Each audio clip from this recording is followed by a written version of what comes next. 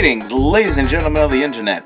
I am Speedy4, and welcome to ModTro64 Season 1? I had asked my viewers on YouTube if anyone would be interested if I did a compilation video of the entirety of ModTro64 Season 1, and you all said, with a resounding yes. So, I took some time, and I gathered all of the videos from Season 1, from Episode 1 to Episode 10. However, it's not just me taking these videos and just stitching them together into one long video. Instead, these are going to be slightly different from their original counterparts.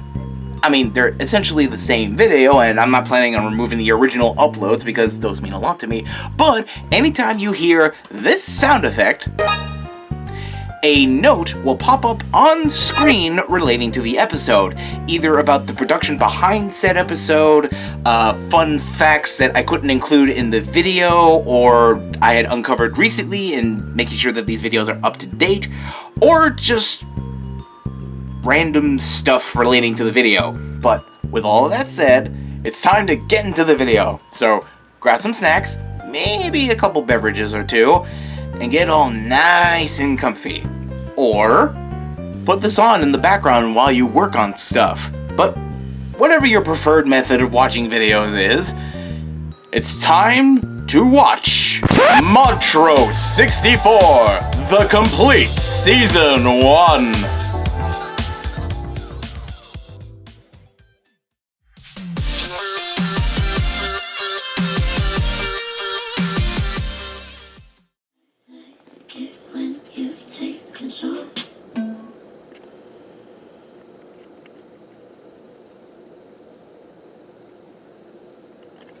Wow! I want to play that! I know just the thing!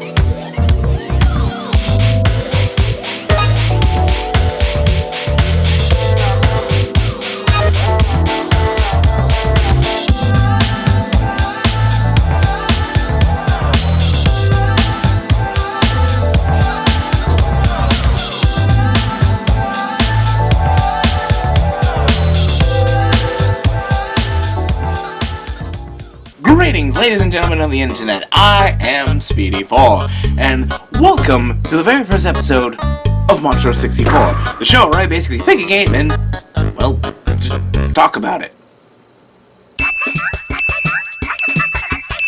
Now, some of you may be wondering what the heck that box was in the opening bit of the video.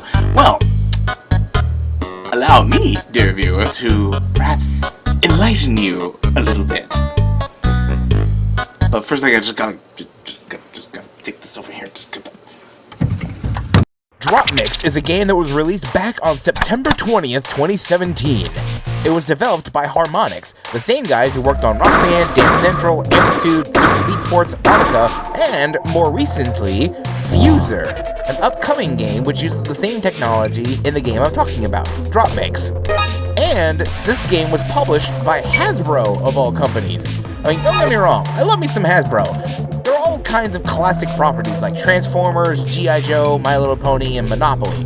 But you have to admit, it's a little odd that a company like Hasbro publishing something so niche in the market. But think, Nintendo did something similar with the NES back in the day, so who am I to judge? So what exactly is DropMix in the first place? Well, to put it simply, it's a collectible card / board game, as well as being an app on your device. But real talk, it's these three components: the cards, the board, and the smart device, whether it be a smartphone or a tablet, working in tandem with each other that makes this game so unique in one of a kind. So why exactly am I talking about this game?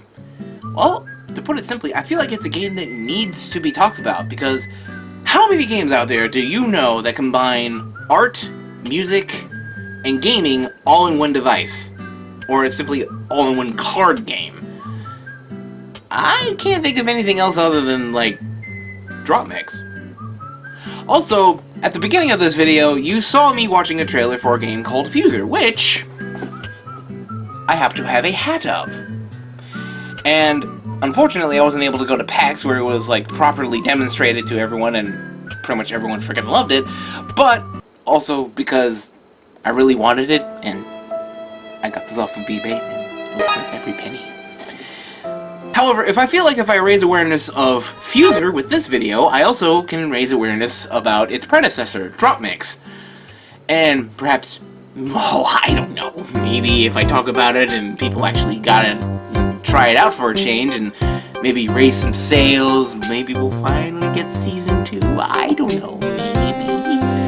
But, in order to do that, I first have to show you how it works, and to actually talk about it. And in order to do that, there we go. We have to go right over here. Whee! For the uninitiated, when you first start DropMix for the first time, you get the DropMix Starter Kit, and inside the box you'll get the board, along with 4 packaged-in playlists. Sweets, a pop playlist, Highness, a hip-hop/R&B playlist, The Blade, a rock playlist, and Controller, an electronic/dance playlist. And this all comes together in the same starter kit. However, even if you have everything, you can't play the game properly until you download a free app onto your Android or iOS device. One thing I want to clarify real quick is that earlier you saw me laying these out. Now, I repeat, when you get new cards, they do not come in a cassette case like this. This is just a personal thing that I do to protect my cards. But you do have to admit, it does look nice. And also, if you're wondering, no, they also do not come pre-sleeved. So, this is what a deck normally looks like, and this is what a deck looks like when it's sleeved. Got the difference? Okay then. Now, when it comes to the actual cards themselves, what on earth do they do? Well, if you notice, they each have different colors. Yellow is normally for the vocals or the lead instrument, red is for the melodic loop, blue is for the beat of the song, green is the bass of the song, and then you have these white effects cards, which, granted, they aren't from any songs and they're just samples like a cowbell or like a drum beat or something like that. However, they do special effects in the competitive modes. But none of that matters, because this is the coolest thing in the entire game. The wild card, which has all 4 parts on a single card, and when you drop it on the board, it does something really cool.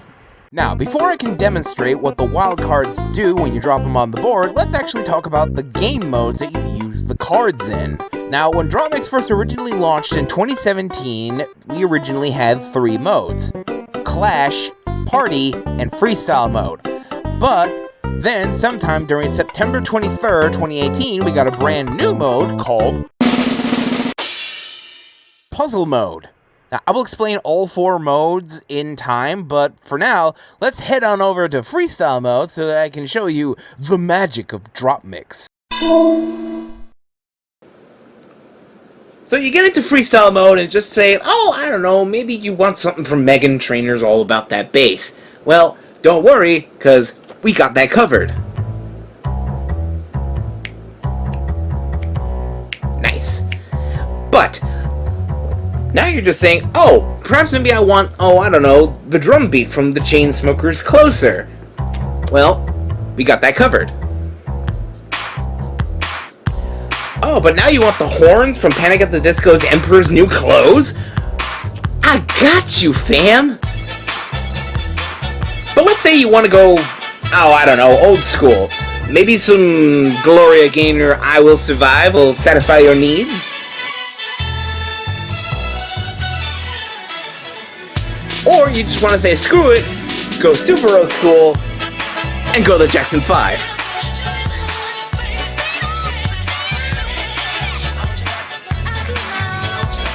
Now, all of this is well and good and all that, but let's just say you just want to throw everything completely out of whack and just slap some Skrillex in there.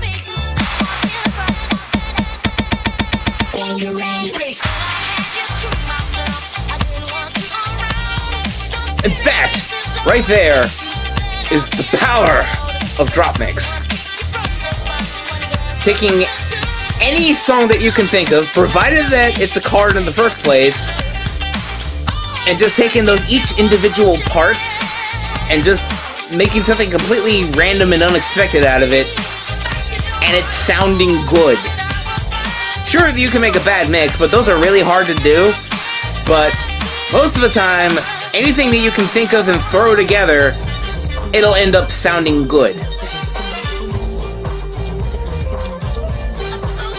And in fact, really good. In fact, when I was coming up with like what would actually work, I was not expecting this mix to sound as good as it does. So, I am just going to save it, because that's the thing you can do in this game. And not only is it a thing you can do in this game, but you can also save your own mixes that you create from any of the other modes in the game. You can also listen to other people's mixes as well. So basically, you can compile a huge list of mixes made by both you and the community. In fact, how about I show you firsthand? This is a shared mix.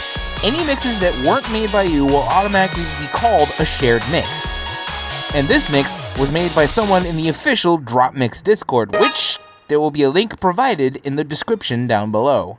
Now, getting back on track, you see this little icon in the upper right corner? All you have to do is click on that icon, and you can share it via social media, whether it be sending it directly to Discord, making a tweet on Twitter, posting it to Instagram, or actually copying the link to the actual mix itself. And anyone who has a DropMix app can automatically download it directly to their device. However, you cannot make a video file of a shared mix. You can only do that with your own mixes. Let me show you how. All you have to do is go to one of your mixes that you made. Here is one of mine. And all you have to do is click this little camera icon in the upper right corner, and you can choose how long the video is or the quality of the video. I usually go for full high, because that way you can listen to the full mix without having to directly download the app. But if you have the app, you can listen to this on loop until you decide to stop listening to it. Now, that's enough talk about cards, freestyle mode, and all the mixes you can save. Let's actually get into the nitty-gritty and talk about the actual game modes that you can play. Actually, before we jump in, there's something I forgot to mention about the cards, so I'm just going to quickly go through it real quick, and then we can actually jump into the actual game modes. So if you were to look directly at the cards, you'll notice a couple things about them. I already talked about the colors, so we don't need to worry about that, but you'll see these symbols on them. This little volume indicator in the upper left corner is the level of the card. You have your level 1s, your level 2s, and your level 3s. And they always go in sequential order. So you can put a level 2 on top of a level 1 or a level 1 on top of a level 1, but you can't put a level 1 on top of a level 3 or a level 2. It's basically just logical progression. And then you have these symbols on the bottom, which indicate what type of instrument the card is. You have your microphone, which represents the vocals. You have this bugle horn, which represents any brass or woodwind instrument. And then you have these drums, which obviously references the beat. Then you have this guitar or bass. Then you have this violin representing all stringed instruments. And then you have these keys, which obviously represents either pianos, keyboards, or synths. And then you have this turntable, which is obviously for sampled content or miscellaneous instruments. And finally, you have this little icon in the bottom right corner. Now, what these icons are is that it tells you what playlist this card is from. However, I will talk about the playlists later in the video, so we'll just skip that for now. Don't even get me started on the effects cards. I mean, look at all of these. They got so many different symbols, and they tell you what the card does. And it would take me a long time to go through all of these. So, instead, I'm going to provide a link to the DropMix wiki in the description down below, so you can look through it in your own time so you can see what all the effects cards do. And now, no more waiting around. It's time to roll up our sleeves, grab our cards, and... So let's just jump into it. To start, let us first talk about Party Mode. Party Mode can be played with either 1 or 5 people, getting 30 cards if it's just 1 or 2 people, and 15 cards for everyone above 3 players. The goal of Party Mode is to get a high score, and you get points by filling out requests from the in-game audience. The kinds of requests they can ask will vary from placing a certain level card of any color to placing a certain color card of any level. Certain instruments, or other times, they'll either ask you to straight up remove colors from the board, or they will ask you to push the DM button, which will spin the Equalizer! The Equalizer is a wheel that will spin and land on certain sections, and these sections correspond to the level card on the board. This huge slice is for level 3 cards, so this is the easiest one to hit. Then this medium slice is for level 2 cards, this small slice for level 1 cards, and this teeny weeny tiny little slice right here is for X. And when you land on the X, you remove all cards, allowing you to start the mix over and being able to fill out more requests from the audience. Now, like I said, you get points for filling out requests for the in-game audience, but the faster you fill out said request, the more points you get. And if you have exactly the kind of card they're asking for and you slap it on the board quick enough, you'll get 1,000 points for them. But careful, if you don't fill out a request in time, you'll miss your chance, and that request will not get filled out. But if you try to do something that wasn't requested, you'll get a party foul, and you will lose 1,000 points for it. So pay attention and be patient. But there is some good news. Since wild cards have all 4 parts on them, they can count as any color. And effects cards will either fulfill the request, provided it's the right level, or even more useful, bypass a request. But the downside to this use is that you don't get any points for it. It's all about strategy, quick reactions, and pleasing the crowd. Now, I never tried this mode with other people, but I would imagine this would get pretty chaotic real quick, trying to work together and fulfilling the requests while trying to get those requests out in time to get the maximum amount of points. It is a good single-player challenge, but you gotta make sure you shuffle your cards really well, because there have been cases where I had a handful of one color, or they were all high-level cards. But overall, I give this mode 3 out of 5 stars. Next up, we have Puzzle Mode. This mode is kind of similar to Party Mode, whereas you fill out requests, but some big differences you have here is that you only get 30 actions, and instead of getting points by filling out requests from the audience, you get points by clearing blocks. The bigger the block is, the more points you get. Also, instead of worrying about what the audience wants, every card you play is entirely up to you, and you can decide when you want to spin the Equalizer. But everything you do, from placing a card or spinning the Equalizer, you use an action, which is basically a turn, and you only get 30 of them. And you need to strategize how you use your turns. But there's some positives. You only need to worry about the level of the card, or the color of the card, and blocks of the same type will stack. Also, you see these rows? These rows correspond to spaces on the board. You have the yellow-red slot, the red slot, the red-blue slot, the blue slot, and the blue-green slot. And these blocks can branch into these other rows. And theoretically, you could have a block go into all 5 rows, but that is super hard to do, because when you clear certain blocks with a card, blocks you didn't clear will fall and either stay as a single block or merge into a larger block. And like I said before, the bigger the block is, the more points it's worth. But if you manage to clear a full row in one go, you'll get a full clear bonus. But if you don't clear a row after the next turn, more blocks will appear. And if the row is full, you run the risk of getting an overflow. If you don't clear blocks to get rid of the potential overflow, when the next turn hits, all the rows that had an overflow will clear out all blocks. You're forced to remove all cards in that slot, and you don't get any points for it. So this mode is all about trying to make the biggest blocks you can and then clearing them out to get as many points as you can under 30 turns. But there are some things to help you out with this. Like I'd mentioned earlier, you can spin the equalizer. And while you can use it to remove cards off the board, you can also remove single blocks of a level you do not have on the board. This can be incredibly useful for clearing out any unnecessary clutter. And for more positives, the effects cards can pretty much get rid of all single blocks and whatever level block is associated with the effects card, which can be super useful if you're looking to stack blocks with other blocks of a similar type, allowing you to rack up as many points as you can get. And when those 30 turns are up, you get one last hurrah and try to clear out as many blocks as you can. Then the game ends and you see how high your score is. And if you do well, you can best the in-game high score. I've had lots of fun with this mode, figuring out strategies to get the biggest blocks I can and then clearing them out while also clearing out smaller blocks in a way that I can hit 2 types in one card placement. Plus, the mixes you can make in this mode can generally sound great. I give this mode 4 out of 5 stars. Flora versus Highness.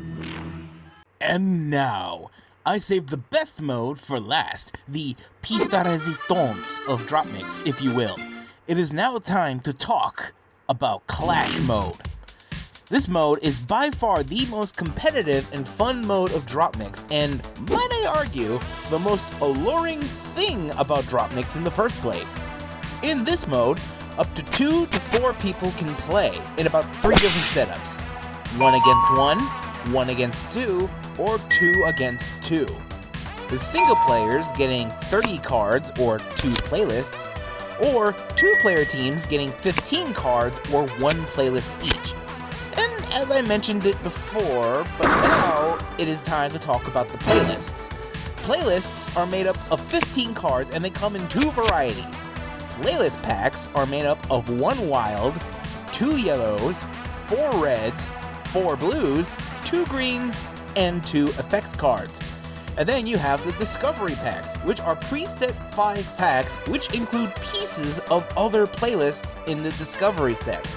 But once you have the completed set, you are left with 1 wild, 3 yellows, 3 reds, 3 blues, 3 greens, and 2 effects cards. But what they have in common is that when you add up all the levels, they equal to 30. And there are 2 seasons. Well, 1 season and half of a season, but we'll get into that later. We also have a secret playlist and 1 optional playlist, meaning you don't have to get it to complete the collection. But they are nice to have though. Anyway, let's get back into the game. You and your opponent take your cards and the equalizer will spin, deciding who will go first. You play cards to get points, and each turn you get 2 actions. You or your opponent can place cards on the board to get a point for each card you play, or either of you can spin the equalizer, which will land on one of the 3 levels, or X, and what the equalizer lands on, you or your opponent has to remove that level card they have off the board. Or if either of you land on X, they have to remove all their cards. So make the right decisions and don't just spam the equalizer. But there are a couple things in the game that allow you to get more points. For example, you see these flashing lights? This means that if you place a card of that color in these slots, instead of getting 1 point like normal, you get a color bonus, giving 2 points for each color you play. But the real point gainage is the effects cards, because if you were to look at the symbols on the card, you'll see they have requirements. And if you fill them out, you'll get more points for filling the request of the effects card. It can be pretty simple, like 1 point for each guitar card you place on the board, or draw 1 card so that you have an extra card in your hand. Other times, they can get more complex, like 3 points for a yellow-green pair. And if you fill out the request of the effects card, you can get this weird modulation filter applied to the affected cards on the board. Also, if you manage to cover the entire board with your cards, you get a full mix bonus. And if you keep this full mix, you'll get a point for each consecutive turn. This is, of course, super hard to do, so you probably lose it immediately. However, like in all the other modes, if you drop a wild card on the board, it'll take control of the entire mix and adjust it to the BPM and key of the wild card. This helps keep the pace of the music changing and not feel stale. But you're probably asking, why are we getting points anyway? Because the first one to get 21 points wins the round. This is probably the most fun mode out of the entire bunch, and I feel this is the biggest drawing factor of DropMix. Whenever I busted this out with friends or family, we have such a fun time making music and trying to see who will win. I've also seen people taking DropMix to parties or social gatherings, and they basically become a DJ. And that is really cool, to be honest. Overall, I give Clash 5 out of 5 stars. So, as you can see, DropMix is a really cool and unique card game. In fact, the audio mixing technology in this game is so good. However, despite how good it is, it was cut short in its prime.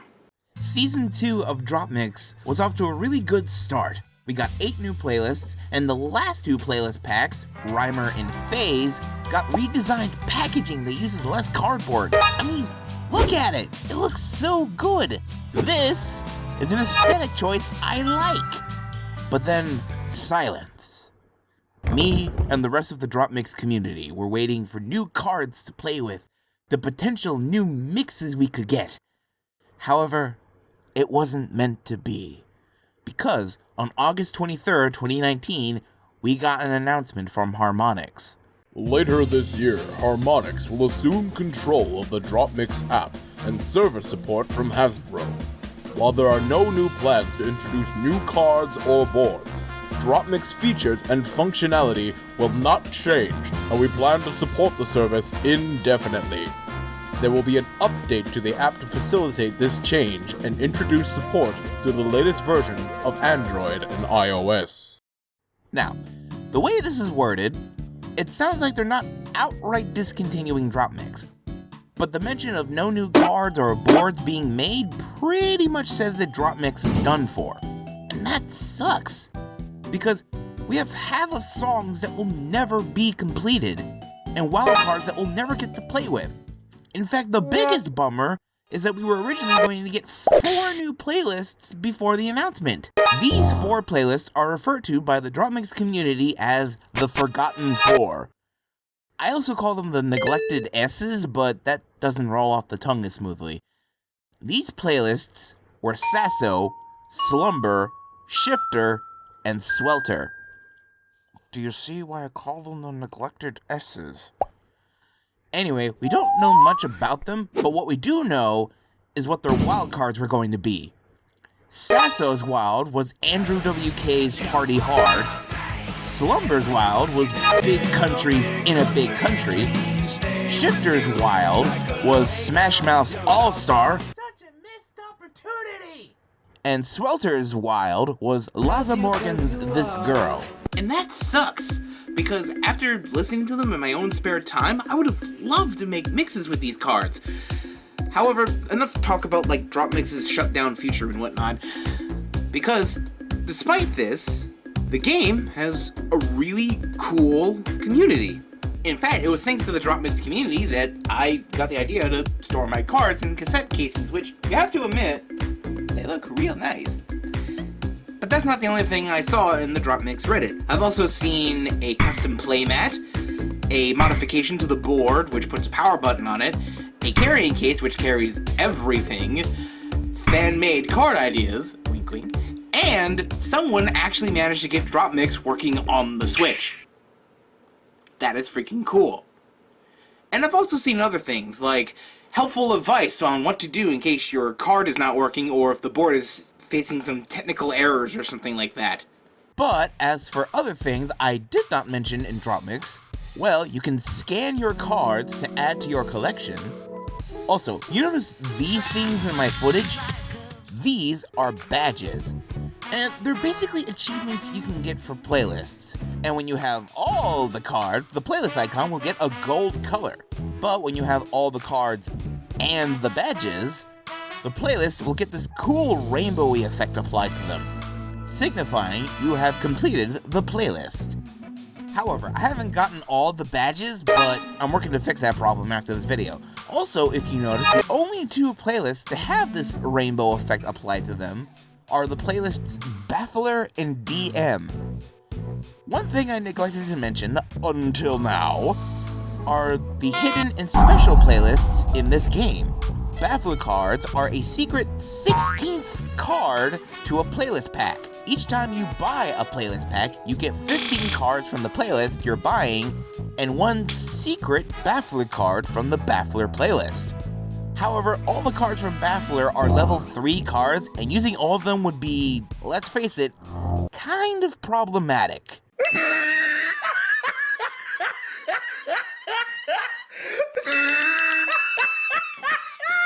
Now, if you're actually interested in getting this game and prefer not to know what the Bafflers are, then skip to this time to avoid spoilers.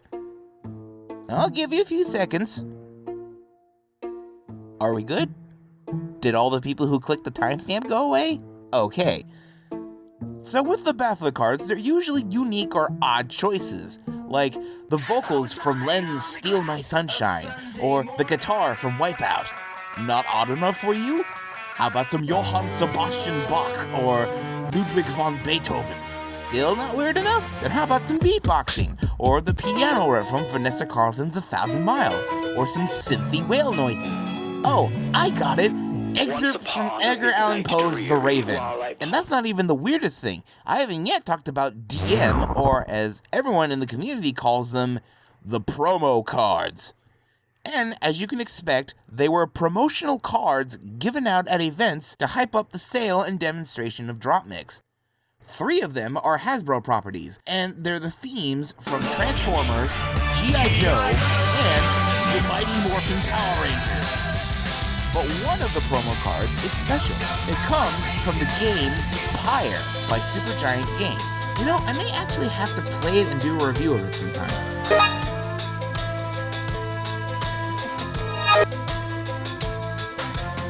But getting back to the promo cards, as you can see, all 4 of them are wild cards, so you already know what the wild cards do.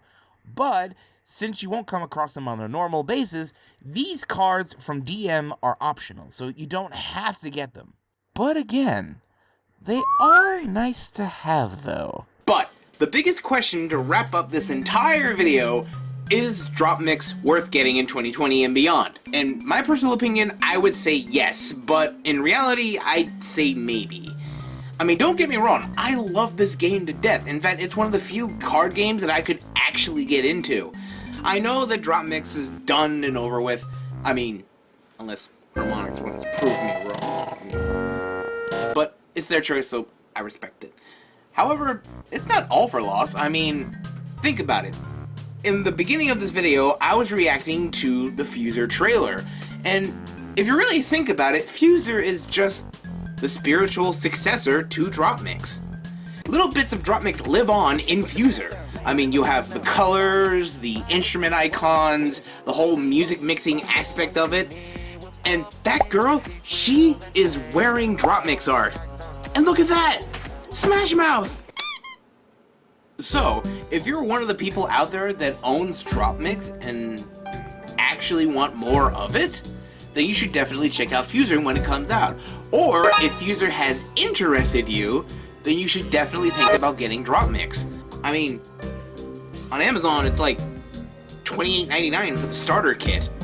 And the playlists themselves have actually gotten a little bit cheaper. I mean, not all of them. Some of them have actually gotten a little bit more pricey for how rare they are. However, despite all of this, I know that DropMix will definitely go down in gaming history for how unique of a concept it is. So now, if you excuse me, I'm gonna go groove to a mix I just made.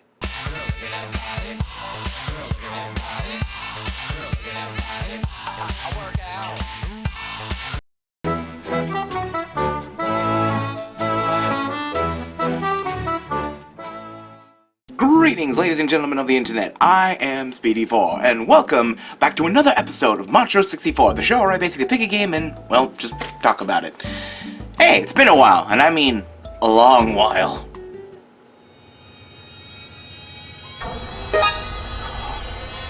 Also, you may be wondering whatever happened to that 5 games under $10 video. Well, unfortunately, I kinda had to scrap it.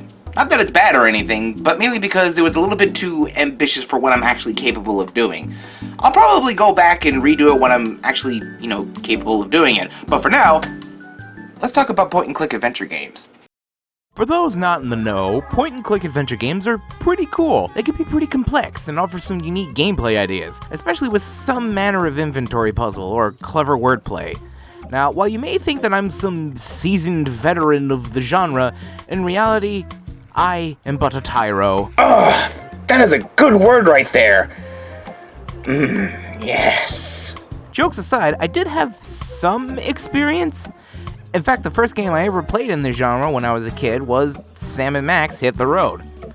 I never really got that far in the game. I mainly just played the battleship minigame and never completed it. Whoops. I also played some Maniac Mansion Day of the Tentacle when I was a kid, but I didn't get that far either. Because to me, when I was much younger, why control a game with a mouse when you can use a stick? I guess back then all I really wanted to do was jump around and go woo, and maybe take some photos of a little yellow mouse or even collect the occasional puzzle piece. However, as I got older, I started to get more invested in different genres. One thing that really helped me with giving the point-and-click genre another shot was, oddly enough, Phoenix Wright. Objection! What the? You can't count the Phoenix Wright games as point-and-click adventure games. They're clearly visual novels, so they don't count. Is that really your argument? That the Ace Attorney games don't count because they're visual novels? Well, yeah, I suppose. Alright, so tell me, what is it that you do in the Ace Attorney games? Well, you obviously gather clues by going around and... Oh. Yeah, you click on stuff in the environment, and then you can look at your stuff in your inventory. And in fact, in later games, you can even look at the item in 360 degrees. And also, if you look at the Wikipedia entry, and even the Ace Attorney wiki itself, they are categorized as adventure games. Okay, you have a point. I mean, granted, they don't perfectly fit in the point-and-click aspect of the genre, but they're still adventure games, so it's nothing to get wrapped up in. Tangents aside, it was thanks to Ace Attorney Phoenix Wright to point me in the right direction. And while I would like to take a look at the Ace Attorney trilogy on Nintendo Switch, but that's a video topic for another day. What I am going to be taking a look at in this video is The Curse of Monkey Island. The Curse of Monkey Island, or as some people call it, Monkey Island 3, is a point-and-click adventure game developed and published by LucasArts in 1997. Rest in peace, sweet prince. It was also the final game that used the ever-classic SCUM engine, the script creation utility for Maniac Mansion, or SCUM for short, was originally developed for ease of development for Maniac Mansion in 1987. But due to how popular it was later used in other LucasArts games, including Monkey Islands 1, 2, and 3. But at the same time, Curse of Monkey Island was also the second game that used LucasArts' interactive streaming animation engine, or Insane engine, which explains the shift in art style from Monkey Islands 1 and 2. The designs were done by Larry Aaron, who would later co-found Crackpot Entertainment. But Curse of Monkey Island was also the first game in the series to include voice acting. So, let's dive right in and see if it's still good after all these years. When you first start up the game, you have the option of picking how you want to play. Either you can go with the regular version, or you can go with Mega Monkey. Mega Monkey is basically the same game, but certain items require a little more puzzle solving. But since we're just taking a regular look at it, we're just gonna go with vanilla Curse of Monkey Island for now. After picking our difficulty, you then get a bunch of monkeys screaming at you.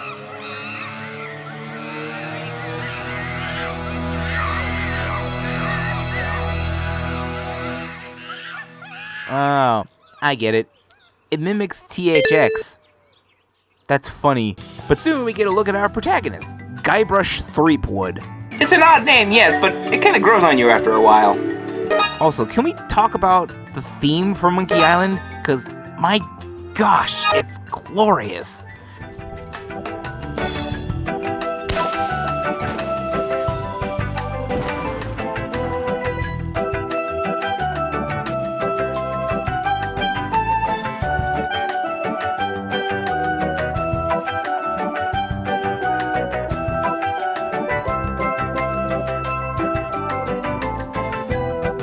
Just hearing those first few notes, I can't help but either whistle or hum along with it. I like how chill it sounds. It almost brings a tear to my eye. I really can't explain why it does, but after the intro credits, we see LeChuck, an evil zombie pirate who is just obsessed with having this girl named Elaine Marley, who happens to be the governor of the Tri-Island area, to love him. He's basically the whole trope of creepy dude who cannot take a hint. Anyway, after blasting us with a cannon and fishing us out, he throws us in the hold, so now we get to experience the game for ourselves. While you can use some buttons on your keyboard for certain actions, this game is controlled entirely with the mouse. Clicking the right mouse button will open up your inventory, and if you hold the left mouse button, you can pull up the verb coin, which allows you to either use, examine, or talk on certain objects or people. On the one hand, this may seem like the game is holding your hand, but if you already know what to do, you can easily pick out the appropriate verb. So, I'm okay with it. Anyway, we talked with this little dude named Wally and learned what LeChuck is up to. Apparently, he plans on using a demonic voodoo cannonball to blast Elaine so she'd become an undead pirate like LeChuck, and then shower her with gifts of gold and whatnot. Obviously, this is bad, so we need to stop him. After chatting with Wally, we get him to realize that he's not cut out to be a pirate. Pick up his plastic pirate hook, grab this ramrod, and man the cannon. And you know what that means. We get to fire the cannon!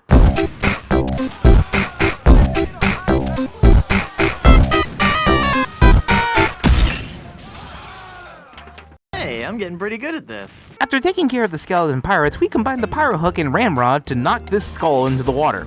Don't worry, we'll be seeing him again soon. Then we pick up the skeleton arm, which is also holding a cutlass. Then we use that cutlass on this rope holding the cannon. But why though? Because that rope is a cannon restraint rope. Haha!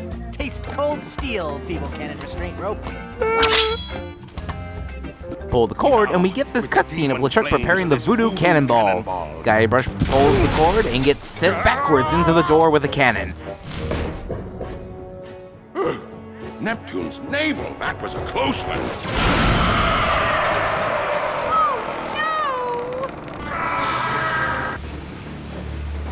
So now that we have taken care of LeChuck, we now have a different problem. We need to get out of the capsized ship. This is where Curse of Monkey Island really shows you what kind of game you'll be playing. Now, if you were in this situation, what would you do? I think logically, most of us would see the hole in the ceiling that leads to the surface, and we just need to find something to let us reach it. But that is not the solution. What we find is a bag of wooden nickels, and under it is a diamond ring. And over here, you find a porthole. Now, this really isn't that obvious of a solution, but it's kind of clever. We use the diamond ring as a glass cutter to open the porthole, which floods the ship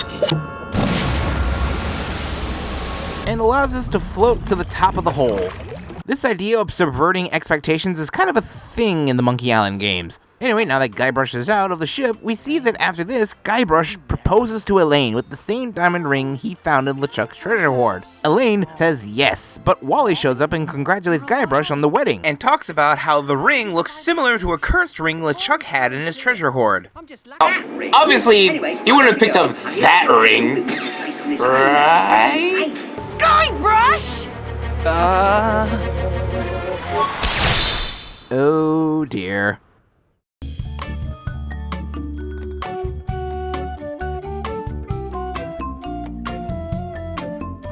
Oh no! Elaine? She's not gonna be happy about this. Yeah, this game is separated into little parts, and part 2 is figuring out how to lift the curse off of Elaine. We can either go left or right, and we're brought to the island map. There's a couple of different maps, but for now we're looking at the map of Plunder Island, and we can go anywhere we want. But for now, we have to go to the Swamp Shack, and... Boo! Ah! I am Murray, the invincible demonic skull. I bring you warning from the infernal realms. Do not go farther into the swamp. Turn back, turn back. Darkness will envelop you. Yeah, this is Murray. He's that skull we knocked into the ocean not too long ago. He's currently up on the gate here. You'll be seeing him throughout the entirety of the game, and in fact, he's a reoccurring character in other Monkey Island games. To sum up his entire character, he thinks that he's an all-powerful demonic overlord, but he's just a talking skull and he really can't do anything. I personally just like how he rambles on, and I just love how Guybrush can never take him seriously. How'd you get all the way up there? Through sheer force of will. Uh-huh. All right, there was a bunch of those weird voodoo kids. They found me on shore and put me on top of this spike all the time thinking they were so funny. Anyway, we head to the shack and use our wooden nickels to get some gum, pick up a pin, and pull on this alligator ton, and up comes this lady. Don't I know you from somewhere? This is the Voodoo Lady. She is also a recurring character, appearing in the first game, The Secret of Monkey Island, and eventually in later games. She does have a name, but we don't know it yet, and everyone literally just calls her the Voodoo Lady. She just basically acts as a mysterious figure who helps out Guybrush on his quest, giving him advice on what to do. She does have a big role in the entirety of the Monkey Island games, but that's for a later video. After chatting with her a bit, we tell her about what happened to Elaine, and... Do not panic, Guybrush. She will be safe until we can break the curse. You only have to worry about her being stolen. Where did you hide her? Hide her? You didn't hide her? She's a solid gold statue on an island full of pirates. What were you thinking? Yeah, kind of a dumb move there, Guybrush. After watching the ship sail away, we head back to the Voodoo Lady and tell her what happened. After chatting with her, there are 3 things we need to do. Find a crew, figure out how to get to Blood Island, and find a ship. The reason we want to find Blood Island is because the only way to lift the curse off of Elaine is by replacing it with another, yet uncursed diamond ring with the same or greater value. And legends say that there's a huge diamond ring that once belonged to a debutante who never married, and supposedly this is the island where you will die. We'll get into that later. So now we make our way to the town here called Puerto Pollo. That's funny. Here we can fully explore Puerto Pollo, but first we need to go into the Barbary Coast. This is where we can find our crew. Are you guys pirate barbers? We prefer the term buccaneer hairstylists. Great. Maybe you guys can help me find this huge diamond ring I'm looking for. Guybrush. Yeah, it's supposedly enormous, and it's on Blood Island. Guybrush. Never heard of it. It's a funny story, really. I need it to lift this curse that's turned my girlfriend into a solid gold... Guybrush! Wait a second, did I just share too much? You think? Anyway, these 2 pirates we can talk to, but when we try to talk to this big guy, this dude named Captain Rottingham tells us to be quiet and wait until he's done with his hair. Aye, laddie, you'll have to wait your turn. It's the pirate way. This guy, Edward Van Helgen, won't join our crew until we can prove that Guybrush is a gentleman and who is his equal. And this is Bill. That's your pirate name, Bill?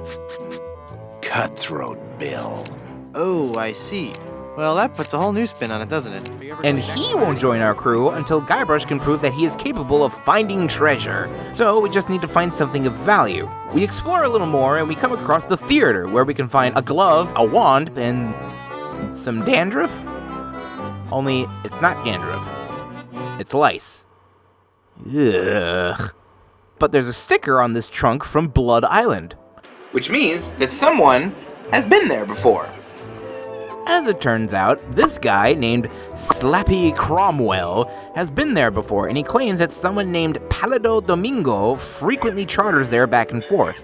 Which is good news to hear, because that means he has a map. And the sooner we find him, the sooner we can get that map. Slappy here says that he can be found at the Brimstone Beach Country Club. Now, with information in hand, we head back to the Barbary Coast, where we use our glove to challenge Van Helgen to a duel. It's time to duel! And yes, you actually duel with banjos. This puzzle is basically just Simon Says, but one thing to note is that the strings are numbered, the top string being 1 and the bottom string being 5. So if you just say the numbers, you're able to match him. Eventually, he'll just start shredding the banjo like it's an electric guitar. Wait, Van Halen? Oh, okay, I get it. Anyway, since we clearly can't beat him, there's only one thing left to do. We shoot him. What? You shot my banjo? You can't be sure of that. That shot may have come from the grassy knoll. Of all the low-down tricks, I never heard of anything so low. I completely misjudged you. You are a pirate after all. I'd be proud to join your crew. Great. I'll just pack this stuff up and get ready. And give me back my gun. And with that, we got our first crew member. Also, we still have a pocket full of lice, but we can immediately get rid of / use them at the barber shop. Just place them on the comb as fast as you can, and... Holy infestation! You've been struck with the hair demons. What are you talking about? The cursed head vermin, the scourge of every hygienic sailor on the 7 seas. That's a lie! Sure as I'm standing here, they're wriggling about your scalp like a pack of wretched sea lions. Good analogy. This calls for drastic action. I'm bringing in old Ironsides. No, let's not be too rash. Rash? That's a bad sign. There's no time to lose. I'm going to have to amputate. No, you'll ruin my hair!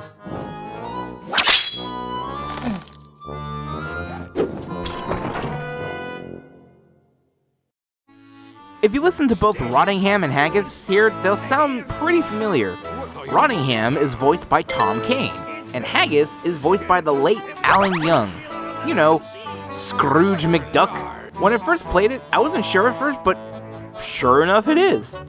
Throughout this entire game, he's a joy to listen to. Anyway, he won't join our crew unless we can best him in caper tossing. Obviously, Guybrush isn't that strong, so we need to figure something out. However, to get Bill on our side, we still got a little more to do before he can join. One place that we can visit is a restaurant owned and run by some dude named Blondebeard, and he's rather strange. Do you have a reservation?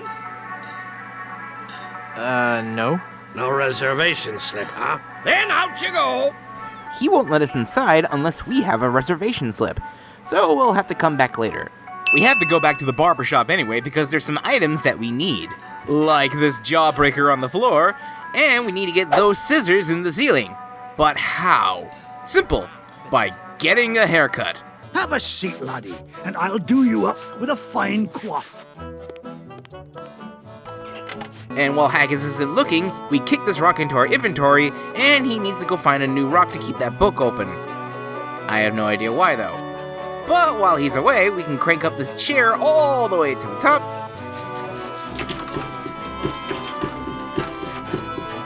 Grab these scissors and be on our merry way. With scissors in hand, we walk over here to find a small boy selling lemonade, and his name is... Kenny Foulmouth. He's selling lemonade for a nickel apiece, and has a bottomless mug policy. Only costs a nickel. And best of all, I have a bottomless mug policy. That does sound like a good deal. Sure, I'll take some lemonade and... Oh... Bottomless mug policy. Ugh. Obviously, we've been cheated, so we need to find a way to get back at him and get that bottomless mug. For now, we need to use these scissors on the overgrowth over here. We then pick up a flower. I wonder what kind of flower that is anyway. Ipecac, Cephalus ipecacuana, one of the creeping vines common throughout Plunder Island. The syrup made from the ipecac flowers was used by the early settlers of Plunder Island as a purgative. Keep that in mind, it's important.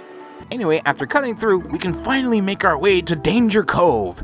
That's where the pirates who supposedly kidnapped Elaine are hiding out. We come to a cliff with a bunch of stuff and a snake crossing sign. When we investigate... I wonder what this sign means. Snake crossing? What possible harm could a snake? A huge snake eats Guybrush whole.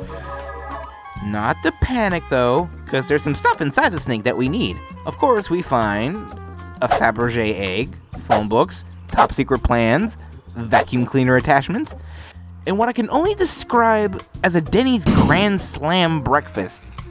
Sans the bacon. Also with a really snazzy LucasArts coffee cup. But we also have some pancake syrup. And if we cast our minds back just a few short seconds ago... Ipecac, Cephalus ipecacuana, one of the creeping vines common throughout Plunder Island. The syrup made from the Ipecac flowers was used by the early settlers of Plunder Island as a purgative. That's right, we combine the Ipecac flour and the pancake syrup to create Syrup of Ipecac, which we use on the snake and he throws us up.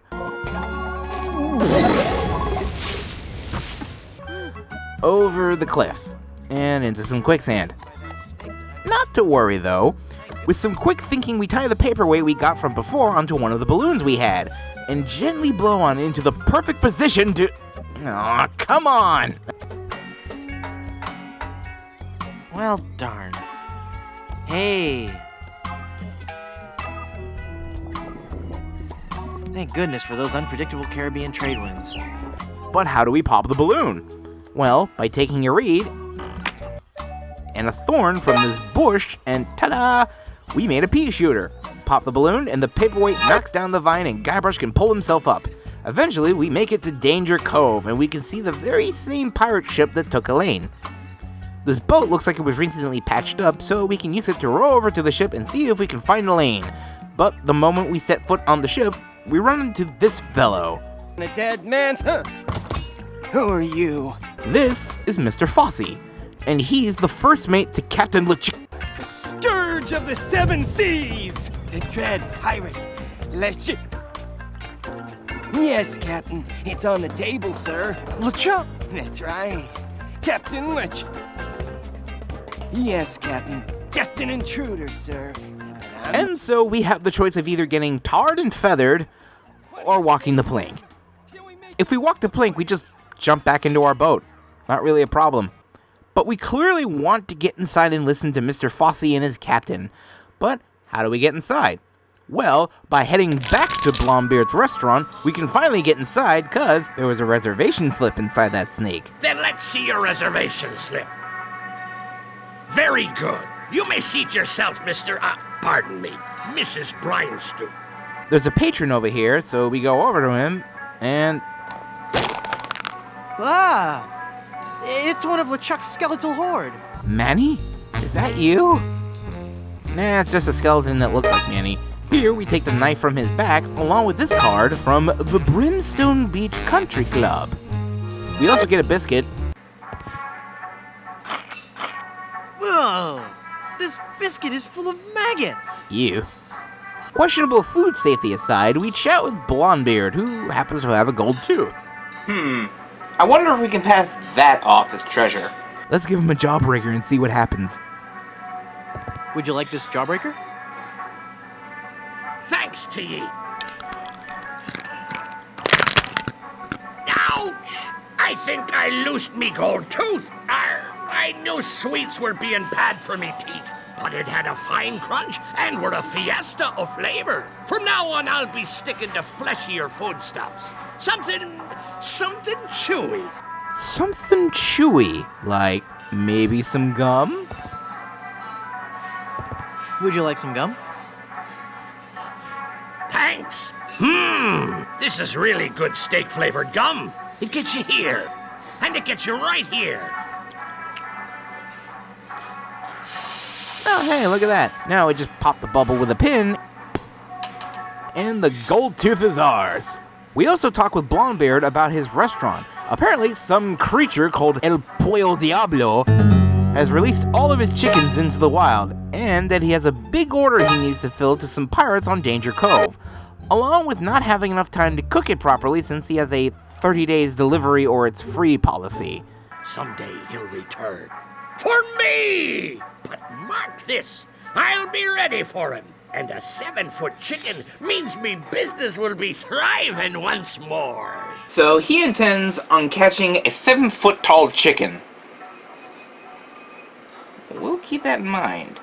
For now, though, let's show Bill our brand new gold tooth. Is that real gold? I guess you can find treasure. So, you'll join my crew? Sure, as long as my partners will join too.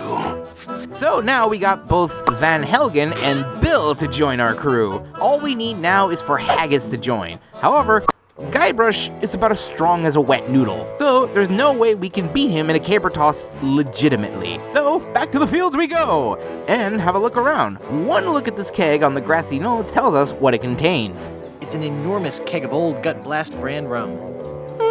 Sounds flammable. So we saw one of the legs off the sawhorse with the knife we got, and the keg rolls down and hits this tree right here. I wonder what kind of tree that is. Sumatran rubber tree, donated to Puerto Pollo by our Sumatran sister city of Vacaville. This tree is the only one of its kind in the entire Western Hemisphere, and stands as an everlasting symbol of the friendship between our two cities. A rubber tree, you say? So we light the rum trail on fire and...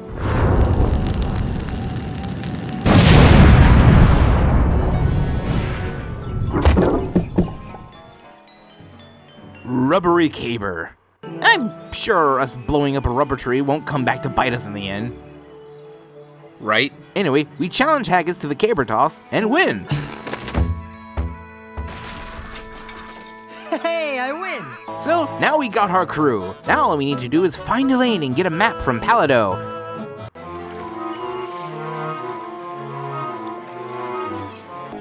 Wait a minute. There's something else. It's some kind of footwear. Hey, those are nice boots.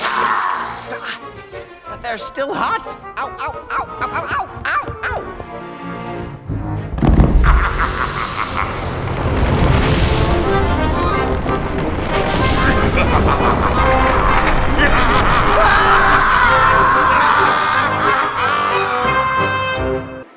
I'm sure that's nothing to worry about, right? Right? Back on track. We need to head to the Sea Cucumber. And yes, that's the ship's name, by the way. And before we get on board, we saw off the plank, forcing Mr. Fosse to tar and feather Guybrush.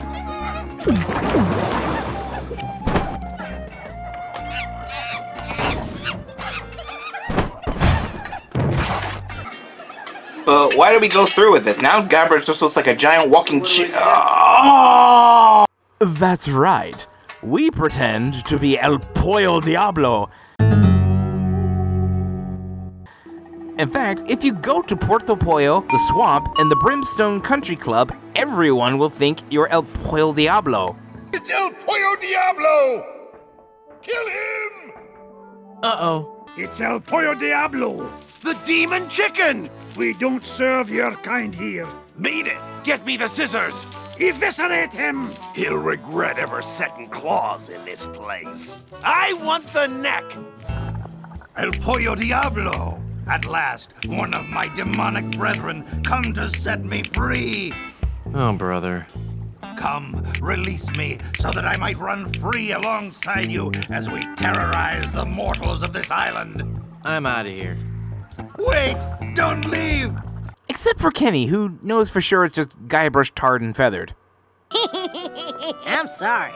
I can't take you seriously while you're dressed like that. Anyway, we walk into Blombeard's chicken and... Madre de Dios! Es el Pollo Diablo!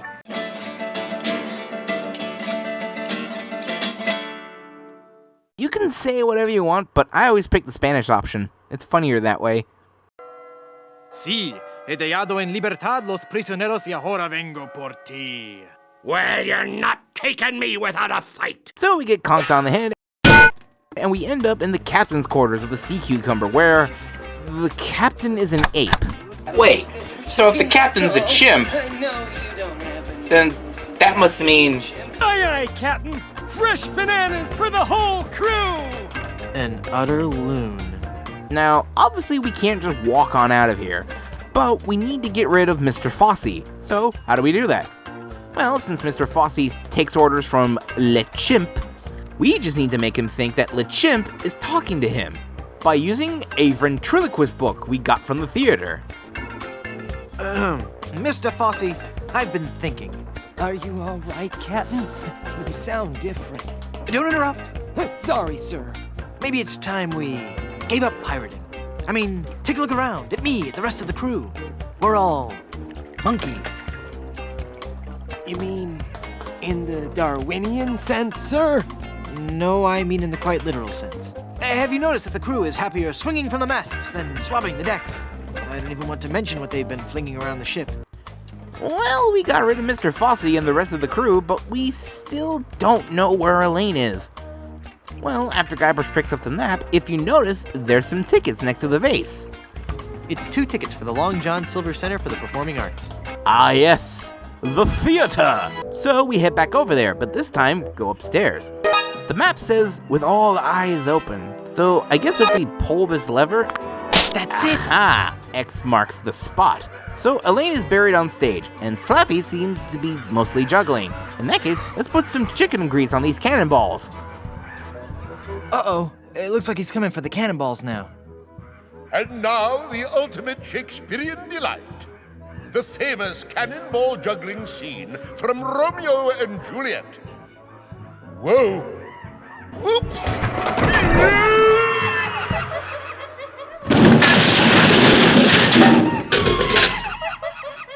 I'm glad it had a happy ending and he got the girl in the end. Amazing.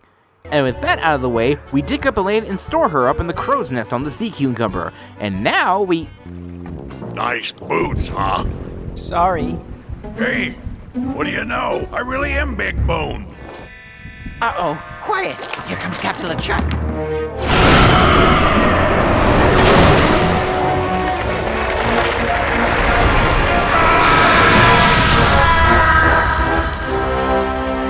Avast there, you lubbers!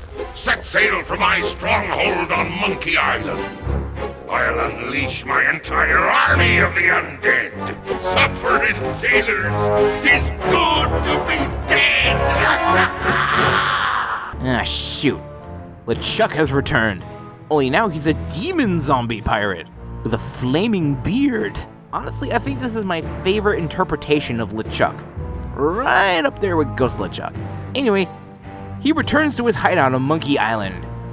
Back on Plunder Island, though, we can finally check out the beach. This is the Brimstone Beach Country Club in Smorgy. Yes, that's actually what it's called. Anywho, this guy, who is simply referred to as Cabana Boy, won't let us in unless we have a membership card. And without it, we can't go onto the beach, we can't take their fluffy towels, and we can't get anything from the grill. Not that we want anything from the grill, but that oil does look enticing. Luckily though, we do have a membership card, taken from Blombeard's Chicken. Excuse me. Yes, you filthy little man. My card. Let me see that. Oh no! In the name of all things clean, you've got a membership! Yes, and I think I'll just take one of your fluffy clean towels and enjoy a nice relaxing stroll down your beach. No! You mustn't! I must, and perhaps I'll sunbathe nude. No! God, please, no! No! No! No! With that out of the way, we can walk onto the beach and... Ah! Hot! Ouch!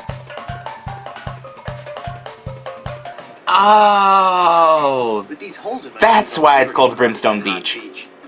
The sand is super hot, so we can't cross. But what if we use the towels we got? Just dunk them in some water, and while we're here, we use the wet towels on the Cabana Boy and send him away. Ouch! Now with the Cabana Boy gone, we can finally grab that cooking oil. It'll be important, trust me. For now, we use the wet towels to cross the beach and... Oh, that's hot. That's hot. Anyway, we finally get to this pasty-looking dude, and this is Palado Domingo. So we talk with him, making the occasional jab at how pale he is. You're so pale you make snow look tan. I think that one's my favorite. Anyway, he has a map, but it's tattooed onto his back, and he won't show it to us unless he turns over to tan his back. And considering how pale he is, that's gonna take a while. How long have you been out here? Since December. Fun fact about this line, depending on when you play this, he'll say a different month. He'll also have some special messages on certain holidays. Fun trivia facts aside, we need to get him to flip over, but how do we do that? For now, let's take this mug. We can use it to get back at Kenny. Swap the mugs and enjoy that sweet and refreshing lemonade.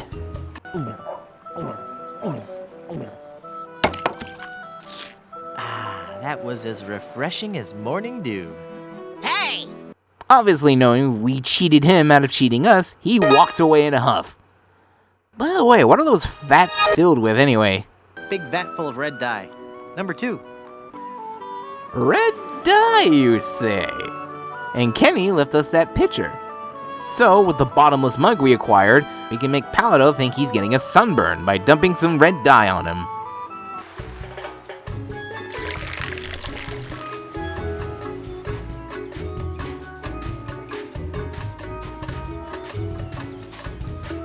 Look, Palido, you're burning. Ah! All those months in the sun and my tan is just gonna peel away. I better turn over. Good idea. And now we get to look at the map. I'll never memorize that map. It's far too complex. So, pour some cooking oil on his back and it actually burns. So now we can... Before we go any further, I just want to warn anyone who's easily squeamish to look away during this next bit because it's kind of gross. Playing the scene in 3, 2, 1... I really wish I didn't have to do that. And I really wish I didn't have to see that. Okay, so now we got ourselves a map to Blood Island, despite how gross it is. Now that we have a crew, a ship, a lane, and a map, we can now set sail for Blood Island! To lift the curse and save Elaine! How about it, guys? Let's get moving towards Blood Island. Let's head on out and find our fortune. Guys, this might be more difficult than I first imagined.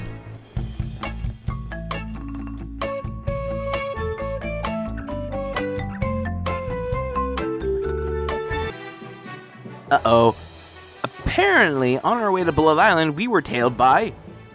Captain Rottingham? So, he wants our map to Blood Island, cause he wants to get the diamond for his collection and use it as a paperweight. Before I go into this next part, in the previous game, The Secret of Monkey Island, had this one section with something called Insult Sword Fighting, where you had to learn a set of insults and the appropriate responses to fight against other pirates, and eventually, the Swordmaster. In this game, that mechanic returns, but with a slight difference. On the sea, we fight it a little differently. On the sea, all your insults and threats have to rhyme. What? So when I say every enemy I've met I've annihilated, you say... I once found some gold, but it was just electroplated? No, you say, with your breath, I'm sure they are suffocated. Let's try that again, shall we? You're as repulsive as a monkey in a negligee. I'm waiting. So, since Guybrush is new to this, he instantly loses his map. So, in order for us to get the map back, we have to best him in Insult Sea Fighting. That is, unless our crew stops singing. No joke. Each response you'll pick will have them sing. Come on, men. We've got to recover that map. That pirate will be done for when he falls into our trap. We're a club attuned for rovers. We can sing in every clef. We can even hit the high notes. It's just too bad we're tone deaf. A pirate I was meant to be. Trim the sails and roam the sea. While the full song is kind of fun to listen to, we need to get our map back. So, how do we get them to stop singing? We'll surely avoid scurvy if we all eat an orange. And, door hinge? No. Guess the song's over then. Guess so. Okay, back to work. Okay, that was kind of mean. But now with that out of the way, we can pick between advanced ship combat or easy ship combat. The difference is that if you are a man of action, you'll have a tougher time taking down enemy ships, even if you have the right cannons. I'll get into that soon. But if you just want to focus on getting the insults and moving on with the game, the ships will take a single hit and be defeated. I choose that option because while I do want to get through this in an orderly fashion, I actually like this part a little more than the original sword fighting from Monkey Island 1. So first, we need to head to this tiny ship that pops up. We fight it, and we get into it. So how the sword fighting works is that you pass off an insult, and if a pirate knows the appropriate response, they'll say the response. If they don't know it, they'll say things like, I am rubber, you are glue. Or, I'm shaking, I'm shaking. But if they say an insult we don't know, we can say things like, oh yeah? Also, Guybrush will say something funny each time he comes across a new insult. They'll rhyme, but they're obviously not correct. I leave you devastated, mutilated, and perforated. Chinese food's best when not monosodium glutamated. You basically do this until you have all the appropriate insults and their rhyming responses. But you can't just sail up to a ship and get into insult sword fighting. You need to fight the ships first. You only have to do this once for each ship, so it's not that tedious. You right-click to fire your cannons, and on easy ship combat, the ships take one hit, and then they're just instantly defeated. And then you can get into the insult sword fighting. Now, one bit of advice I got for anyone who wants to play Curse of Monkey Island is that when you get to this section, you can easily get about 50% of the insults from the first pirate you fight. Out of all 16 insults and 16 total responses, this pirate knows about 10 insults and 5 responses.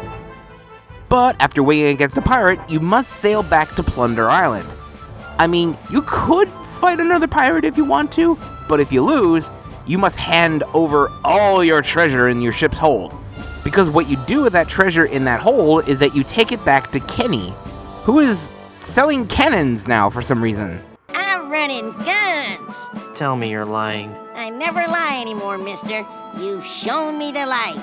Can I interest you in some shrapnelizing ammunition designed to bring exquisite pain and unreasonable suffering to all your enemies? How a child managed to get his hands on deadly weapons of ship-based combat and is able to sell them, I'll just have no idea. In any case, these cannons will come in handy, because each time you successfully win against a pirate, you come back here to level up your cannons. You keep doing this until you have the same type of cannons as Rottingham. I love the insults in this game. They're genuinely funny. Killing you would be justifiable homicide. Then killing you must be justifiable fungicide! Also, one thing that's really cool about this is that during the ship combat, if you push Shift J, the next time you go into insult sword fighting, all the sword clanging sound effects will be replaced with lightsaber sound effects. That's pretty cool. Eventually, you'll get all of the insults and all of the responses, or at least a good majority of them. Your cannons are now at max level, and you can now face off against Rottingham. When you fight against Captain Rottingham, he'll throw you off guard because he's using insults you've never heard of. Nothing on this earth can save your sorry hide. Before you start thinking that there were some secret responses or something like that, relax. You already have the appropriate responses. You just need a bit of clever wordplay. I give you a choice. You can be gutted or decapitated. With you around, I'd prefer to be fumigated. Sacre bleu! I cannot believe it! I have been defeated in battle! So give me that map, take your ship and skedaddle. Now we can get back to sailing to Blood Island.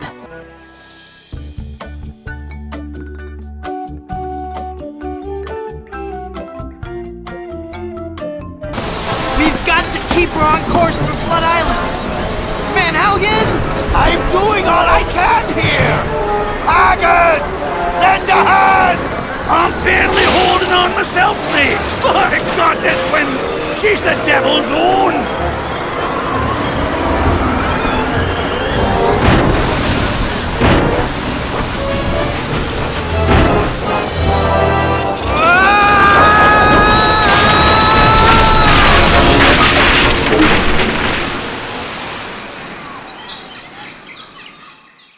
Guybrush manages to find Blood Island, but not before crashing the ship onto the beach, which causes the crew to go on a mutiny against him. So it looks like he's on his own again. Now we can explore Blood Island, but we got a lot to do. We managed to find Elaine in a clearing here, and we need something to slip the cursed ring off her finger. So, some hand lotion might work, but Haggis won't give it to us unless we can find some tar or something tar-like to repair the ship. Unless we get us some tar or something like it, we're doomed to this island for good. Aye, I'd give you the whole bloomin' bottle of lotion if you could find me something to patch the ship so we can be on our way home. We'll come back to that. For now, we need to figure out how to find the ring we came here for. Before we leave, let's pick up this bottle and pull the cork off. And then head to this hotel.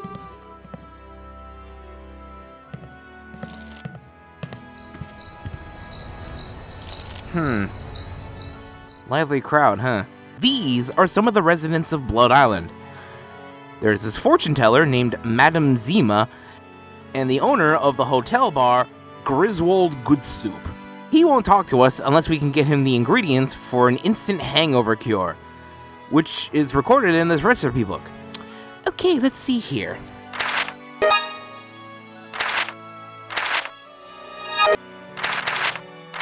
We need an egg, pepper, and hair of the dog that bites you? The pepper and egg I can understand, but dog hair? Weird ingredients aside, let's talk to Madame Zima. Guybrush asks for his fortune, and each time he asks her, she just ends up pulling death from her tarot cards. Like, each time he asks, she keeps pulling up death. There must be some mistake. Read my tarot cards again. Once again, it is death. I'm feeling luckier. Give me another tarot reading. The card says death. Hit me. Death? How many of those cards do you have, anyway? Eventually, there will be 5 death cards on the table. Knowing adventure game logic, we need these cards. So, we get her to look away, and now we have 5 of a kind in our inventory. They'll be very important, trust me. Now, we just need to explore the island for the hangover remedy ingredients. The pepper you can get from this chili pepper plant by the windmill. There's an egg in this tree, but if we knock it down, it'll just splat on the rocks below. So, we need a cushion from the bar, and we grab a hammer and chisel from the cemetery. There's also a dog here, so we give it one of the dog biscuits in its bowl, and...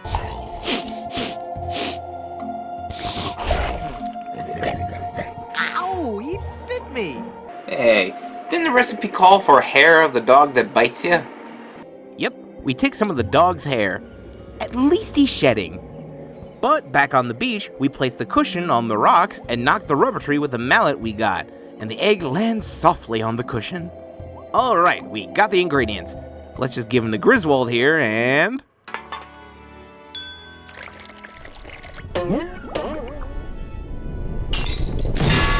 Ah, much better. Here, you can take the rest. So, now that he's feeling much better, we can talk to him. The gist behind the ring of Blood Island is that his great-aunt, Minnie Strony Goodsoup, and yes, that's actually her name, was to be wedded by a pirate she fell in love with. But on the night of the rehearsal dinner, her fiancé had pried the diamond off her wedding band and then sold it to smugglers on an adjacent island called Skull Island. And she soon died of a broken heart, and legends say that her ghost still haunts the Goodsoup family crypt, and that Griswold was left behind to care for the hotel/bar and casino, while the rest of the Goodsoups worked on repairing their legacy. So, we need to get into that crypt.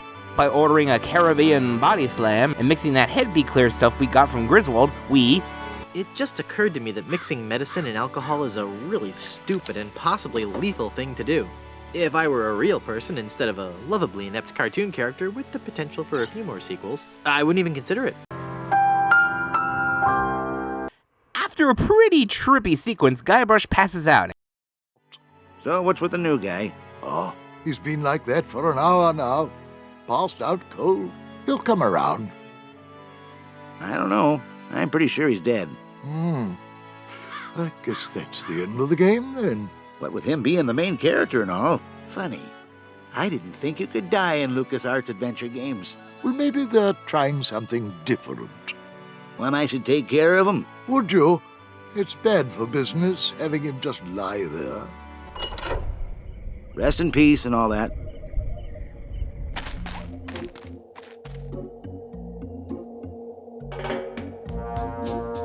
Hey! I'm not really dead.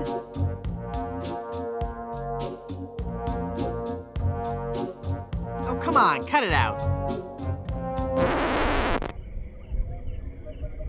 Okay, that's kind of funny. Anyway, we get out after using the chisel and break open the coffin here, and... Yikes. There's knocking coming from that coffin in the middle? Oh my god, it's my hopes and dreams come back to haunt me! Actually, it's this guy named Stan. He's also a reoccurring character in the Monkey Island games. He is basically the alpha salesman. The bright smile, the eccentric personality, the eye-catching and hypnotic coat. I love the effect on his coat. It reminds me a little bit of the effect you see in Shoutout. Does anybody remember that cartoon? Also, he was in that coffin because Guybrush was the one that nailed him in there. Anyway, in most games, he usually has some sort of scheme. In this game, Stan is selling life insurance. And we need that for a later part of the game, so we'll head back to the hotel and ask him why we weren't in the crypt where his aunt was buried. Well, isn't it obvious? You can't be buried in the Good Soup family crypt unless you're a member of the Good Soup family. A member of the family, huh? Sounds like we need to fly our way into the family. Get it? Because the whole fly in the soup and... yeah, I'll see myself out. That should be simple. All we need to do is bang this nail out of the wall, and then nail down this Murphy bed with the nail we got from the portrait, and the nails out of our own coffin from earlier. And we take this book from this corpse, which happens to be a history book of the Good Soup family. We basically make him think we're some long-lost relative of the Good Soups, and reciting a piece of trivia from the book is apparently enough to convince him we're part of the family. So, now if he were to die again, we'd be buried in the crypt. So, we fake die again, and this time, we're in the crypt. Remember way back on Plunder Island when we were talking with the voodoo lady and said how, even though we would find the uncursed diamond ring here, this would also be the island where Guybrush would die. Yeah, this is what she was referring to, in fact, that we would fake die in order to get into the tomb in order to find it. Kind of clever if you think about it. Let's have a look around. Let's check out this crack. Hey, there's a hole in the ceiling of this crypt. I think I might be able to squeeze through. Wow, it's a tunnel that opens on a deep, dark forest. It looks familiar somehow. As if I've seen it in a dream. Or maybe it's... I don't know. Great jumping monkeys! A terrifying horde of stunningly rendered rabid jaguars. They're coming right at me! Whew. It's a good thing I couldn't get through that hole. I'd be done for. To those who don't know, there was a joke in the original Monkey Island where you find a stump and you had to insert discs 22, 36, and 114 to access that part of the game. Although the joke is that the game only came with 5 discs. Unfortunately, people didn't get the joke. They actually called LucasArts to ask where their missing discs were. And they removed the joke in future versions of the game. So we continue to explore and we find the ghost of Minestrone Good Soup. And talking to her reveals us that LeChuck was the pirate she fell for. My honey cakes, my widow schnoobums, my LeChuck. LeChuck is your schnoobums? He pried the diamond from its satin during the rehearsal dinner. Oh, what a fool I was. She also tells us that there was someone by the name of Charles de Goulash that she may have fancied, but he checked into the hotel one night and mysteriously disappeared. Could it be that corpse that we saw back on the Murphy bed in the hotel? We're also trapped in this crypt, so we need to find a way out. We come over here, pick up this crowbar, and... Die! Oh, I'm not going to do that again. I think I broke my skull. I'm all skull. Ah, yes. It's Murray again. So we pick him up, and we use the skeleton arm to grab a lantern from the other side of this crack on the wall, which we place on the crypt, and make the scariest shadow puppet using Murray as a head.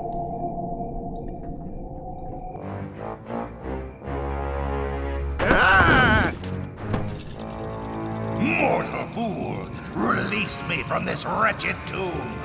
I must be set free, or I will haunt you forever! I will hide your keys beneath the cushions of your upholstered furniture. And never more will you be able to find socks that match. All right, hang on. I'm coming. Great work, Murray. Simply brilliant. We let Murray go, and we head back to Stan, who has turned this tomb into an office. Welcome back to Mutual of Stan. Kind of impressive. We get some life insurance from him, because if we were to die, we'd get a whole lot of money. So we head back to the hotel and enter this door here, which has a refrigerator magnet, some nacho cheese that we need a slice of, and a death certificate. This hereby certifies that P. Hamilton, good soup, met his demise, at least once, on Blood Island. Which we show to Stan and get a whole lot of money. It looks like I'm left with no choice but to acquiesce. No, just give me my money. That's what I mean. Oh, thanks. Did we just con the con man? I think we did. Back at the hotel, we use the crowbar we got to remove these planks on the wall while causing some ruckus with it, apparently.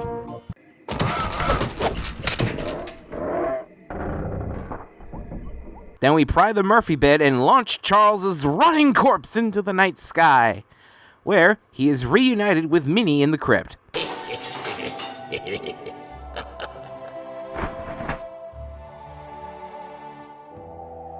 Oh, I'm sorry. I didn't hear you come in. I was just with... Charles? Charles de Goulash, is it really you? Minnie! It's been so long. Oh, Charles, it has. It has. You look so different. Really? Why, you look exactly the same.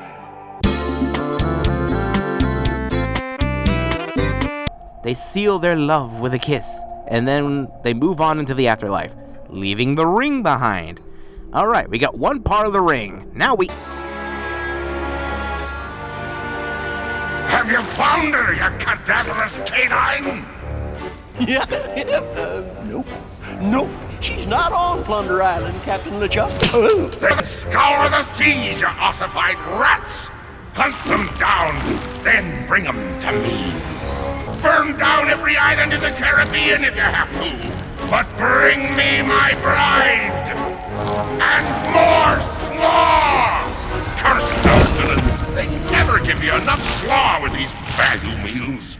Yeah, it sounds like LeChuck is getting closer to finding us. We'd better hurry. We need to head back to the hotel because we need to pick up this jar. Then we head to the windmill from earlier and we fill up this jar with some sugar water from this barrel, which we place on the stump at the clearing. And we got some fireflies, but make sure you poke holes in the lid before catching the fireflies. Don't want the poor things to suffocate. Now we have ourselves a makeshift lantern. Just place it in the lighthouse and boom! We got the lighthouse working again. Which is good because we need this guy right here to take us to Skull Island. But he won't take us there unless we give him a compass. The one place we haven't checked out are these strange lights on the hill. So we go there and it's a village. Run by vegan cannibals? So what, do they, like, substitute human flesh with, like, tofu or something? Oh, would you look at that? They have a huge block of tofu. I was kidding! Jokes aside, we actually need this block of tofu here, as well as this auger and this measuring cup. We also talked to this guy, who's actually the same guy from Monkey Island 1. He basically goes by the name of Lemonhead. He tells us that after LeChuck had turned Monkey Island into a carnival, his tribe migrated to this island, and the volcano god of Mount Acidophilus, named Sherman, and yes, his name is Sherman, is apparently lactose intolerant. When we first landed on this island, the volcano god was most upset, belching out smoke, vomiting up lava. It was disgusting, really, and potentially hazardous. We knew we had to do something to pacify the volcano god, and we assumed a good sacrifice would do the trick. A reasonable assumption. But when we threw the sacrifice into the volcano, Mount Acidophilus erupted violently. We thought Sherman was upset at us, so we started making sacrifices every day. We tried everything: fish, poultry, livestock, phenylalanine. The usual. Then one day, we tried Brie. There was a huge eruption that nearly killed us all. What happened? Sherman is lactose intolerant. Ah, it all makes sense now. So, we make a mask out of the tofu we grabbed, put it on off screen, and talk with Lemonhead again. And this time we get to watch their sacrificial ceremony, where they sacrifice a mannequin made of fruits and vegetables. Accept this sacrifice we make unto you. In the form of flesh with high amounts of fiber and wholesome cellulose. Free of all fat and trans fatty acids. So that it might nourish you and bring your favor upon our humble village. And not upset nor agitate your ulcerative caldera. Okay, boys, toss him in. You've been a wonderful audience, thank you, and good night. And while they're not looking, we slip some nacho cheese into this lava, which causes the volcano to erupt. Fool! You've given cheese to a lactose-intolerant volcano god. Do you know what that means? You brought about the coming of the divine dysentery. Run for your lives!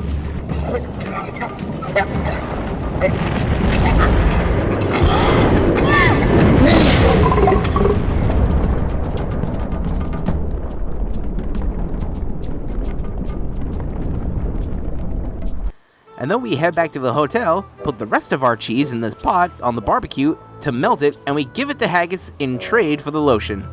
I'm sure causing a volcano to erupt and causing fire and destruction on this island's ecosystem and inhabitants to make a thing of nacho cheese he used as a substitute for tar to get a thing of lotion is probably worth it, right? Besides thinking about the ethical issues of what we have just done, we can now remove the cursed ring from Elaine's finger, which explodes upon removal. But we can't lift the curse just yet. We need to head back to the beach. And then we read this encyclopedia we got from that snake back on Plunder Island. Volume C, and it's mostly digested. I can only make out page 243. A compass is a magnetized bit of metal floating in a solution. What a completely random piece of trivia. So we stick the pin in the cork, grab some seawater with the measuring cup, rub a refrigerator magnet up against it, and then place the magnetized pin, and ta-da, we get a compass. Then we give it to the flying Welshman. Ha, Welshman, that's funny. And then we sail off to Skull Island. Steel your courage, boy, now, before you gaze upon the terrible, horrible face of Skull Island. That's a duck. What are you talking about? Don't you see the skull? This island doesn't look like a skull at all. It looks like a great, big, enormous duck. It should be called Duck Island. Well, you see, you gotta squint and sort of turn your head and... Ooh, it's just so scary. If you squint and turn your head, it looks like a bunny. Well, anyway, see that light up there on the cliff face? That's Smuggler's Cave. It's run by King Andre, the greatest smuggler in the world. So, we get on the dumbwaiter and we fall. But not to worry, we use the umbrella from our fruity drink from earlier to make the safe landing Mary Poppins style. And now we talk with this guy, named King Andre. He's apparently the head of Skull Island. I love the introduction because he's kind of a parody of Bond villains for some reason. 3-point. Guybrush 3-point. Very well, Mr. 3-point. I am King Andre, and this is my associate Gruff. Were you looking for something in particular? The Good Soup Family Diamond. LeChuck stole it, you bought it, I want it. Now. Please, sir? But we have so much quality merchandise here at the Pirates Club. Our prices get lower every day.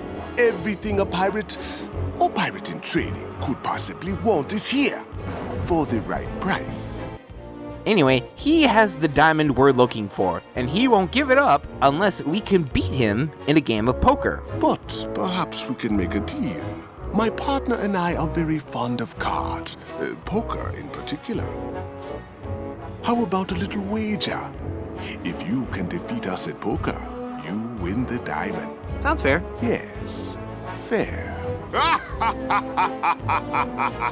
Now, obviously, knowing Guybrush, we'd probably be terrible at poker, but remember those tarot cards we got from earlier? We combine them with the cards from our hand, and we pass them off as 5 of a kind, in which we win, but Andre threatens to kill us.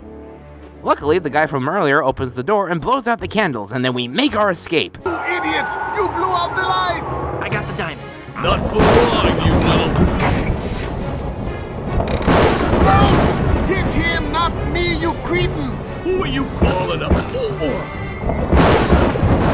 There he goes! Get him! Got what I needed from the smugglers. Good.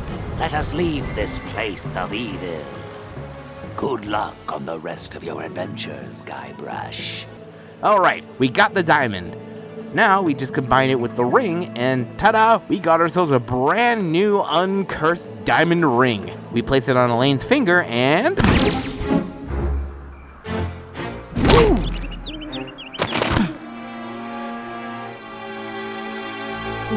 Elaine, are you alright?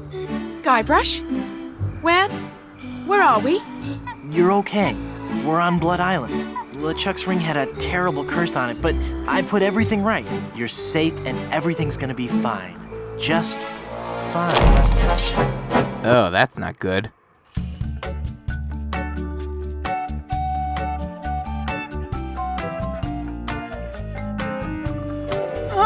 Save your breath, lass. You'll be needing it for when you scream, I do. So, yeah, we got captured by LeChuck. And here, in this part, is where LeChuck basically acts as exposition for how this game and Monkey Island 2 are connected. I mean, it makes sense, but if you played Monkey Island 2, or at least seen a playthrough of it, you know that this is a little bit of a cop-out. But it's not that big of a deal. I mean, it's kind of entertaining to hear LeChuck talk about this stuff anyway. I knew about Rap's absent-minded tendency to leave his gas burners on. So I arranged for a fully lit cake to be delivered to him on his 35th birthday. You can hear the explosion as far as Booty Island. That's horrible. Steamin' weenie indeed. Anyway, after hearing LeChuck talk for about as long as Guybrush can stand, or at least until we're ready to move along, he turns Guybrush into a child. Oh dear. So, now that Guybrush is a child, we're kind of useless at the moment. Head foggy. Can't think. I'm swimming. Must concentrate and rescue Elaine. I've got to save Elaine. But how can I save Elaine when I'm just a little boy? Oh, if only I could think straight. Foggy, you say? You mean like a hangover? Yeah, in case if it wasn't obvious already, we need to make the hangover a remedy again. But we'll have to get a little bit creative since I don't see any chili peppers and I don't see an egg anywhere. But we can get the dog here from this mascot, who bites us, by the way. Ow, he bit me. Human Resources would like to see you after this. We then get the pepper from this pepper grinder, but where do we get the egg from?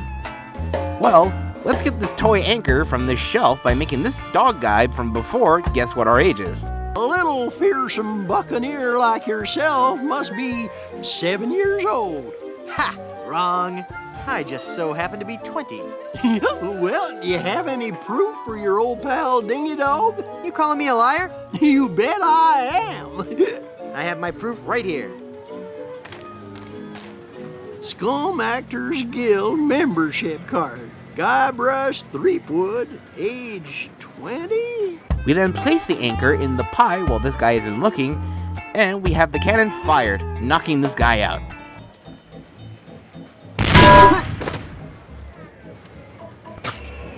Did you just hear something? No. Weird. And now we can go back there. Why though? 'Cause we're about to get pied in the face. What are you gonna do about it, vermin boy? This'll teach you.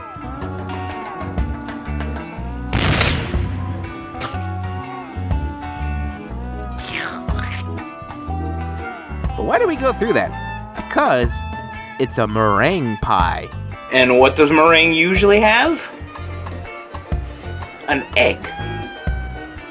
We got all the ingredients, but we don't have any form of beverage. But that's okay. We just simply need to get a snow cone from this pirate who would seriously give a health inspector a field day. In fact, my cones are so original, so inventive, and so unique. that most are completely inedible. We just simply apply our ingredients to the snow cone, eat it, and... Ew. The pepper helps, though. Brain freeze.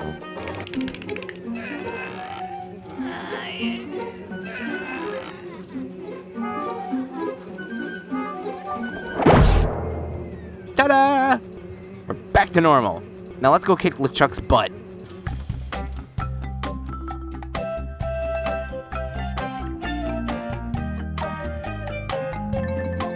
This is the final part of the game.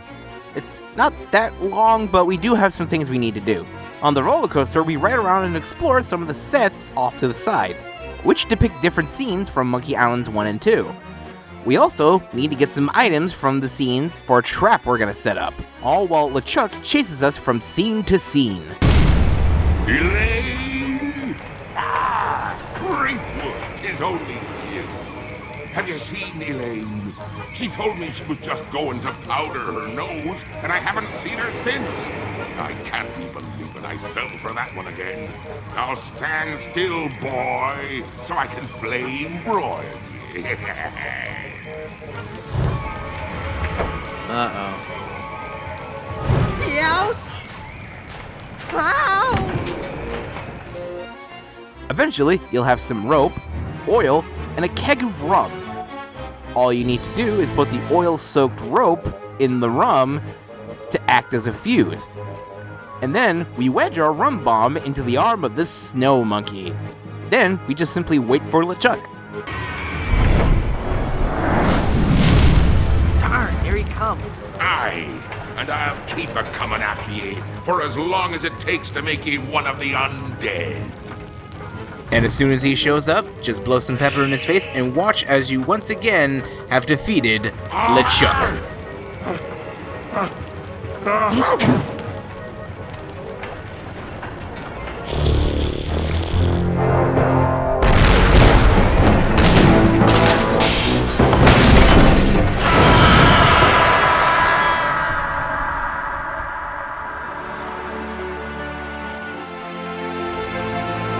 We then watch Guybrush and Elaine finally get married, and then they sail off into the sunset, and then credits. And that's the Curse of Monkey Island. It's a fun game to go through, and I had a blast playing it for this review. In fact, I even played through it again, but this time on Mega Monkey difficulty. Some things have changed, like how you need to make Bill choke and do the Heimlich maneuver on him to get him to drop the jawbreaker, or you need to pretend to be a portrait to convince Griswold you're a member of the family. Sure, it's a little easy in terms of other adventure games like Keen's Quest, The Longest Journey, Broken Sword, Myst, and even the original Monkey Island. But it's still a fun game to go through, and it's not that expensive to get on Steam or even GOG. So, if this game looks interesting to you, then I'd say go for it. Or don't, considering I just talked about the entire thing. Whatever. But hopefully I can do more point and clicks in the future, and hopefully it doesn't take me another 4 months to make another video. Sorry about that.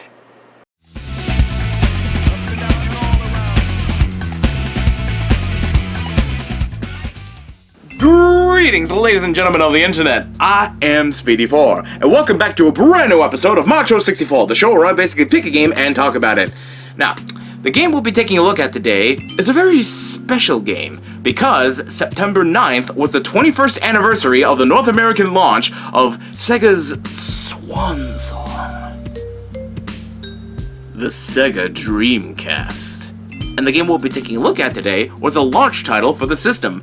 But before I start talking about that game, how about a little history for those who don't know what the Sega Dreamcast was? A long time ago in the year 1999, Sega, a longtime console manufacturer who has seen tremendous success with their 16-bit wonder, the Sega Genesis, or Mega Drive in the UK and Japan, have wanted to renovate and try again after seeing their 5th generation console, the Sega Saturn, sell horribly due to a focus on 2D games, while 3D captivated the gaming landscape at the time. So, wanting to start fresh and bring 3D to the table, they presented us the Sega Dreamcast on September 9th, 1999. While sadly the Dreamcast failed to catch on, and it forced Sega to go from first-party console manufacturer to third-party game company who releases games on other systems, including their once long-time rival, Nintendo.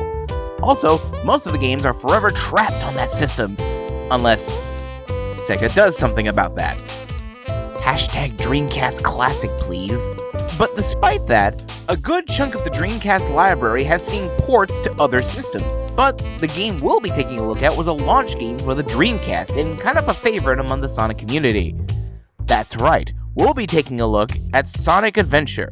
However, instead of the Dreamcast original, which I do own, but sadly I lack a functioning Dreamcast, so instead we'll be taking a look at the Director's Cut, which is functionally the same, but with some slight tweaks to make the models look a little better and refine some glitches and bugs. It was first released on the GameCube, which is what I originally played when I was in middle school, but I also own the Steam release, which is how I'm able to get some clean-looking footage. Now, obviously, with any Sonic title, there's always some form of controversy when it comes to Sonic's early outing in 3D, but let's see if Sonic Adventure is still any good, or if it's forever flawed. Before we start actually getting into the video, I just want to mention that I would have gotten this video out a little bit sooner, but there we go.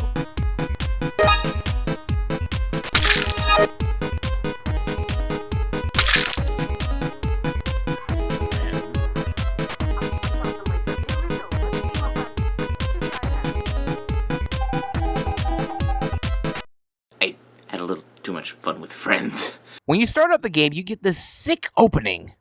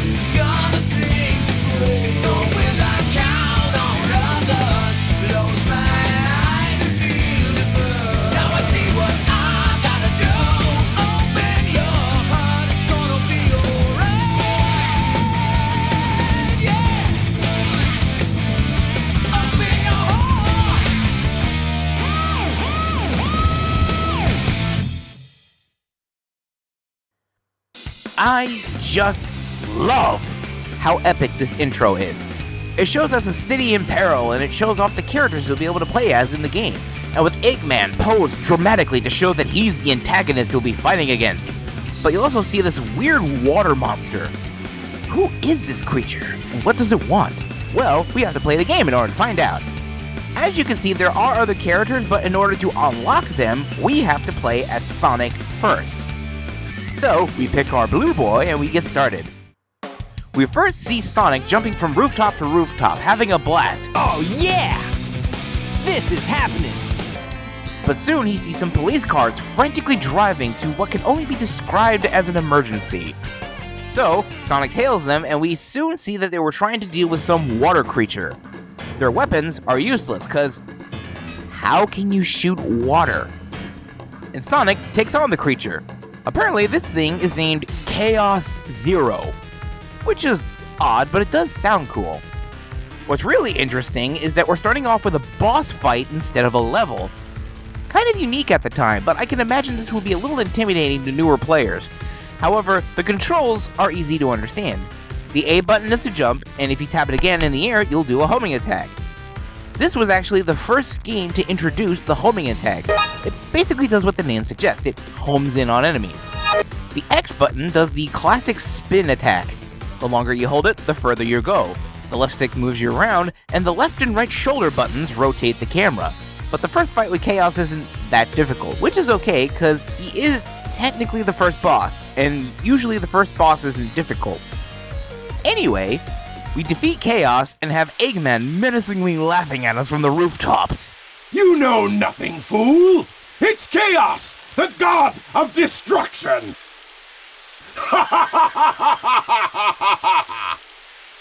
Later, Sonic is chilling out at a hotel by the pool, but then he sees his little buddy, Tails, crash land into the nearby beach. Ah!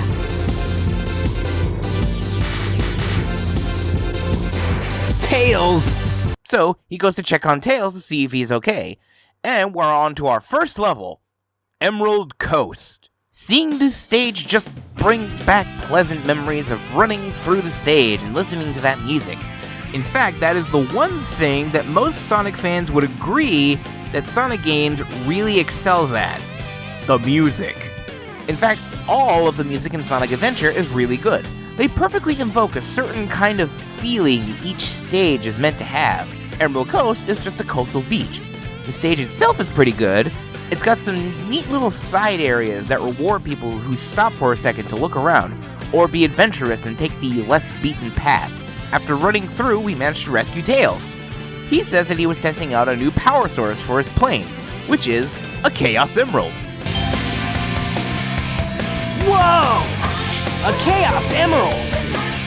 Yep, I just happened to find one of the 7 emeralds during one of my test fights. This thing's got unlimited power, you know. So I figured, why not use it to power my plane? Supercharged! Kind of a smart move. Eat that, Tesla. He wants us to meet him at his workshop in the Mystic Ruins, which perfectly segues into what we immediately get introduced to, the adventure fields. These are open world levels where the characters you play can explore and reach other levels. There are 3 in the game, but the one we're in is Station Square, a city which is a weird amalgamation of New York City, Philadelphia, Chicago, and Boston. Interesting choice of cities, considering I've been to Philadelphia, and it's a great place to visit. Hey, shout out to Santucci's Pizza. Love your pizza, my dudes and dudettes. Anyway, we head to the train station, and now we're in the Mystic Ruins. We head to Tails' workshop and... If it isn't Sonic! Look, it's a giant talking egg! Silence! It's Dr. Robotnik! Greatest scientific genius in the world! Whatever you say, Eggman! Fun fact, after this game, this was the moment Dr. Eggman was the official yet worldwide accepted name for the evil genius. Why? Because for the longest time there was a huge divide between the East and West Sonic communities, where everyone in Japan, and in some parts of the UK, called him Dr. Eggman, while the US called him Dr. Robotnik. And it was Sonic Adventure that helped put the Robotnik name to rest. They even alluded to this in Sonic Generations. He had a little help. Dr. Robotnik! Nobody calls me that anymore. Anyway, he wants our Chaos Emerald, and he threatens us with his Eggmobile. The Egg Hornet, the second boss we must fight. This one isn't that hard either, but he can catch you off guard if you're careless. But after 3 hits, he goes down easy. But while we're not looking, he snatches the emerald from Tails and gives it to Chaos, which makes him stronger, and somehow gives him bones. Don't question it. Anyway, Eggman's goal is to give Chaos all 7 Chaos Emeralds, and have him level Station Square so that it's rubble and he can build Robotnik Land, Ultimate City, where I will rule it all! Come on, Chaos! Let's find another emerald, shall we? And soon, he disappears. This gives Sonic and Tails a goal: find the emeralds and keep them from Eggman and Chaos. So, we head to Tails' workshop and pick up this weird stone. One thing that's kind of neat is that some levels are sealed off unless you unlock them with certain items you find in the adventure field. This wind stone unlocks this area, which leads to the second level, Windy Valley.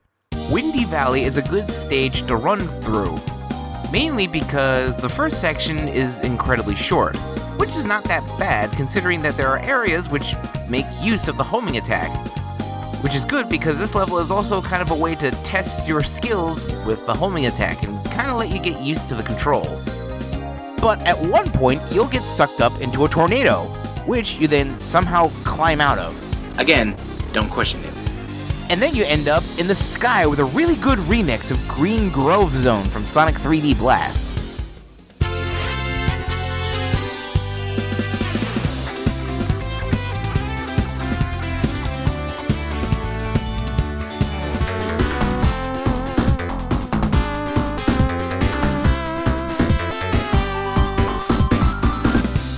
In fact, there are a few songs in the Sonic Adventure soundtrack that are actually just remixes from Sonic 3D Blast. I'll be sure to point them out if I come across them.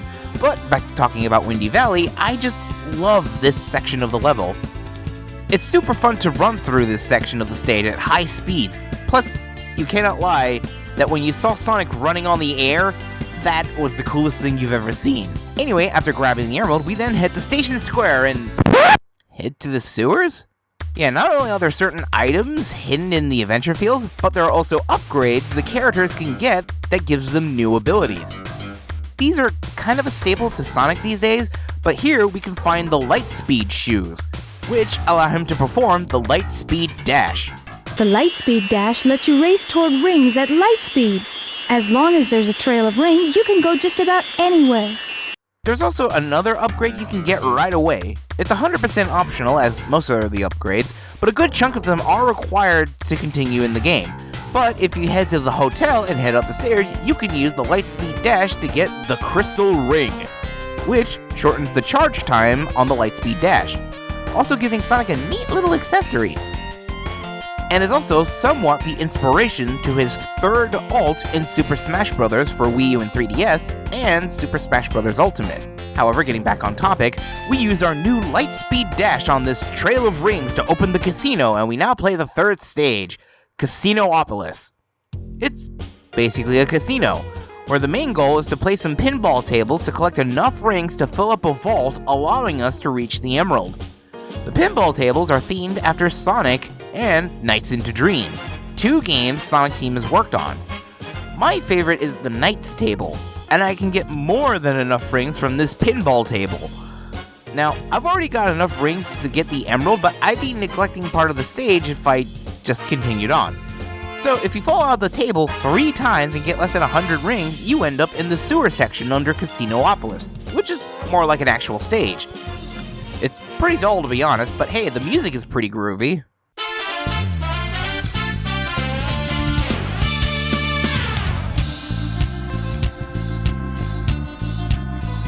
We then climb out and end up in the showers.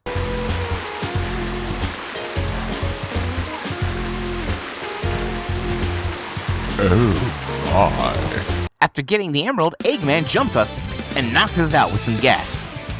We still have the emerald from Windy Valley, but the one we just got from Casinoopolis got snatched. So, we have to step up our game. We then see Cream! So, in the DX version of Sonic Adventure, sometimes you'll see Cream the Rabbit make an appearance, dropping off certain items to help progress the game, or just making a cameo appearance. Now, in the original, she was put in as a somewhat advertisement for Sonic Advance 2, and she looked great. But here, I don't know if it's just the Steam version or if it's my computer or something, but Cream seems to have a glitchy after image of herself after flying by. Like she's a ghost or something. I mean, it's kind of fitting considering we hardly ever see her anymore, other than the IDW comics, the spin-offs, and maybe a few mobile games here and there. Bring back Cream, Sega. While I'm talking about some glitchiness, it wouldn't be a review if I just sang nothing but praises and did not address any issues. Now, as big of a Sonic fan I am, and by that I mean I'm a huge fan,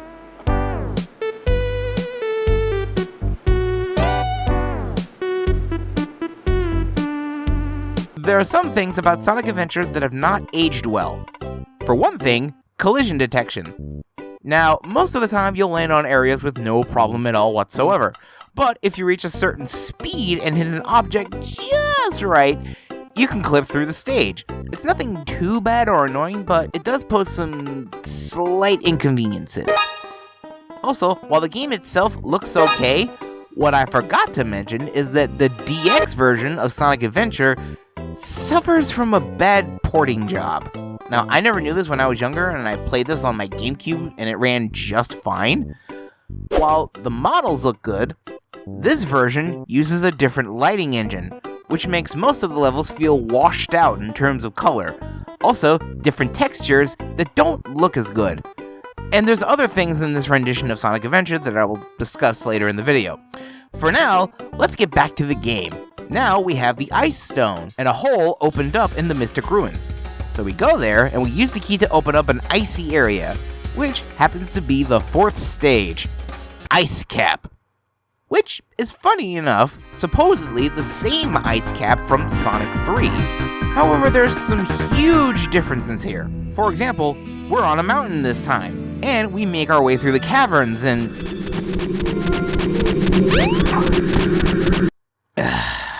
Okay, another thing I have to mention is the sound mixing. The sound mixing can be off at times. We have this chill yet ominous track playing in the background.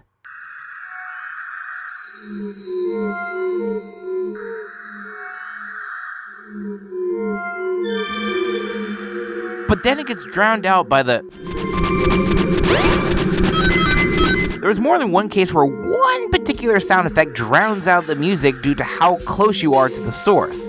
But my solution is to simply lower the sound effects volume in the options upon startup. It helps a little bit, but it's still noticeable and a tad annoying. Also, this only works with the PC port of Sonic Adventure DX, so console owners of the GameCube, PS3, and Xbox 360 cannot adjust the volumes. Now, back to talking about Ice Cap.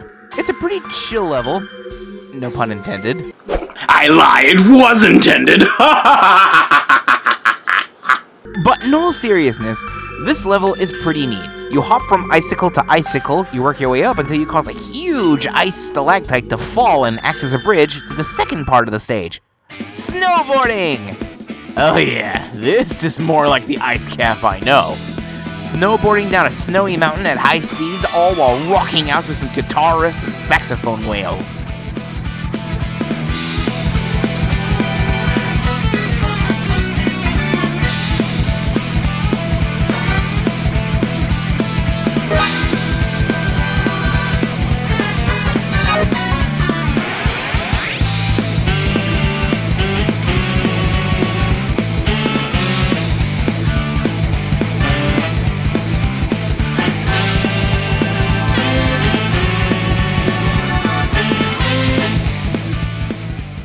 After grabbing the emerald, we then run into Knuckles, who... What's up, Knuckles? Something bugging you? No time for games, Sonic. Give me the emeralds you have, right now!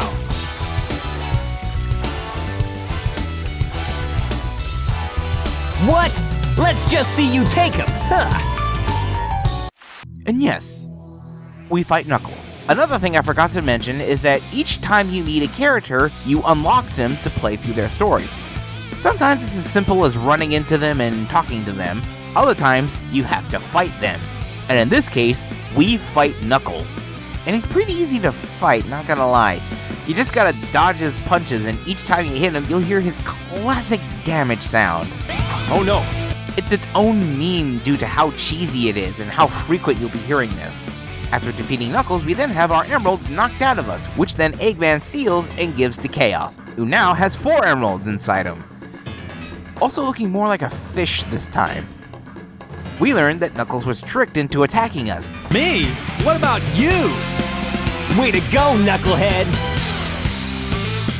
And then we fight Chaos 4? Oh, I get it. When he was Chaos 0, he had 0 emeralds.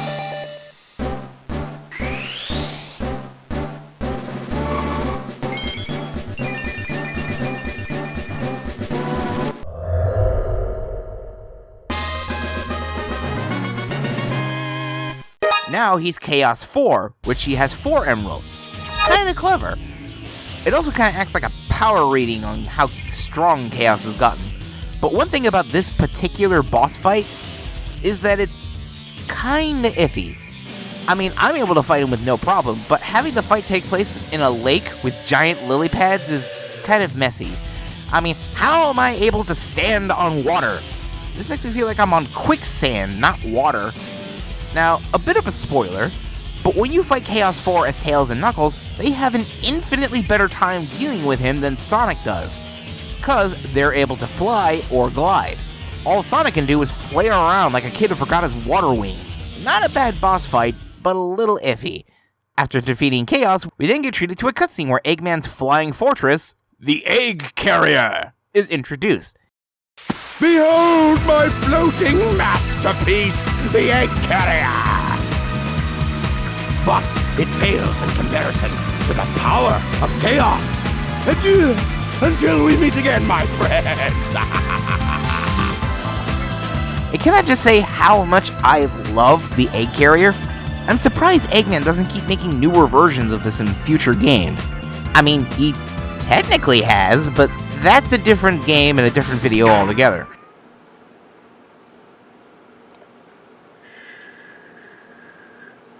He then gets beamed into a ship, thus prompting Sonic and Tails to chase after him in the tornado, which then leads us into a sub-game, Sky Chase, Part 1. Now, sub-games are just that. They're a part of the story, but they offer a smaller section of gameplay. Here, we fly in the tornado shooting down jets, floating mines, and turrets, until eventually we get shot down by the Egg Carrier's main laser cannon.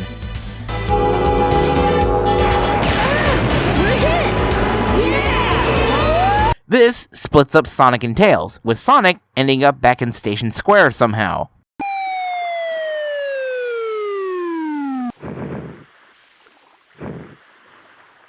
You're not who I'm looking for. We look around and, oh look, we end up running into Amy. Who is the best girl? I mean, she's kind of the inspiration for my main OC, Arrow, but we're not here to talk about her. We're here to talk about her. She's basically looking out for this little birdie with a pendant around its neck, because some robot is chasing after it. Listen, this birdie seems to be in trouble, so you need to be his bodyguard for a while. You must be kidding! We then follow Amy into Twinkle Park, because cute couples get in free. And they do make a cute couple. But Twinkle Park is also the 5th stage we play through. And what can I say? It's an amusement park, but the beginning part where you ride around in floating bumper cars uses a really good remix of Panic Puppet Zone from Sonic 3D Blast.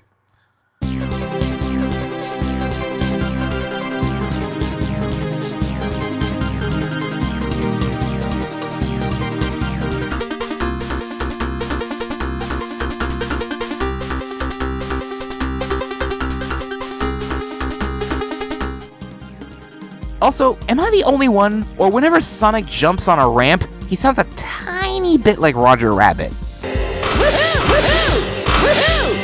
Anyway, after that section, we explore Twinkle Park, which, let me say, is very chaotic. You got bowling, merry-go-rounds of spiky death, pools, monkeys chucking bombs at you. Not only that it feels a little too open, I mean, I can still follow it and know where to go, but Twinkle Park, despite having a good track, with some interesting ideas, I feel is one of the weaker stages in Sonic Adventure. But still, that Panic Puppet remix slaps hard.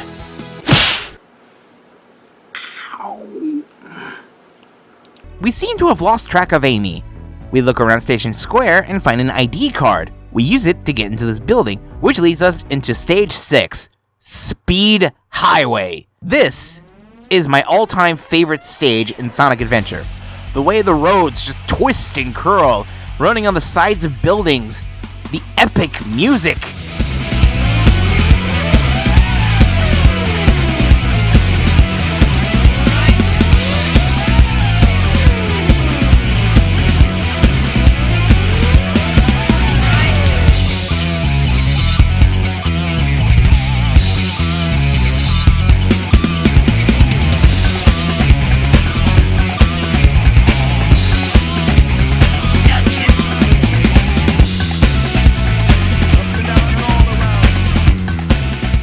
there is a very good reason we got to see Speed Highway in Sonic Generations.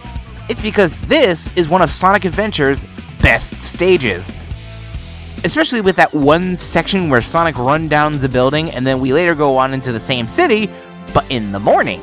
Sure, it's very easy to fall off of in the first part of the stage if you're a little too cocky, but it's still super fun to run through. Anyway, after going through Speed Highway, we still haven't found Amy. But then we see Amy get taken away by a robot that looks like a green trash bin. I'll cut him off at the Mystic Ruins! By running there? No, we take the train. Ah, phooey. We catch up to the robot, but gets beamed up into the egg carrier, and Sonic tries to chase after it.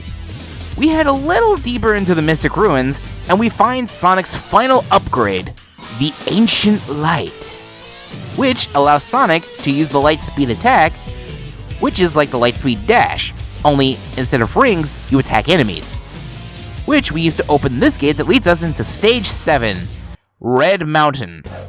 It's very vertical, considering we're traveling up the side of a rocky volcano with parts bursting with lava and those flying helicopter bats we saw in Speed Highway. But the real challenge comes when you go inside Red Mountain. All of a sudden, we get this funky yet spooky track aptly named Red Hot Skull, which has a series of tunnels, open lava chambers, and ghosts inside these cells. And they sport the old school look of a prisoner, which leads me to believe that these are the ghosts of criminals from the past, and their punishment was to be locked up and burned alive for their heinous crimes whenever the volcano erupts. Woo! That went to someplace dark real quick. Oh, I know! Trivia! Did you know this track uses samples from the hip-hop remix of Ghetto Red Hot by Supercat? Now, I can't play it due to copyright, but seriously, look it up. It'll blow your mind. Anyway, after getting through the depths of Red Mountain, we later meet up with Tails, who is flying the Tornado 2, and this leads us into Sky Chase. Part 2. It's like before, but only this time, we're in a storm, and we see the first instance of the Tornado 2's jet mode. Let's do it! And after taking out most of the egg carrier's defenses and main laser cannon, we then land on the egg carrier. We gotta land on the egg carrier! Whoops. I forgot something. What's that? There's no landing gear in this mode. What?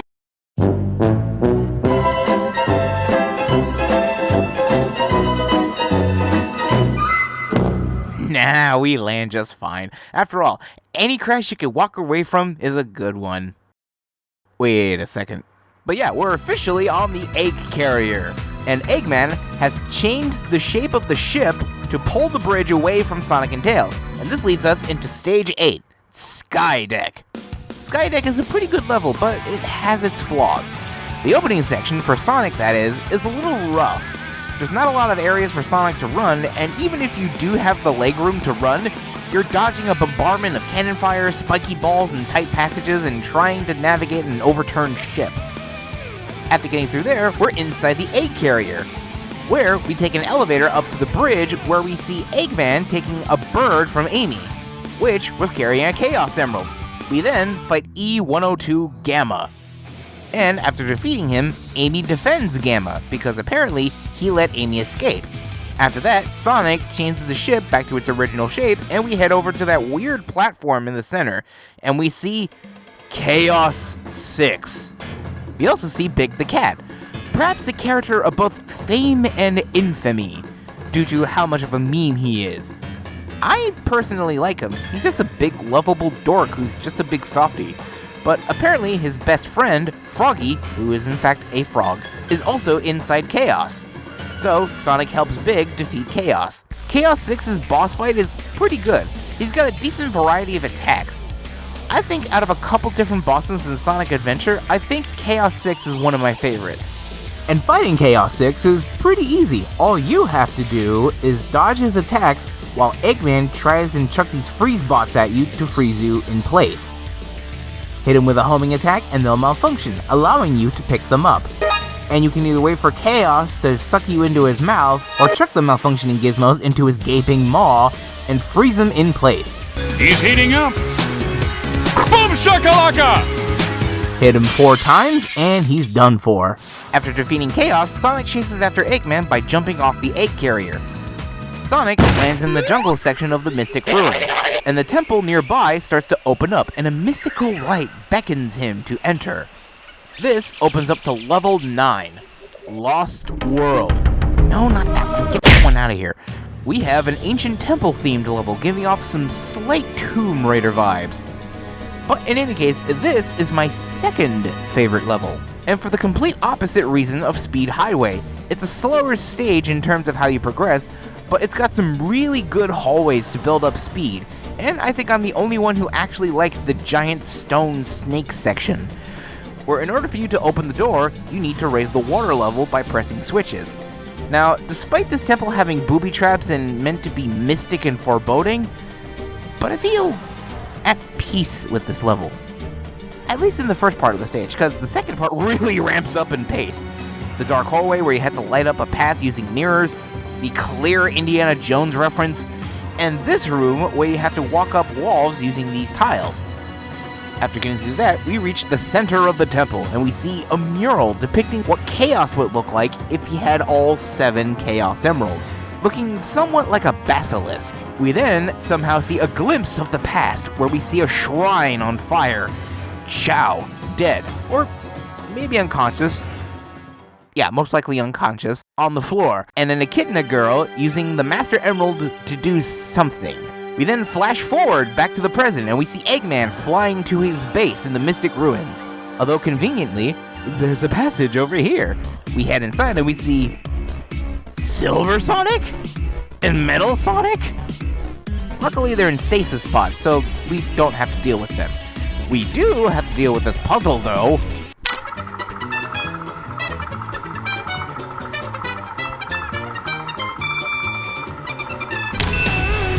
Okay, there we go. Anyway, we head into stage 10, the final stage, which is obviously called Final Egg. Of course! Final Egg is a really fun stage. It's got the right amount of obstacles and speed, and also the music for the level just kicks so much ass. The first section is really groovy and makes me think of psychedelic rock. There's also these giant turbines where I basically try to match up the speeds of the turbine and Sonic's running until they're both at an equal pace. It's just something I like to do for no reason at all whatsoever. However, the second part of the stage focuses more on platforming and speed, because now we're over a pit, and one wrong move and you fall down. Even though some places you can still control Sonic. Weird, but the music in this section is really good, and thanks to the classic that is Sonic Shorts, I will forever have these lyrics stuck in my head. Get better, get better. Kill Sonic with a laser, and then he'll be dead. And I can do my evil stuff. Come on, Sonic. Feel my funky rhythm. Oh, that's groovy.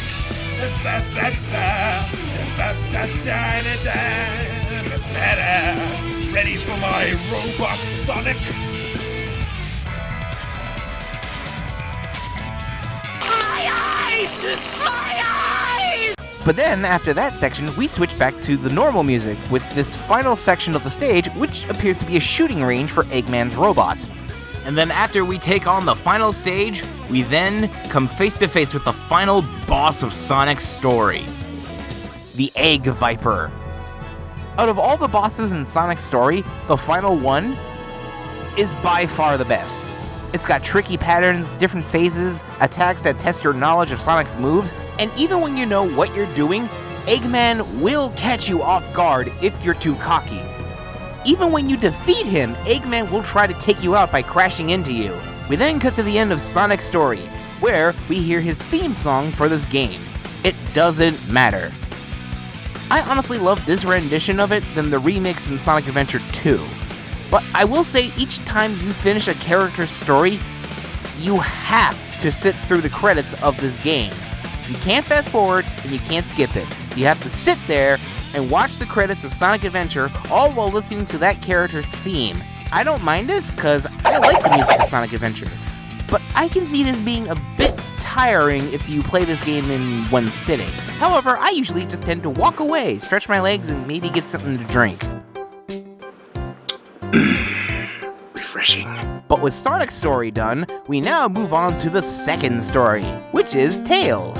Now technically you can go in any order you want, but I'm going in order of who we met in the story, and Tails is our next character. Now, considering some parts of the story overlap Sonic's, I will be skipping certain parts as to not repeat myself. So, we see Tails testing out his new power source for his plane, but we already know what happens to that venture. No!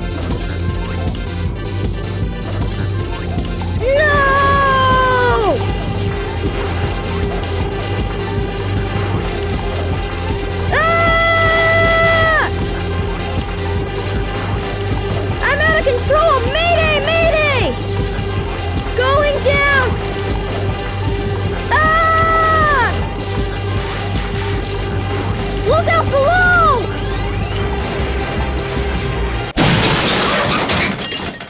But, interesting enough though, we don't go through Emerald Coast. Instead, we skip over to the Egg Hornet.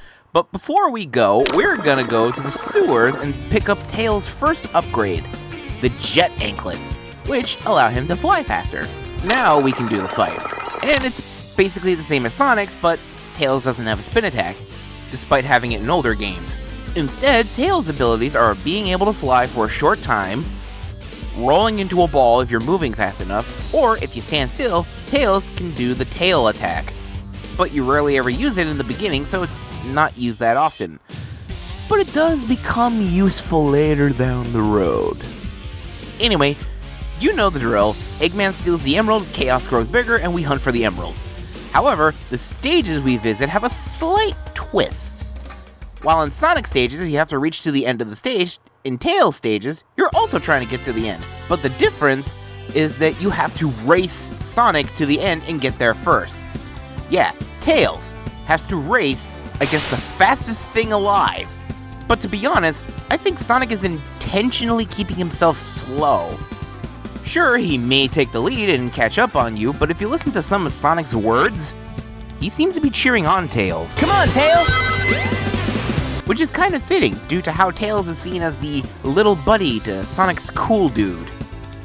It's pretty encouraging seeing Sonic cheer on Tails when he overtakes him.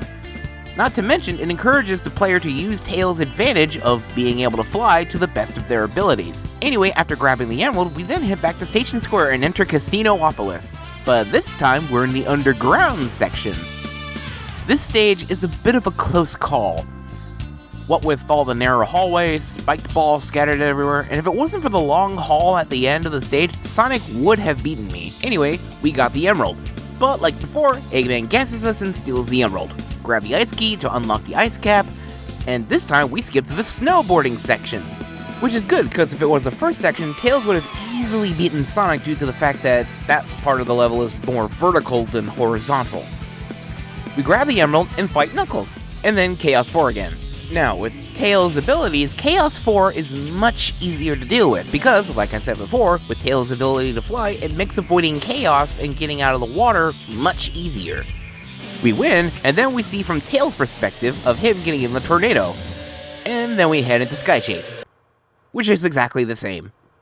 But now we get to see where Tails was after he was shot down, and this leads us into a flashback of him and Sonic. First meeting? Which is odd, due to the fact that both Sonic and Tails first met on South Island in Sonic 2 on the Genesis. This is something you'll see in Sonic Adventure. Sometimes they'll use the adventure fields, or stages, as set pieces for recreating key moments from past Sonic games. It's kind of clever, but it's also kind of an odd choice. I'll let it slide due to having only 2 instances of this happening in the game.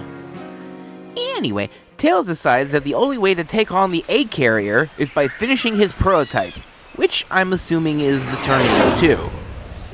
But first, we need to find a Chaos Emerald. So we head into the jungles of the Mystic Ruins and find a Chaos Emerald. Well, that was easy. But then Froggy shows up and swallows it and hops away. But this leads into a new subgame which is exclusive to Tails' story, Sand Hill. It's pretty much like the snowboarding section in Ice Cap, only the difference here is that instead of snow, it's sand. And you basically try to see how many goals you can go through before the streak is broken. This one is a little tougher due to obstacles and some poor collision detection in some places. But it's really fun, and what's even more interesting is that this sub-game is referenced in Sonic Forces. There's sand everywhere! Green Hill's looking a lot more like Sand Hill right now. And is a track in Team Sonic Racing as Sand Road.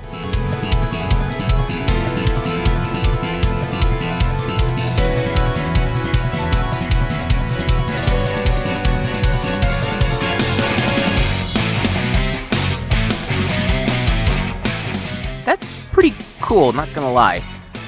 After grabbing Froggy, Tails is transported back in time, but this time, we're in a village. And if we go over here, we can pick up Tails' final upgrade.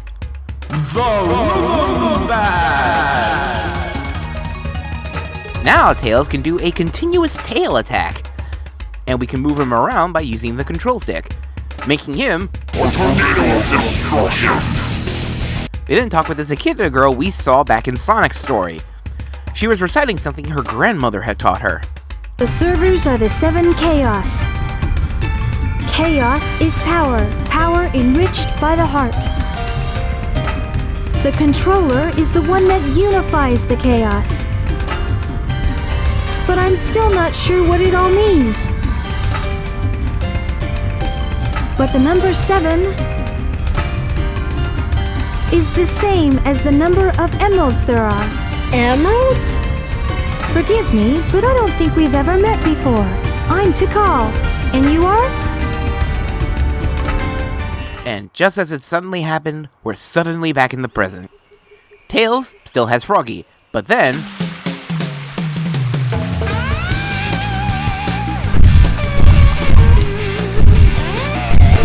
Whoa! Yikes!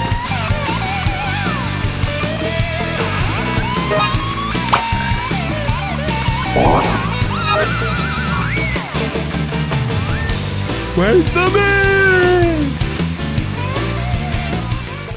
At least he's got the Chaos Emerald.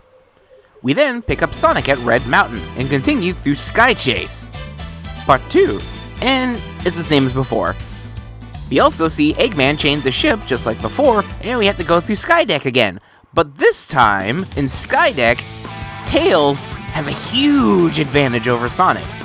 While Sonic has to navigate the stage the same way he did in his story, Tails can simply just skip huge sections of the stage just by flying over them. Look, by the time I beat the stage, Sonic is a little over halfway. Overall, this is one of Tails' best stages. Although I say one of, but just you wait. This isn't even the peak of how he can break a stage. After getting through the Skydeck, we then fight Gamma again, but with the power of the Rumba! And we then rescue Amy and drop her off in Station Square. But then we see Eggman crash land in Station Square as well. So, even with Chaos defeated, he still intends on destroying Station Square by launching a nuke? Eggman, are you crazy? Ready? Fire! Oh god, hit the deck!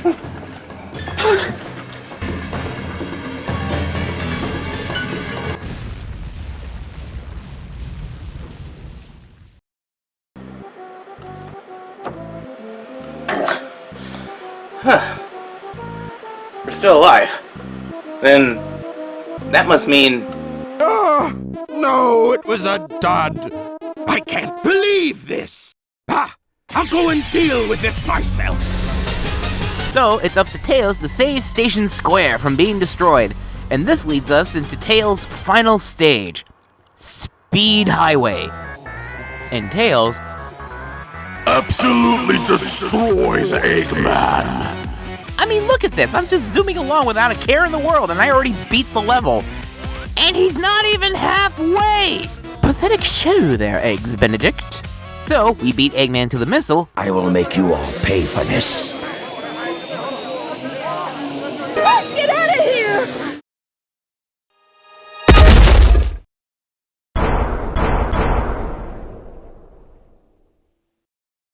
You fool. Away, before I make mincemeat out of you. I'm not scared. I'm not scared. I can do this! And we face the final boss, the Egg Walker. And if you thought his performance was bad in Speed Highway, well, he does a little better, but it's still easy. Just as long as you stay under him, dodge his shockwave attacks, and hit the glowing joints afterwards, you'll defeat him in no time. And with that, Tails saves the day, and he returns to the Mystic Ruins to meet up with Sonic. And that is Tails' story. Now, let's move on to Knuckles, shall we? We start off with a shot of Angel Island floating in the sky, and a prologue of Knuckles talking about how he was always alone and is destined to guard the Master Emerald. Destined to be here forever. Then, a loud shattering noise wakes him up, and he sees Chaos standing there. And the same mystical light that we see when we ask for hints, or when we get transported to the past. Also, the Master Emerald has been shattered. Knuckles tries to attack, but Chaos deflects his attack, and then soon disappears. Then, the entirety of Angel Island starts to shake. Oh no, it's starting to happen. Without the Master Emerald's power, this whole island will fall into the ocean.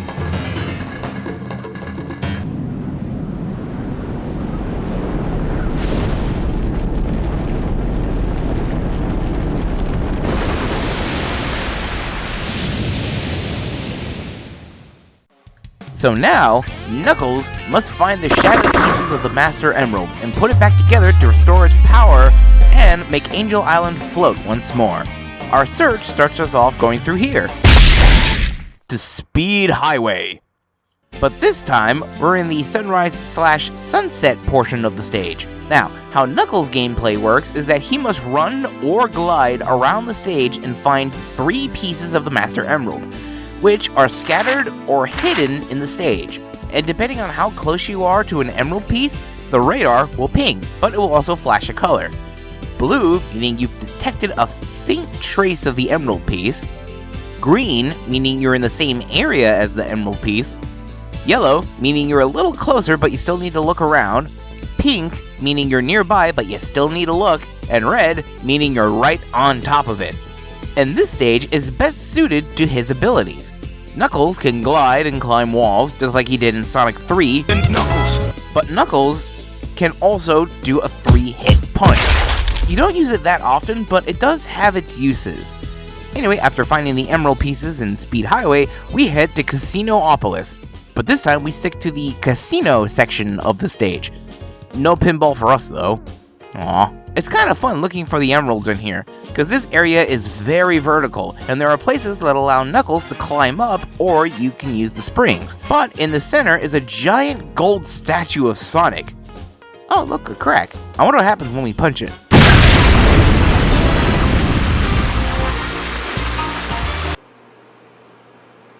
You saw nothing.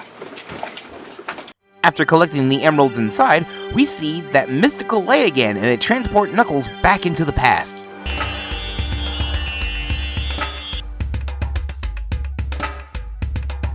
Where in the world am I?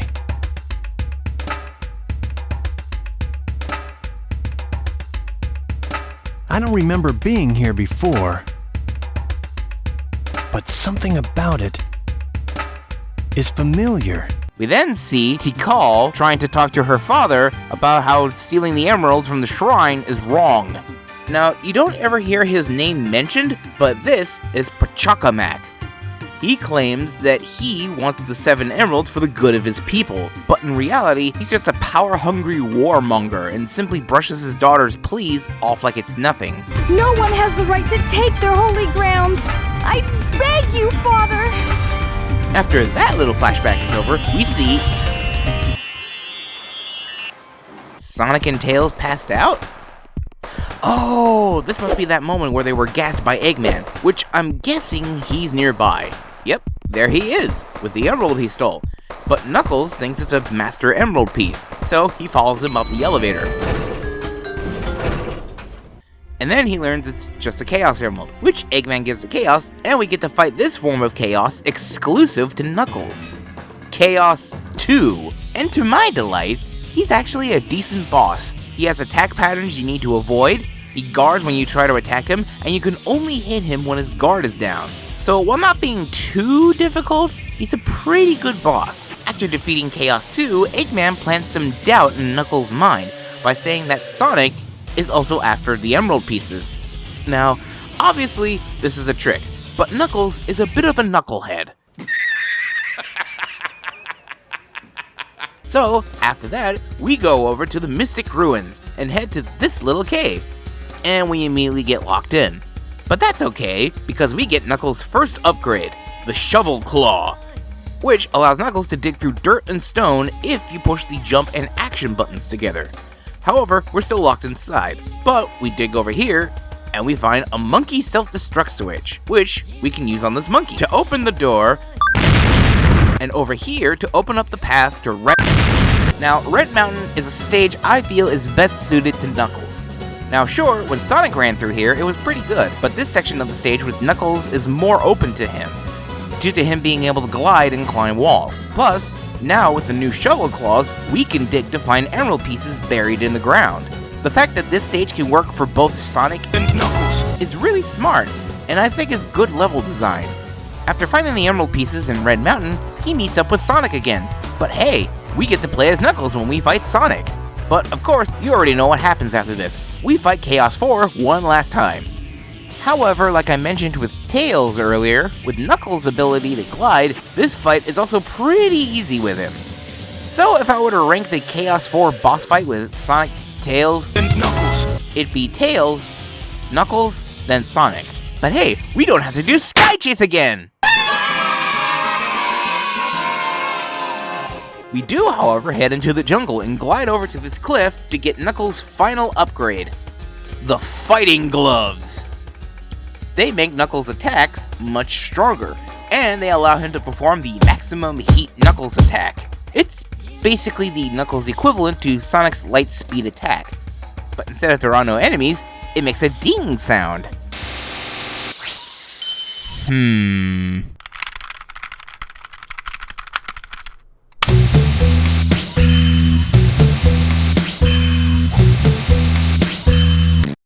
But we also need to look around for two statues, one gold and the other silver. I funny. The gold statue can be found at the beginning with a huge ladder, but the silver one is hidden somewhere in the jungle, which I was able to find over here. Place the statues in these pedestals and this door opens up, leading us back into Lost World. We're in that one room with the changing tiles that let you walk up walls. But we also get some exclusive music for Knuckles, which makes it more jazzy sounding.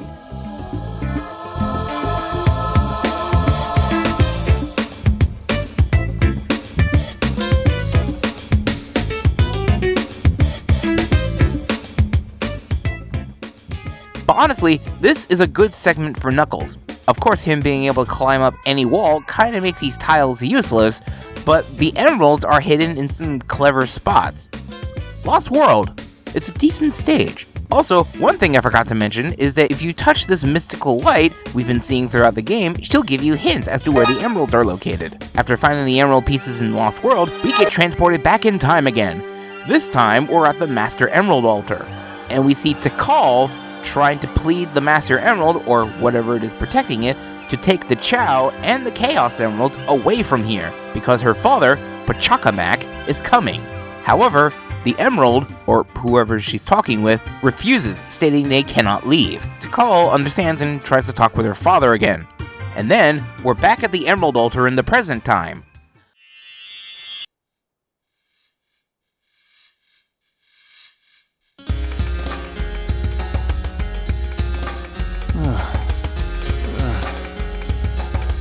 What? I'm back in front of the altar. This is beginning to blow my mind. Wait a minute, I remember. The broken pieces of the Master Emerald. I have to restore them to where they belong. Knuckles then reassembles the pieces he found, but he's missing a few pieces. As Knuckles wonders where they could be, the Master Emerald is like, "Dude, go to the flying fortress thingy." Is that where the other emerald pieces are? Yee. And then we see Gamma show up, and Knuckles follows him to Eggman's base. And by that logic, the egg carrier. Now we're on the egg carrier, and...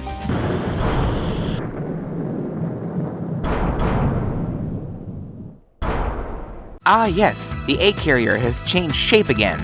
And you know what that means? Skydeck! But the entrance to the Skydeck is now in what I assume to be Eggman's private pool. Kind of an odd place to have your entrance to a part of the ship being underwater, but hey, I'm not questioning it. This is actually a really fun stage for Knuckles, because we have the ability to tilt the ship.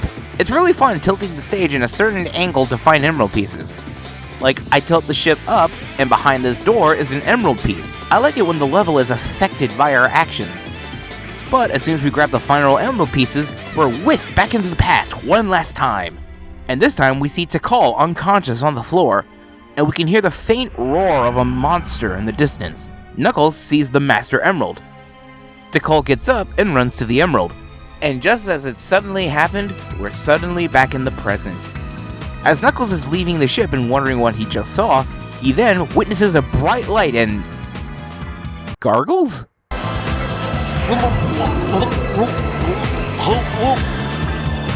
Odd sound to make, but whatever. Knuckles investigates and he sees Sonic chase after Eggman, and as Knuckles gets ready to leave, Chaos 6 shows up again, and this is the final boss for Knuckles.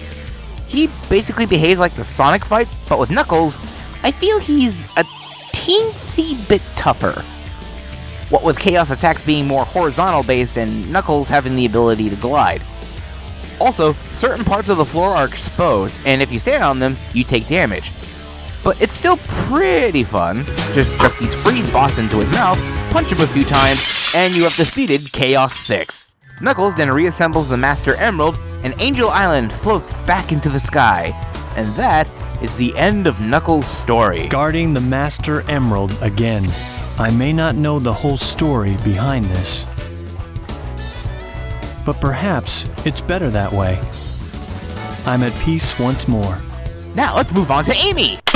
Oh boy! We start off with Amy reminiscing when she and Sonic used to go on adventures, with a neat little reference to Sonic CD. Also, it looks like she was getting groceries. All of a sudden, she sees the egg carrier flying over Station Square. As she was gawking, she gets smacked in the face with a little flicky wearing a pendant around its neck. Then she gets chased by a robot. They hide in the burger shop, and Amy vows to protect this little birdie. We then get to play as Amy. Now, Amy's controls are a teensy bit like Sonic's. I mean, obviously, since they're both hedgehogs, she can run and jump, but she's not as fast as Sonic. Also, she doesn't roll up into a ball. Instead, it's more like a regular jump, but she attacks with her Pico Pico hammer. And if she runs fast enough, she can use the Pico Pico hammer to launch herself up much higher than a normal jump. She also does these amazing flips in the air. We look around for a little bit and then we find Sonic, who she asks if he can help her watch over this little birdie. No way! Come on, don't run away! Oh! We then walk in front of Twinkle Park, see the sign for cute couples get in free, and we get introduced to the first stage, Twinkle Park. Now here is how Amy's gameplay works. It's somewhat similar to Sonic's gameplay, what with the whole make it to the end bit, but the whole time you're running away from this robot named Zero. He'll constantly chase after you and try to grab you. All you have to do is get to the end of the stage and grab the balloon. One thing that is new about Twinkle Park, though, is that Amy has a section of the stage that's exclusively tied to her. And it's this weird mirror room. And it's really weird, too, due to the fact that we're in an amusement park, and this section of the stage is, like, really eerie in atmosphere. I mean, it's kind of fitting considering you have a 7-foot-tall robot chasing after you, but after you get out of this section of the stage, it returns back to the cheerful music of Twinkle Park. After getting out of Twinkle Park, Amy thinks she's lost Zero.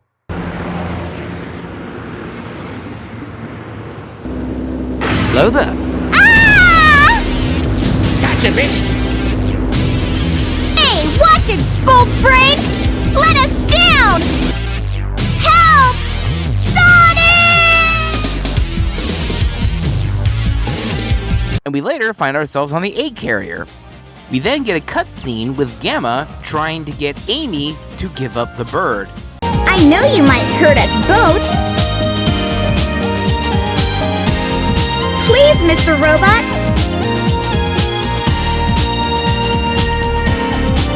Won't you help us, please? This is what I like most about Amy. She sees the good in people, even if said person is a robot. Oddly enough, Gamma lets Amy go, which is interesting. It's dangerous here. Hurry, we'll be at the Mystic Ruins base soon. While she tries to escape, she has to clear this minigame, Hedgehog Hammer, which is essentially just whack-a-mole but Sonic themed. And in order for her to get out of the room, she has to best Eggman's high score of 2,000 points. You have the Sonic dolls, which are 100 points, the Super Sonic doll, which is 500 points, and Eggman is worth negative 200 points. It's not that hard, but the dolls pop up really fast, and you have to be on your toes to make sure you hit the Sonic dolls and avoid the Eggman dolls.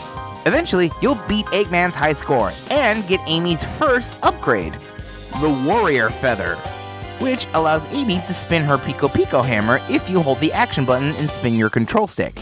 It's honestly not that useful, unless you have a bunch of enemies swarming you, but it does add to her cuteness. Anyway, now that we're free, we move on to Stage 2, a stage that is exclusive to Amy, Gamma, and Big, Hot Shelter. It's kind of similar to Final Egg, but it's got a range of different ideas, like these doors that Amy has to crank open. You can also make her dance to the music if you really want to.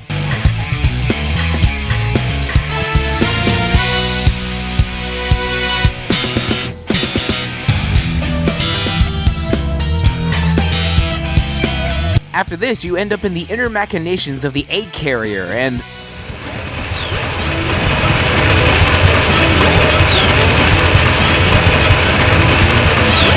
it's also really loud in here!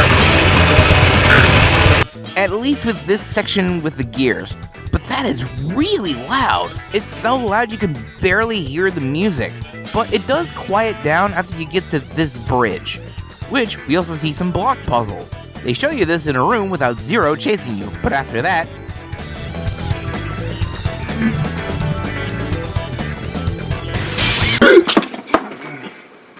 Jump scares? In my Sonic game? Honestly, it's not that bad, but I'd imagine this surprising new players. Startled me when I was a kid. Getting back on point, you later do the same puzzle, but this time with Zero harassing you. But he's not a problem. Even though Amy is running away from Zero in all her stages, Zero is more of an inconvenience rather than a threat. You can easily topple him over with Amy's Pico Pico hammer, either from the front or the back, but he'll always get back up. Eventually, we make it to the end of the stage, and while she's being whisked away by the gold balloon, that mystical light from before flashes Amy back to the past. But this time, we see Tikal meeting the Chow for the first time, and by extension, the guardian of the Master Emerald, which, before we get to see, we find ourselves back in the present. Gee, what was that? I wonder if I'm dreaming. Oh my, I need to get out of this place! And as she attempts to escape, Eggman blocks her off, and we get to see Eggman grab Birdie and yank the Chaos Emerald it was carrying. We also skip the fight with Gamma, and skip to this part where Amy defends Gamma. This robot is different. You don't need to hurt him, okay? Amy! Okay, I guess I'll let him go then.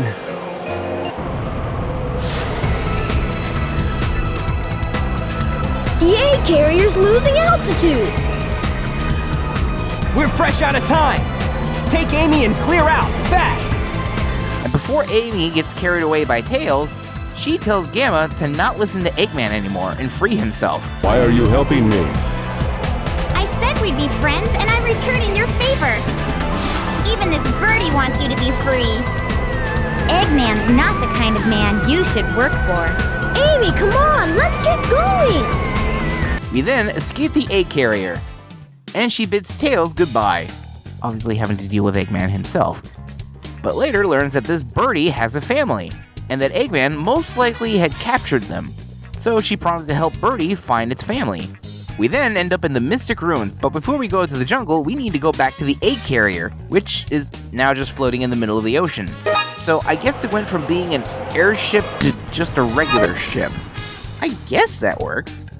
But the reason we're here is because we're going to get Amy's final upgrade. We need to best our current high score by either 3,000 points or more.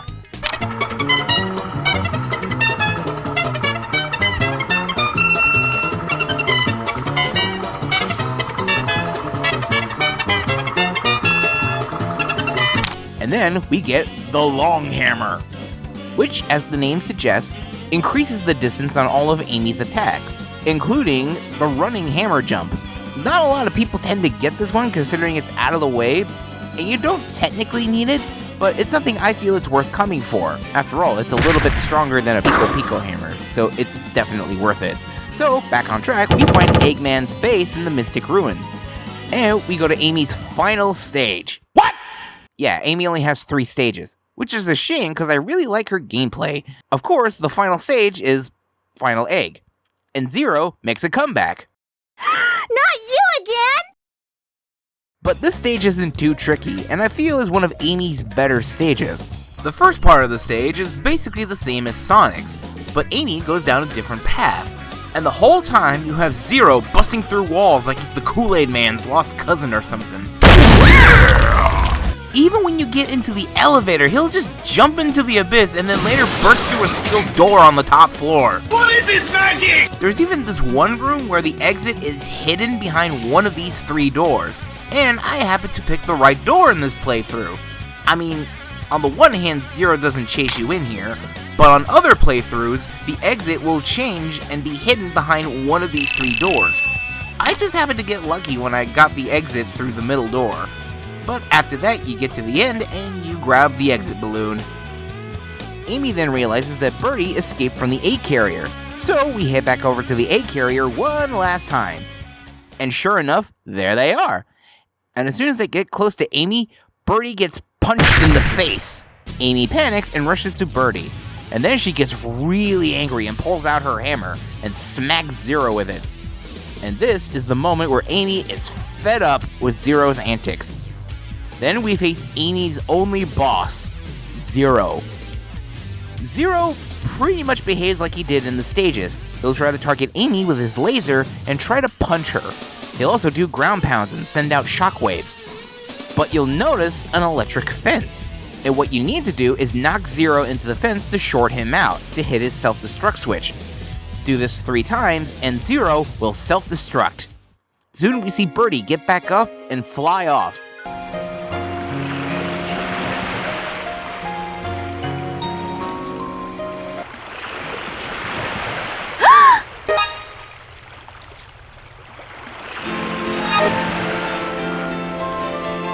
And after that little bit of a freakout, soon they say goodbye to Amy. Now you 3 can live in peace again!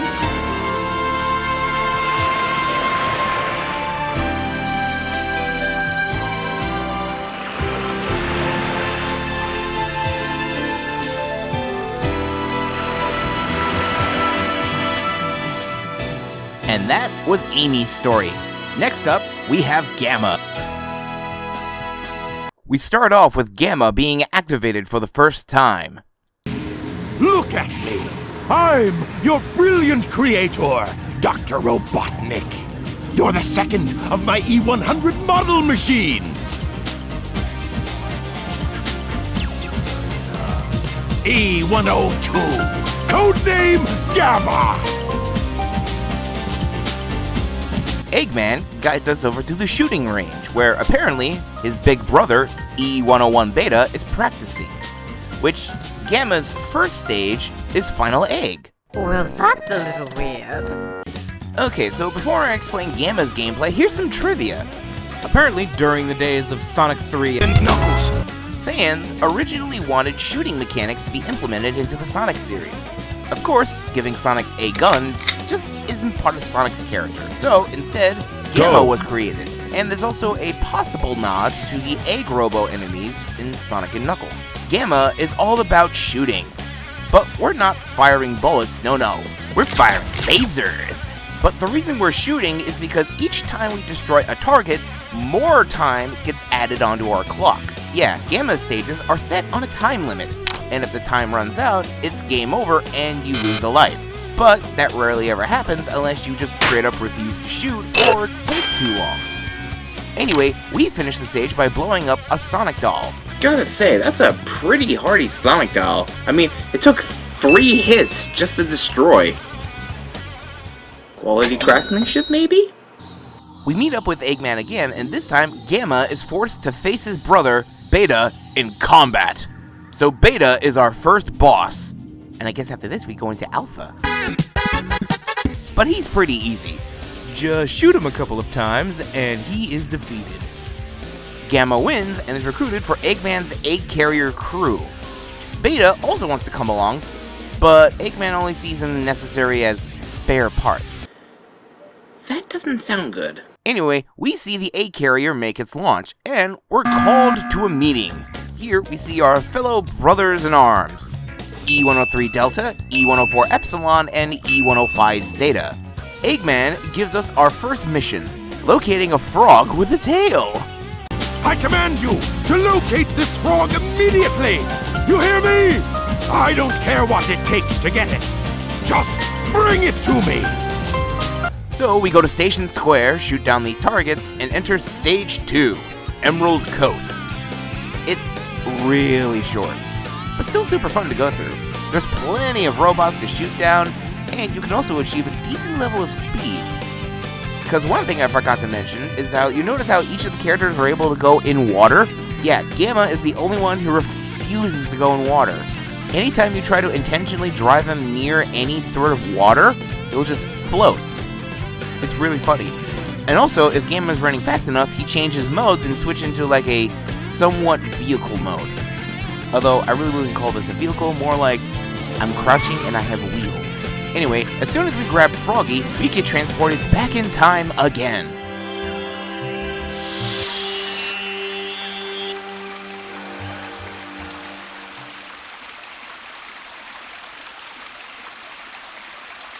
Must determine location.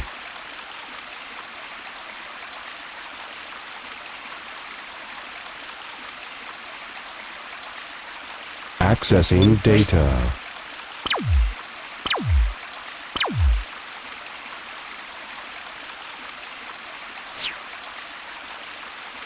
No data found. Location unknown. This presents a problem. I just love how deadpan he is. He's a robot, yes, but he has a certain level of sass, and I just love it. Anyway, we see a bunch of chows singing in a field, and Tikal stops us at first, but notices that we're not one of them, and talks about how these chow are protected by a guardian who watches over them, and how her father, Pachucamak, is trying to take their home. We then find ourselves back on the egg carrier, and listen to the E100 models arguing on who has the correct frog, even though we clearly have the correct frog. Once Eggman inspects us, he notices we have Froggy, and he just straight up banishes the others. Damn, dude, that's kinda cold. Gamma's next assignment is to interrogate a girl with a bird, and go through that door. Of course, somehow, Gamma screws up on which door he needs to enter through, so he goes through one door and sees something he probably shouldn't have.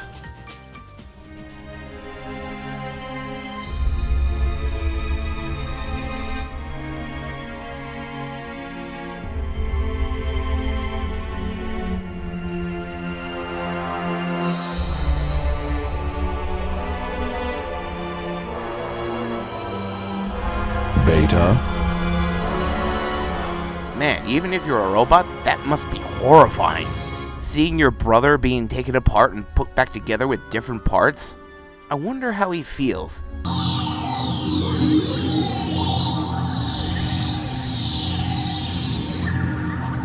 This is the wrong room. Oh, Gamma. Anyway, we go through that one scene of Gamma interrogating Amy.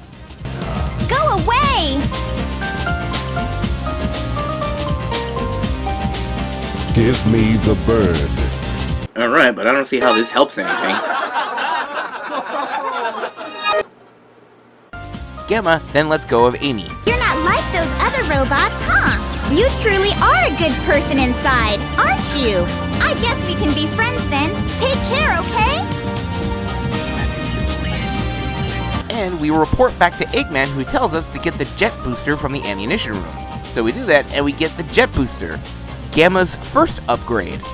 It allows him to hover for as long as the button is held.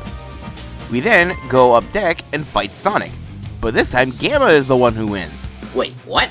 That's not how it goes. Although that is one thing I want to point out with the cutscenes. Whenever you fight a particular character, some things still happen the same, or sometimes they'll be slightly different, but they'll still follow along with the story. Like that one scene where Tails is the one who has to fight Knuckles, or what just recently happened with Gamma beating Sonic. I mean, I can somewhat understand, but it's still a little weird and kind of throws off the chronology a little bit. Getting back on track, he's then stopped by Amy, who begs him to stop, which he does. Afterwards, we go through the process of fleeing the egg carrier because it's starting to fall out of the sky. But before we go, Gamma then asks Amy a question. Why do you help me? I told you we'd be friends the next time we met. Even Birdie wants the best for you. You must ditch that awful Eggman. Amy, come on! After that, we see Tails whisk away Amy, and soon we see Gamma slowly descending and a bunch of images flash on screen.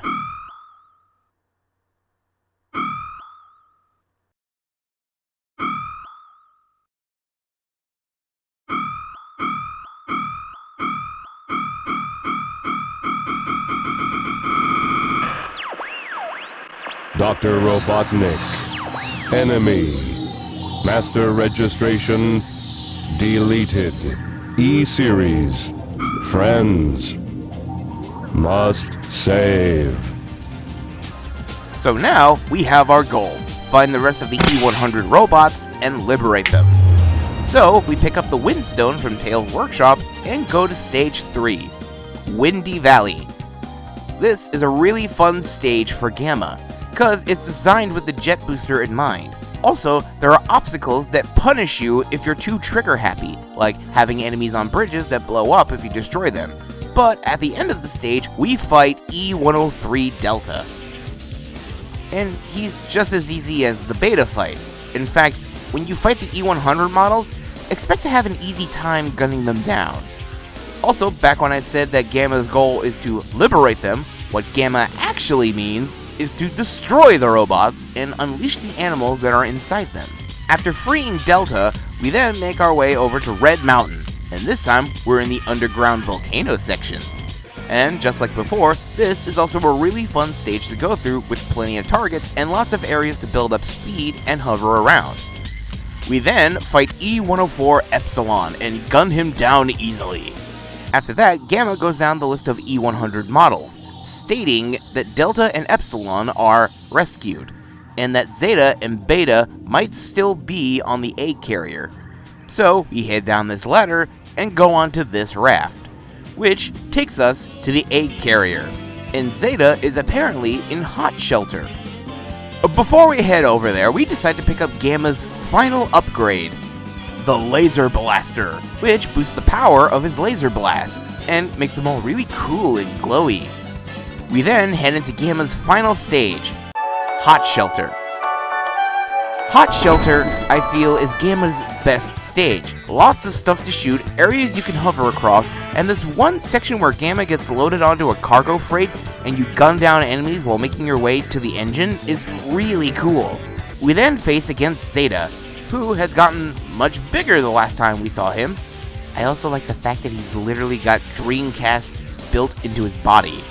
But he's even easier than the other robots. Just shoot down his missiles and hit him a couple of times and you have easily defeated Zeta. And after leaving, Gamma then lists off the remaining units. Units remaining.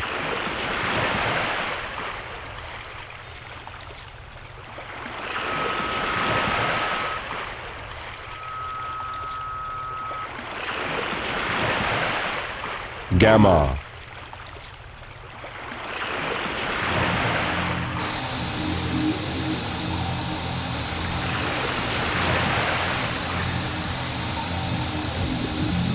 Beta.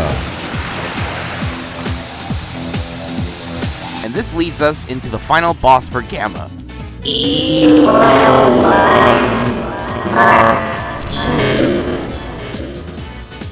This is by far one of the best bosses in Sonic Adventure.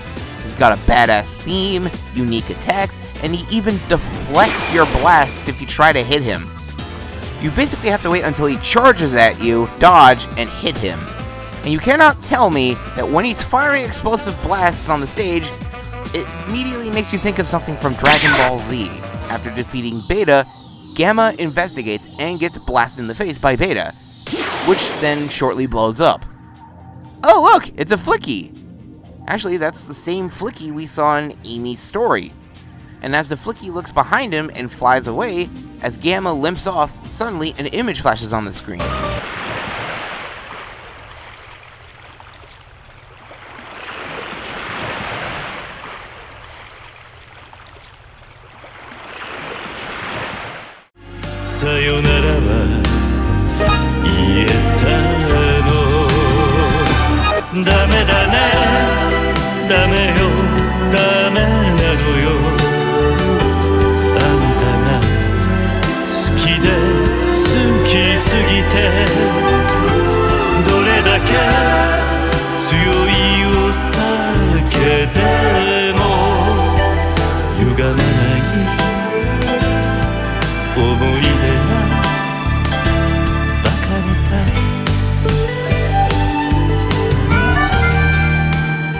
And thus, we have finished Gamma's story. And now, we look at the one, the only, Big the Cat. Okay. Alright, let's do this. In all seriousness, though, I actually like Big. Sure, he's not the best character and stylistically he's out of place, but he's just a big, lovable dork, and I can't fault him for that. Also, he's voiced by the same guy who did Duke Nukem. How can you say no to that? We open up with a night scene of the Mystic Ruins jungle. We see Froggy wake up and investigate. We then see Chaos in its puddle form, and it lunges for Froggy. When Big wakes up, Froggy now has a tail. He then swallows a Chaos Emerald and then hops away. Apparently, Froggy is Big's best friend, and knows something is wrong with him. He then follows Froggy to Station Square, where we go into this sewer to pick up a lore upgrade. There's a couple of different lore upgrades hidden throughout the adventure fields and even in some stages, but the one in the sewers I feel is the only one you ever need. And we then head into a different part of the sewers by lifting up this car. Yeah, Big is super strong. Dare I say, maybe even stronger than Knuckles. Oh no! Perish the thought! Anyway, we then head into the first stage, Twinkle Park, which the entire stage is just the pool section. Which is good because Big's whole gimmick is that his stages are fishing based. And in order to clear the stage, you need to catch Froggy. Just cast your line and try to catch Froggy, which is super easy for me because I know a little trick to catching anything from a fish to Froggy every single time. But I'll share that later. After catching Froggy, we then pick up the ice key, which this time is behind Twinkle Park. Weird. Anyway, we pick up the ice key and then we unlock Ice Cap. We also grab Big's next upgrade, the Life Belt, which allows Big to float in water. And if you need to dive, you just hold the jump button. We then head into the second stage, Ice Cap, where the entire stage is just the ice caverns, but you pick up this rock to break open the ice to fish in. And, just like before, I'm able to catch Froggy with no problem whatsoever. Big then heads back to the Mystic Ruins and see Tails holding Froggy. He charges forward, trips, and Tails loses his grip and Froggy hops away. Meaning, we have to go back to Station Square. Man, this is turning into a wild goose chase. Or frog chase in this context. I don't know! Now, before we go back to Station Square, we need to make a quick trip to Big's house in the jungle.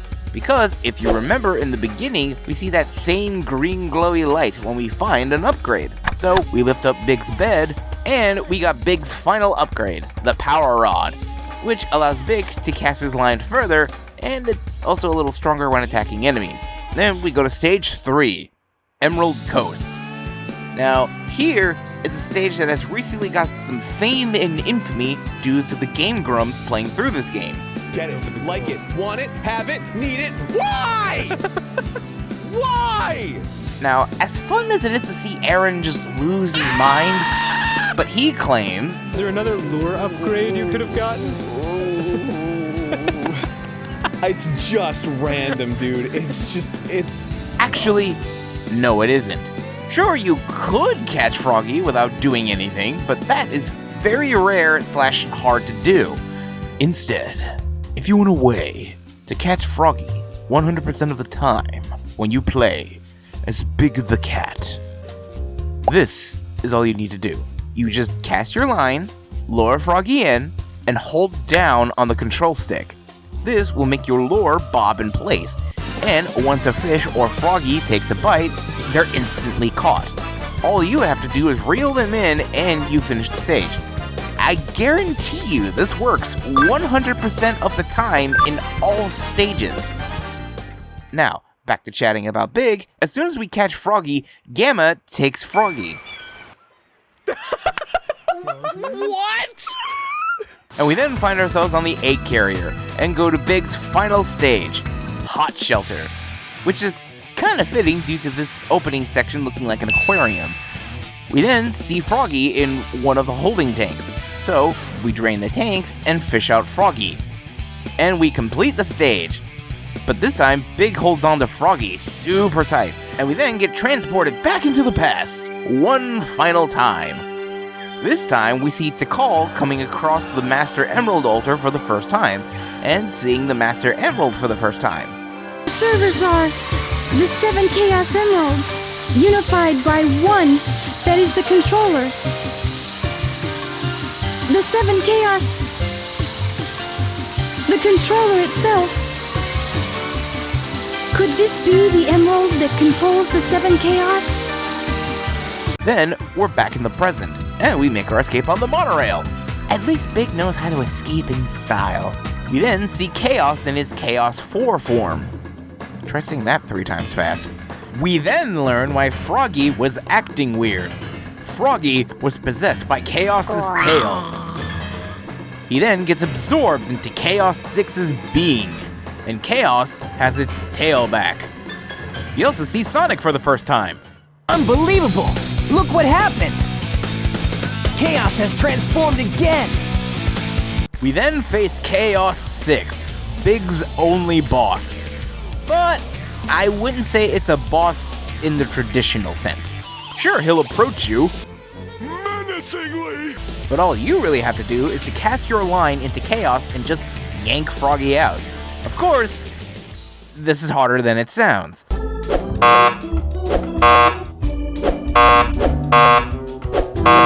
2 hours later. Aha! There we go. We got Froggy, and Big takes the Tornado too. But I don't know the first thing about it. Oh well, I'll give it a try anyway. We then cut to the jungle in Mystic Ruins, and I just love how silly this segment is. It's like something out of a Buddy B movie.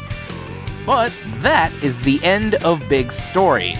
Alright, we have finished all 6 characters, but we only have one last story to go through, and that would be Super Sonic, which you can only unlock after you played as every other character. I feel this is a neat little surprise back then, playing all the stories to unlock a special story. It's really cool because you got to see all the different perspectives of the story going on, all leading up to one final story. So, when we start, we see Angel Island falling again? What? Okay, there's something going on here. But then we see Eggman in the jungle of the Mystic Ruin. He's then jumped by Chaos!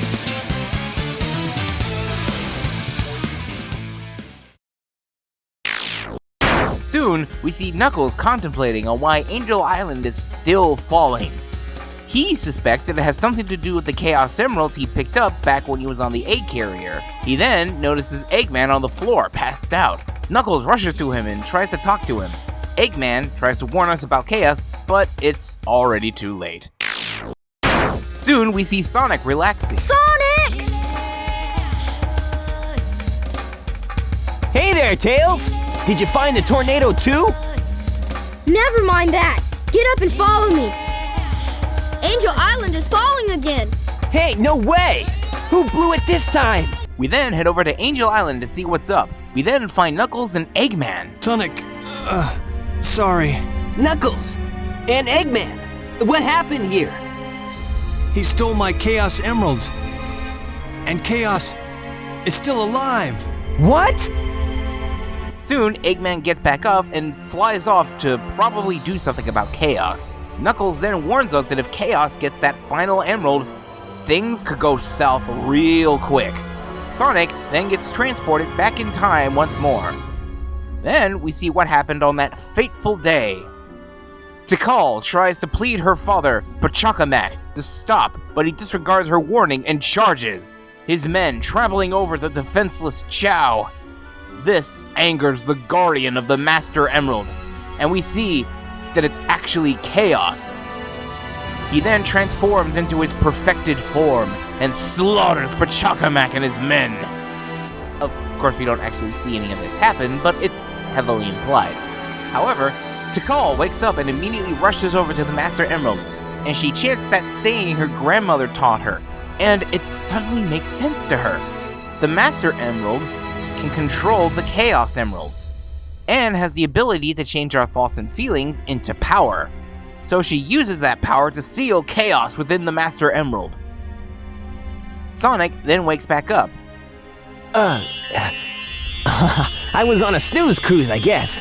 Then he and Tails look for the tornado too, which we know that it's in the jungle of the Mystic Ruins.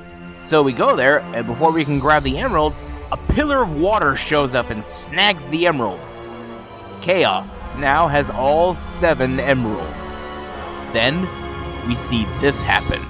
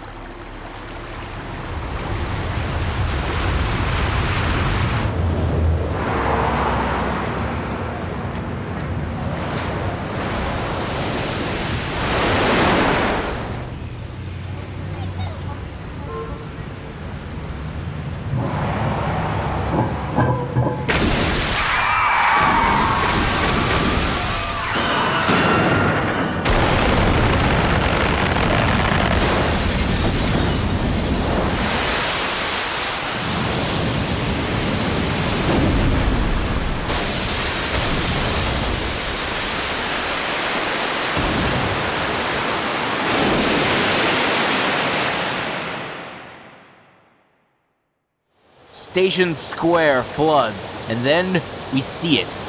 Chaos's final form.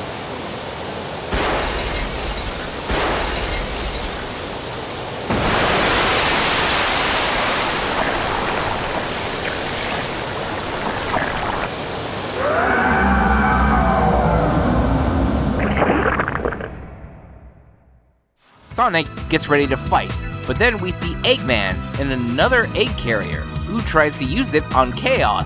Egg Carrier 2 was made because something like this could happen. You have defied your master, stupid beast. Now you must be destroyed at all costs.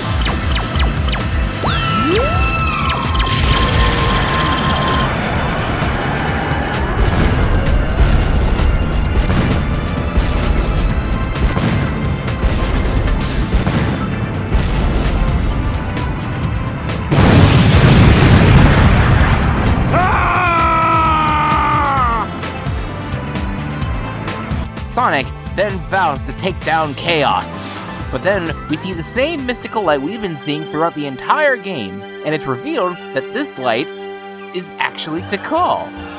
Now I realized this ever since I was a kid, and I'm sure most people can make the connections. But to those who didn't, you have to admit, this must have been a pretty cool plot twist. Tikal then explains that on that day, she had to seal Chaos and herself inside the Master Emerald to stop him from destroying the world. Because, ever since that day, Chaos has been in immense anger and sorrow. Soon, Chaos absorbs the energy from the Chaos Emeralds, and Tikal claims that he must be sealed in the Master Emerald immediately. But then Sonic brings up a very good point. How can that help? It won't change how he feels inside, will it? His heart will still remain in turmoil, and his anger just won't vanish. He'll just be trapped forever. Which, again, I have to admit, is a very good point. Anger cannot just disappear. It needs to go away on its own, or something needs to calm him down. We then see Big, Tails, Knuckles, and then Amy. They give the Chaos Emeralds to Sonic, and Tails states that Chaos only used the negative energy of the Emerald, and states that the Emerald's true power is in the positive energy.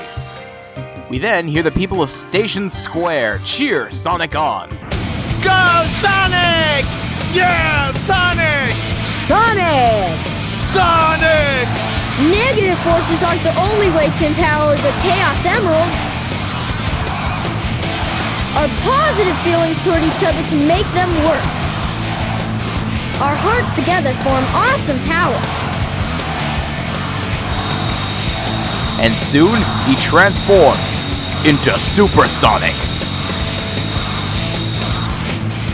We then fight the final boss.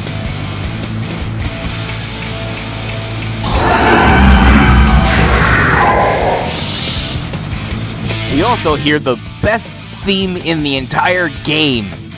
Open Your Heart. It's so badass, and it just pumps you up with so much energy. All we have to do to fight Perfect Chaos is by going as fast as we can to ram ourselves into Chaos and hit his brain. All the while collecting rings to maintain your super form and dodging Chaos's attacks, which, if they hit you, will slow you down. And if you're slow enough, he'll spit you back out. There's two phases to this. The first phase, you have Open Your Heart playing in the background and you hit him 3 times. And in the second phase, Perfect Chaos's theme will play. And in this stage, he's pulling out all the stops. Energy pellets, cyclones, and he'll even fire a massive beam at you. Just make sure you avoid his attacks.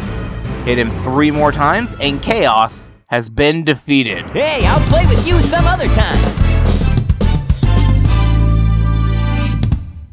We then see Chaos in its base Chaos Zero form, and then we see a bunch of Chow rushing over to Chaos. This time, Chaos has changed, but this time it's for the better. Yeah! Super Sonic must have neutralized it, so it's nice again. We then see Tikal appear once more, telling Chaos that in his absence, the Chow have survived and lived peacefully among humans. The fighting's over, harmony's restored, and life goes on.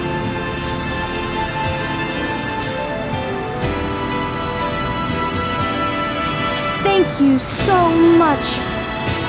Tikal thanks us, and we then see Tikal and Chaos ascend into the heavens and vanish.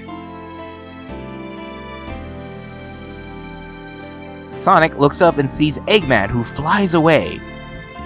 All's well that ends well, right? Sonic? Sonic has disappeared. We then see him jumping from building to building, probably pursuing Eggman once again, and signifying a new adventure is on the horizon. And then, credits. And that was Sonic Adventure. It's a game that I still love, even to this day, but I'm not the only one who thinks that. A friend of mine, who goes by the name of Maxie, also loves Sonic Adventure. And since this video is already as long as it is, here's a few short words from him. Maxie, what do you have to say?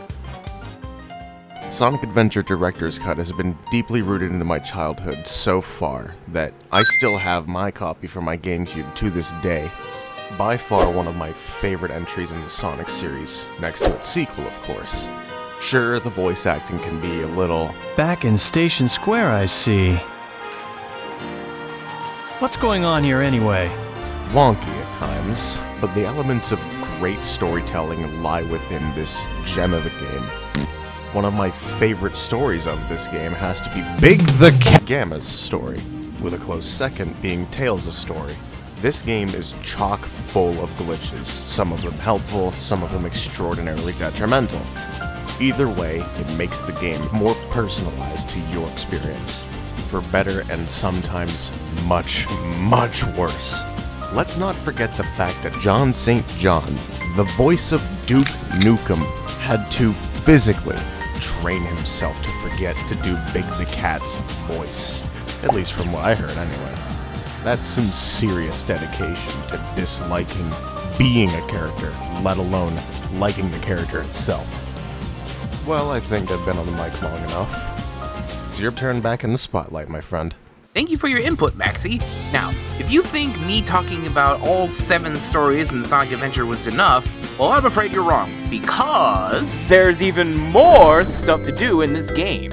Like searching for all the emblems, completing all the stages C, B, and A missions, playing all the sub-games, and even the Chow Garden. How can I not talk about the Chow Garden? In this game, there are 3 Chow Gardens. One in Station Square, one in the Mystic Ruins, and even on the Egg Carrier. I guess even an evil genius like Dr. Eggman has a weak spot for these adorable little creatures. You can raise your Chow by giving them animals, fruits, and toys. You can also raise them to compete in Chow races. Now, I don't have enough time to showcase this, because if I did, this video would go on way longer than it needs to, but I will say this, the Chow Gardens are a nice change of pace from the speed and action you usually get from the stages. And they're even better in the sequel, Sonic Adventure 2, and its GameCube port, Sonic Adventure 2 Battle. However, that is not the coolest thing, because in the DX version of Sonic Adventure, if you get all 130 emblems, you can unlock Metal Sonic in the mission mode. He's basically just a reskin of Sonic, and they use his model from Sonic Adventure 2 Battle instead of the Metal Sonic model that's already in this game. I'm sure there's a mod out there somewhere that can swap out the models, but it's still a pretty cool inclusion. However, I still think that Sonic Adventure is still a good game despite the many flaws it has.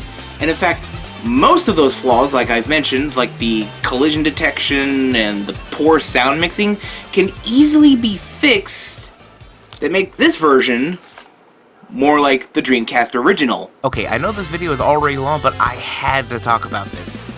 So, if you're not familiar with the Sonic community's knack for making mods, hacking Sonic games to add, change, or remove certain bits of content in Sonic games, or make new games out of them, then you should take a look at PKR's SA1 mod installer, which not only fixes all the issues I talked about in this video, like the collision detection or the poor sound mixing, not only that, the lighting and the textures get replaced with the Dreamcast Original's textures and uses the Lantern engine, which behaves exactly like the lighting engine on the Dreamcast. And it brings so much life into these levels, and for the longest time when I was a kid, I never realized that this weird thing on the floor of the sewer section of Casinopolis was supposed to be light coming from the vent above.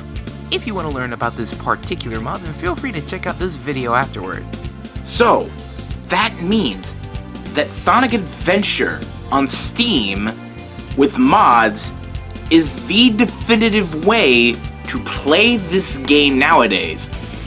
However, I feel like with the popularity of this particular game, I feel it's about time that Sonic Adventure got a remake.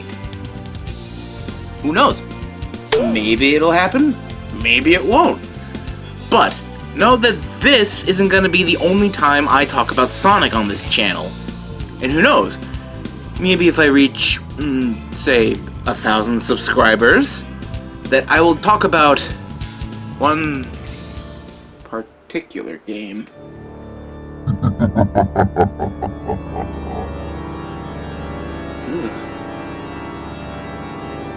Maybe.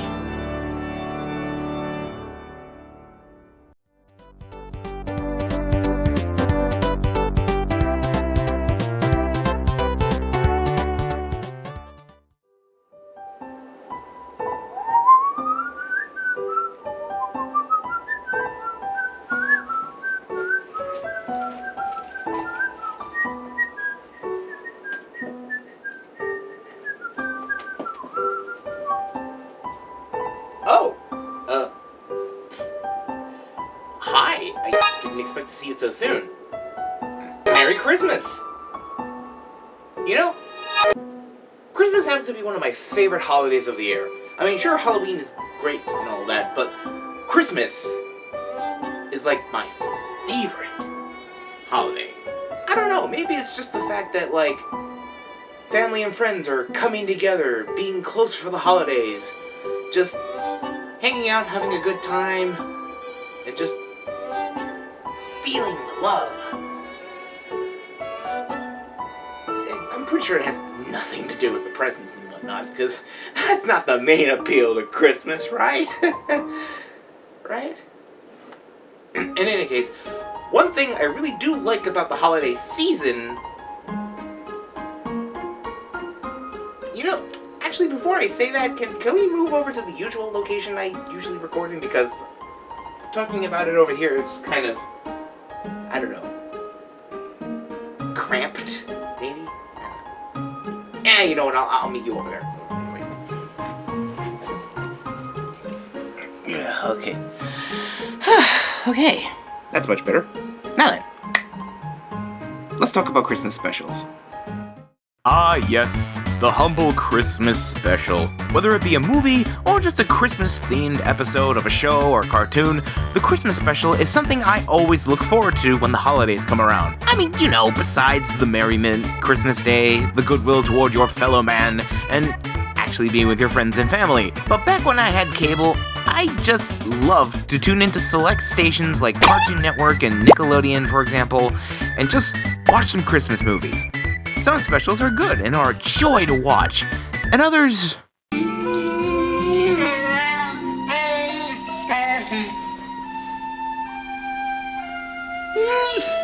are just plain awful. However, this year, regardless of whether if it's good or bad, we're going to be taking a look at one of these specials. The Christmas special we're going to be taking a look at is a childhood favorite of mine. Today, we are going to be taking a look at Olive, the other reindeer.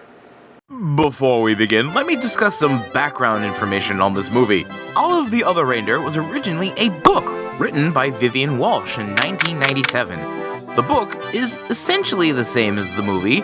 I mean, since the movie's based on the book anyway. Due to the success of the book, there was a computer-animated movie made to be a Christmas television special. And this movie was directed by Oscar Moore. And the cast is pretty good, in all honesty. I mean, we got Drew Barrymore as Olive, so not complaining there. Also, we got actors like Joe Pantoliano, Dan Castellaneta, and Edward Asner in the movie, and overall the cast is pretty diverse. Anyway, after airing on television on Fox during December 17th, 1999, the film was a resounding success.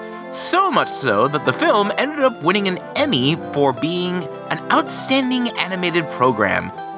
Soon, it became a regular Christmas special airing every December and also coming to a variety of formats for viewing later. DVD, Blu-ray, Netflix, but we're not going to be looking at any of these, no. We're going to be taking a look at this on VHS. Okay, so you're probably asking yourself, if it's available on all these other different platforms, why on earth are we watching it on VHS? Well, I kind of figured it'd be a nice little trip down memory lane, giving you a good old sense of nostalgia of the days when this was like the most popular format. Also, this is the only other version of all of the other reindeer that I currently have access to. Make do with what you got, I guess. Anyway, let's pop on over to the VCR. Whee! Just gonna take it over to my bed. I'm just gonna pop it over. Yeah, look at that. There we go. Okay, we're just gonna... yes. Magnavox.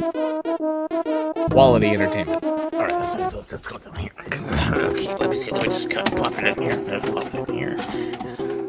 Just gotta push play. Push play. Oh, wait. Okay, there we go. Okay, good. Let's watch the movie. The movie starts with a cute little song of Olive singing about all the other holidays, and then singing about her favorite out of them all being Christmas. #relatable. So we see Olive talking to some mice trying to get a Christmas tree into their tiny car. It's adorable, but Olive comes up with an idea of giving them an air freshener instead of a tree. That right there is comedy. She soon starts singing again, and we get a good look at a grumpy-looking mailman. Don't worry, we'll get back to him. But for now, we meet another character we'll be seeing in the movie, a penguin by the name of Martini. Apparently, he's selling counterfeit watches. I didn't know Rolex had 3 X's. It doesn't. Obviously, before Martini has a chance, an officer is highly suspicious of him. Are you selling counterfeit watches again? I warned you. First of all, they're real Rolexes. Second, I was giving them as a Christmas gift to my dear old friend Olive. Right, Olive? That's right. Thanks, Martini. I'm watching you, Penguin. Don't forget it. After which, Olive does actually get a watch, but for $9. We soon head back to what we can assume to be Olive's owner's home. And her owner is named Tim. Tim is asking if Olive has done her dog chores. Did you bury any bones today? No, Tim. Chase any cars or cats? Afraid not. Did you even make a token attempt to tear up any flower beds? Uh-uh.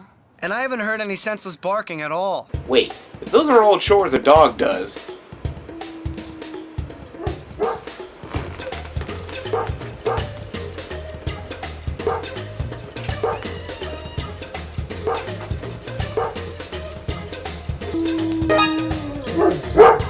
Hey. You work too hard. Take a break. Apparently, Olive isn't your typical dog. She's not really about barking senselessly, chasing cars, or tearing up flower beds. She just wants to be his friend. But Tim brushes this off. Get with the program, Olive, and start acting like a dog. I'm sorry, Tim. Let's not fight at Christmas. There's no Christmas this year. Odd. We then cut to Olive having difficulty wrapping presents while she talks with her pet flea, Fido. That's funny. We then cut to them flipping through different radio stations. Dogs, do you smell your best when you're wet?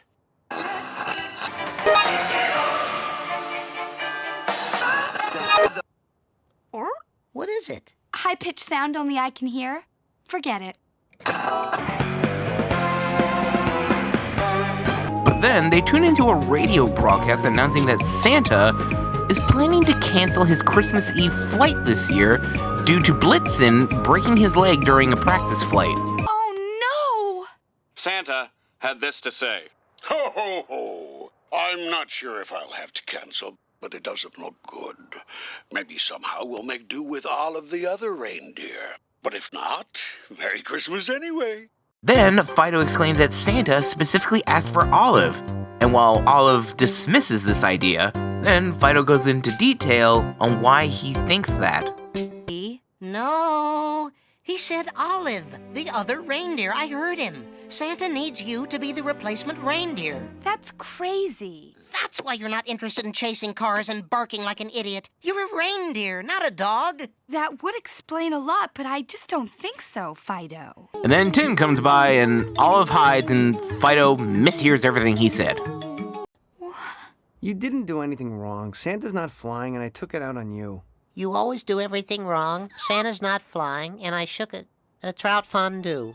We can still have Christmas. Come on in the house. I'm lighting the Yule log, and there's a space for you. You can't kill my Christmas. Get out of this house. I'm getting a new dog, and I'm replacing you. So that is how Olive's journey starts, with a bad game of telephone.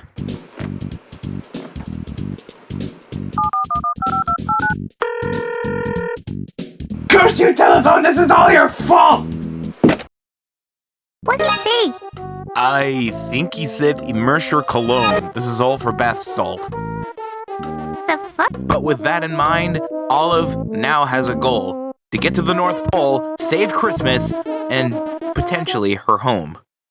So she leaves, and Fido is left with the presents. Good luck with that. But in the meantime, we see Olive accidentally bump into that mailman from earlier. Also, he's just called the postman, so get used to that. Apparently, he's happy Christmas is getting canceled. Olive asks him what's the matter with Christmas. The matter? The matter?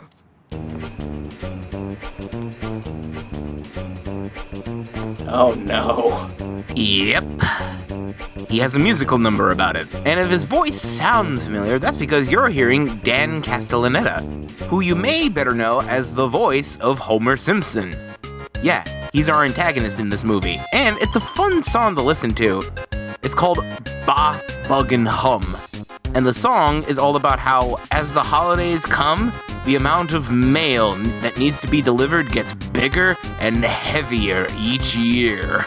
Olive vows to save Christmas, and the postman's goal is to put a stop to Olive's plan to save Christmas. Stay away from the North Pole, or I'll hand cancel you! We later find her at the bus stop getting a ticket for the North Pole, and Martini tags along. But then, the postman catches her and claims that she committed mail fraud. Mail fraud, Olive? Cool. Well, see you around. As she's being whisked away, Olive calls out for Martini's help. I'll root for you on Court TV. Help me, Martini! I helped you! He groans and tosses some pins at the postman, which somehow get under him and trip him. Who knew pens could be such a good self-defense mechanism? I mean, I have a pen, but I have to be careful with it. I mean, I could seriously injure someone with this. We then see Olive and Martini escape. Grab my tail! Quit wagging it!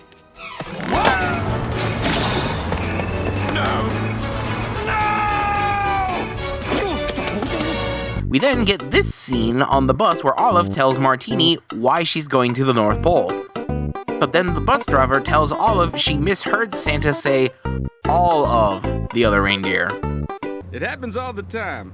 I used to think the Pledge of Allegiance was about me, Richard Stans. It's not? Martini's going to the North Pole to cool off because he's a penguin. Guess you could say he wants to be on the rocks? Yeah, why do I even bother?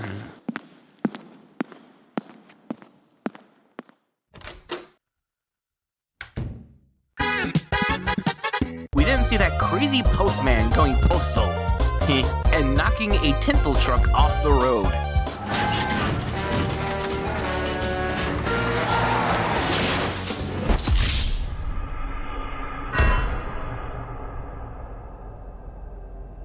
Martini then deals with him by throwing a paper airplane at him and it landing in his ear and throwing him off the road. Soon, we come back to Olive's home. Tim is looking worried and sad, not knowing where Olive is, and Fido is managing the presents on his own. Keep trying, buddy. I wonder how she's doing. We then stop at Arctic Junction, where the gang gets a chance to eat. The postman shows up looking miffed, but then he gets an idea. To disguise himself as a waitress. Before we go on, I just want to talk about the visuals of this movie. It's computer animated, however, it uses its visuals from the original book, which is a good choice. And I like how all the characters are flat, making me think of Parappa the Rapper. Kind of neat, but some of the people look a tad off. But nothing too jarring. Still, at the time, this special was groundbreaking. Also, still holds up after all these years. I mean, I applaud the movie's decision to stick with the book's art style, because that way, it's timeless. Anyway, getting back on track, the gang orders some food, and after they order their food, a radio broadcast comes on. Here's the latest from the North Pole. Santa Claus has scheduled a press conference for 11 o'clock tonight. He is expected to cancel his flight for the first time ever. Hey, everybody! Don't despair! I'm Olive, and I'm going to the North Pole to help Santa. I'm the other reindeer. What's the matter? Haven't you people ever seen a small dog-like reindeer before? Olive! Olive! Olive! Olive! Olive! Okay. Then, Olive gets tricked into going into the back of the diner to give Santa a flying test. But the postman reveals himself, catches Olive, and throws her into the back of his truck. He drives off, and while Olive is trying to figure out a way to get out of the truck, she spots a hate letter. I hate you, and I hope you never come again. Stay home. Love, Bobby. Definitely odd. But then she spots a package for her from Deus Ex Machina. I didn't think Adam Jensen was a dog person. Jokes aside, she gets a file which allows her to escape the mail truck, and she runs all the way back to Arctic Junction. Unfortunately, though, she missed the bus. But Martini is still there. I just called the Postal Service to complain about that postman. Guess what? I got their voicemail. How can we get to the North Pole now? Richard then tells Olive to look in the bar. They do, and then they come across some unsavory-looking characters. You don't look like no reindeer to me, Mutt. There's something about his voice. I can't put my finger on it. Soon they start picking on Olive and Martini, tossing them around, and eventually Olive just snaps. It's mine! A barking reindeer. Isn't that just... Stow it, Tundra Breath. Maybe I'm just a little runt with no antlers, but it looks like I'm the only one who's trying to save Christmas. You could at least wish me luck. There are actually people out there who want to cancel Christmas. Are you on their side? Throwing someone off a roof. Is that how you want to remember Christmas? You must have asked Santa for something. Do you think you deserve what you've asked for? It's a two-way street. Santa doesn't just give you stuff because you ask. You have to deserve it. I'm trying to deserve the good things I have, and the good things I hope I will have in the future. If you want me to fail, then I guess it's too late to save Christmas. It's already gone. Just as they leave, the big guy tells Olive what he wants for Christmas, and soon the reindeer apologizes. Still, I feel like I know it. When you're this far north, with no Wait a second. Is that Michael Stipe? Turns out it is.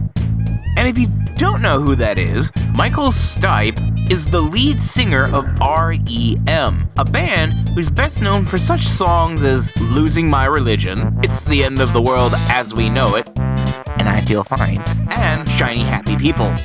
Hearing him sing this song, which is called We're Not So Bad, is a joy to listen to. It's got a nice little Christmas flair, but also sounds very jaunty. Unfortunately, it's short-lived, but it's nice to listen to, which I can understand considering this was made to be a TV Christmas special. But still, I feel like it could be a verse longer. Anyway, the reindeer, whose name is Schnitzel, is actually Blitzen's cousin. Flightless, unfortunately. It happens. We're ready to go. Thanks, Schnitzel. Olive and Martini hitch a ride in Round John Virgin's truck. Oh, you mean like in Silent Night? I don't know what you're talking about. Okay, I get it.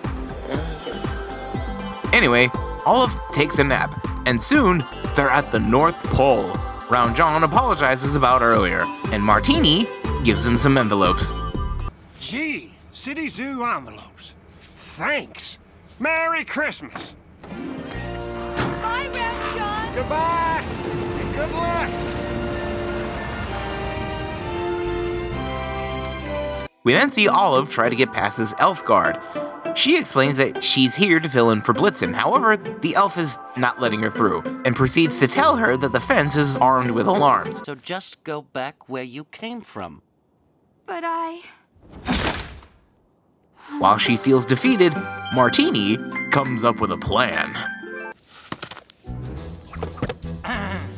Oh. Huh? Oh. Ah. Eh? Huh? Authorized repair center.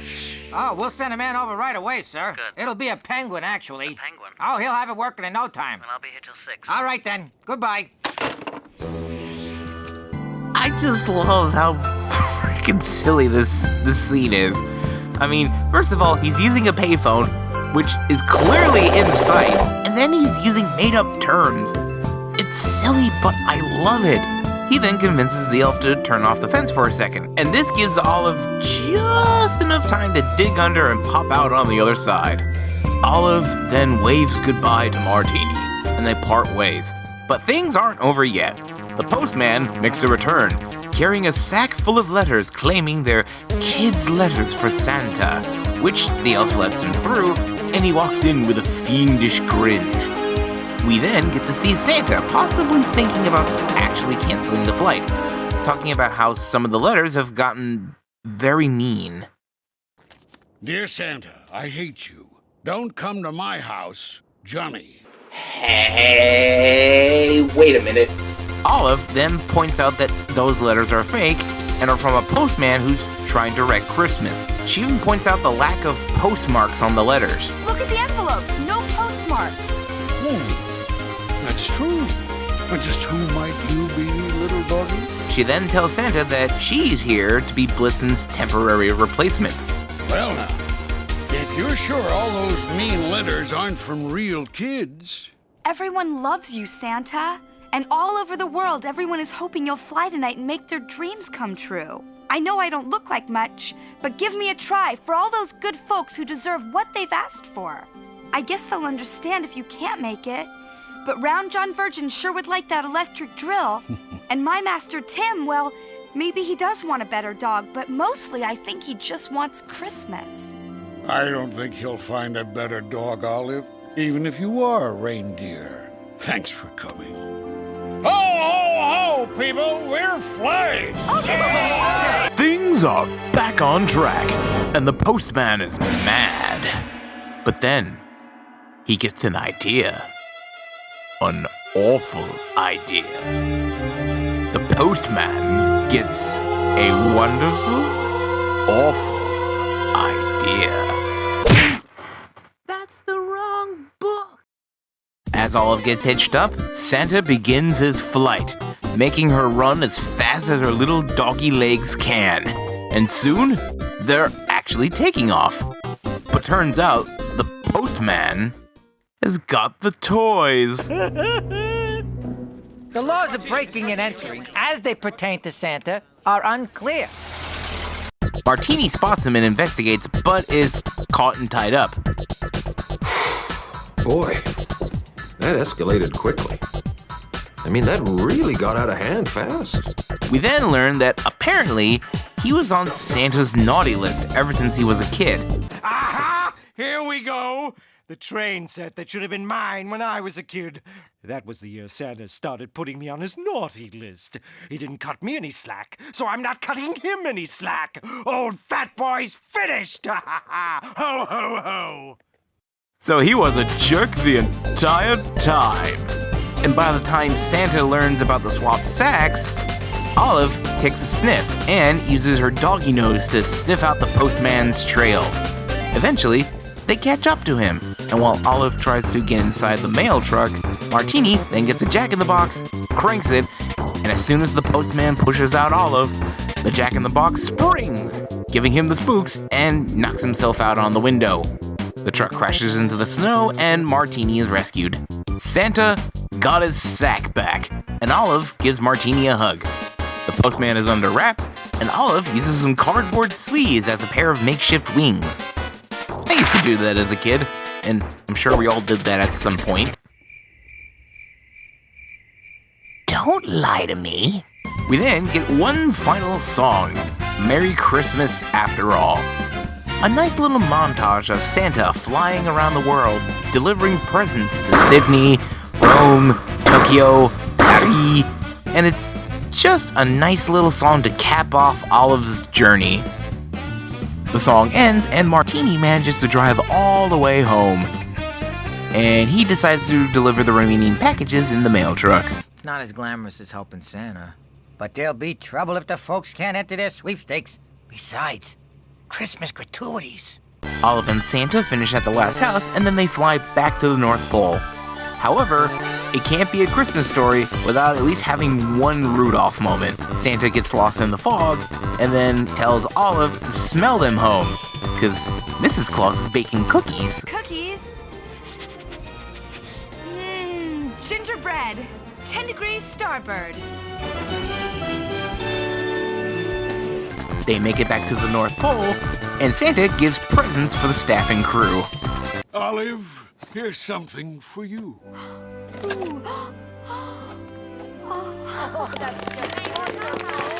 Thank you. And Olive gives one final speech, thanking Santa and the rest of the gang, letting her help save Christmas, and that she would like to go home now. Comet finishes his cappuccino and gives Olive a ride home. Martini then shows up at the local zoo and dumps the postman in the penguin exhibit. Tim reads the newspaper and sees Olive. He rushes over to her and gives her a great big hug and gives her the pets, for she is a good girl. Yes, she is. Then, the movie caps off with the same song from the beginning of the movie, showing what everyone got for Christmas.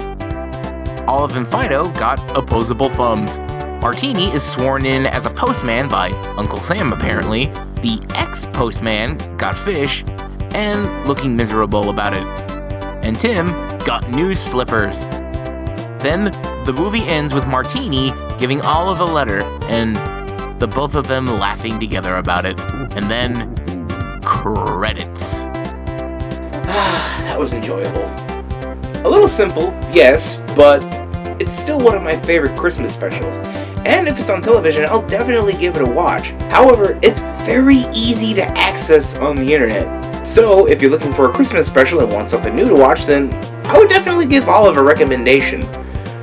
I'll probably be taking a break for the rest of Christmas, but until next time, I hope you all have a Merry Christmas and a Happy New Year.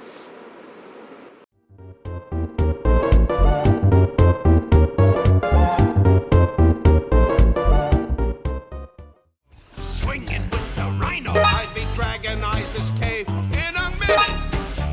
Cornwall, they would sing, 'cause I would be the Dragon King. I would love this world without you in it. If I didn't have you, if you didn't have me, if I didn't have you. Sorry about that. I didn't see you come in. You know, there's nothing quite like having quality food and drink. Just the right amount, and you feel like you're in paradise. Provided paradise has pizza and Mountain Dew. But then it got me thinking. What about my favorite game characters? What do they like to eat or drink? And so, that is what this list is for. But before I lay down some ground rules, why am I doing this list anyway? Well, since I missed Halloween, I figured I could do this list before Thanksgiving. However, as you are about to see, this video did not come out on Thanksgiving, so yeah. Besides, you get candy during Halloween, and candy is a type of food, and Thanksgiving is all about food. Bam, brought full circle. Now, the rules. Number 1, if it's food or drink related, it's on the list. Number 2, eating said item must give the character something in return, and it has to be obtainable in said game. So, I'm afraid chili dogs aren't gonna be on this list. What? And number 3, don't watch this on an empty stomach. Hence, why I ate before the episode began. Let's go! Top 10 snacks in video games!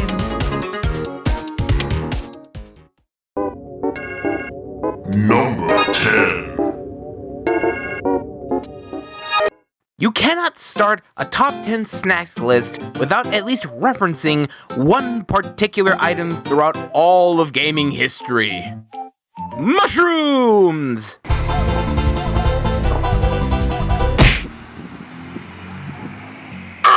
Well, more specifically, the Super Mushroom and the 1-Up Mushroom from the Super Mario series. I mean, Mario constantly eats these particular mushrooms in every game. For those who surprisingly don't know, because seriously, how can you not know? The Super Mushroom can make Mario bigger, allowing him to take an extra hit. But in other games, like Mario Kart for example, they act as a boost. And in the Mario RPGs, like Paper Mario for example, they can restore health.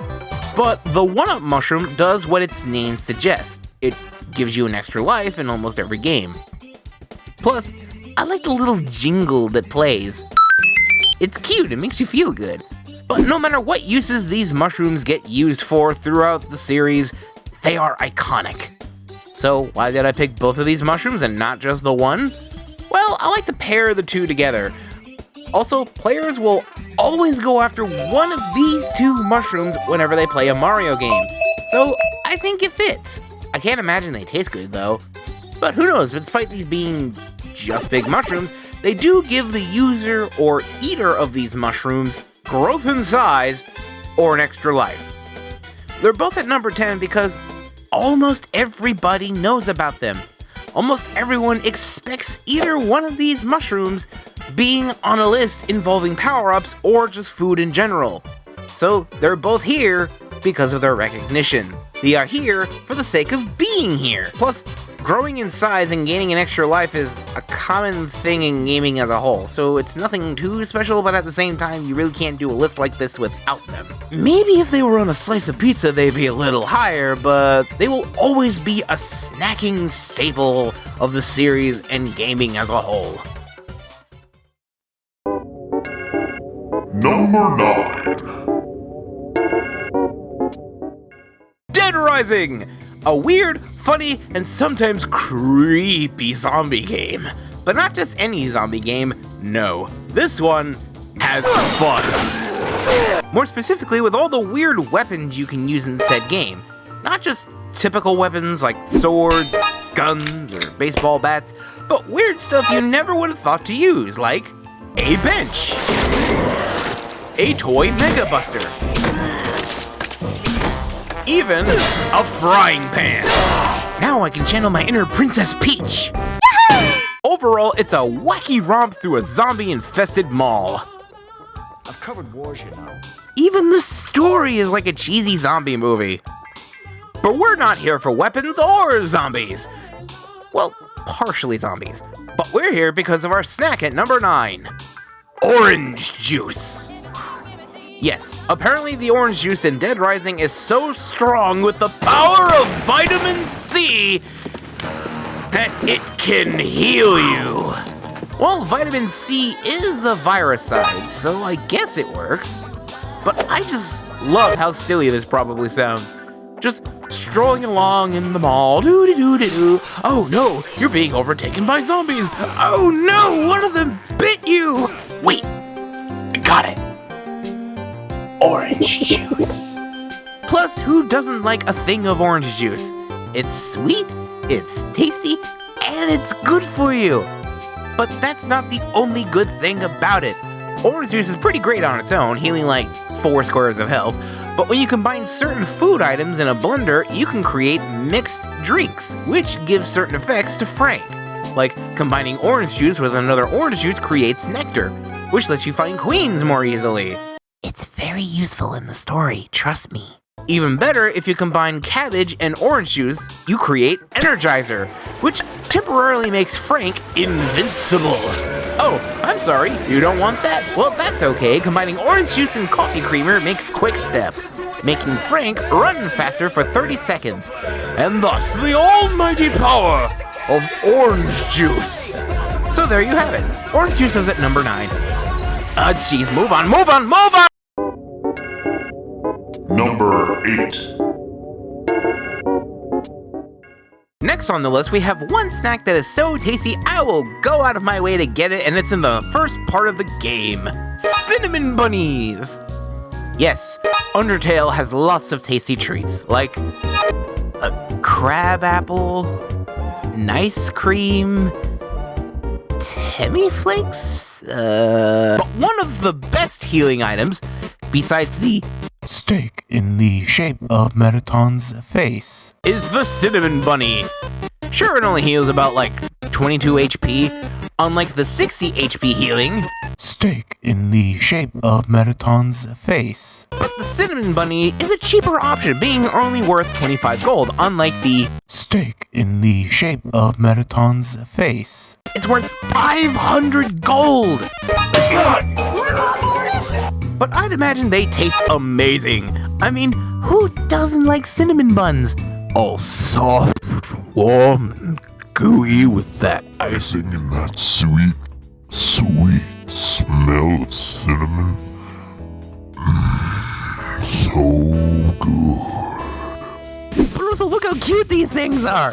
It's a cinnamon bun that looks like a bunny! That's adorable! Adorably delicious! Not only are they very tasty, these are really useful in battle, especially in boss battles. The only downside is that they're only available in one part of the game, Snowden. Luckily, thanks to the help of the river person, they can take us to Snowdin anytime we want. Provided you're either in Waterfall or in Hotland. Doesn't work in the core or New Home. Anyway, due to how tasty these things are, I will backtrack all the way to Snowdin just to buy myself some cinnamon bunnies. They're worth it, and I don't care if it takes a long time to get to Snowdin. Having something that restores a lot of health is worth it, especially if you do a pacifist run. These things heal like all of your health. What about the Nuh-uh, not gonna happen. Not gonna talk about it. Moving on. Number 7. Mega Man, a series that almost everybody loves, especially with the classic Mega Man series. These NES platformers, along with one on the SNES and one on the PlayStation, are a treasure and provide the right amount of challenge. Fighting the Robot Masters, going through the stages, listening to that music.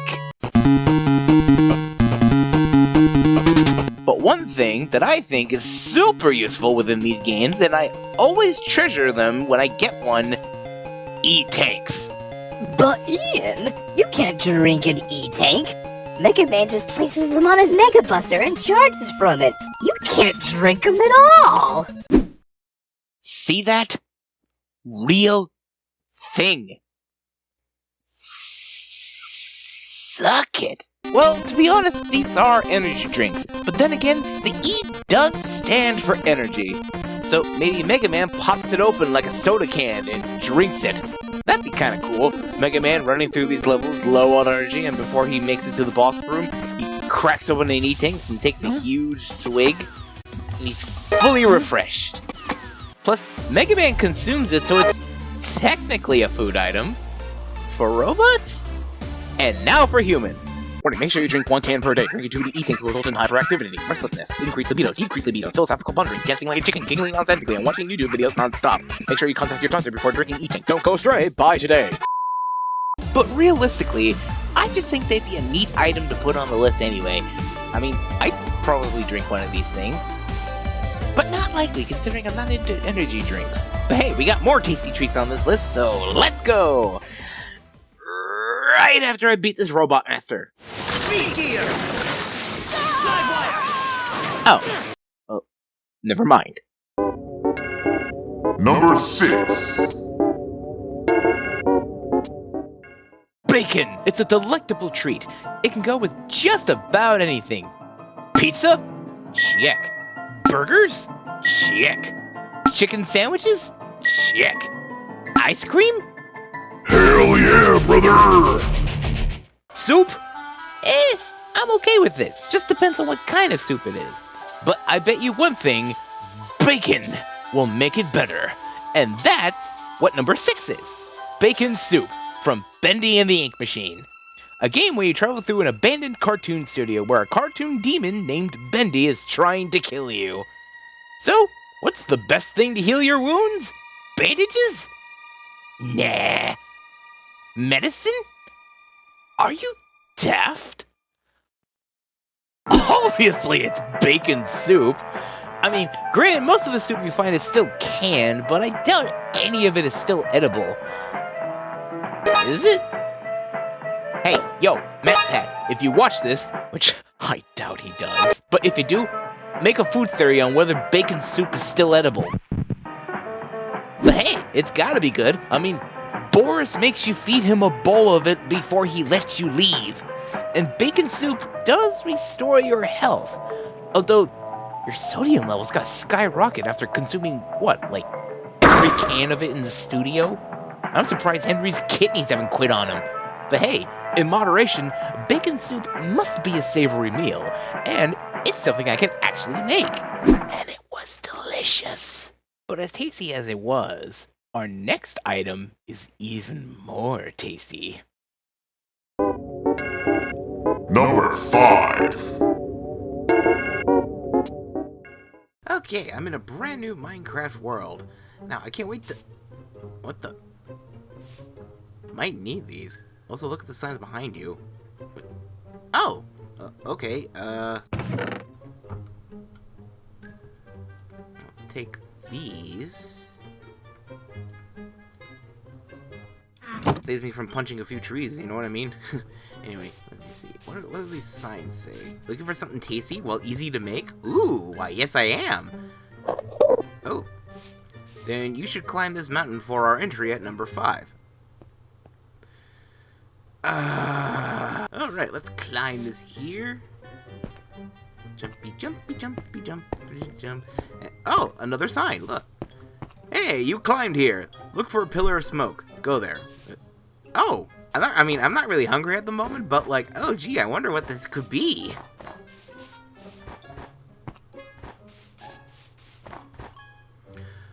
Over in this house, you'll find food number 5. Can you guess?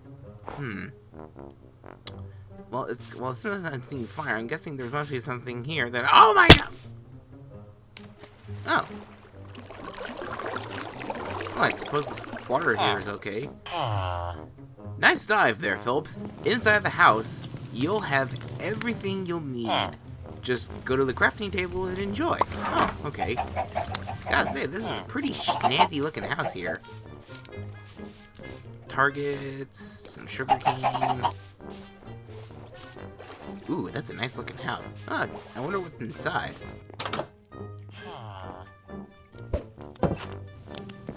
Hello, sir, don't mind me. Your ingredients, good sir. Oh, ingredients. Let's see. Pumpkin, sugar, and I guess I'll take the eggs out of here.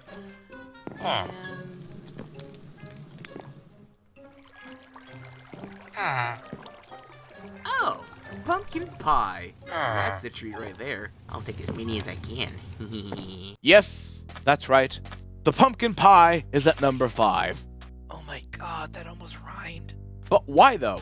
It could have been any of the other food items in Minecraft. The rabbit stew, the watermelon, the cake, the cooked chicken.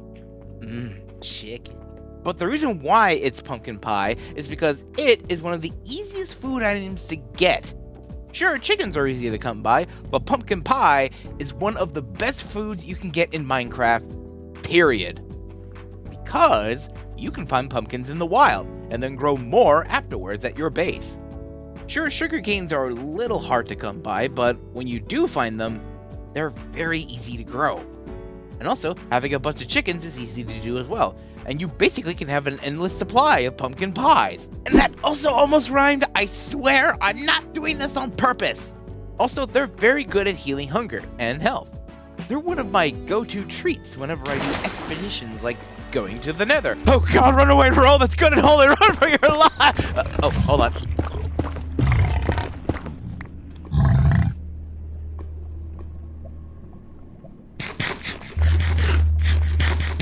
So, you come around here often? But seriously, if you plan on doing some exploring, make yourself a bunch of pumpkin pies and go to town. I mean, not an actual town, but you get what I mean. Number 4. The Legend of Zelda. One of Nintendo's flagship titles. Well, sure, Mario is on this list, but my boy, Link, has got a tasty treat up here. Now, sure, I could have picked something from Breath of the Wild, but I'm still kind of playing through it.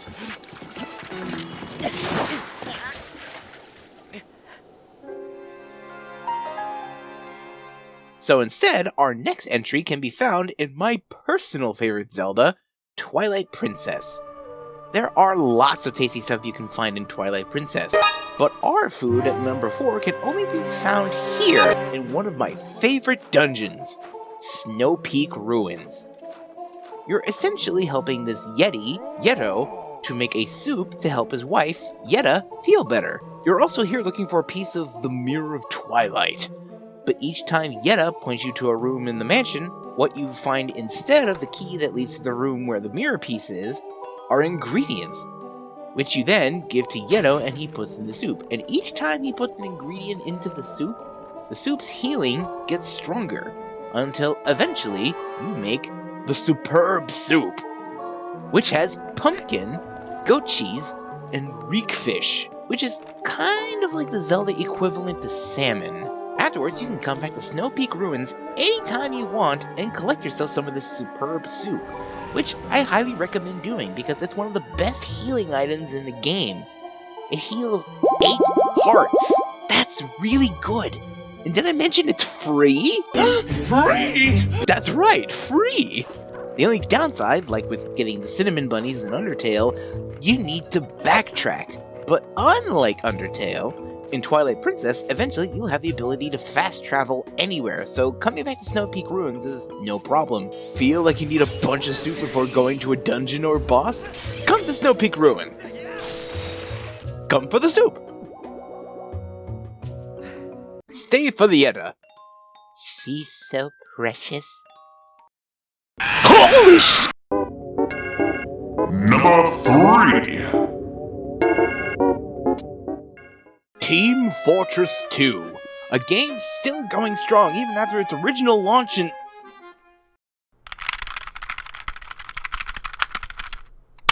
2007? I was playing Metroid Prime 3 Corruption when it came out. I'm getting old. Getting back to the point, Team Fortress 2, or TF2 as it's abbreviated, is still a fun game after all these years, and not to mention, it's free. But our next item is something you can either unlock or purchase. The Sandwich!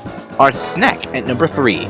Now, as I'm currently writing/reading this script, I noticed a running theme with some of these items on the list, and that theme is that most of them heal you specifically in some way.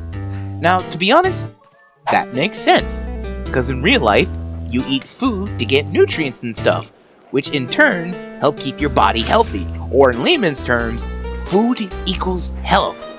So of course a bunch of the food items are gonna restore some form of health. But the sandwich is special, because when you unlock it or buy it for only 99 cents, it takes the heavy secondary slot. So while it does remove the potential of having a shotgun on hand, the sandwich does something special. For the heavy, it can restore 300 units of health, or in simpler terms, your entire health. But it's not just for the heavy. It can also heal your teammates, if you throw it on the ground with right-click. Yeah, thanks. And prevent them from an undesirable death of a shotgun to the face. I've made a huge mistake. Like so. Thanks, Pally. But on the downside, it can also heal your enemies. However, the moment you use it, it's got a really slow cooldown before you can take another bite of this delectable sandwich. But you can easily circumvent that by picking up a health pack to instantly restore your sandwich. Also, there's nothing quite like eating a sandwich over the dead bodies of your enemies. Dominating! That was delicious! This just goes to show, never get between a heavy and his sandwich. Hey, calm down here. You listening? Just. Oh God! Oh my God! Oh my God! Oh my God! My blood! He punched out all my blood! You call that breaking my spine? You red team ladies wouldn't know how to break a spine. My spine!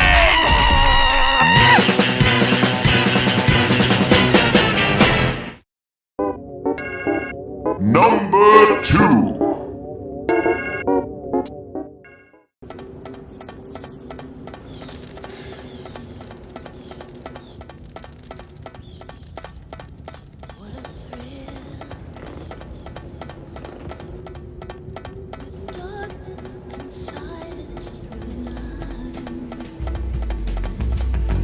What a thrill. I'm searching and I'll melt into you. What a fear in my heart, but you're so supreme. One of my favorite games in the Metal Gear Solid series. I'll probably talk about one of these games eventually, but for now, let's go to Metal Gear Solid 3, Snake Eater. And, just as the name suggests, you can actually hunt a variety of animals to restore your health and stamina. The arowana, the markhor, and the reticulated python are some of the more tastier animals in the game. But fear not, because you can actually find normal food items. Instant noodles.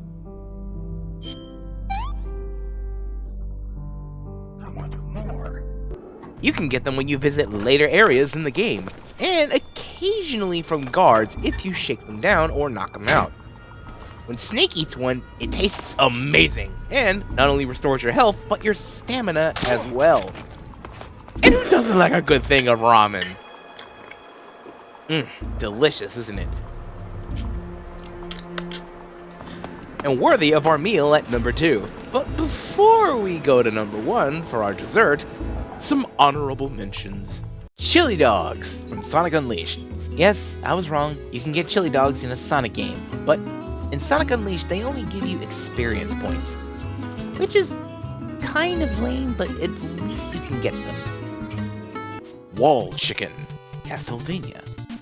Okay, first of all, I know it's called meat in the Castlevania series, but you look at that and tell me that doesn't look like a drumstick. Also, if we were to call it meat, which one? Do you know how many meats there are in Castlevania? Slurp Juice, Fortnite. Because even though I don't play it that much, I do enjoy playing it. But I can't put it officially on this list because it got vaulted. So, press F to pay respect. Super Spicy Curry, Super Smash Bros. Series. While you can eat it, it doesn't restore your health, but it does unleash a torrent of fire from your mouth. Which is great if you want your opponent to stay still while you charge your smash attack for a bit. But it's not on this list because, while it is iconic to Super Smash Bros., it actually hails from the same series as our entry at number 1, which is...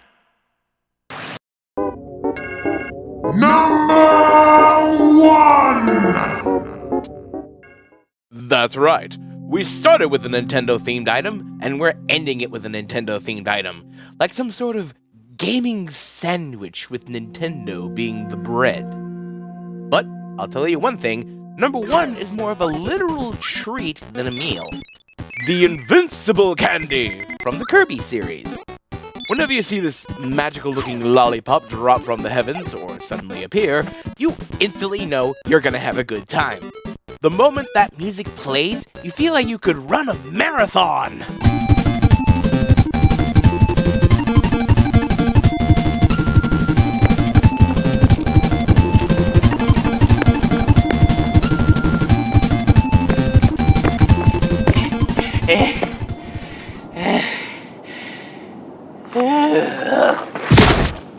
Also, this isn't a Tootsie Pop or Chupa Chups, it's gotta be something special. I mean, it's white with a red swirl, and it's got a star on it.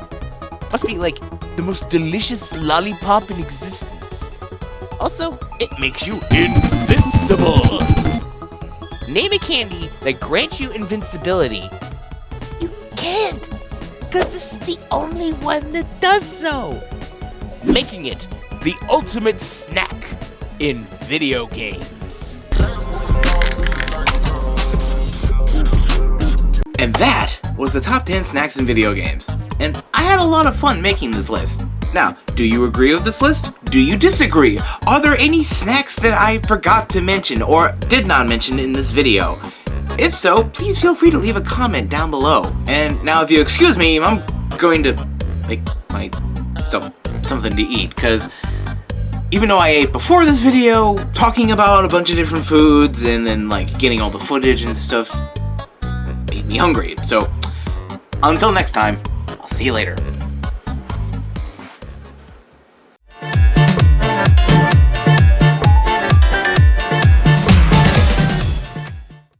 Greetings, ladies and gentlemen of the internet. I am Speedy4, and welcome back to a brand new episode of ModTro64, the show where I basically pick a game and talk about it. Hey, guess what? Today's my birthday!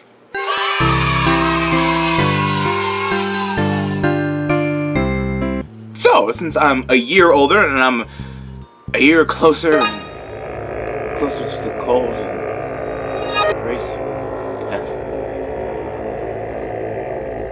how about we talk about a game from my childhood to make me feel better? But first, Star Wars.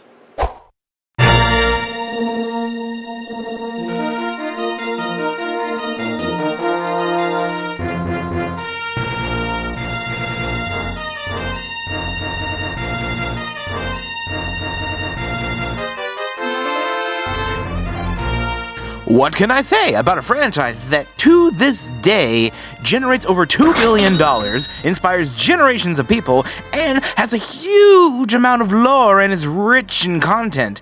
And it is one of the most quoted films in the history of cinema. I find your lack of faith disturbing. Or at least the faith in my ability to talk about something for a really long time!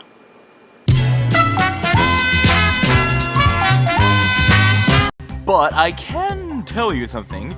This game, Star Wars Episode 1 Racer, is one of my favorites. While being based on a movie that has divided many fans and is still talked about to this day, I think there is something we can all agree about Episode 1, The Phantom Menace. Pod races are friggin' cool. And once again, we have our old friends at LucasArts to thank for this little gem. Smart of them too, making a game based on the coolest thing about Episode 1, and it's probably one of the best scenes in the original movie. But how about some history? Star Wars Episode 1 Racer was developed and published by LucasArts for Windows PCs in April 1999. Development took about 2 years before the movie came out, and 2 project leads that were responsible for Star Wars Shadows of the Empire began initial development once Shadows was completed. The game was developed in-house at LucasArts. Of course, since basing an entire game on a scene that lasted about 10 minutes and 45 seconds, and only took place in one location in the whole film, the team had a lot to deal with. So the Episode 1 Racer team had to develop their own physics simulation in the game from only a few short clips of the film given to them by George. According to project lead Brett Tosti, their approximations ended up very close to the actual film. We didn't really get to see how our estimates were until the very end. Brett Tosti. It was going to be called Star Wars Pod Racer, but it was changed to Episode 1 Racer when LucasArts found out another company had trademarked games with Pod in their name. But eventually it came out on PC and the Nintendo 64 on May 18th, 1999. There's also a Game Boy Color version, but we don't talk about it. The game was a huge hit among critics, ranging from 9 out of 10 to 7.5 out of 10, and eventually the game got a port onto Dreamcast in the 2000s. But since then, the game just kinda sat there, lost to the annals of time. And with the Disney buyout in 2012, things were uncertain for the past Star Wars game. Until a company by the name of Aspyr, who are known for porting games to other systems, got the rights to a lot of old school Star Wars games and re-released them for newer consoles. Which is why I have this beautiful physical copy of the Nintendo Switch version, brought to you by Limited Run Games. Hashtag not sponsored, but I would like to be. I mean, if you were to tell me that this game would get an HD re-release on one of Nintendo's newest systems, I would not have believed you. But this game is also on PS4, but I don't have a PS4. It's also on Xbox One, so that's cool, I guess.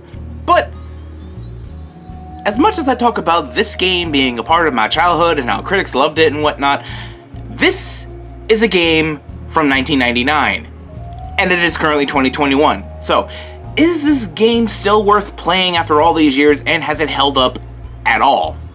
Well, let's play the game in order to find out. Whee!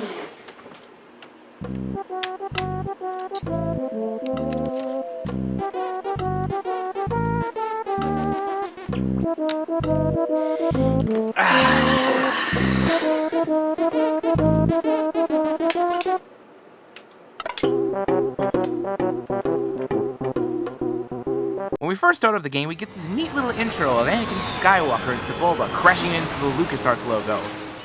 Then we get some little pit droids dropping in a brand new version of the logo. I mean, not new, but like, You get what I mean.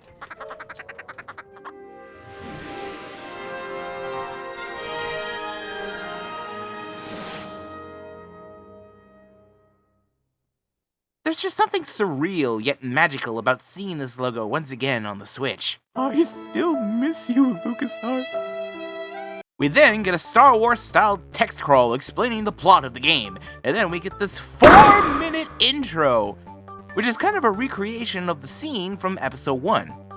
We then get to this title screen. That is all you shall get, cause copyright, ha ha ha ha ha. Yeah, I can't play much of the music in this game, considering all of its soundtrack is from Episode 1, The Phantom Menace. Which is not a bad thing for me, personally, considering I like listening to John Williams' music. I mean, Duel of the Fates is one of the best things that come out of this movie. I mean, you can make anything more badass if you play this theme in the background.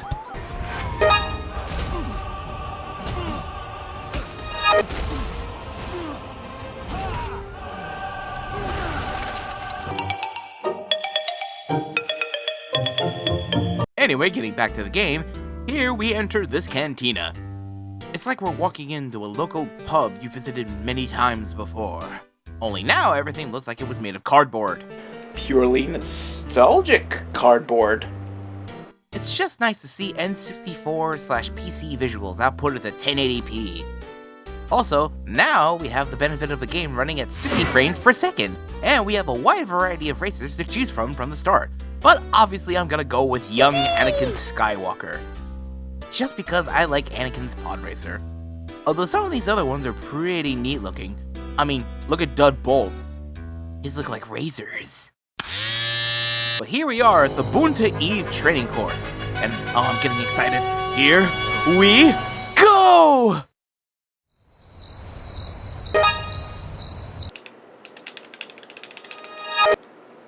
Well, this is awkward.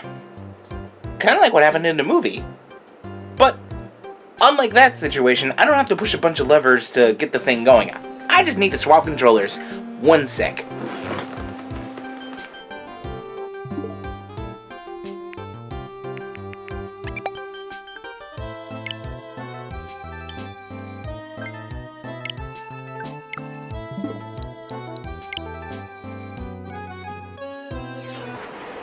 Okay, there we go, catching up. That's right, suckers, we're playing with a single Joy-Con! Woo! And now will be a good time to talk about the controls. I mean, you can use both Joy-Cons, but I'm just using the one for this review. You steer with the analog stick, you accelerate with X, and you brake and reverse with the A button. The Y button lets you rotate to the right, and the B button lets you rotate to the left. The SL button lets you slide, which makes it slightly easier to get around tight corners, and the SR button allows you to repair your engines. What? Repair my engines? Why would I want to do that? Ooh. Yeah, I see what you mean. Yeah, you can blow up in this game. Now granted, you're just set right back on the course with fresh new engines, but this takes time and you don't want that. And you could end up losing your place in the race. But if you push up on the control stick and press X again, you'll activate a boost. Now you can boost anytime you want and as many times as you want, but you have to keep an eye on this meter, cause if your engines overheat, they'll catch fire and damage your engines. And it'll take a while for them to cool down. This is the key behind winning these races, knowing the best places to boost and the best times to do them. But don't think you could just pick a single racer and proceed to take every single race. No. Some of the tracks have really deep bends and weird gimmicks, like Abyss. But I'll get into that later. In this game, you'll visit many different planets. Ando Prime, Aqualaris, Barunda, Malastair, Mongaza, Uvo 4, Ordi Ibana, and of course, Tatooine. One cool thing about this game's tracks is that they'll first start off in the same area as previous tracks, but when you get deeper into the course itself, one part of the stage will lead into a different area than before. It's really cool to race through a familiar section of the stage, like, oh, time to floor it! Floor it? No, don't floor it! Okay, floor it! On the other hand, this can feel a teensy bit lazy, but due to the fact that this was being made to promote a movie, I'll overlook this decision. But since this is basically the same game from 1999, that means glitches and cheat codes. Oh yeah. Remember back when video games had cheat codes? That was legitimately awesome. The way you can manipulate the game to either make it harder or easier for yourself, or if you just wanted to goof off. Well, you can access the cheat codes in this HD re-release. It's nice that they kept them in. Basically, if you enter RR Tangent Abacus in the name selection screen by holding ZR while on the name select screen and then select the letters with L, you'll unlock 2 racers hidden away, Sai Yunga and Jin Rizzo, which take the place of Mars Guo and Bullseye Navior. And to access the cheat menu in-game, pause a race, then go to the control stick, do up, left, down, right, up, left, down, right, and the cheat menu should appear. And you can pretty much mess with almost every element in the game. As for the glitches, there is a few here, but I only came across one bad one and one good one. Both of which were on Uvo 4.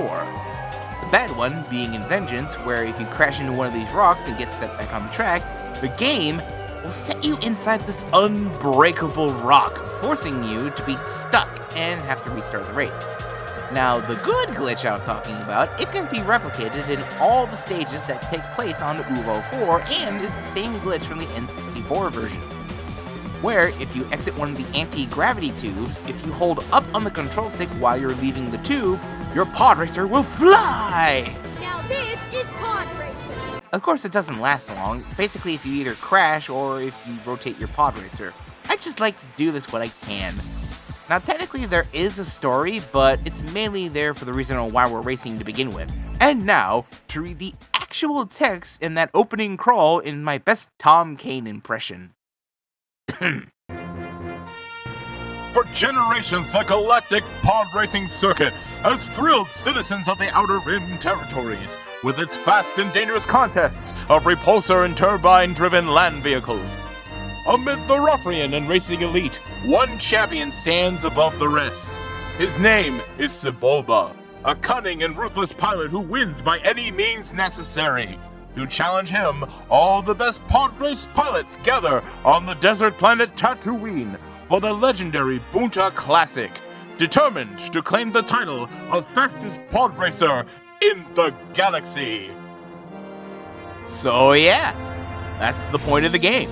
You need to race in all of the circuits and work your way up to beat Sebulba in the Bunta Eve Classic, just like in the movie. Although, there are some courses that are really tough if you don't have the right parts for your pod racer. Okay, first off, never tell me the odds. And secondly, how do I get the right parts? Well, if you win the race in first place, you'll get a lot of trinkets, which you can use to buy upgrades for your pod racer. You can either buy directly from the Todarian junk dealer, Watto. What? You think you're gonna beat Sebulba with that pod racer of yours? Ah! Or you can go to Watto's junkyard and get a bargain piece, but it may be damaged. However, if you buy yourself a couple of pit droids, they'll repair these damaged goods in between races. But I usually just buy from Watto when I get the chance, because I know the parts are good. You can buy parts that affect your traction, turning, acceleration, top speed, air brakes, cooling, and repair speed. And when you see that cyan bar have a yellow bar tacked on, that means it's a positive change, and a red bar means a negative change. Although, sometimes you'll need to either upgrade or downgrade your pod racer, because certain tracks require different pods for different needs. You may want a pod racer with high acceleration and top speed, Or maybe you need better handling. No matter what you need, there's a racer for it. But some of these tracks really test your skills, but they're usually pretty easy to complete. Also, you unlock different racers each time you place in first place. And when you unlock a racer, it's just the greatest feeling ever.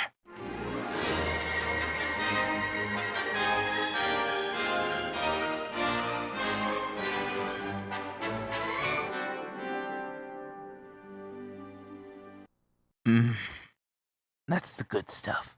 Most of the tracks are really great. They test you on your skills with when you need to boost and how to take a turn with doing as little damage to your pods as you can.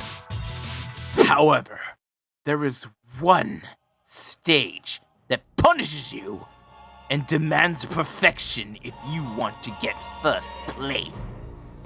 Abyss. It takes place on Ordebana, and it's a neat planet. It's kind of like Bespin in a way. And all the other races that take place here are pretty fun. But while all the other races that happen on Ordebana are like a friendly jog through the park, Abyss is like you're trying to jog on a tightrope while you're thousands of feet in the air. And it is solely due to this area of the track. Now, you're supposed to race on the top level, and the bottom level is connected, but you think, oh, we're racing on the same track, so it's okay if I fall into the lower level. That's no problem. I can still win the race. Oh, but what's this? You're suddenly in 9th place and you were first for like 5 seconds. Where are you? This is because the bottom path loops around the main area, making it much longer to speed through, and will make you drop a couple of places. This is one of the most poorly designed stages out of the entirety of this game. It basically punishes you for going too fast. And that is not good design in a racing game. However, I figured out what you needed to do. You need to brake into the turn and then propel yourself forward with a boost. After that, I've had no other course give me any issues. I took first in every race, even in Fire Mountain Rally. The hardest, most challenging, the most difficult. It's not that hard. I mean, yes, it's a little difficult, but everyone's been making this stage a lot harder than it actually is. Also, before I wrap up this review, I want to talk about one of the coolest things you can do with the Switch version. This is also kind of a callback to the N64 version, but it's a little bit different. But the Switch version actually has motion controls. Now, obviously, they're turned off because this ain't no Wii. But with the motion controls and with both Joy-Cons turned on, you can control each pod on the pod racer. It's a little hard to get used to, but I was able to get the hang of it. Now, I don't recommend you do this. It's purely for more of a neat curiosity, like something to make you say, wow. And to show my ineptitude, here's me failing at the motion controls. Now, this is the coolest thing. Let's go to someplace, like, real simple, like, Beatles Wall Ride. Yeah, there we go. Yeah, let's do that one. So we're gonna change something real quick. We are actually gonna turn on... Oh. Okay, there we go. Motion controls on. There we go.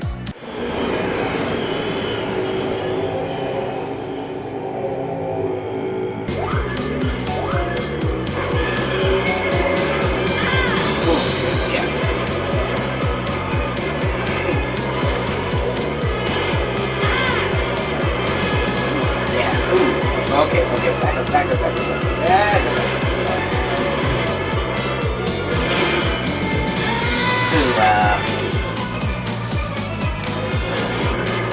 Yeah, this is not as easy as it looks. As you already know, I already crashed a couple times, but yeah.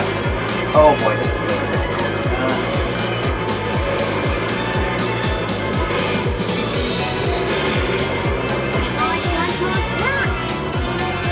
And yeah, since you have motion controls on, you're going to be repairing your engines a lot. Ooh. My bad.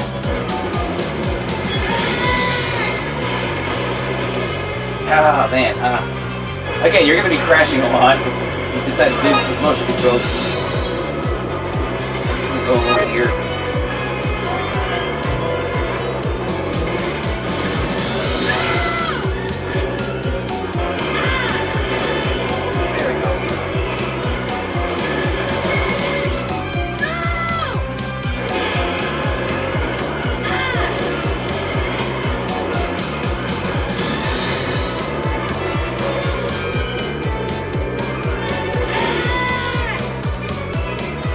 I don't think I've ever crashed there playing this entire game.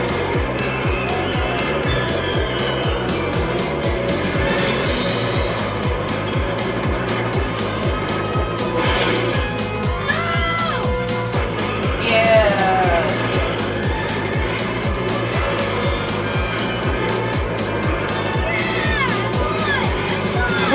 Oh my goodness. Sorry if I wasn't talking.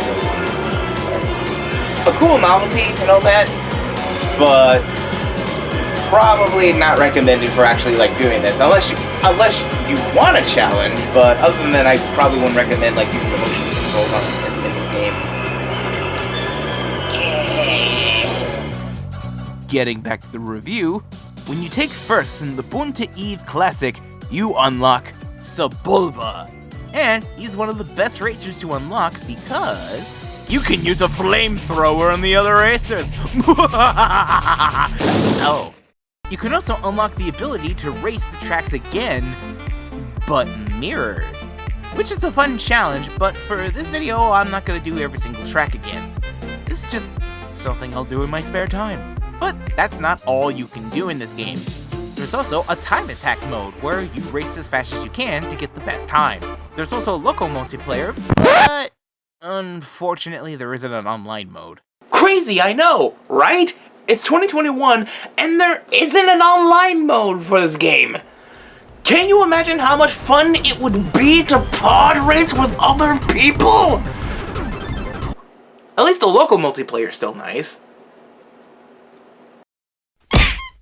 I mean, if you have the Steam or GOG version of this game, and you use something like Steam's Remote Play Together or Parsec, you could theoretically make an online mode for this game.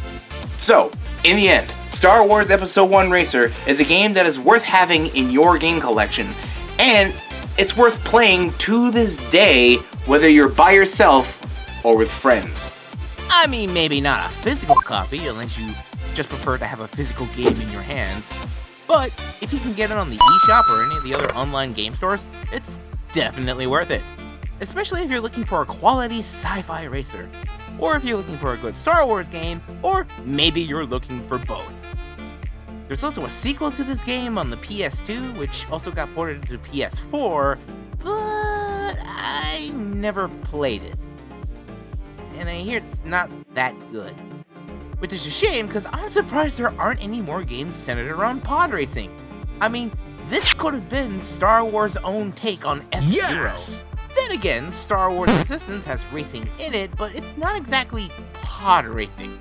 By the way, if you're looking for something to watch, then I'd give this series a recommendation. So, now that you excuse me, I'm gonna go bet on Sebulba. He always wins!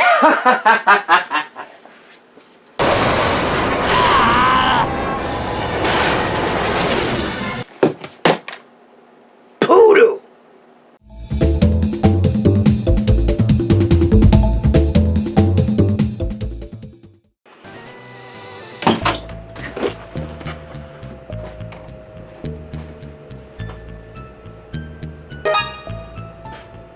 Goodness gracious, what in Arceus' green earth happened to you?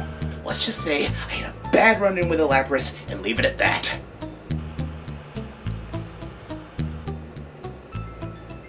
Hydro Pump? Yes! Greetings, ladies and gentlemen of the internet. I am Speedy4, and welcome back to a brand new episode of ModTro64, the show where I basically pick a game and talk about it.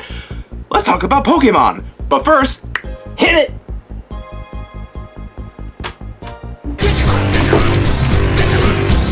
That's the wrong song!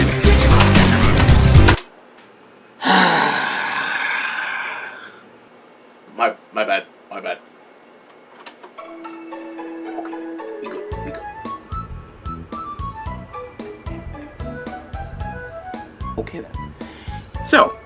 as you already know, as this video goes live, Pokemon will be celebrating their 25th anniversary this year.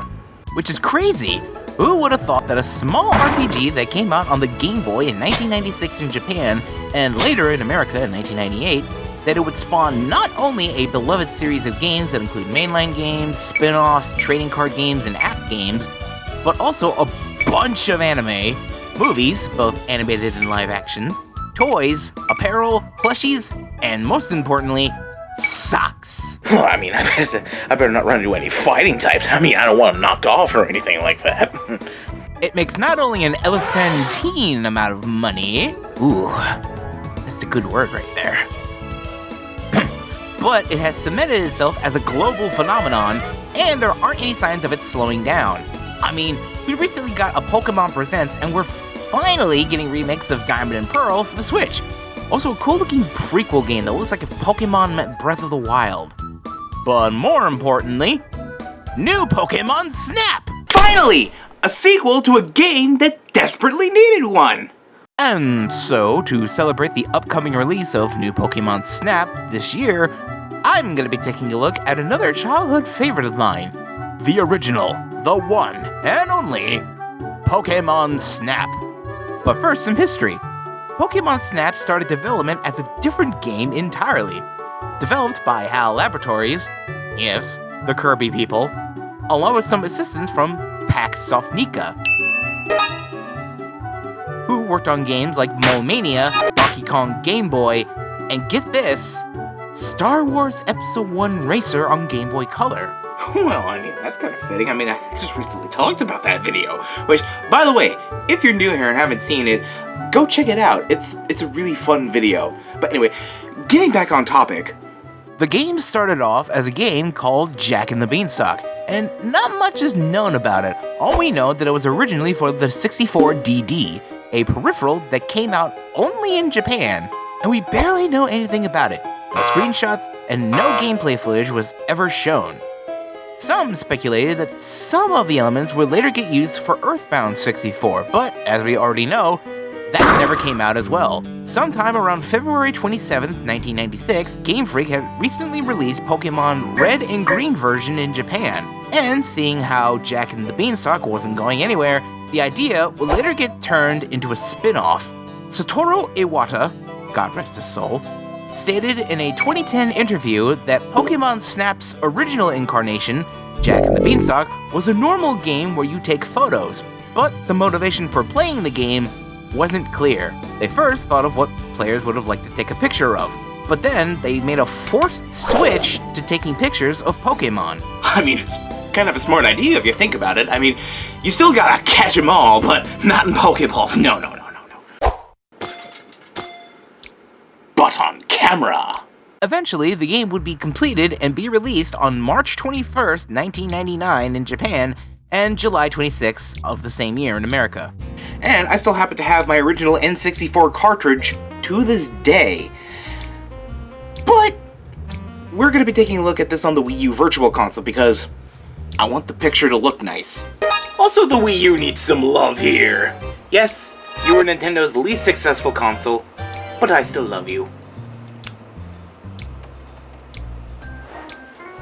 So we start the game and we get this sleek opening, seeing the logos for HAL Laboratories and Jack and Beans, which was the development team for Jack and the Beanstalk. We then see this character, Todd Snap, who's originally a character from the anime, who appeared in episodes 55, 56, and 57, and then would later appear in the Johto series in episodes 187, 188, and 189.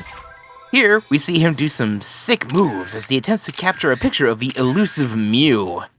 And this sets up our goal. We need to capture Mew on camera. We then get this title screen.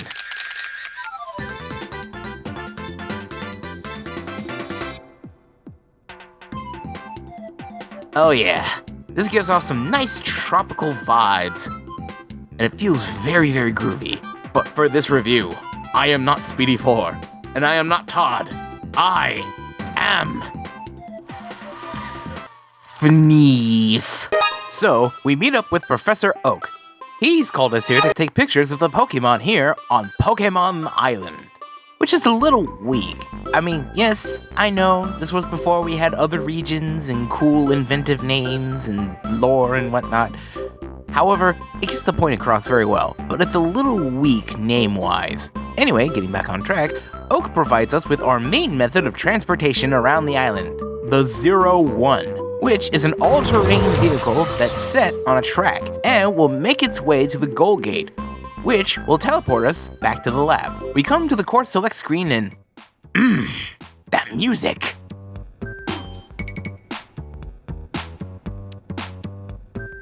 I mean, look at them dudes jiving. Oak just seems to be bobbing along to the beat, and Todd is doing some kind of gesture. I mean, what is this? Weird dances aside, we go into the first course, the beach. It's a pleasant stage where it teaches you how the game works. You hold ZL to ready your camera, and you press A to take a picture. When the little Pokeball icon has a little red dot, that means the Pokemon is centered. In the meantime, you can look around using the control stick, and the right stick is used as a replacement for the C buttons, which is used for quickly turning left or right, or if you need to center the camera again by pressing up. In this stage, you'll be taking pictures of many different Pokemon like Pidgey, Pikachu, Doduo, Eevee, Butterfree, Meowth, and so on. Afterwards, you'll reach the goal gate. Whoops! Must have pressed the wrong buttons somewhere. Okay.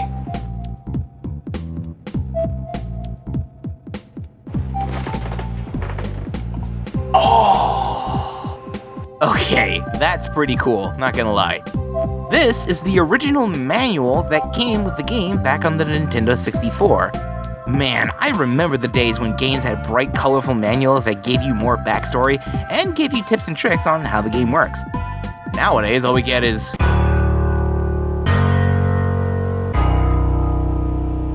But yeah, the manual actually gives us a reason on why we're taking pictures of Pokemon and not using Pokeballs to catch them. Dear Todd, my name is Professor Oak, and I research Pokemon. I have heard of your excellent work as a photographer and would like your assistance in my research.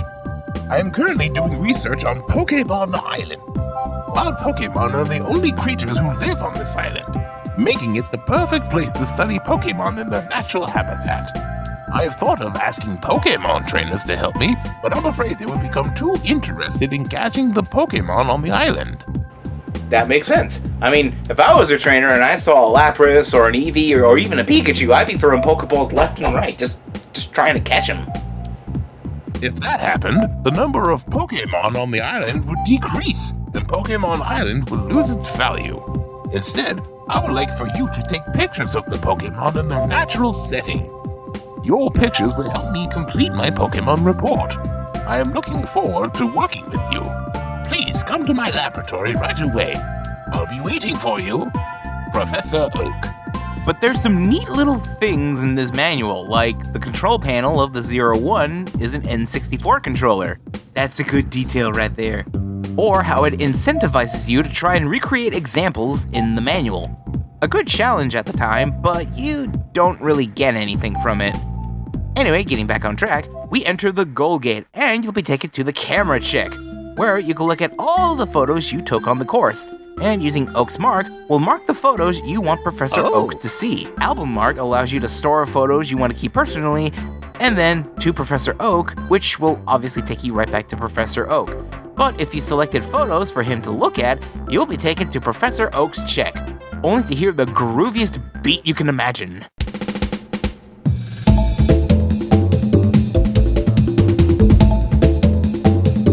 Oh yeah, if it's not already apparent, the music in this game is good. It tackled a lot of different feels, and this is by far one of my favorites.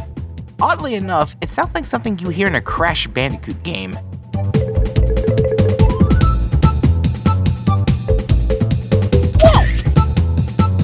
Here, Professor Oak will grade your picture on a variety of factors.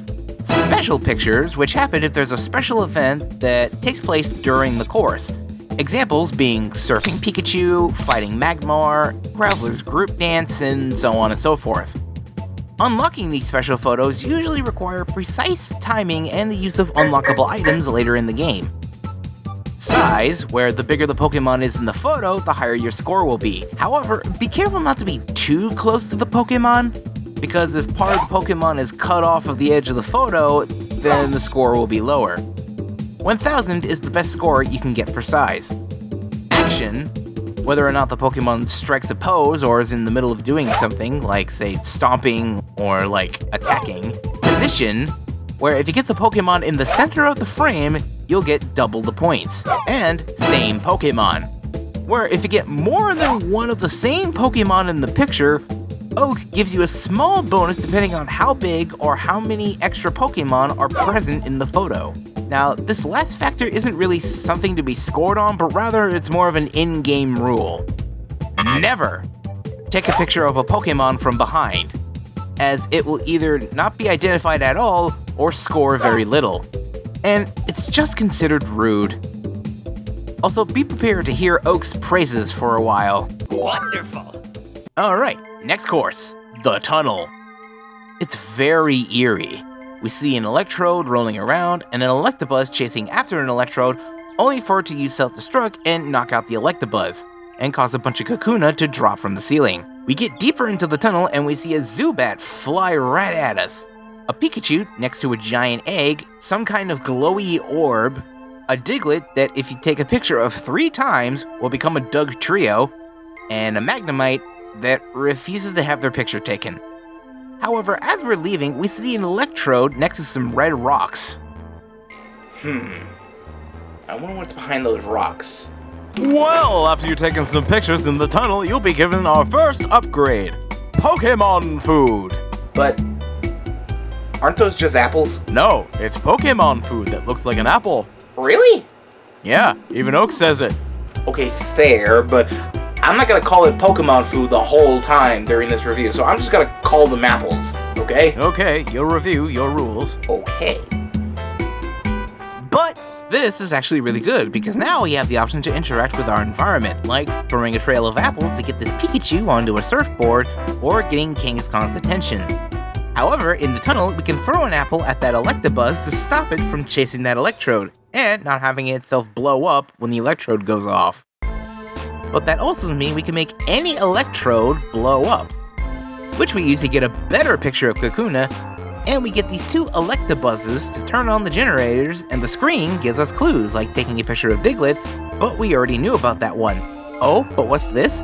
We can distract Magnemite with an apple long enough to take a picture of it, and by throwing apples in a particular way that we can make the Magnemite gather and become Magneton. We then chuck an apple at that Electrode from earlier and...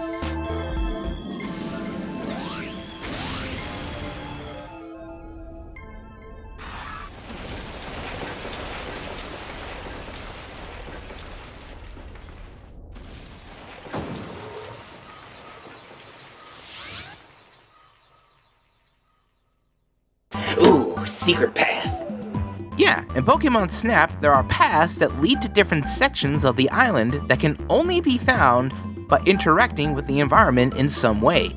The path we just found leads up into the volcano, where we can find Rapidash speeding past, Vulpix looking heckin' adorable, aww, Charmander, this egg, which we knock into the lava and out pops a Moltres, Magmar. We then take a picture of this Charmeleon, knock it into the lava pool, and it becomes a Charizard. And a big one, too. We then get our next upgrade, the Pester Ball, which, when thrown and it hits something, it unleashes a noxious Pokemon repellent that can knock out or stun a Pokemon, which we not only use in the previous courses to take pictures of Scyther, Snorlax, Chansey, Growlithe, and Arcanine, and allows us to find more Pokemon in the next course. The River. It's a slow drift down the river, which, with the help of our Pester Balls, we can take pictures of Poliwag, Bulbasaur, Slowpoke, and Slowbro if you lead the Slowpoke to a fishing spot where it can fish up a Shelder, which we can also take a picture of that, along with Metapod, Psyduck, Cloyster, and using a Pester Ball to bring out Porygon hiding in the walls, and throwing another Pester Ball at them removes their camouflage. However, this Porygon lands on a switch, which opens a gate, and we go down into the cave. No, not that cave, but I will talk about it sometime. As for this cave, here you'll be taking pictures of Grimer, which you can turn into muck by throwing 3 Pester Balls at it, Bulbasaur, which are actually Ditto, Coughing chasing a Jigglypuff, but Pester Ball seems to make them disappear, like they go out of existence. What have I done? We also take pictures of a Weepin' Bell, knock it into the pool, and it becomes a Victory Bell. Also, a Zubat is carrying a Pikachu. It's kinda hard to hit, but if you manage to hit the Zubat with a Pester Ball, it'll drop Pikachu, and it'll deploy a bunch of balloons, and it'll gently float down, where it'll run into these pairs of Jinx, which look depressed for some reason.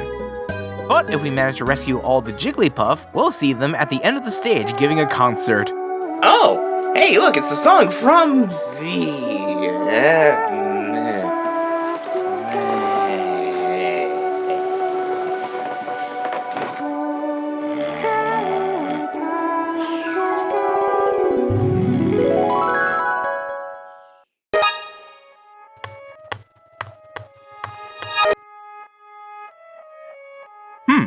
Well, this is new. I guess while I'm deep in my subconscious, I guess I can think about my brand new Patreon I'm doing, where the people who do watch the show can support ModTro64 in a small way. That is, if they want to. Completely an optional thing. Have to stress that. Although, as of right now, I currently have 3 tiers viewers can pledge to if they want. I should think about the tiers while I'm at it. What were they again? Let's see, the $1 tier, where it will show their name at the end of future episodes. That sounds nice. The $3 tier will not only show their names, but I will read out a personal thank you to those who contributed, along with showing their icons. That sounds a little better. And, then there's the $5 tier, which will have everything the $1 and $3 tiers had, but they'll also be getting a wallpaper representing them, drawn by me personally. Oh hey, that's a really good example my brain came up with. I should think of reading out the names in a humorous manner. That'd be kind of fun. Maybe a comedic skit involving reading the patrons? I'll think of something. I should probably wake up now. I have the camera running, and I have a show to do.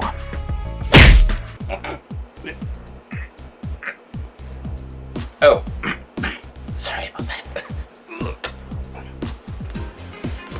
Oh, okay. Sorry about that. Anyway, we then come into the valley, where we float down another river. And there's a huge mountain that looks like a Doug Trio. Might want to take a picture of that while we're here. There's also some Squirtle, a Magikarp that gets punted over the mountains by a Mankey, Geodude clinging onto rock walls that we need Pester Balls to knock him down to take a better picture of, and out pops a Sandshrew. So cute. We also do the same thing to knock down a Graveler, and out pops a Sandslash. Neat. We flow downriver, we knock the Magikarp into a waterfall, and out pops a Gyarados. Fun fact, this is actually based on a Chinese myth called the Dragon Gate, where if a carp manages to swim up a waterfall and pass through a magical gate at the top of the waterfall, that carp will become a dragon. I think it's a clever nod to the legend, as well as being a fun gameplay mechanic. However, one Pokemon on this level is so hard to take a good picture of, is Staryu and Starmie. Now, Starmie isn't as hard, so I can kind of give it a pass, but Staryu is so hard to get a decent picture of. It's like trying to take a picture of Bigfoot or the Loch Ness Monster, which, why aren't those Pokemon yet? I mean, Lapras kind of counts, but why haven't we got a Bigfoot Pokemon yet? That'd be perfect. I mean, look at Loxton's Vitasquash. That, right there, is a good idea. Also, while we're here in the valley, I figured now would be a good time to talk about the controls. While on the Nintendo 64 they worked just fine, and on Wii U they also work fine, but it's kinda hard to aim where you want. And you really can't tell how far you'll throw an apple or a Pester Ball.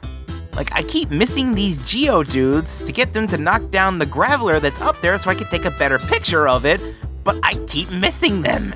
Of course, it could just be me overcorrecting myself, but it's just something I feel like pointing out. Also, while you move pretty slow, I do feel like the 0-1 needs brakes. The only way you can stop yourselves is if you intentionally try to crash into a Pokemon, and the 0-1 stops itself before so.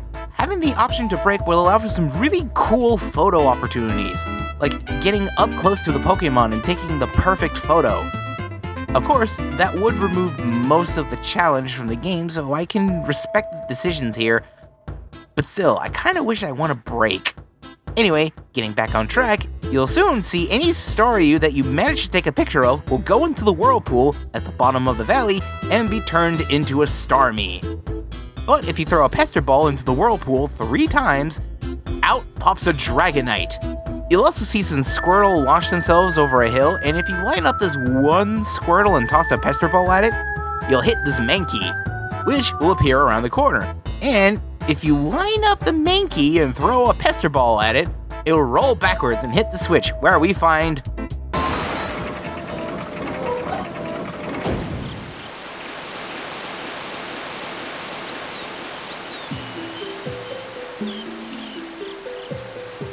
a small hut?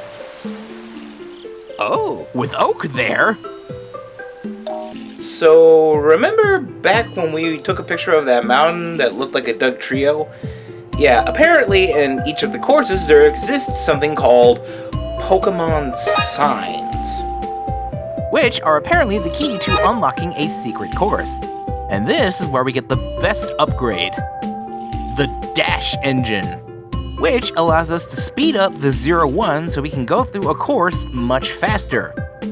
Which is good because this gives us an opportunity to reach certain events before they actually happen, like getting ahead of Doduo to take a better picture of it at the beach, or getting in front of these Pidgey before they use Gust on Meowth. Also, while we're at the beach, let's take a photo of the first sign here, Kingler's Rock. And now we get our last upgrade, the Poke Flute, a Pokemon staple.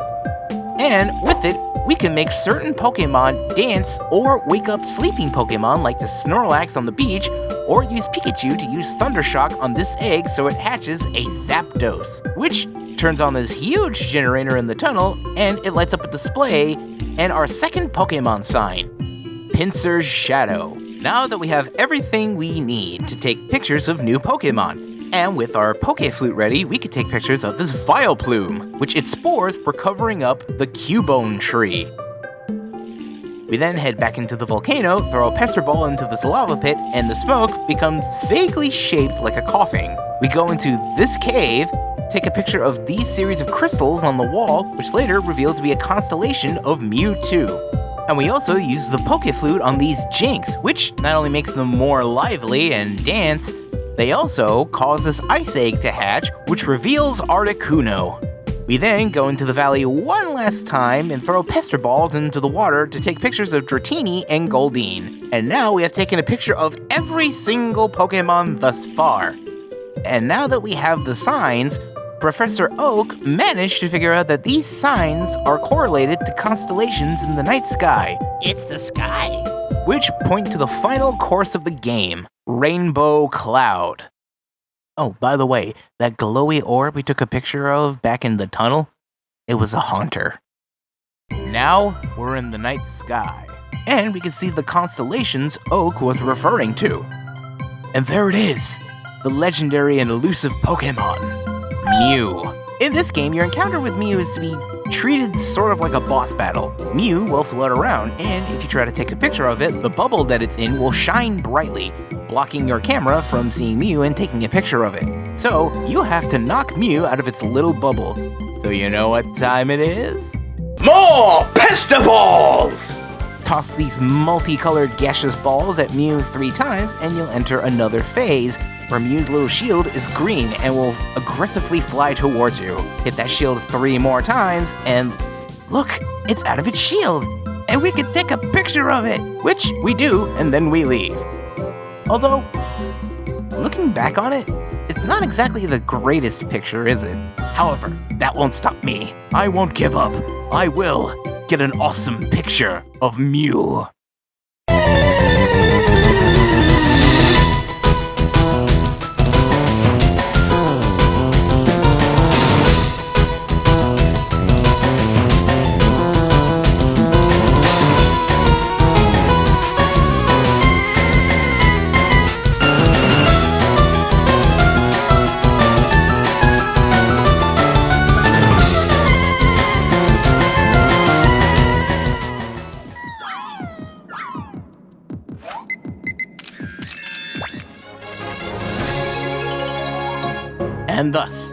we have the perfect picture of Mew.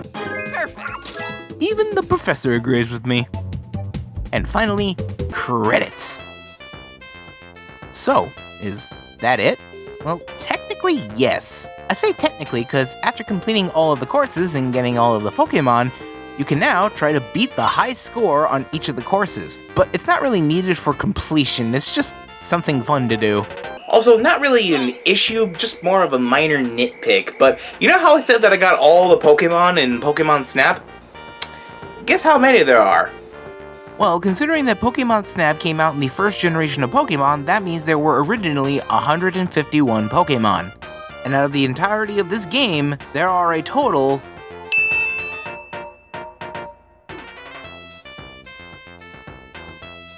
of 63 Pokemon.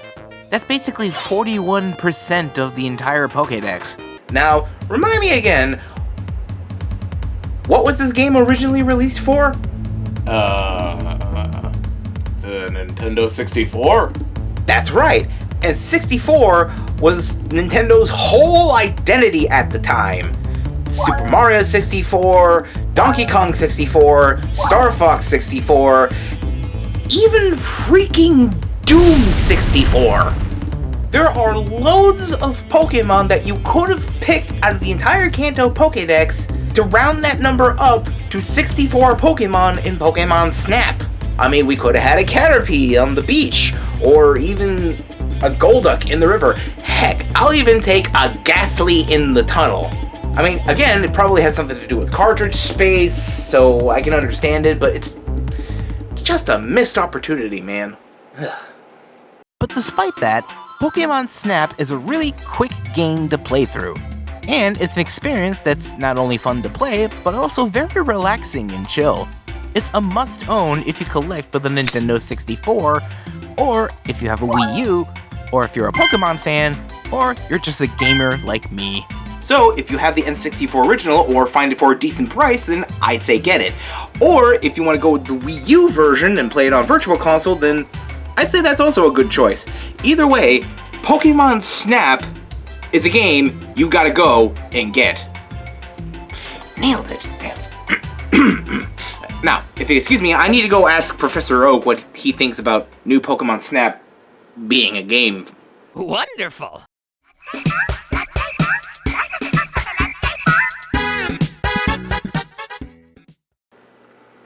Greetings, ladies and gentlemen of the internet. I am Speedy4, and welcome to the 1-year anniversary of ModTro64! Woo! It's been one whole year! And it's been kind of fun. I mean, I talked about an obscure board/card game, I made a top 10 list of the best snacks in video games, I talked about some great games, and I even talked about a Christmas movie at one point. But obviously, I wouldn't be here if it wasn't not only for my subscribers, which I appreciate you all very much, but also my patrons who managed to see this episode before anyone else did. And if you want to figure out how you can get that special privilege, then please stay tuned on how you can figure out how to access my videos early. Now, in the meantime, let's talk about art. Ah yes, one of mankind's greatest achievements. I mean, besides electricity, landing on the moon, the invention of penicillin... Wait, where was I going again? Oh, right! Art! You know, the one thing most people think isn't a real career choice, but in actuality it's one of the most demanding jobs in the entire world. We demand respect! I mean, seriously, who even thinks this? You need art for comic books, you need art for animation, and you especially need art for video games. Heck, video games themselves are an art form. Yes, art can be one of the most important things when it comes to anything. I mean, you have to have some level of knowledge to know what makes a good-looking logo. I mean, look at the FedEx logo. It's bold so it immediately catches your eye. It's in a sans serif font, and it has two contrasting yet complementary colors. But most importantly, when I learned about this a few years ago, and when Indie Jacob pointed that out to me, the FedEx logo has an arrow in it.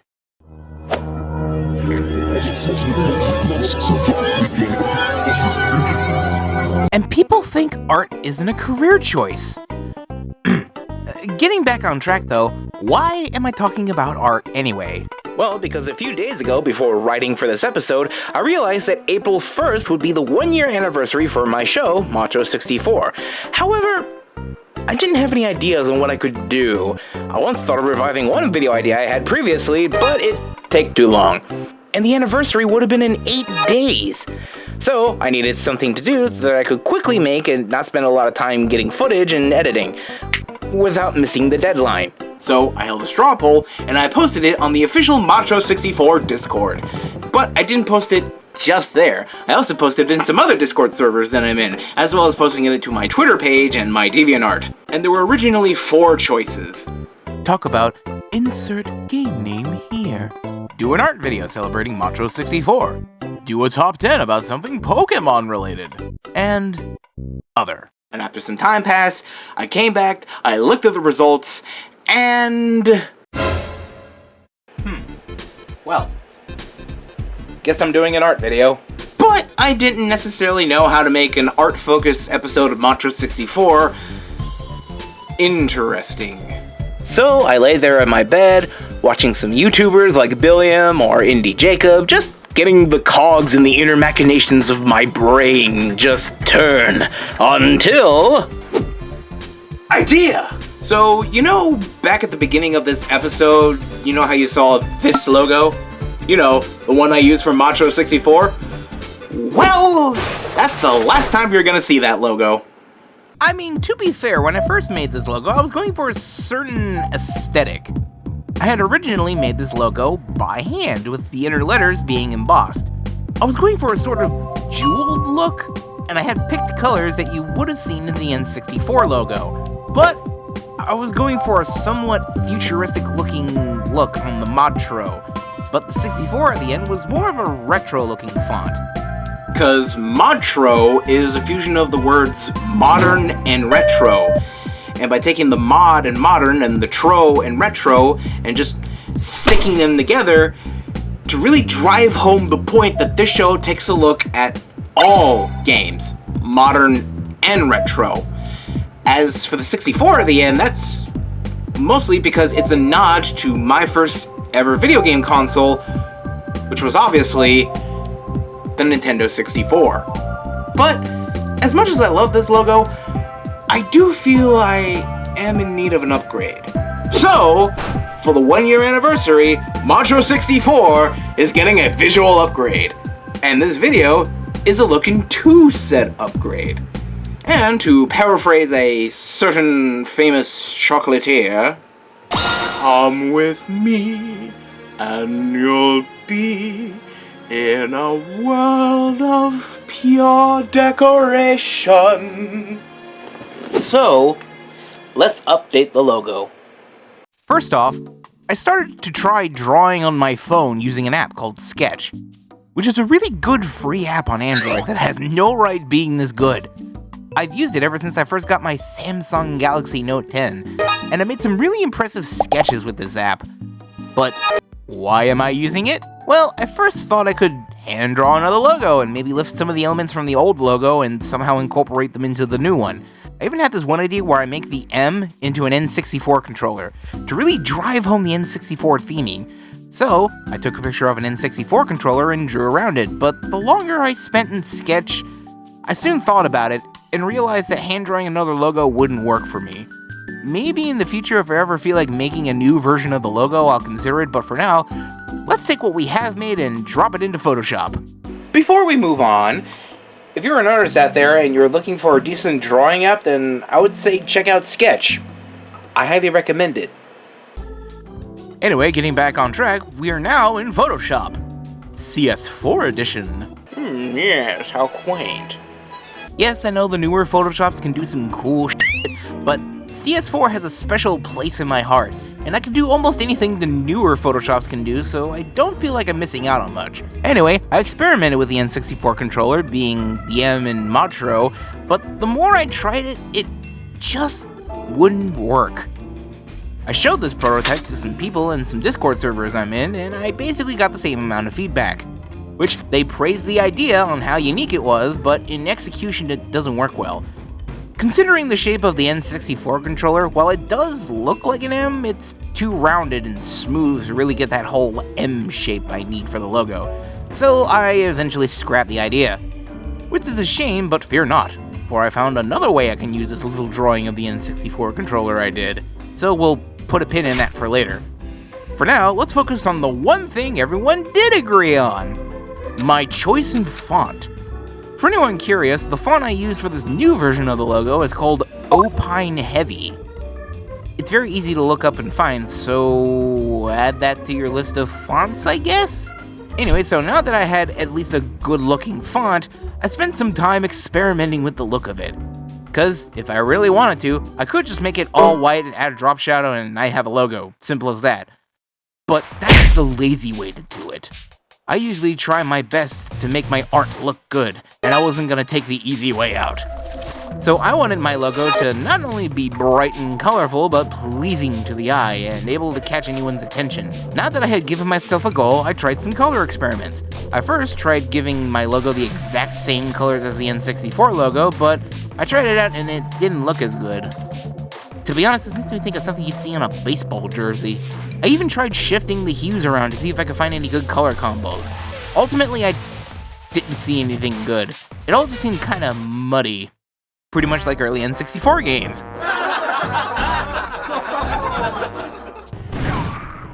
But then I tried one thing that I sometimes use when designing characters. I inverted the colors. And wow, does that look good. The light yellows, the sky blue, and the indigo looked really good. The pink was okay, but I wasn't really feeling it, so instead I turned the pink into a magenta, and that is a good look right there. However, I'm not quite done with the logo, because while plain colors can look nice, I still feel like it was missing something, so I first tried giving it some black shadows, and that didn't work. Have you tried giving it cream orange? Brilliant!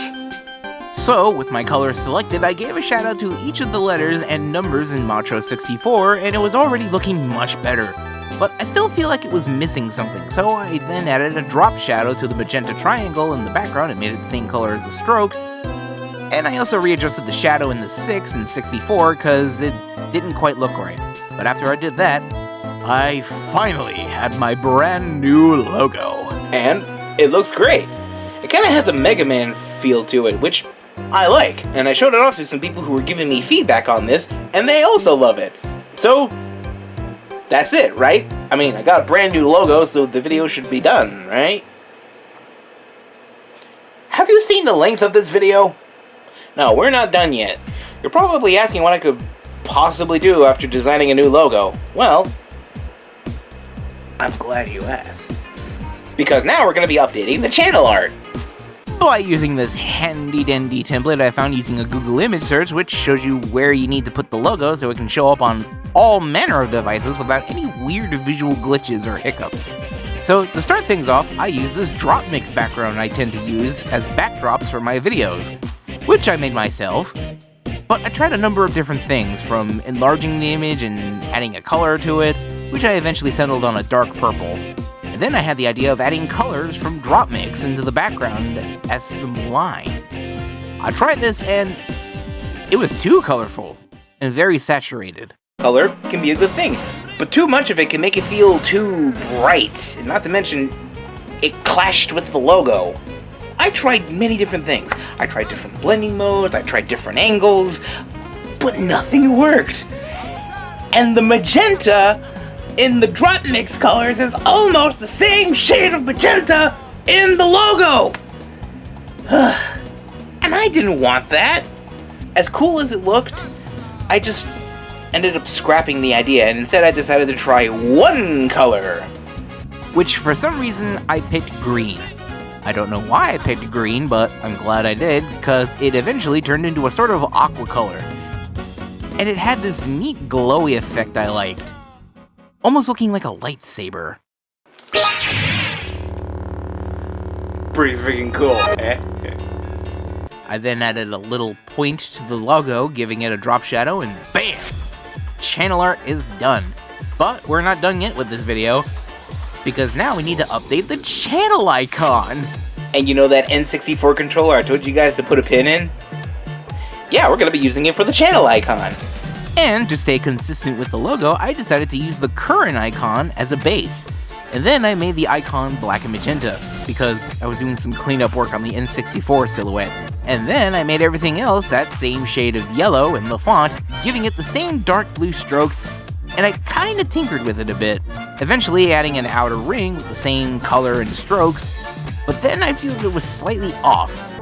I soon realized what I was missing in adding a slight brush of orange to one side, and then made the magenta a gradient, going from sky blue to dark blue and back to magenta, and making the stroke a different gradient, and once again, we now have a sleek looking icon that's pleasing to the eyes.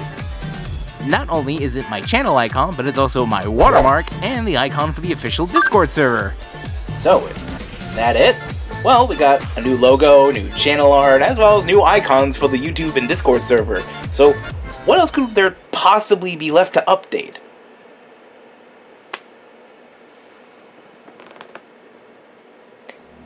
There is one more thing.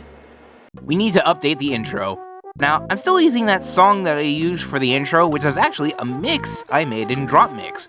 For anyone curious, it's made up of these cards, by the way.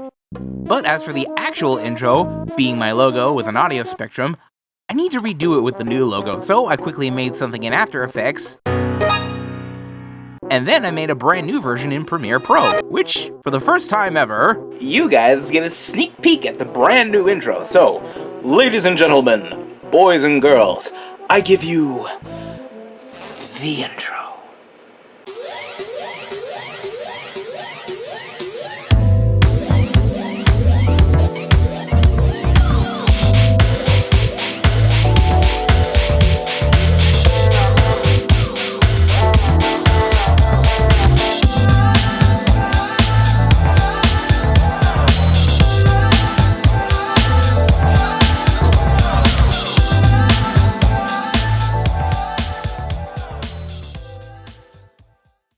And there we have it, a brand new version of the intro, and thus my whole channel is updated.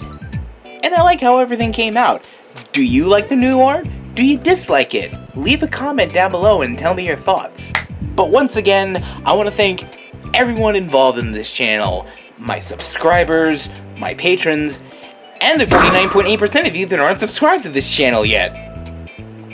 By the way, that's a free thing you can do. But hopefully this year I can produce more videos. And who knows, maybe this will be the year we'll get 1,000 subscribers. And then you can talk about me. Don't you just want to rip and tear into me? Hey, you'll get your chance only when we get 1,000 subscribers. You be patient. Patience Nation, I've been brewing in the back of your mind since 2014. And it's about time I get to play with you.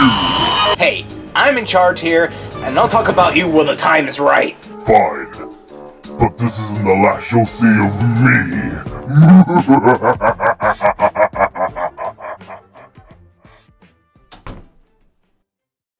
So, before I wrap up this video, do you want to see these videos before everyone else? Well, then you should consider joining my Patreon, where you'll not only be able to join the official ModTro64 Discord, as well as getting access to special channels, but you'll be able to see these videos before everyone else does, as well as getting a special shoutout at the end of the video. Like the $1 tier, where you'll get your name appear at the end of the video, the $3 tier, where you'll get a personal shoutout from me, as well as a little icon, and the $5 tier, where you'll get a custom wallpaper done by me of your OC, Persona, Fursona, or just your favorite character from a video game, comic book, anime, or cartoon. You should consider joining, it'll be a lot of fun, and you get to help shape how ModTro64 goes. Just go to www.patreon.com/speedy4. Now, if you excuse me, I gotta get to work on the next episode. It's got something to do with DropMix. So, until next time, I'll see you later, and I hope you all have a good day.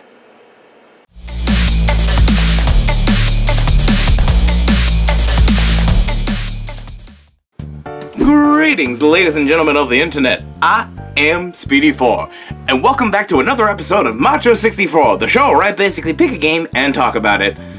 Now, before I begin today's episode, let me just say that, wow! 1,000 subscribers. I can't believe I actually managed to get here. I mean, who would have thought that a video of me updating the channel would have gotten my 986 subs to 1,000 subs? And let me just say, I want to thank you all for subscribing to the channel, and I hope you have a fun time being here. Now, let's talk about DropMix. Again. Now, for those who don't know, or haven't seen episode 1 of ModTro64, which I recommend watching if you want to know more, but for those with a limited amount of time, here's a brief summary. DropMix was a board/card/app/rhythm game that was developed by Harmonix and published by Hasbro on September 20th, 2017. The game was all about using special NFC cards which contained different parts of songs from popular and classic artists like Panic at the Disco, Gloria Gaynor, TLC, Skrillex, Maroon 5, and all of Europe. The cool thing about this game was that it had preset booster packs that actually incentivizes you into collecting them all, which I did, and there are no random elements whatsoever. If you buy 2 of the same discovery pack or playlist pack, you'll get the same cards. But why do you want duplicates? Well, besides having an extra card just in case any of them stop working, but also for competitive reasons. Yeah, I said competitive. Despite the fact this game was made mostly for parties in mind, DropMix actually has a competitive scene. And back when this game was all over the place, Harmonix actually held a tournament, and it was wild to watch because it felt like you were watching a Yu-Gi-Oh! Duel while at a music festival. It's that intense. It's time to duel!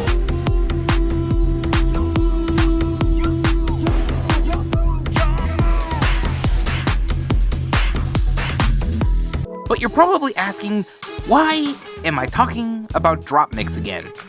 Well, it's because before I did that video of me updating the channel, one idea I had was to make a top 10 list revolving around DropMix. And that is what this video is. But I'm going to be doing something I don't think any DropMixer has done.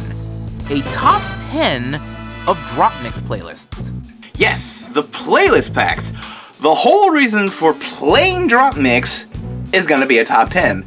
So not only am I going to be picking 10 of my favorite plays from seasons 1 and 2, or 2.5 in this case. I'm not bitter. I'm also not going to say, it's this playlist because it's got this song in it.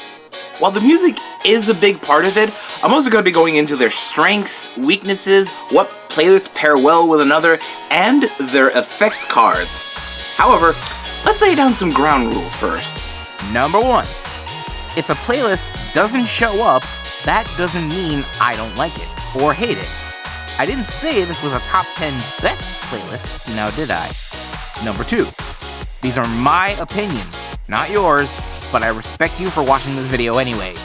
Number 3. I'm not going to talk about Baffler or promo playlists because 1. Baffler isn't complete. It's missing cards 9, 15, 18, and 19. Because those playlists never came out, and it makes me sad. Number 2, Promo only has 4 cards, and they're all wilds. And 3, Baffler is all level 3 cards, and it has no effects cards. However, I can talk about the individual cards if I find useful strategies for them. I'm not just talking about the playlists themselves. So, with that out of the way, let's begin! Top 10 DropMix playlists. Number 10.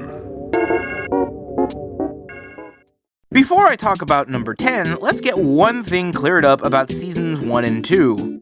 Season 1 mostly focused on genres, with some light or minimal theming. And Season 2 was all about its themes. And number 10 is Energy, a playlist from Season 2 that focused on high-energy tracks and made you groove. Now, the Season 2 playlists are very quirky. They not only added new content to the game, but also introduced some unique effects cards. but Energy has the most friendly effects cards I've ever seen. Warm-Up, which lets you and your opponent draw 2 cards into your hand, like Well-Mannered Gentleman, and Cooldown, which gives you a point. 1 point. And considering you get a point each time you place a card on the board, this is just 1 extra point. These effects cards are the equivalent of holding the door open for someone and getting $1 for your efforts. Oh. Now, I know I said that I'd show what playlist would pair well with another, but really, any of the playlists would pair well with Energy. Now, don't get me wrong, I'm not saying Energy is a bad playlist. In fact, Energy has some good song choices. Scream and Shout, Unbelievable, Levels, and Moves Like Jagger is a wild card. And the Baffler card you get from Energy, Up All Night, is a groovy jungle drum card with some tuning fork sounds mixed in. It's just a very user-friendly playlist that's more focused on the mix sounding good than actually being competitive. Overall, Energy is a really fun playlist that is more focused on funky beats and is pretty much a good playlist to mix with. But our next playlist actually offers some strategy, and it's from Season 1.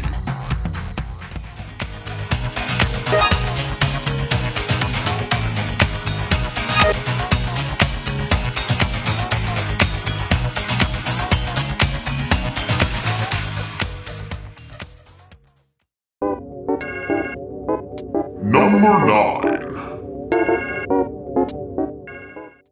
At number 9, we're actually going to be talking about one of the starting playlists. Yeah, the playlist you get when you first buy the DropMix board. Sweets, Highness, the Blade, and Controller. However, despite these being beginner playlists, they do what they're made to do. Get you into the game and teach you how the game works with mixing music and how certain effects cards work. But what playlist am I going to pick? Well, at number 9, it's gonna be Controller. I mean, besides the obvious reason being that its wild card is Bangarang by Skrillex. Out of the original 4 playlists, Controller has the best effects cards out of the starting playlists. Assert Order gives you 2 points if you have a green base card on the board. And Embrace Chaos will take away 2 points from the opponent's score. Perfectly balanced, this whole thing should be. And then when you take into consideration that wild cards can count as any color on the board they're placed on, that gives you an opportunity to place any kind of wish you can. And lowering your opponent's point total is a key strategy, because whoever gets 21 points in Clash is the winner. And finding ways to mess with your opponent's point total is important. Say they're about to win and they need to place 1 card and they get that 21st point. Well, place Embrace Chaos on the board and then they went from 20 points to 18 points, and then follow that up with an equalizer spin and they lose even more points, giving you a chance to turn the tables around in your favor. Plus, if you pair this up with Highness, which has the effects card Flame Out, which will give you a point for every blue card on the board, and you can theoretically have 3 blue cards on the board. Now, I'm not the best at math, but even I know that 3 blue points and 2 points for a base equals 5 points. And it gets even better for if you have a wild card in the blue-green slot on the board, because that means you can get 3 points out of a wild card. Plus, it's got some good choices of electronic music. Skrillex, as mentioned before, but also LMFAO, Chainsmokers, Jason Derulo, Afrojack, and Duck Sauce! So yeah, Controller is a good playlist to start off with, and Highness is a good partner deck. But we're just getting started on this trip down DropMix lane.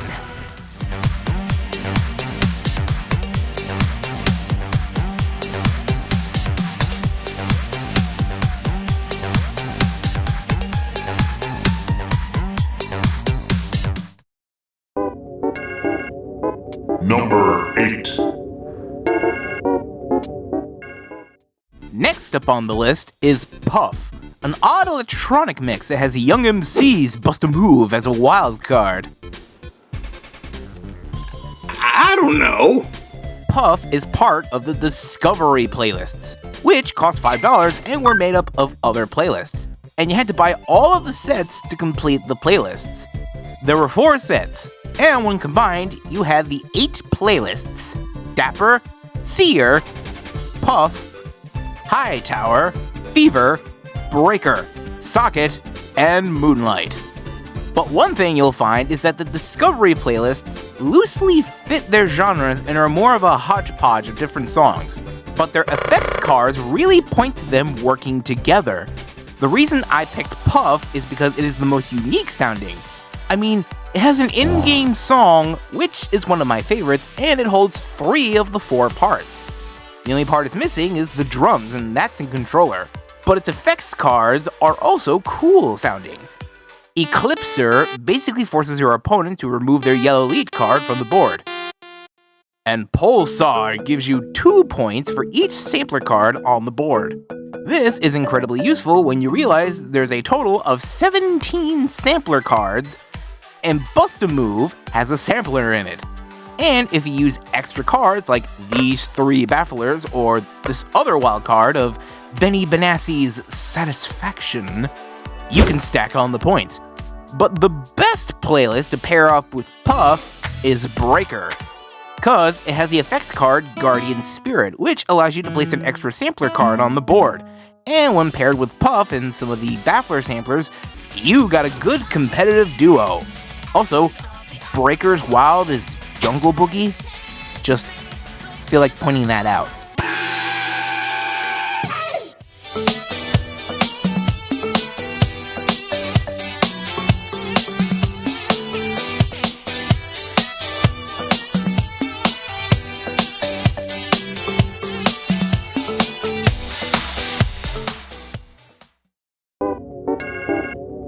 Number 7.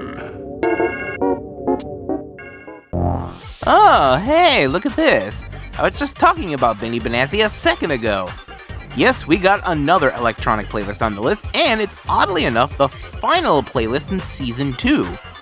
Also, this is the last time I talk about an electronic playlist, I swear. But this playlist is very unique. It's got equal parts bumpin' beats and chill atmosphere. But while its effects cards don't look as impressive, they're actually well thought out.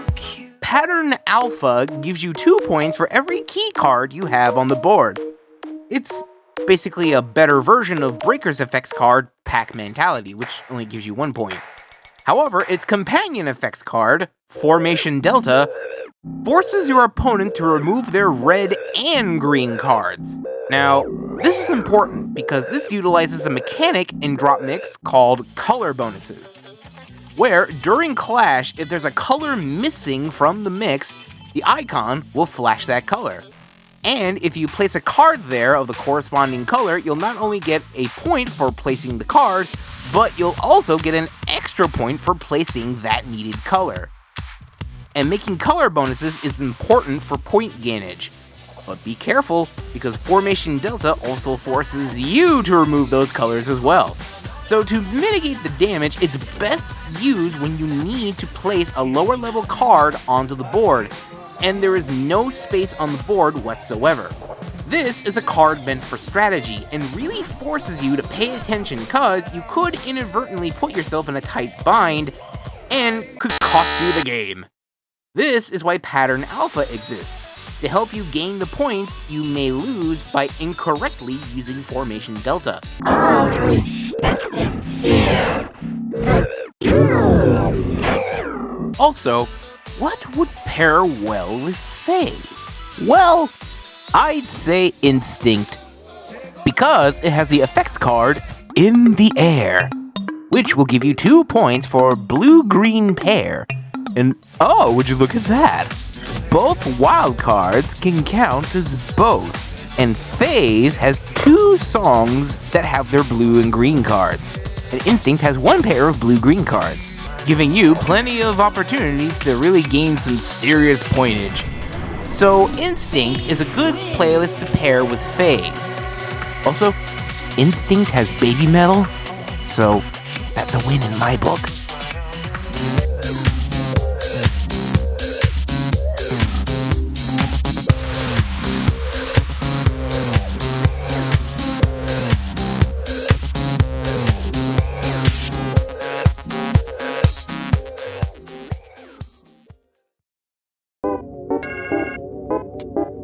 Number 6. Next up is Mirrors, a hip-hop themed playlist with some slight R&B elements. But it's definitely one of the smoothest playlists in DropMix.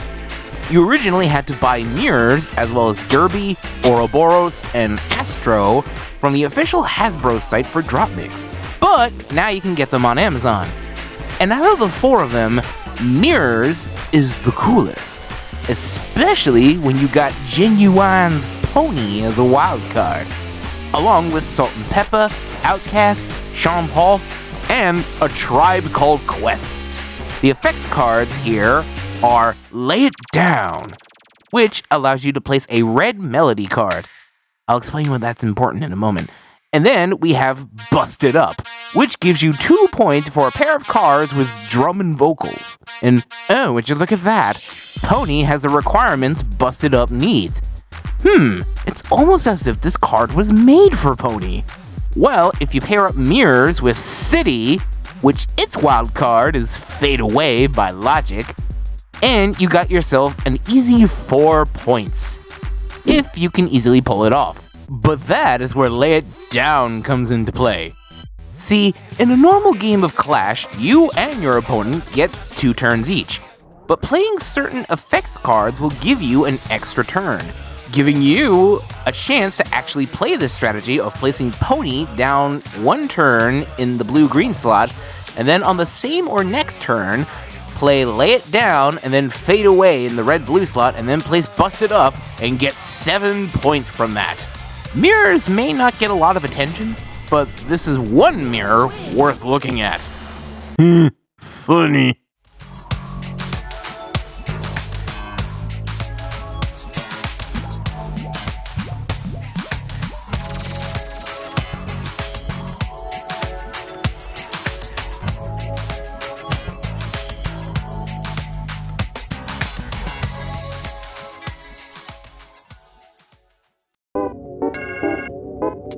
Number 5. Mirrors might have been fun to look at, but this playlist is the bomb. Okay, terrible joke aside, although you could say I blew it. No! Stop it! Sorry, ma'am. But in all seriousness, Bomb is a cool playlist. In fact, it's so cool that a mix I made from this playlist is my intro for ModTro64. It is also from Season 1, and was part of the Exclusives playlist, meaning you had to go to a specific store and either buy it online or in person. Bomb was an exclusive playlist for Toys R Us, and it's a good thing I got it back then, cause... Oh, wait. They're slowly making a comeback? Neat. However, in terms of competition, how well does it fare in Clash? Well, here we have another case of effects cards being made specifically for a playlist they're a part of. Because despite Bomb being another hip-hop playlist, this one has more strings than usual, especially with this in-game song, Theme from Broken Protocol, which I'm sure is just original and made solely for DropMix, although I could be wrong and it's from a Harmonix game that I have never heard of, but either way, it's pretty epic sounding. But it's this song where our effects cards come into play.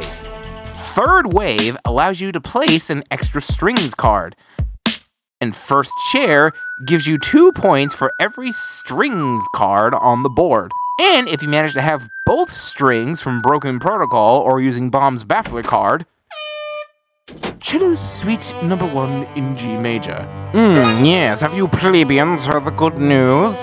Johann is Bach! And the best playlist to pair it with is actually on this list.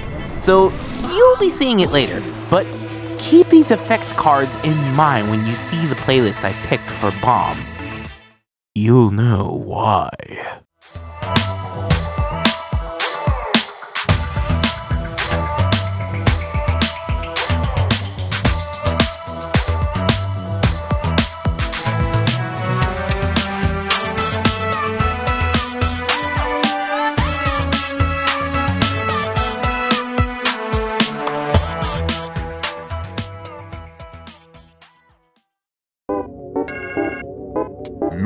4.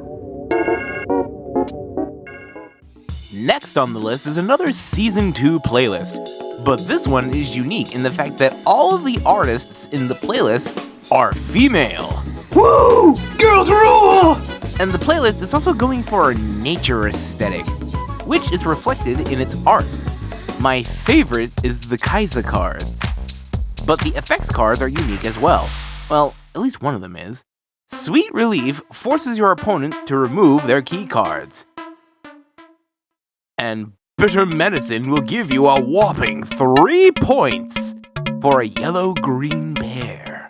Now, this is unique in the fact that Sweet Relief, while it isn't focused on wild cards, however, it does seem to be good at combating them.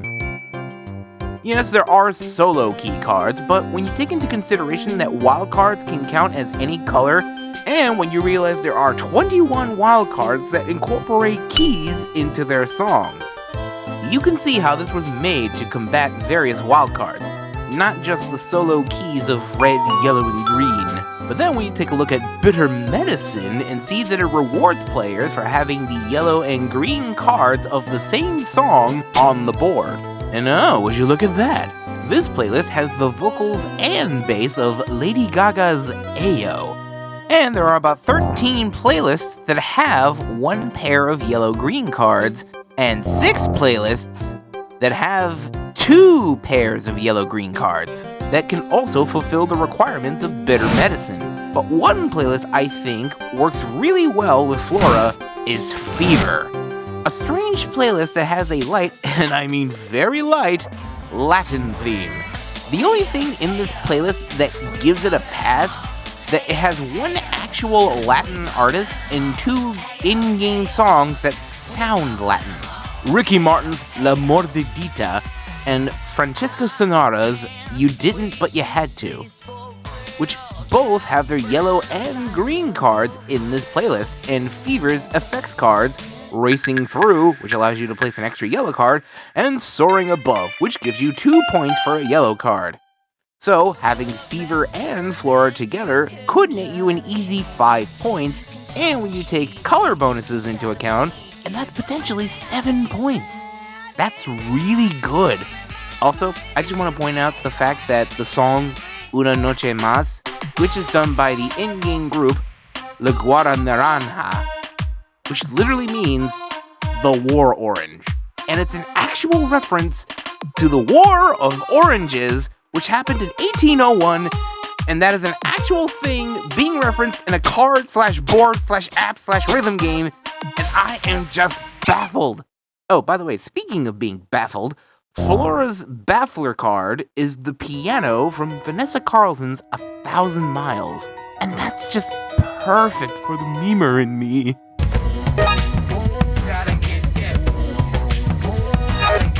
So, to put it simply, Flora has a unique sound and good competitive potential in its effects cards, and pairing it with Fever, you got yourself a competitive duo of girl power, y ritmos picantes.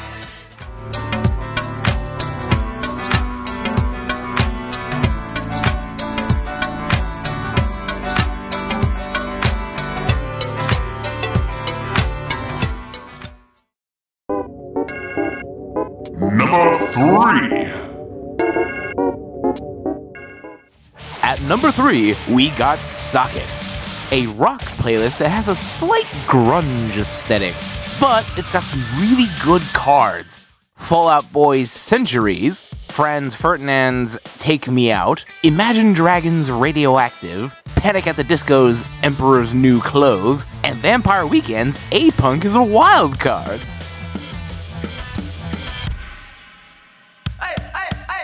Along with some original songs that really tie the whole thing together. But one of its effects cards is incredibly useful.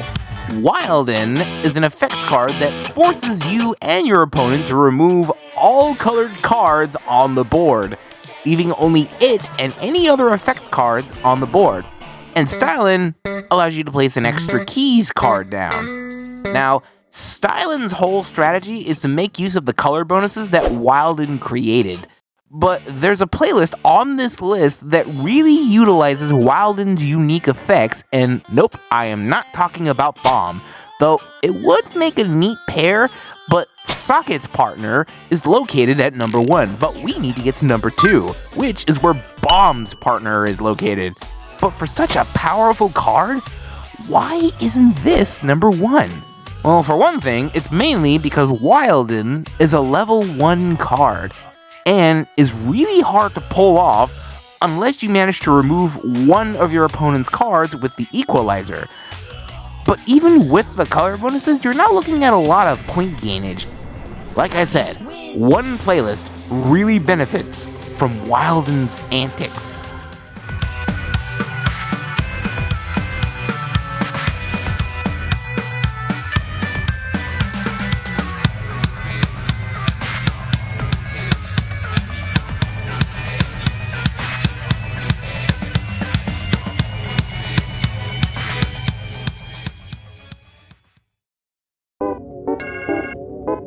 Number 2. At number 2, we have what I consider to be Bomb 2.0, and that is this Season 2 playlist called Rhymer, which focused on lyrical rhyming, with stuff like 679 by Fettiwap or Man of the Year by Schoolboy Q. But the best thing about this playlist is the fact that its background card is Edgar Allan Poe's The Raven. The fact that we get an 1845 poem in a music mixing game is cool in itself, but to actually mix it into music is something truly bizarre.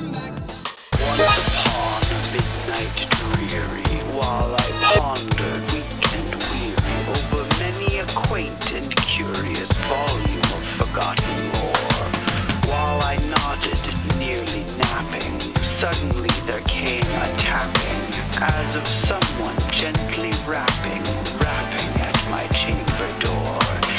But the thing that really brings this home are its effects cards that sound like something you roleplay as in a game of D&D. The Thaumaturge, which, when played on a green card, allows you to draw an extra card into your hand. And the Songstress, which will give you 3 points if there are strings, horns, and drums on the board at the same time. Now, before I explain my reasoning, you're probably asking, the heck is a thaumaturge? Well, it is someone who practices thaumaturgy, which is when you are capable of performing miracles. So this card literally means the miracle worker. And don't let anyone tell you you don't learn anything from this show. Now, if you look at Bomb, they got plenty of strings, and Rhymer's wild card has a horn in it. In fact, it's time for a brief episode of Speedy's Story Time. So, while I was going to my final year of my local community college, I made some friends who I still occasionally chat with on my phone. We'd play Smash in between breaks, or just after classes were done. And I would show up on Fridays with my DropMix board and card carrying case. One friend I made who really got into DropMix was named Versace. I introduced her to DropMix, and she loved it. Girl quickly got the hang of it, and she was quite the challenge, and she would beat me at my own game with terrifyingly well thought out strategies. Okay, so imagine this. It's a heated battle of Clash. We're both at each other's throats. She's at 20 points, and I'm at a measly 17. And she just needs one card to win the game. It's my turn, and I draw a card, and it was the strings for Schoolboy Q's Man of the Year. And I already had Dang by Mac Miller on the board in the red-blue slot. I look at my hand, and I see I have the Songstress. So, I place the strings, and then I drop the Songstress into the yellow slot because it was a level 3 card, and I got not only 2 points for placing the 2 cards down, bringing my 17 up to 19, but since I fulfilled the requirements of the Songstress, it brought me up to 22 points, making me the winner of that round! It was a clutch play, and I felt really good turning that game around. So much so that I saved that mix to forever save my glorious win. Also, Versace, if you're actually watching this, hi! Getting back on track though, yeah, Bomb and Rhymer make a really good pair. In fact, there's another playlist that I think works even better with Rhymer, that being Dapper, because it's got more horns and one string card. But the reason I picked Bomb and Rhymer as a pair because these playlists are super special to me. Bomb because I bought it on my 27th birthday, and Rhymer because I won a legit challenging game of Clash with a smart strategy. But if Rhymer is at number 2, what playlist is at number 1 that pairs up with Socket and outclasses the songstress? Well, let's just say it's something you wouldn't expect.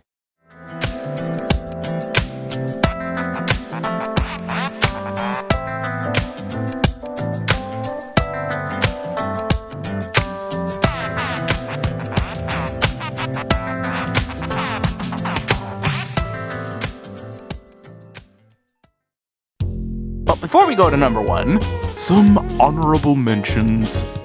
Derby, because it's the first playlist I ever bought, and it has Rick James's Super Freak as a wild card, and its baffler is Beethoven's Symphony No. 5 in C minor. Love me some classical music. Ouroboros, because its wild card is Blink-182's All the Small Things, and it has the vocals for Emperor's New Clothes. Plus, the baffler for it is the vocals for Len's Steal My Sunshine, which is hilarious. Fantastic because it's got some unique effects cards, and its wild card is Hadaway's What is Love? Baby, don't hurt me no more. Baby, don't hurt me no more. Hightower because it's got the vocals and bass of Cake's Short Skirt Long Jacket, along with its wild card being Europe's The Final Countdown. Plus, it's fun to win a game of Clash with that being your final card. Sweet, because when you place it on the Clash board, it plays the ice cream jingle. It's adorable! Also, its wildcard is Bruno Mars' 24 Karat Magic, which, I admit, I had a little bit of fun mixing it with other things. And now, it's time for... Number 1! At number 1, we have a playlist from the Season 1, and it was an exclusive playlist you can only get from Hasbro, but now on Amazon. Lucky! A country playlist! Welcome to the South.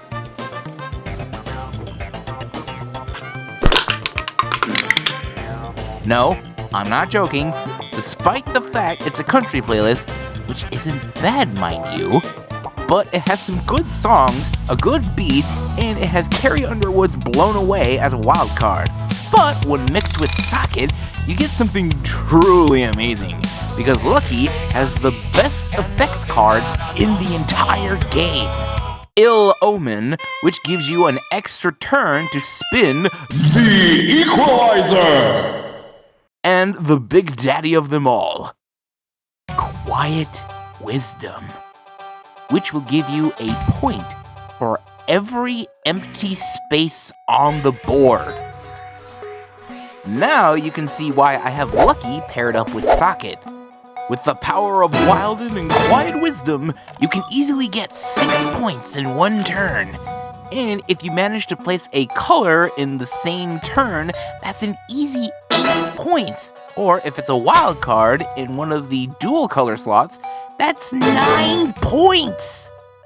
And I don't know about you, but 9 points in a single turn sounds pretty good. Also, it's really interesting to mix country and rock. I mean, Abilene and Down has a really good drum beat, and mixing it with Scroobert's The Game Got You leaves for some rather peculiar beats.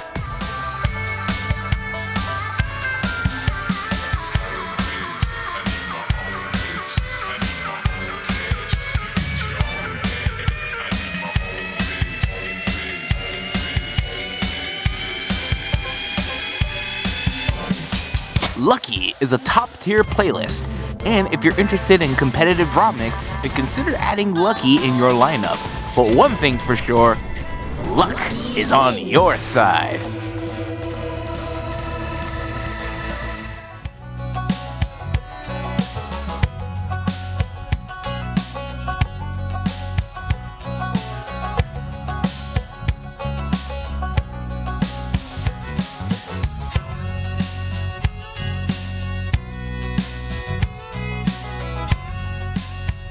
And that was the top 10 playlists in DropMix. And if this video has motivated you into getting into the competitive scene, or just to play DropMix in general, then consider picking it up. It's a fun experience for friends and family, and it's just a really cool experience that I think people should experience for themselves. But again, these are just my opinions. What do you think? Do you agree? Do you disagree? Feel free to leave a comment down below and tell me your thoughts.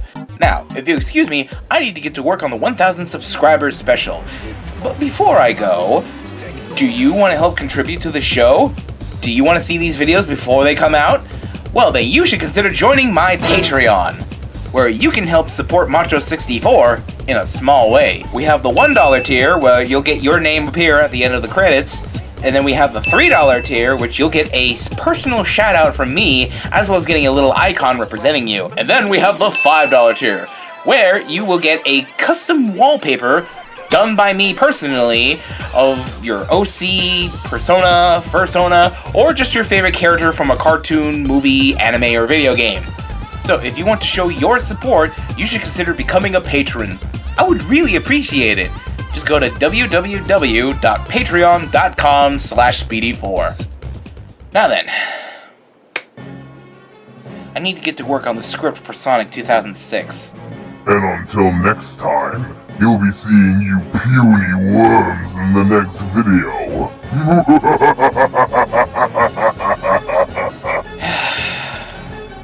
Stay tuned, it's gonna be a bumpy ride.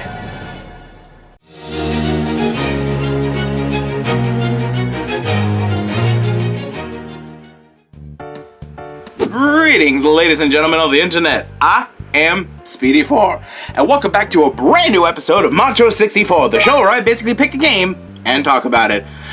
But this time, we'll be taking a look at a particular game that I had set aside until I reached 1,000 subscribers, and wouldn't you know it, the moment I posted episode 8 and then finished episode 9, I managed to reach my goal of 1,000 subscribers. So, not only is this the 1,000 subscriber special, but it's also episode 10. Funny how everything works out. But today we're going to be taking a look at another Sonic game. But this time we're going to be taking a look at the Blue Blur's most awkward title, Sonic 2006. Yes, and what do you think of me? You really want to know? Yes, show me your hatred. Let me feel your disdain towards me. Actually, to be honest, I kinda liked Sonic 2006. Wait, what? Whoa. Before you start sharpening your pitchforks and lighting your torches, allow me to explain why I like this game. But first,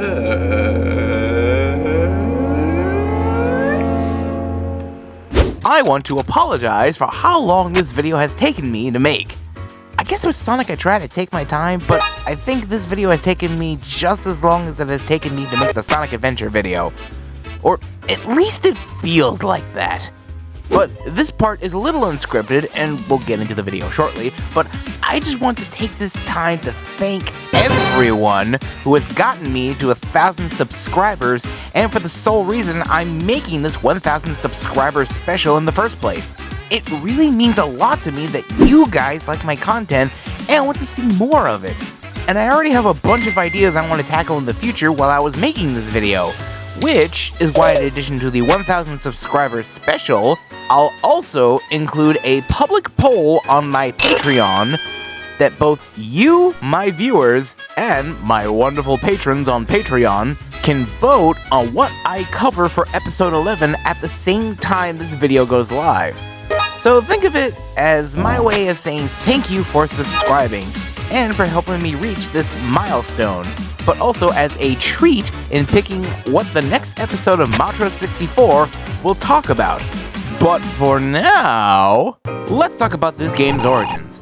It was 2005, and at the E3 of that year, and at the Tokyo Game Show, Sega and Sonic Team announced that a brand new Sonic title would be released for the Xbox 360 and PlayStation 3. It later ported to PC. All in time for Sonic's 15th anniversary, and this title was just called Sonic the Hedgehog. But later, the world would come to know this game as Sonic 2006. Sonic Team was pushing this as the future of the Sonic franchise by showing lots of cool things about the game, like an epic trailer, a demo of the level Kingdom Valley, and showing off the graphics.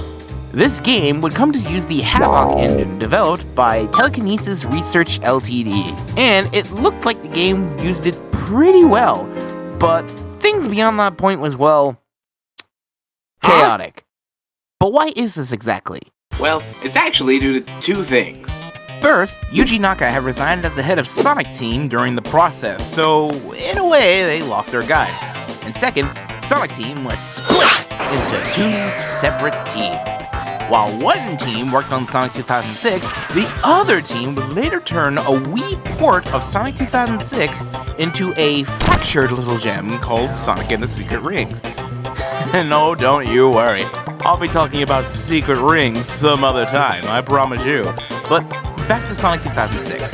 The other thing that really made things worse was that Sony and Microsoft were rushing Sega to meet their deadline of November 14th, 2006, in order to make it for the Christmas shopping season.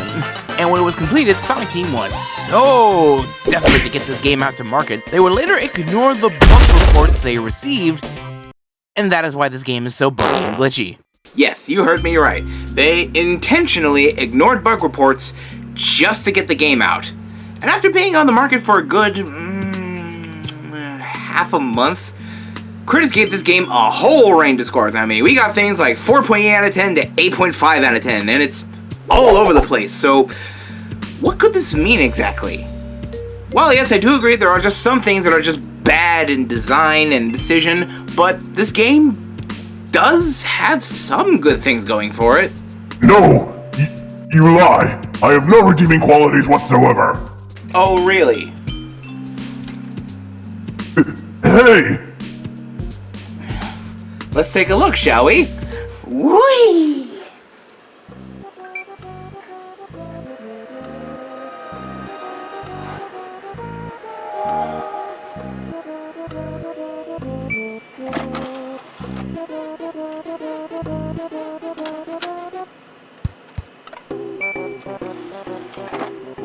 So, right off the bat, we're introduced to the main city of the game, Soleanna.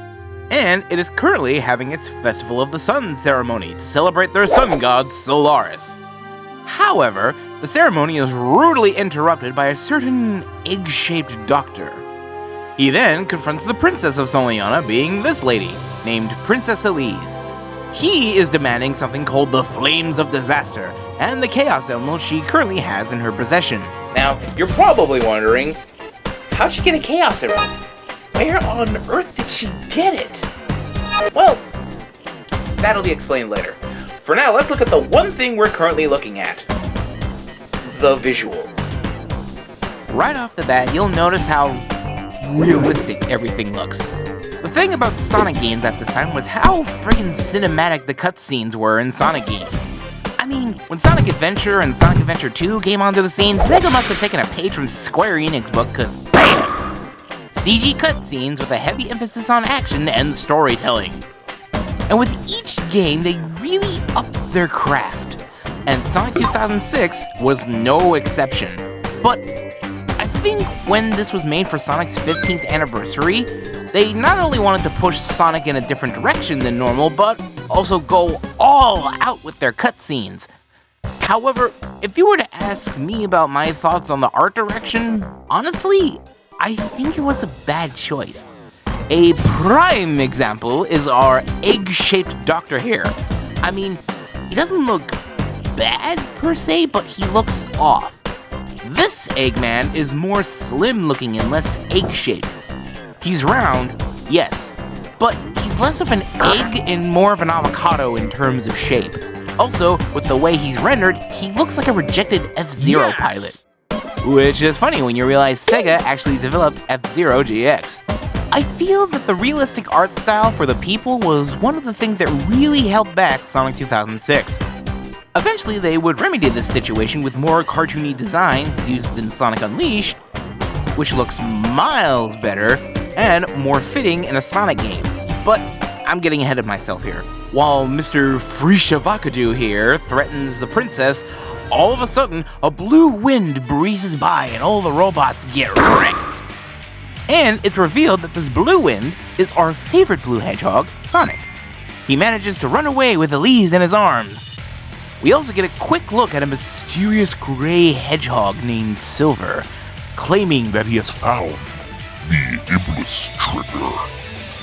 What are his intentions? We will find out in due time. Getting back to Sonic though, he did manage to rescue Elise, but as Sonic was dealing with some robots, Eggman managed to kidnap Elise, and before she gets whisked away, she tosses the Chaos Emerald she had to Sonic. And now, we have to rescue her.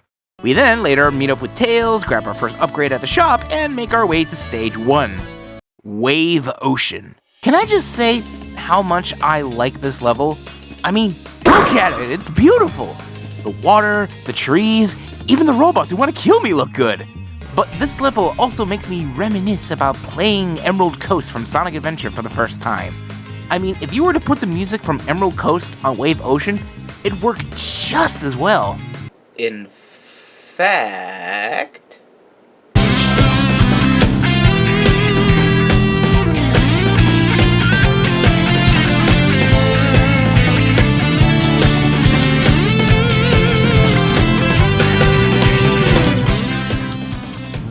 There we go.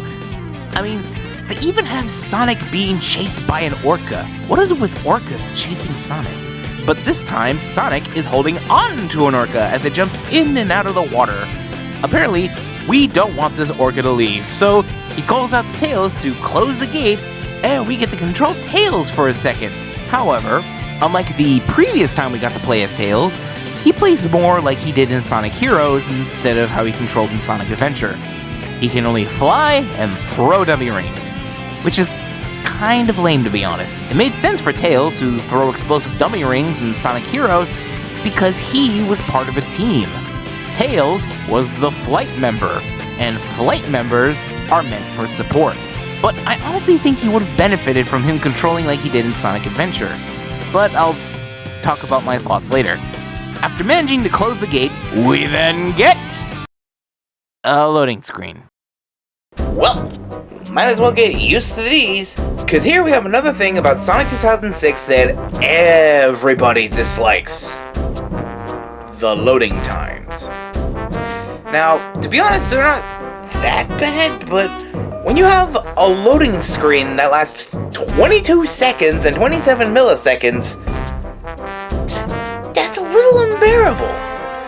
And I feel like the reason the load times were so long was because how poorly optimized the game is. Sure, it runs, and dare I say, it even functions. But there's a lot about Sonic 2006 that could have been fine-tuned, which beautifully leads me into what comes after this loading screen, the Mach Speed running sections. However, before I do, let's talk about the gameplay of Sonic 2006. Like the previous Sonic games, like Adventure, Adventure 2, and Heroes, you can play as other characters, either Sonic, Shadow, or new addition to the Sonic roster, Silver. But during certain levels in a certain section, you can play as other characters depending on which story you picked. And yes, there's more than one. If you pick Sonic's story, you can play as Sonic and control Tails or Knuckles. Alright. If you pick Shadow's story, you can play as Shadow and control Rouge Yes, or E123 Omega. And if you pick Silver's story, you can play as Silver and control Blaze or Amy. Super Material. Horrible joke. And each character plays differently from the main character. Like Tails can fly and throw dummy rings, like I mentioned before, But there's also Rouge, who can glide and climb walls, or Blaze, who can use her pyrokinetic abilities. But let's discuss Sonic for a second. Sonic controls somewhat like he did in Sonic Adventure 2. He can run, do a homing attack, jump, do a leg sweep? Okay. And finally, the spin attack. As much as I like the spin attack, it's very wonky in this game. We don't really need it, and it hardly ever gets used. I mean, you can get through these levels without it. Heck, there were very little times I spin dashed. Now, the goal of the Sonic level is to complete a certain objective and reach the goal rate. But one section in some of the Sonic levels are the Mach speed running levels. These are something that are super flawed. I mean, I get what they were trying to go for, a place where Sonic could run at full speed. But there are some problems with this.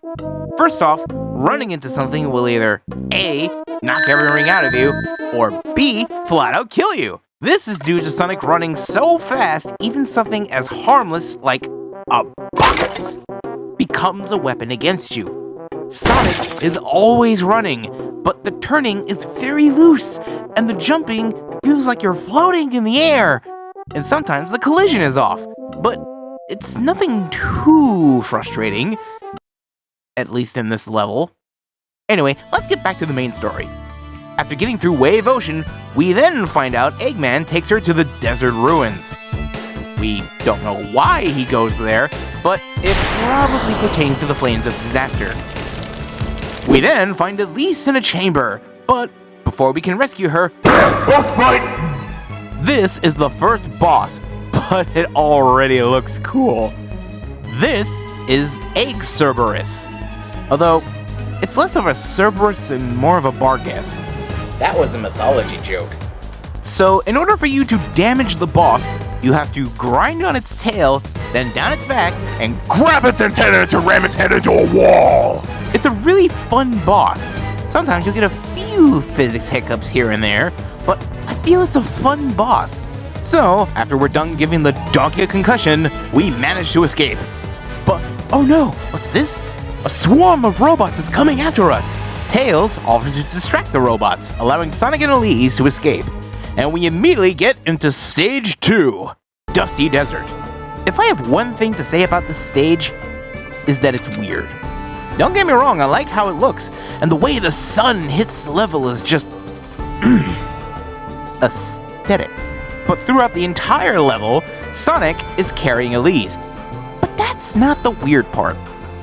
Although it is pretty funny to see Sonic do a homing attack while carrying a person.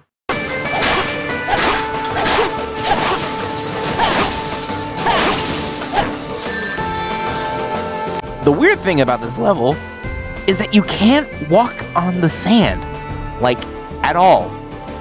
If you try to walk on the sand, you'll sink and lose a life. I'm sorry, but in a previous cutscene, wasn't everyone walking on the sand earlier? So why is it now that we're not allowed to step foot on it? How are we supposed to walk on the sand?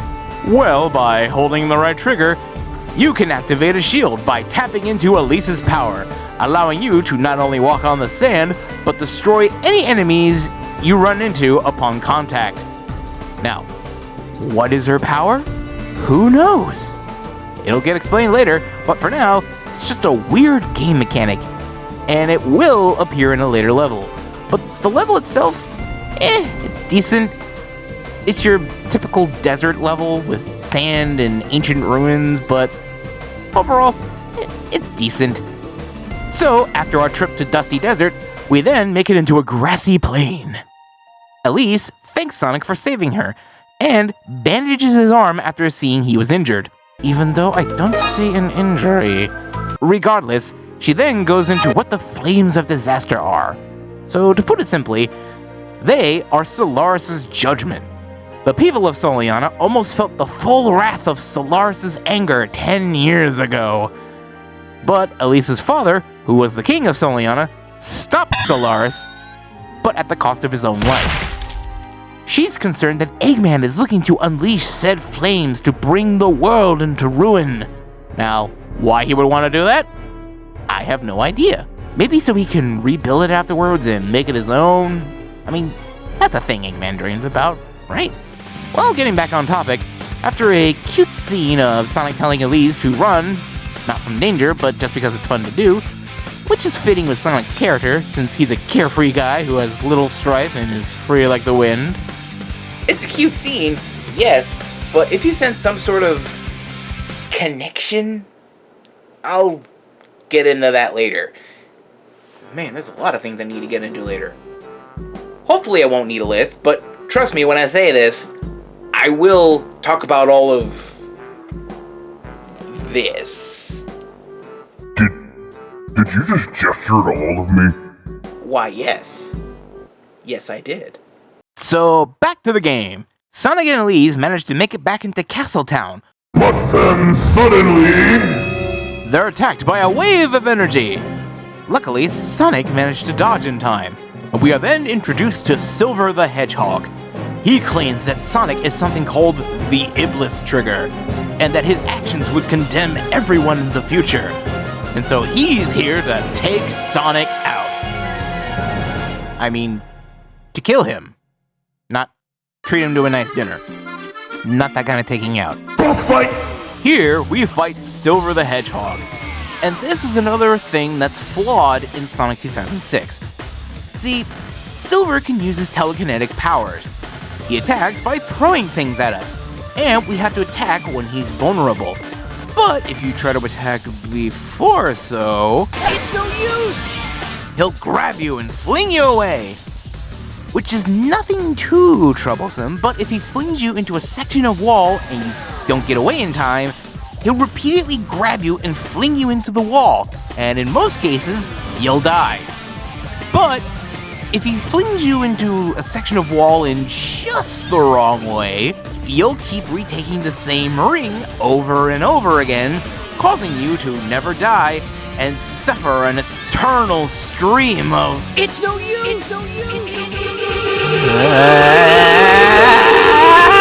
Make it stop! But I know how to properly fight against Silver, and I don't ever run into this issue. All you have to do is keep your distance. Wait for Silver to grab some tables and chairs, and immediately close in. Hit him with a homing attack, and run away! Which is easy to do considering we're fighting in a courtyard. A nice, big, open space. But the fact that many a poor soul suffered through Silver's antics, and the fact that his line of it's no use is so ingrained into the collective consciousness that there are people that reference this line even if they've never played Sonic 2006. These fights, where Sonic fights another character, harkens back to the rival battles in the adventure games.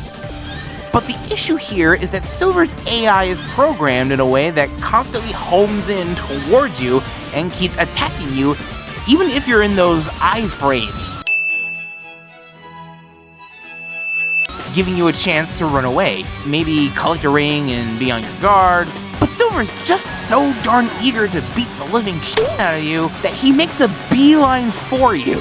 He's like that one kid in gym class who immediately rushes towards the dodgeballs and immediately pelts you in the face. let's get busy! It's no use! Uh-oh! Take this! No one ever cuts us any slack. As long as you keep your distance from him, you'll be fine. So, after we defeat Silver, he then sucker punches Sonic with his mind. Silver seems unimpressed, and while all of this is happening, Elise gets kidnapped, and Sonic tries to chase after her, but Silver is like, hold it! As he attempts to finish Sonic, he is stopped by the best girl, Amy Rose. She blocks the way, allowing Sonic to get away and rescue Elise. Now you're probably wondering how Silver and Amy know each other, but again, like I said, yeah. I swear, guys, I promise I'll talk about it. However, now we must follow Eggman into New City. Ah, yes, New City. I love living in New City. Why, I happen to live in fancy apartments, and I always visit the great pizza shop on Narrow Street. I then go to Game Store, where I buy the latest copy of AAA first-person military shooter. Game of the Year edition. Really? New City? That is the most generic name for a fictional city I've ever heard of. And I have a poster for a place called Alterville. I know there's other things I could complain about, but this just drives the creative part of my brain nuts. Why not call this section of Soliana something else, like Neo Soliana or Dawnville? Anyway, generic names aside, Sonic and Tails find Knuckles, looking super suave. He tosses Sonic a card. Nah, I'm just kidding. It's actually a message from Dr. Eggman. He states that if Sonic wants Elise to be freed, he must meet him in his base in White Acropolis and exchange Elise for the Chaos Emerald she tossed him. Obviously knowing this is a trap, Sonic, Tails, and Knuckles go through White Acropolis, which kinda gives me Shadow Moses vibes. I mean, it kind of makes sense. After all, both Snake and Eggman share the same voice actor in Japan. Hello, me, from the future! Or, at least at the time of this recording, in this particular video file, it is currently June 14th. Which means E3 is currently going on right now, and I've been keeping track with the news, but I'll share my thoughts later. But I just wanted to correct myself here in saying that no, both Snake and Eggman aren't shared by the same voice actor, but I kind of had some details mixed up. What I meant to say is that it would make sense because Dr. Eggman's Japanese voice actor is Chikao Otsuka, and his son, Akio Otsuka, is the Japanese voice actor for Solid Snake. I'm not making this up. I've corrected myself. I've double-checked. Anyway, now that I've corrected myself, let's get back to the video, shall we? But honestly, this is one of my favorite levels in terms of concept and theming. The Arctic bass motif is cool, no pun intended, and the music is just a bop.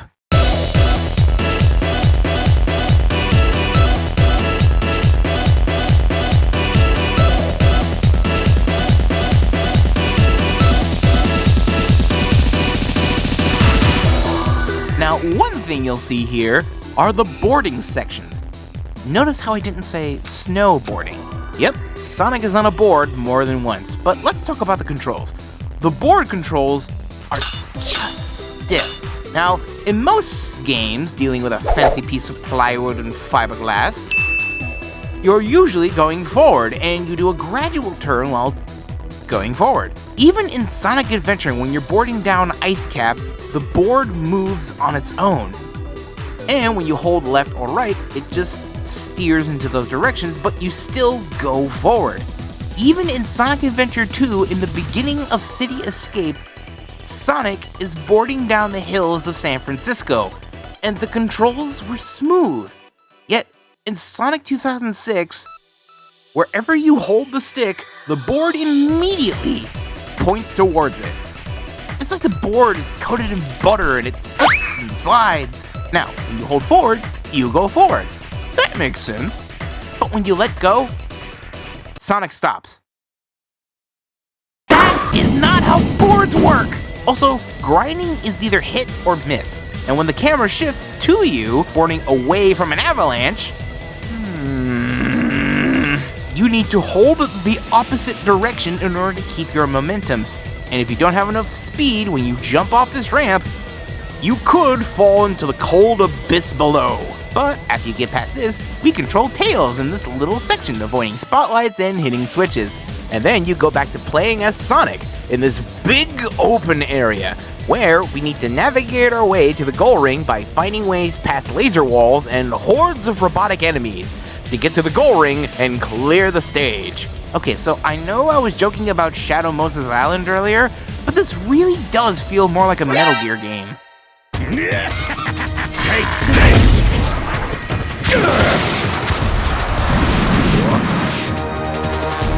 What impossible! Even you won't last long against this one! No! The controls won't respond! Your manners are as bad as ever! Now look what you've done! Bombs away! After we get through White Acropolis, Eggman tells Sonic to place the Chaos Emerald in the middle of the room. He does so, but since this is a trap, Eggman triggers it, and soon Sonic, Tails, and Knuckles are caught in an energy field, and claims that with the power Princess Elise possesses and the 7 Chaos Emeralds, Eggman would become the Master of Time! Testing the machine, he launches Sonic, Tails, and Knuckles off into the future, where we instantly see how much it sucks. The world is on fire and engulfed in magma, everyone's dead, the only beings alive are a few Mobians like Silver and Blaze, but worst of all, Show in Space 3 is cancelled! What kind of future is this? Okay, I'm calm. I am okay. Anyway, we somehow find Shadow and Rouge here. How they got here will be explained later as well. But to put it simply, we all have the same goal. Find a Chaos Emerald, use Chaos Control to create a rift in space-time, and go back to the present. Now, we have to get through Crisis City. This is one of my favorite levels. Sure, it's not the most polished, but it's such a fun level. Also, listen to that music.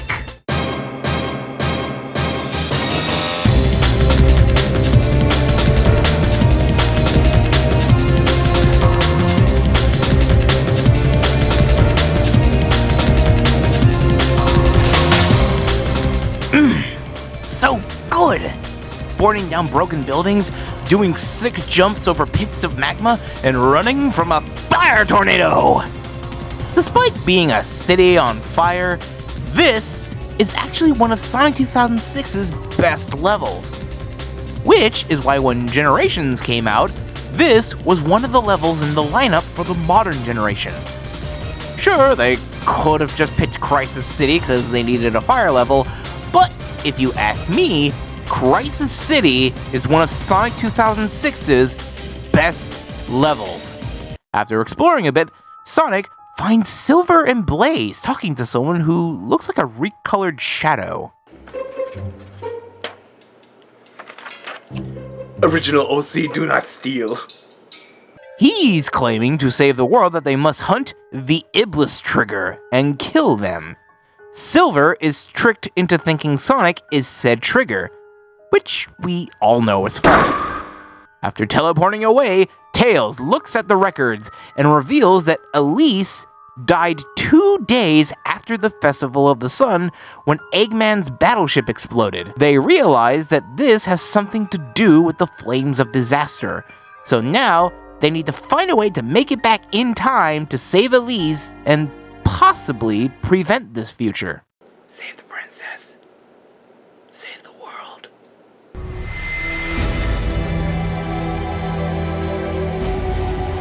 Sonic, Tails, and Knuckles catch up with Shadow and Rouge, who have already found a Chaos Emerald. I may not look it, but I'm a real treasure hunter. Unlike a certain echidna I know. What? Ooh, touchy. Then we have to go through, oh my god, this abomination! Flame Core. This level alone is the bane of my existence. I mean, don't get me wrong, concept-wise it's a cool level, and there's some parts of the level that are kind of fun, but if Crisis City is one of the best levels, then Flame Core is the worst. Okay, second worst, but it's still pretty bad. It's like the difficulty was set to 5 at the beginning, but as you get into the level, the dial quickly gets cranked up to 20. I like the music at least, especially with Knuckles in this dark cave. The whole level is just infuriating. The combat arenas, which aren't that bad, but the Pillars of Fire makes this a pain in the robot mix. And not only that, since there's an erupting volcano, there's fireballs raining down, and you will always get hit no matter what! Also, the platforms move way too fast. Flame Core. Easily one of the worst levels in Sonic 2006. So after we get through that headache of a level, we see a Chaos Emerald. Don't touch it! Don't touch it! Don't touch it! Don't touch it! My goodness, what is that thing? Apparently, that's Iblis, but in some sort of larval stage. Well, if we want that Chaos Emerald, we have to fight him.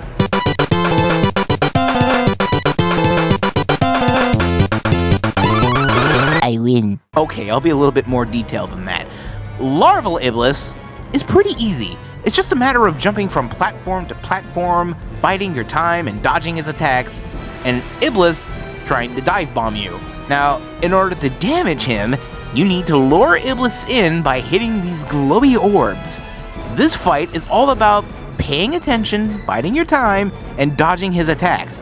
You do that, and the fight is done in no time flat. So, after we defeat Iblis, for now, Sonic and Shadow take out the emeralds they've collected, and they both perform Chaos Control, forming a rift in space-time. And Sonic, Tails, and Knuckles jump in, making it back to the present.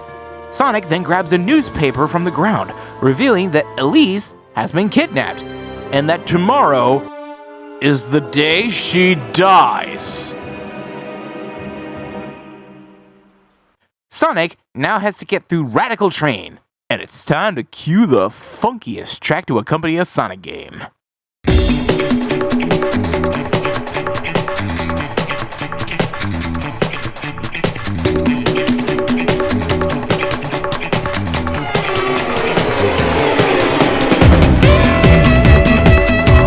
This theme kicks so much ass. Plus, this is my second favorite level in the entire game.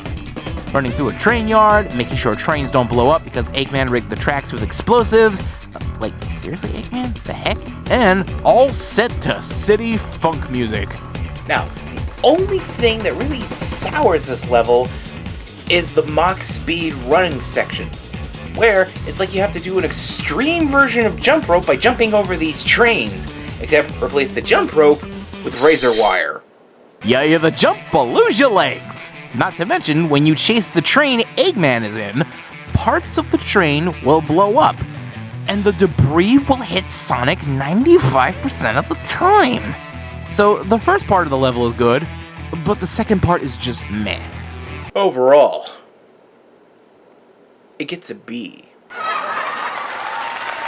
Anyway, after catching the train and managing to rescue Elise, Sonic runs into Silver again, who's still trying to kill him. At least he's consistent. But while they're busy, Eggman captures Elise again and flies off. But Shadow intervenes, allowing Sonic to get away, leaving Shadow to fight with Silver. Elise pulls a gutsy move by jumping off Eggman's Eggmobile from high up. Luckily, Sonic manages to catch her in time. We then proceed to fight Egg Genesis, which is a missed opportunity to make it black and red like the Sega Genesis. But missed opportunities aside, this boss is pretty cool, because you have to climb up using the homie attack, attacking the head, and bouncing on it to damage it. Repeat the process, and you'll win in no time. However, the missiles do get a tad bothersome, but I find spin dashing actually helps with this fight, and after you defeat it, it tries to crash into you. But by the time it actually crashes, Sonic is on the other side of the map. Afterwards, Sonic picks up Elise and they proceed to ditch the robots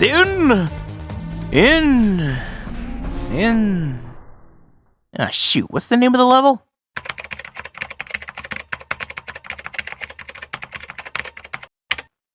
Tropical Jungle? Oh, come on! What is with these generic sounding names all of a sudden?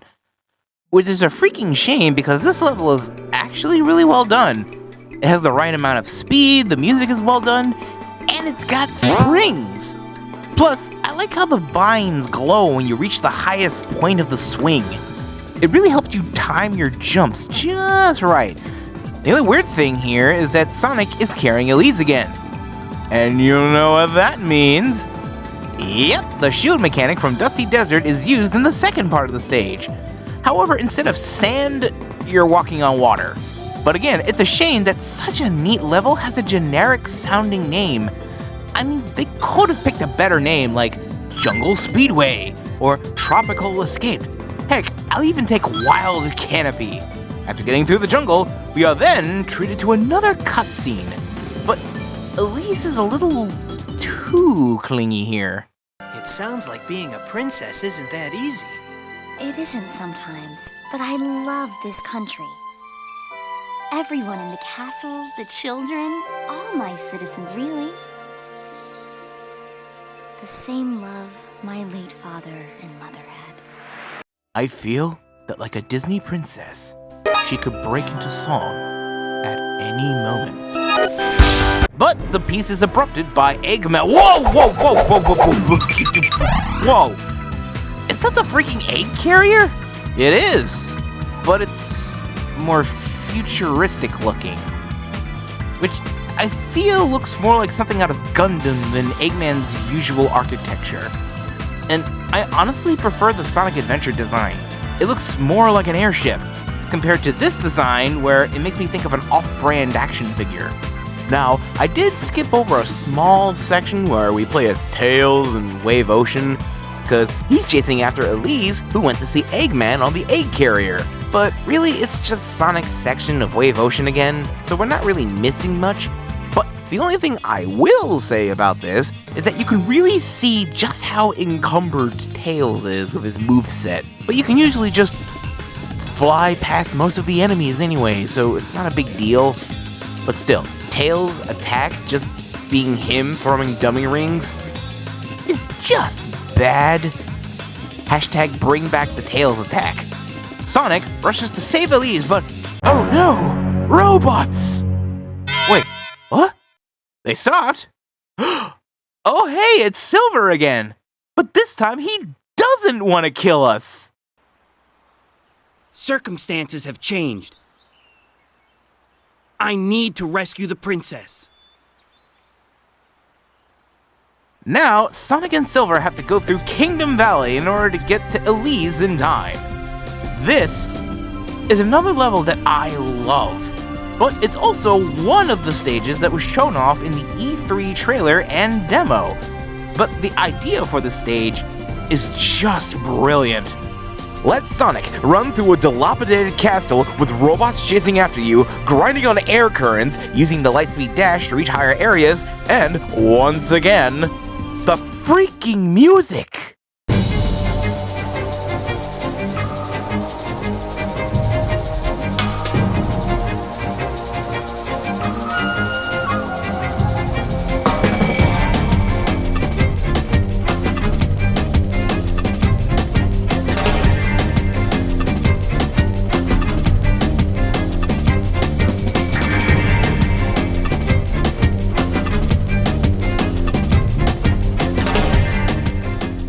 I love the instrumentation throughout this level.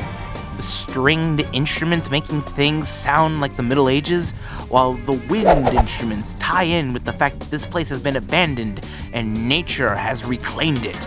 The drums make you feel tense, and when you play as Silver for the first time, synths start to play to reflect that he's from the future, and he's fighting to change it for the better, as well as him using his psychic powers to affect the environment around him for platforming purposes. It's very clever. Again, we deal with the Mach speed running section of this level, but surprisingly, it's not that problematic like the other ones. And you have to admit, seeing Sonic run through here is just epic. But alas, we make it through, but the controls crash, systems fail, and the egg carrier crashes, killing Eggman and Elise. Elise!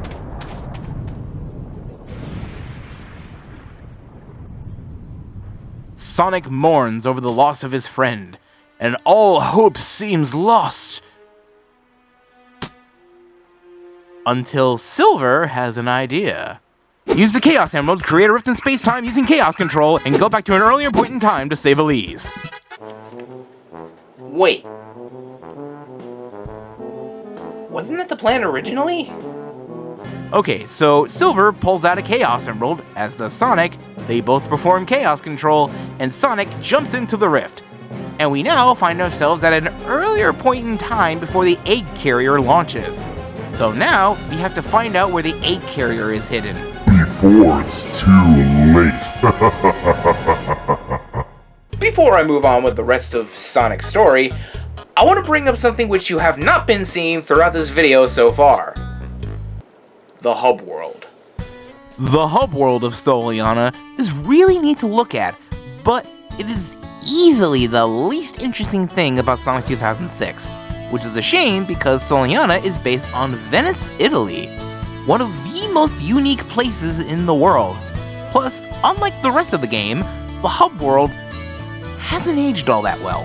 There are side quests, Soliana medals, which take the place of emblems, scattered around said hub world, and a lot of NPCs. Some of them are interesting, like Sonic Man, for example, but some of the missions are super boring. I like side quests. Heck, the ones in Sonic Adventure were kind of neat and fun to play, but the ones in Sonic 2006 aren't very well done.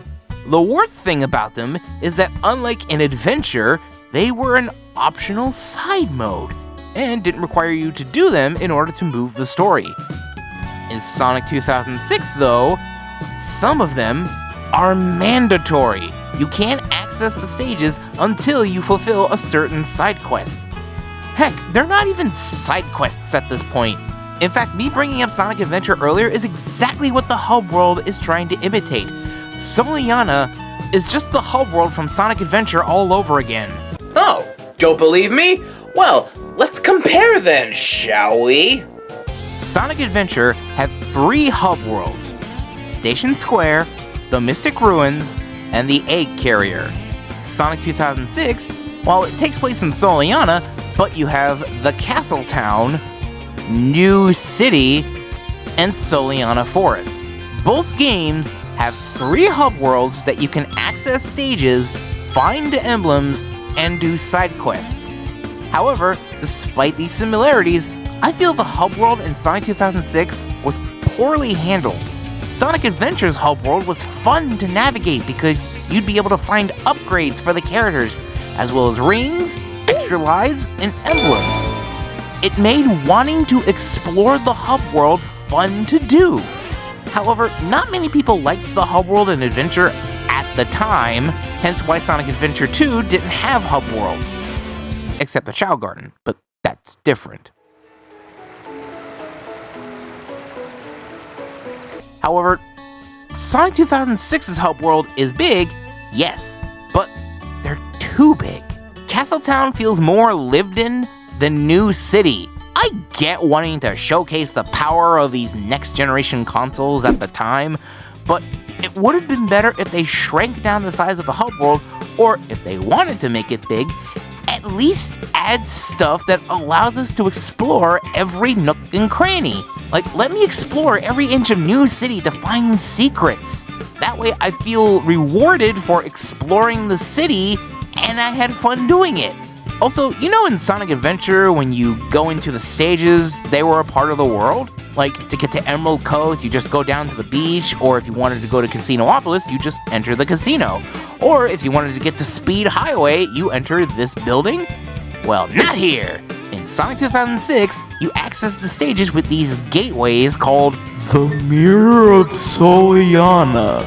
These are neat in concept, but they come off as a lazy way to get to the stages.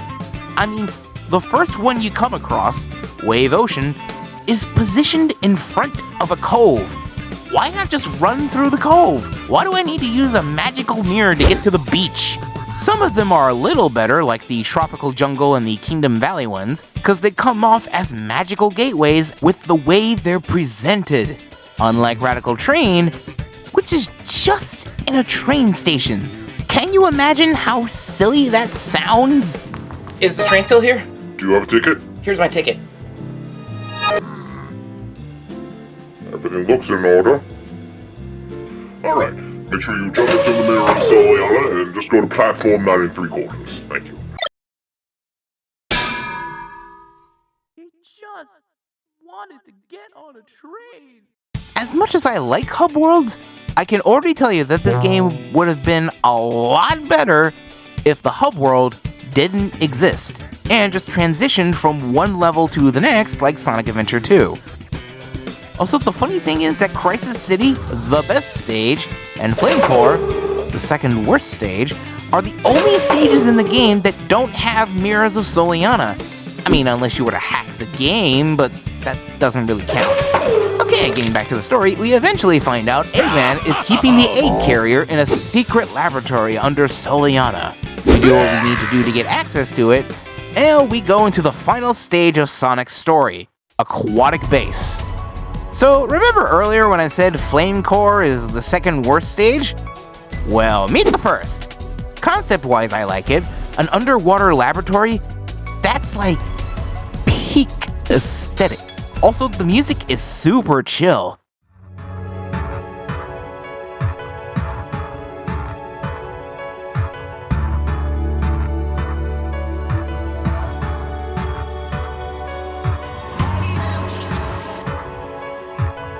Maybe a little too chill. I get Toonami vibes from this.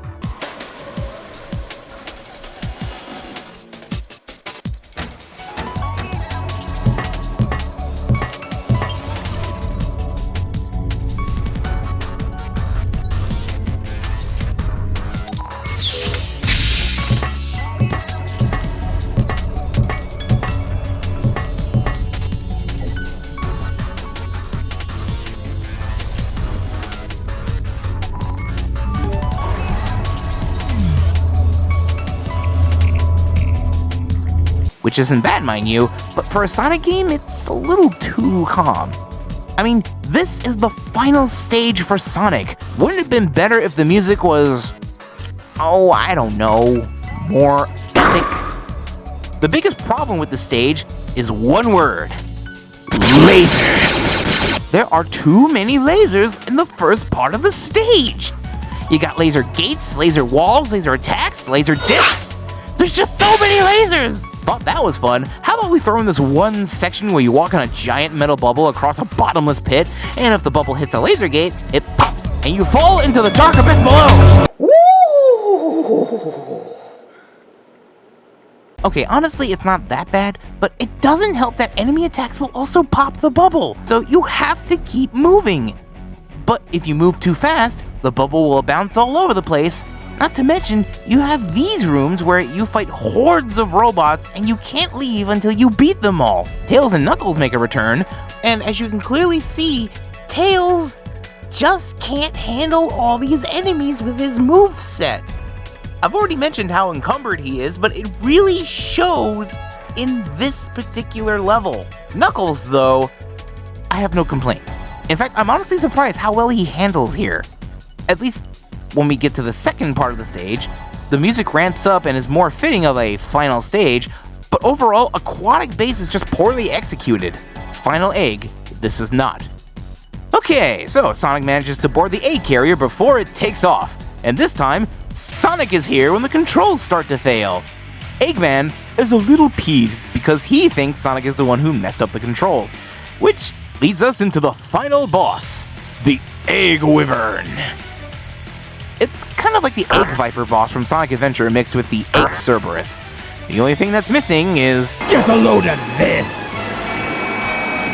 Get a load of this!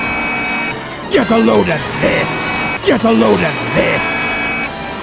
But the Egg Wyvern is a good boss, and totally makes up for the disappointment that is Aquatic Base. He will fly around and attack from afar. Dodge the blasts, and he'll begin to charge at you. But you do a homing attack on the Egg Wyvern as it comes towards you, and now Sonic is riding the Wyvern just like he did with the doggy. But you have to make it crash into the falling debris to damage it. Eventually, the shielding around the cockpit will be destroyed, and Eggman will do the exact same thing he did with the Egg Viper, where you need to use the homing attack to climb your way up to the cockpit. Eventually, Eggman is defeated. I can't believe this!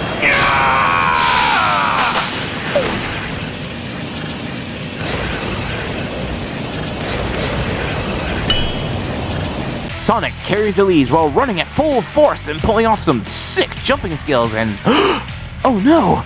Sonic and Lees are gonna fall into the ocean! That's okay, because they get propelled by an explosion and they land safely in the middle on top of the cliff. They both laugh about it, and... Nice smile. Okay, that was really cheesy. And this is a little too romantic sounding. And that was Sonic's story. Now, let's move on to Shadow's story. Also, I realize how long this video is, so I'm gonna be skipping over some parts just to save on time. Also, there's not that much that we have already seen, considering that some parts interweave with other parts, so we're not missing much. Shadow starts all hardcore and edgy, like the early 2000s emo kid he truly is. Plus, I'm getting Metal Gear vibes again. So apparently after the events of Shadow the Hedgehog, and yes, I'll also be talking about this mess at some point as well. Anyway, Shadow is apparently working for Gun as an agent, and he was sent in to rescue Rouge from Eggman's base, which means White Acropolis is our first level. Shadow can do some of the same things as Sonic, like the homing attack for example, but if you keep pushing the A button, Shadow will do a bunch of in-air fight moves, making him look like he's doing his best Dragon Ball fight scene impression. But it can be a little bit annoying when you want Shadow to go forward, but he has to finish his in-air flash dancing before he can move. Also, like in Shadow the Hedgehog, Shadow can drive various vehicles, like this Jeep. Also, before you ask, no, there are no guns in this game. Other than the ones equipped on the vehicles, but that's nothing to worry about. Also, Rouge plays like a weird mix of Knuckles and Tails. She can glide and climb walls, well, like Knuckles, but she throws bombs at enemies like Tails throwing dummy rings. But honestly, Rouge's bombs are way better. Eventually, they both meet up, and Rouge apparently stole this item from Eggman, and she needs to meet up with Gun. But before they can escape, we get to see the Egg Cerberus again! It's basically the same fight, only now we're in a snowy Arctic base instead of a desert temple. After giving the doggy a cold concussion, Shadow and Rouge exit out of a teleporter, and we now find ourselves in Soliana.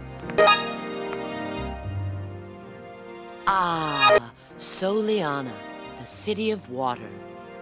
It has a constitutional monarchy, you know. The primary industries are tourism and crafting precision machinery. The current sovereign is Princess Elise III. I kinda like this scene because Rouge talks about Soliana as a country. Its government, who's in charge, what their industry focuses on, etc., etc. I just like this little touch of world building. It fleshes out the game world in a neat way. Rouge then asks Shadow if he can escort her to the Gun Rendezvous Point, located in Kingdom Valley. It's more Kingdom Valley, and that's a good thing. But the only notable thing is that we start off with Shadow using a jet glider, and then he eventually uses a hovercraft to navigate through the stage. The vehicles themselves are a little much, but after you get off them, you play Kingdom Valley like normal. It's a lot of fun just playing this level with Shadow and Rouge, and I just enjoyed my time here. Eventually, we find ourselves in an old castle. While they're there, Rouge fills us in on why said castle was abandoned. So, remember back when Elise explained that the flames of disaster are Solaris' judgment? Well, the reason Solaris was angry was because the king was trying to create an alternative form of energy. Then an accident happened, and the project was called The Solaris Project.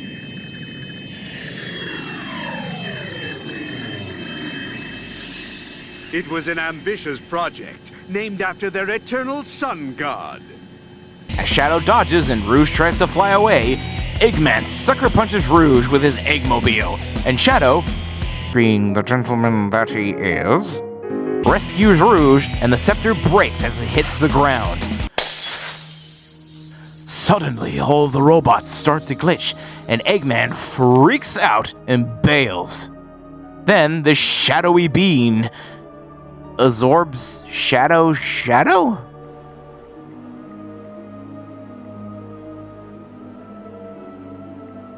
Yeah, that makes sense. Oh, hey! It's recolored Shadow from earlier! Apparently, his name is Mephiles. Mephiles the Dark. Well, there goes that idea.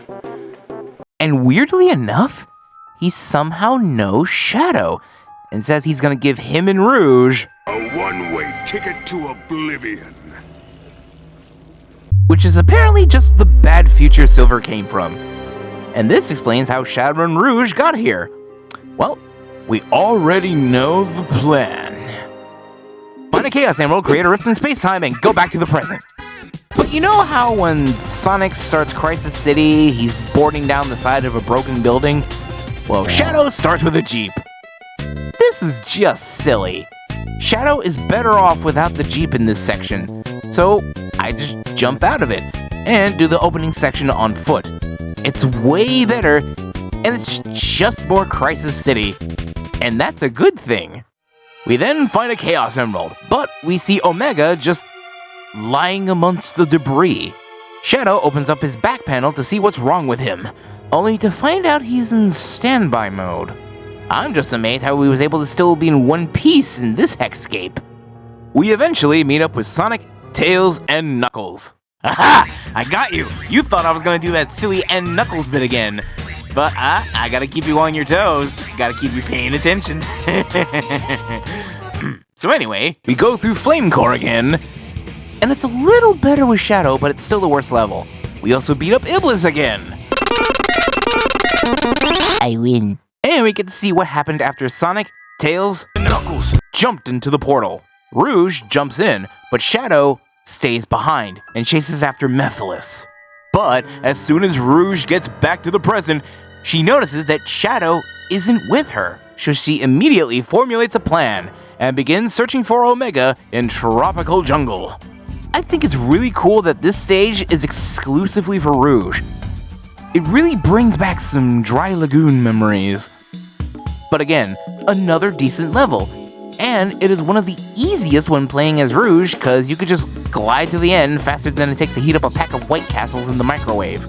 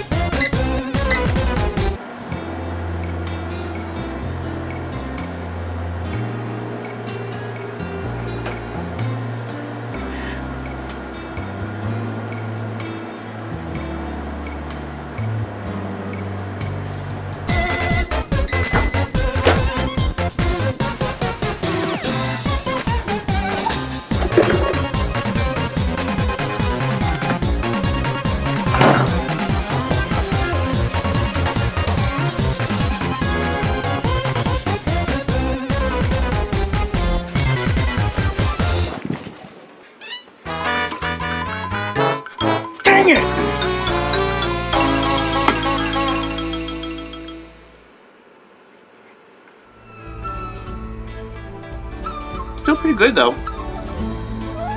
Also, there's this bit in the music where at one point we hear this ominous tune.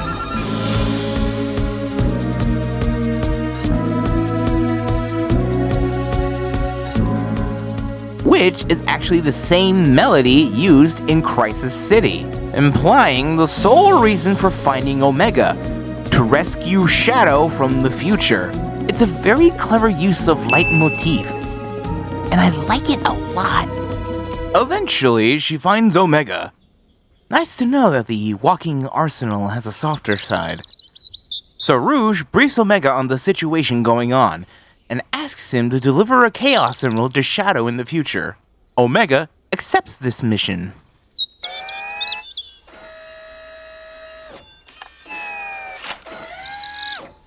System reactivation countdown initiated. Backup power source. Spare magazines secured. Command program priority changed. New mission, Shadow support. External access no longer permitted. Yes, ladies and gentlemen, Omega's solution to help Shadow in the future is to wait. Who's clapping? This explains why we saw Omega in the streets of Crisis City. And that, ladies and gentlemen, is an example of the bootstrap paradox. And I love it. Meanwhile, Shadow catches up to Mephiles and demands answers on who he is and if he is the one who caused this future. The answer's yes and no. And then goes on to explain that after the world was engulfed in Iblis's flames, aka the flames of disaster, humanity went on a manhunt to figure out who brought about the destruction of the world, and ultimately made Shadow into a scapegoat to hunt him down and lock him away in a vault. Mephiles then tries to pull the Villain 101 tactic of offering Shadow a chance to join him and get his revenge on humanity for falsely accusing him and locking him up. However, Shadow refuses, because he knows better than that. Obviously not super pleased with his answer, Mephiles reveals his true form. A crystallized version of Shadow. Wait! So, if his true body is made of crystals, and his name is Mephiles, does that mean he's crystal meth? We then proceed to fight Mephiles. And his fight is kind of fun, but it's also a tad annoying. He makes these little minion things, and they all try to attack you, and in order for you to deal damage to him, you have to hit Mephiles while powered up. But his boss music is pretty epic. It's a wonderfully weird mix of horror and EDM. It's a ghoulish rave. Grave? It perfectly encapsulates what Mephiles is, a mysterious being with a murderous aura. While not being a violent being, he has no fear in showing his power. Truly, a walking nightmare. Eventually, Omega shows up and makes this boss fight go from mildly challenging to easy, because Omega has shotgun arms. He could just simply mow down all these mini Mephileses. Anyway, we defeat Mephiles and he escapes through a portal. Then Shadow and Omega chase after him, and now they're back in the present. They both try to find Mephiles, and they eventually meet up with Rouge, and she explains that Eggman's robots are looking for Shadow, when in actuality they're looking for Mephiles wearing his recolor Shadow disguise.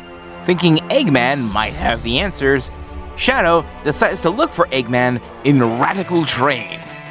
Again, it's more of the same in Radical Train, but this time we need to stop the train Eggman is on, so we turn on the barriers this time. We also need to beat up the train, and while the fact that Shadow can simply punch a train and damage it is already impressive by itself, but it will never top the feat in Final Fantasy VI where Sabin suplexes a train.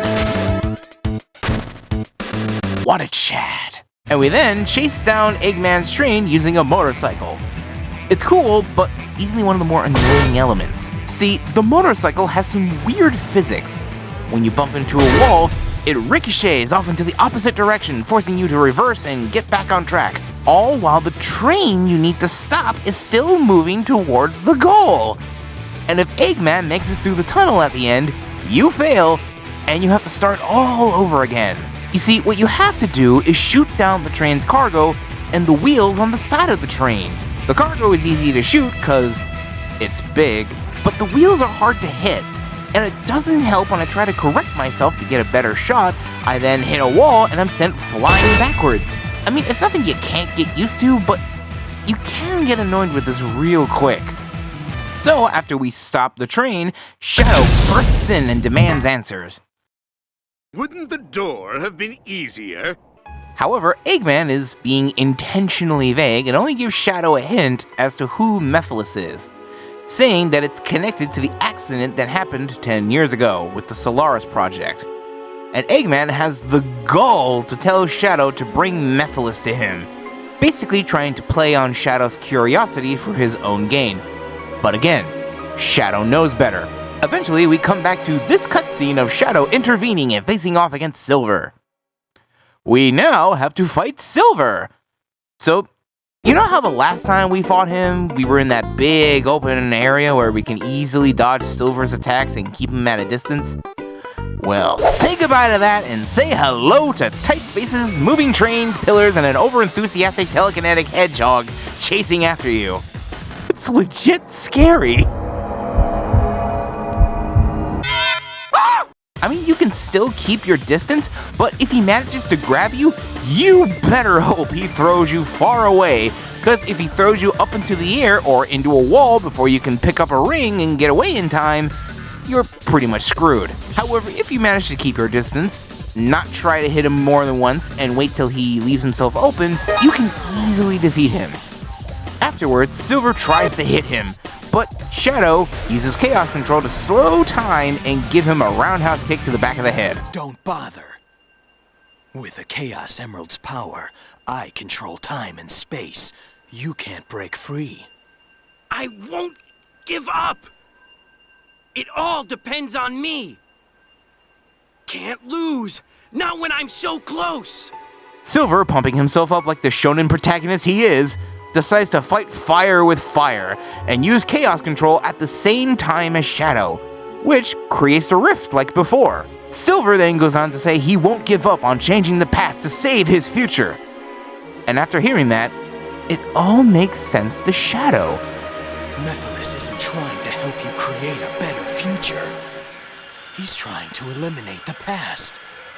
Of course, Silver is a little dumbfounded by this, only for Shadow to say that if he wants to learn the truth, to follow him into the rift to see what happened 10 years ago. Which, of course, Silver follows. Now, here is what happened 10 years ago.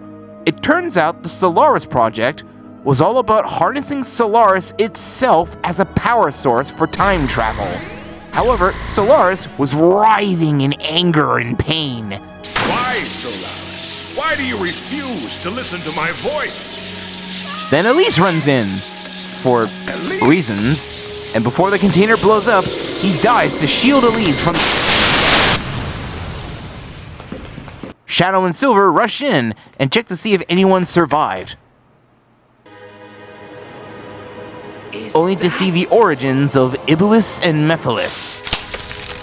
Flame. It's Iblis! And the Black Shadow is the original Mephiles. That's Mephiles? Yes! As it turns out, Iblis and Mephiles were originally Solaris at one point, but split up into two separate beings due to the blast, and they both run away.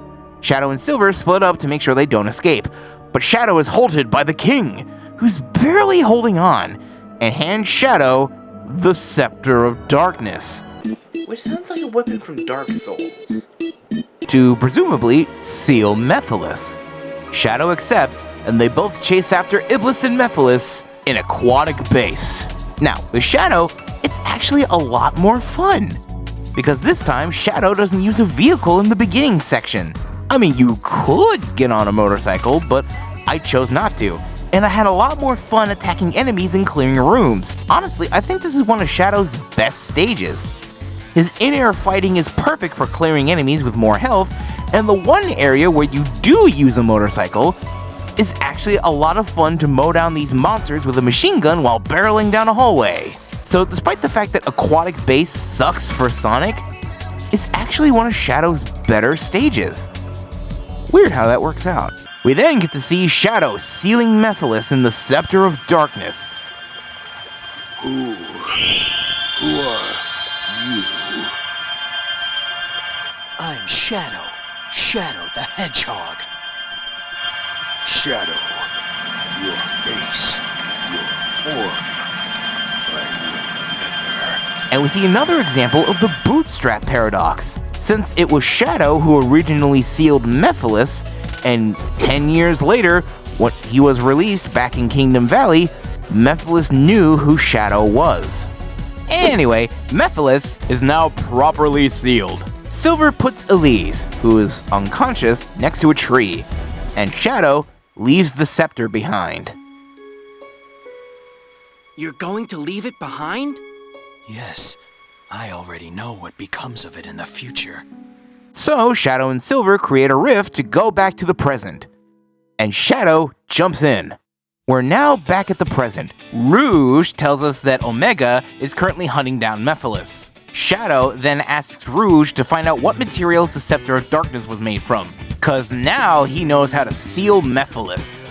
Okay, now, I normally wouldn't include one of these side quests because most times it's usually fight a bunch of robots or monsters without dying, which isn't an issue and it's not that hard to complete. But this leads to Shadow getting a new Scepter of Darkness. Just find a statue, light 4 torches with Chaos Beer, and there it is.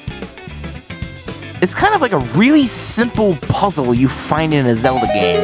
It's just funny to me and I don't know why. We now head to Wave Ocean, where you fly a jet glider, control Omega for a moment, and switch back to Shadow in a section of Wave Ocean that's exclusive to Shadow. And then we make it to the goal on a hovercraft. We then see Omega gunning down Mephiles, only for Mephiles to try and get into his head, stating that it was him who defeated Shadow and sealed him in the future. This does make Omega hesitate, but only for a second because he then gets super mad and switches from shotgun arms to Gatling gun arms and guns him down. Only for Mephiles to laugh maniacally and dissipate.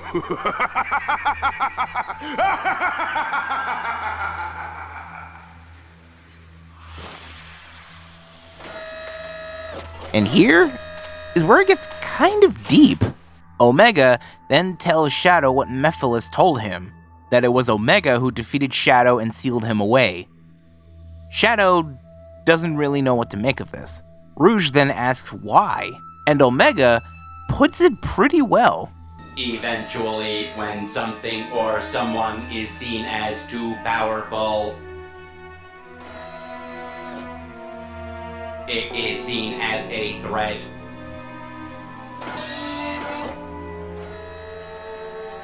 And then the world becomes its enemy.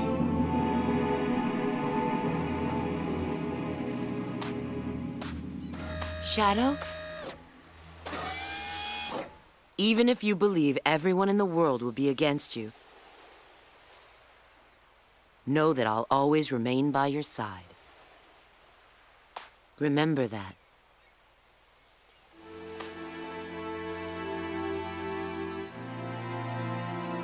I will.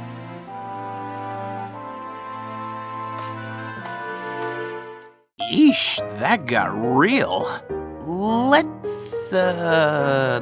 Let's wrap up Shadow's story.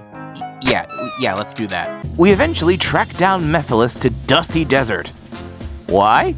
Because he's apparently going after a Chaos Emerald in the vicinity. Supposedly, he needs one in order to join with Iblis again. So, we start the stage and... okay, fine. One last vehicle section. I guess Sonic Team must have really liked seeing Shadow in vehicles so much that they made it a part of his gameplay. Okay, that is kind of cute, but that doesn't always make for good gameplay. And this beginning section kind of had me floating around the entire map till I died, and then afterwards I tried hitting the question ring. Because apparently, what I needed to do was go through these pillars that pop out of the sand in order to get to Mephiles. Afterwards, we get this brief section exclusive to Shadow, and then we switch over to Omega and play an extensively large section of the level as Omega. I mean, there's more Omega in the final level than Shadow. Not that I'm complaining.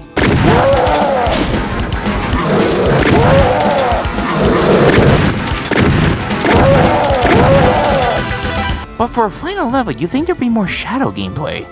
Well, anyway, we reach the end and we confront Mephiles, who has claimed the yellow Chaos Emerald. However, he once again tries to persuade Shadow to join him and teach the world a lesson. Only for Shadow to call him out on his bullshit, and then Mephiles turns the floor into purple flurp. We now have our final showdown. Mephiles is invulnerable at the moment, but the moment he dives into the floor, out pops 3 giant golems made of darkness. But you need to hit the ones that attack, and when you do, you can beat the crap out of them and build up Shadow's meter.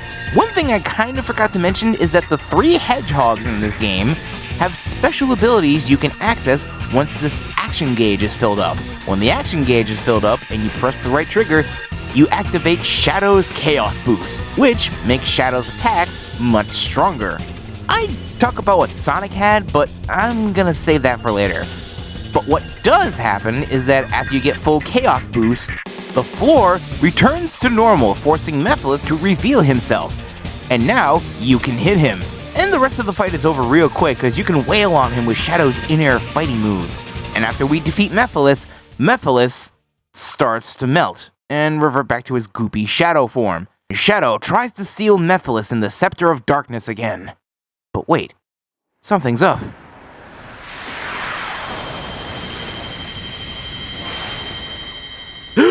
The scepter! It's destroyed! Apparently, when Mephiles absorbed Shadow's shadow, he not only took on his form, but also gained his abilities. So, to put it simply, What may have worked 10 years ago no longer does.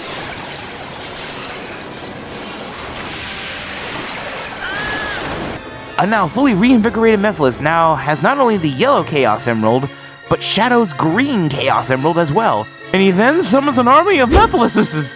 Mephili? I don't know. And he then questions Shadow on why he chooses to continue to fight for humanity, even though humanity will eventually betray him. If the world chooses to become my enemy, I will fight like I always have. He then attacks the Horde, and then credits. Woo! Alright, we are on a roll. Now, let's move on to Silver's story. This world was devastated before I was born. A harsh, bleak place where we live in eternal darkness. Life is a struggle, and people live without hope. How did this happen? No one will answer me directly, but they always point to the flames. I don't know why, but I feel like I'm listening to a teenager's first draft of a fanfic. Anyway, he wants to know why the world is like this. Blaze then appears, telling Silver that Iblis has appeared again. He then rockets forth using his telekinetic powers, and Blaze then follows after him. We go through Crisis City as the first stage, and we're taught about Silver's powers. He can run, but he's not fast like Sonic and Shadow. So, in other words, he runs at normal speed. However, he can levitate. That's because he's telekinetic, meaning he can levitate, pick up things, and manipulate various objects using the power of his mind. When this guy came out, I thought he was so cool. He looks cool, aside from the boots, which I could take or leave, but his playstyle is really unique. Picking up various objects or enemies and hurling them at another enemy or switch you can't quite reach just feels so satisfying.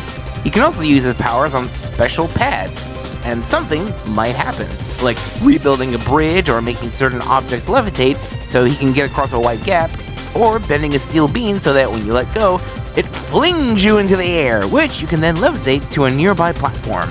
If there was just going to be a game which featured Silver as the main character, I would totally play that game.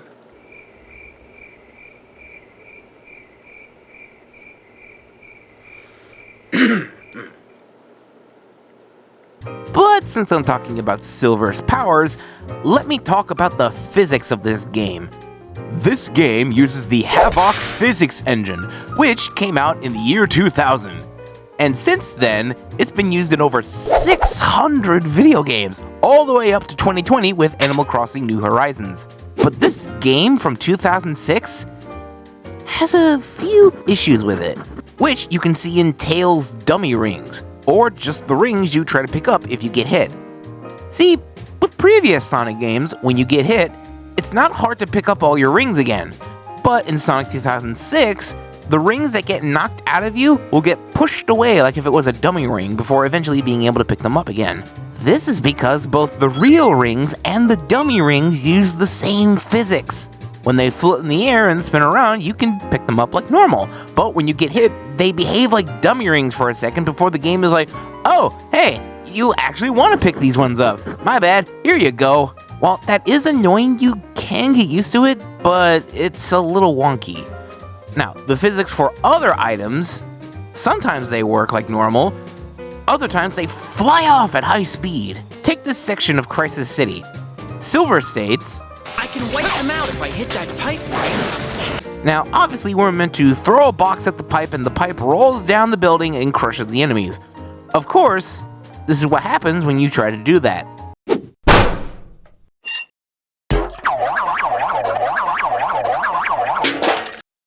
Correct me if I'm wrong, but I don't think that's supposed to happen.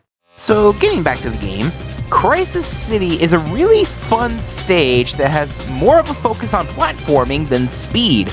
And later, when we switch over to Blaze in one section, she plays just like Sonic, which is kind of fitting considering that her debut game, Sonic Rush, came out a year earlier than Sonic 2006. Okay, before I continue on with the story and the gameplay, can we talk about Blaze's inclusion in this game? I mean, in Sonic Rush, where she was first introduced, Blaze is a princess from another dimension.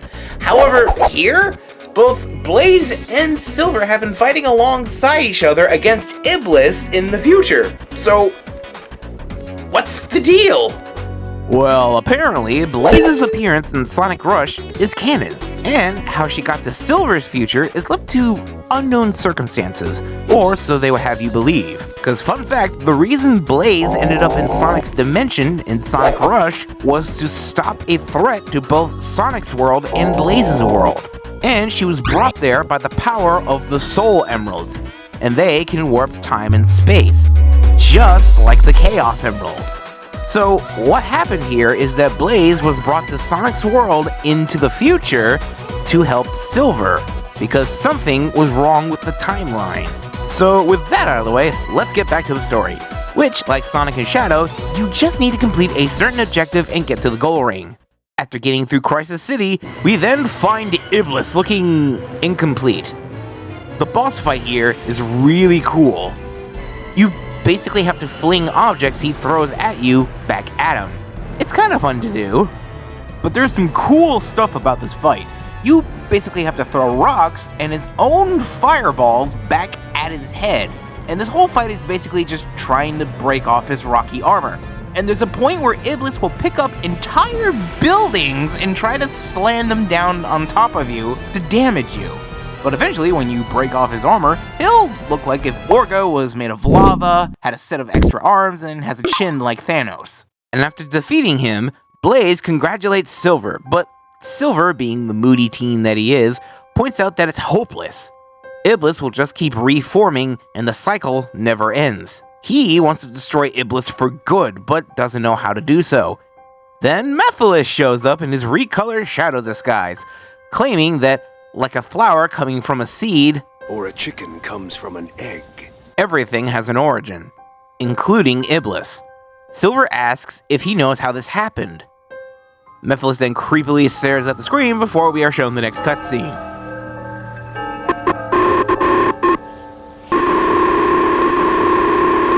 He explains that Iblis was summoned by someone called the Iblis Trigger, who, as you can guess by the name, triggered Iblis to destroy the world.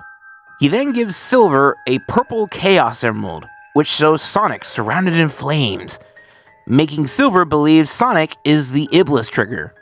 Of course, Blaze seems a little wary of this. Blue Hedgehog. We then get transported back in time, and Silver is in sheer awe. This is so unbelievable. Everything's not on fire! That's amazing! Now, I must fight for the future. Look at this boy. Look at this plant-loving nerd. I love him, and he needs to be protected. So we eventually figure out we need to go to Tropical Jungle. And hey, this is the same section Rouge went through. Although since we can't just glide to the end, we have to focus on platforming and making our way through the ruins, which is a lot of fun and is again a good level for Silver. Although I will admit, it was a little confusing to navigate through here, but once I got high up, I could make my way through and beat the level.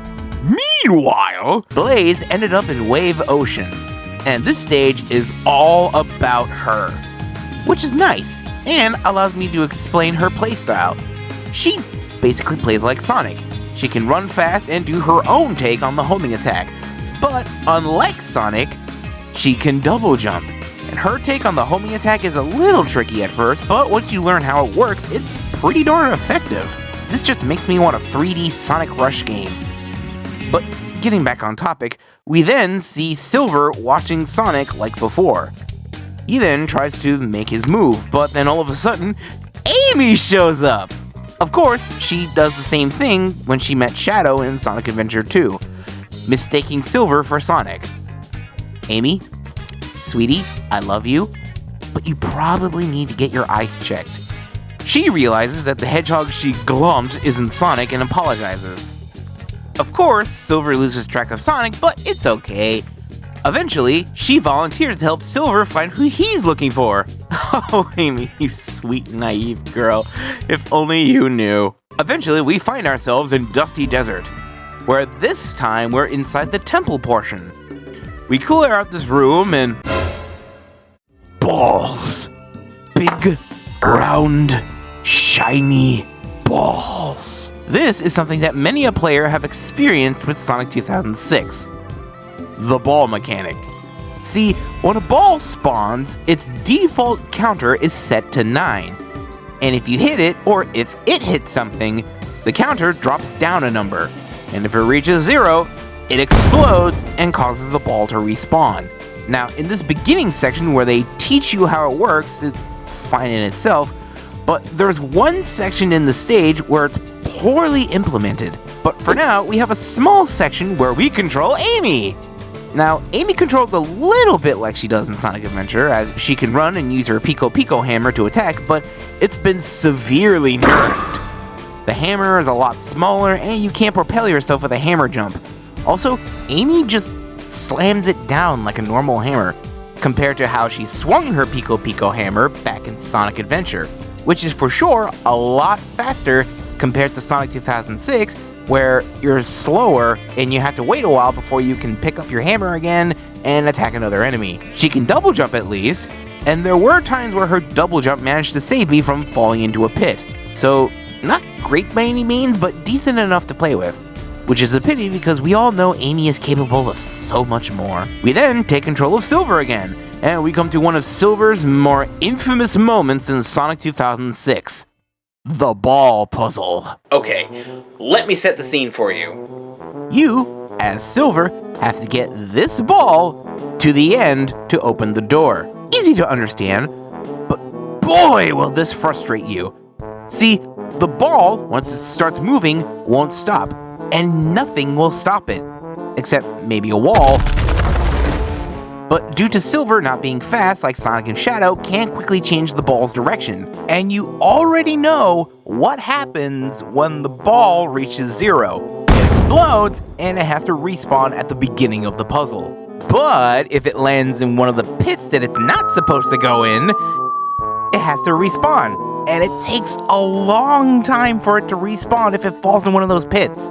Also, I don't know if it's just me, but I feel like every single time I attempt this puzzle, the ball just seemingly likes to navigate towards the pits that it's not supposed to go in. So, here's a good question. Why can't Silver simply pick up the balls with his telekinetic powers? Are they made of some sort of anti-ESP material or something? If it was me designing these levels, I would have made it where Silver could pick up these balls with his powers, but enemies will spawn and try to destroy the balls, and you have to fight them off while making sure the ball isn't damaged.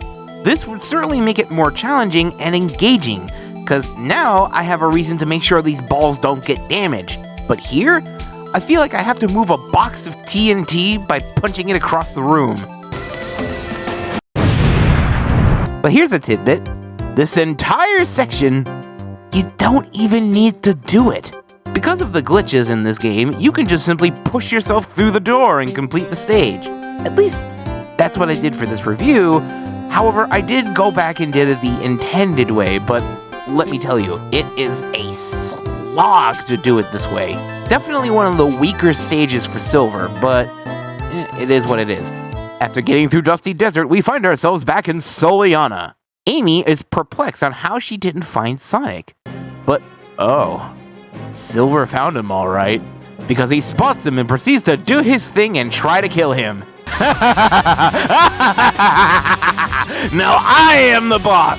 Oh, why bother to fight, Sonic? It's no use! Anyway, we sucker punch Sonic with our mind. And Amy intervenes. Only now we get to see the results of that. Silver is obviously a little peeved, but not as peeved as Amy is.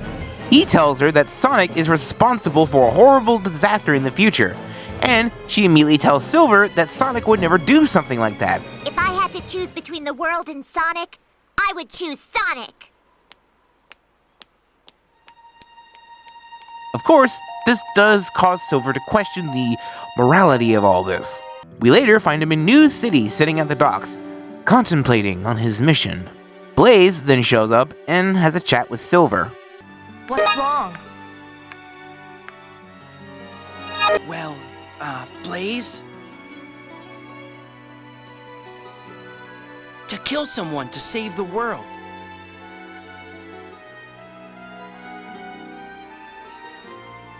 Is that really the right thing to do? You're so naive. Whether it's right or wrong, I can't really say. But what I do know is, if we don't take this chance, the future will remain exactly as it is.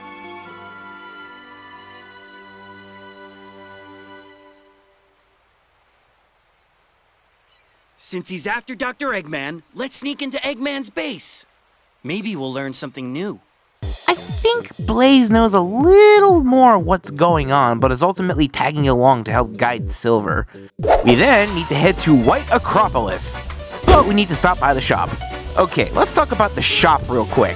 So, throughout all 3 stories, when you complete the stage, you get a ranking. Yeah, like most 3D Sonic games at the time. What's the deal? Well, in this game, your ranking actually gives you rings, with S being the highest amount you can earn, and they get added with any rings you picked up in the stage. But why do this? Because these floating monitors are actually shops that you can buy upgrades for the 3 hedgehogs. Now, I'm a little divided on this. On the one hand, I miss finding the actual upgrades themselves in the world or in the stages, because it made exploring the stages more fun and rewarding. Yet at the same time, I don't necessarily hate this shop mechanic, because for one thing, they give the rings actual use as a currency, in addition to their normal use as a shield to make sure you don't die in a single hit. And secondly, it's easy to use, and once you buy an upgrade, it's with you throughout the whole game. No need to rebuy it. So I guess my feelings are just neutral at this point. But tell me what you think in the comments.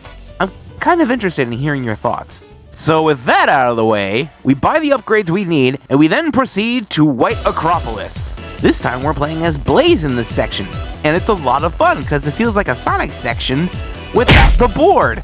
And that's more fun if you ask me.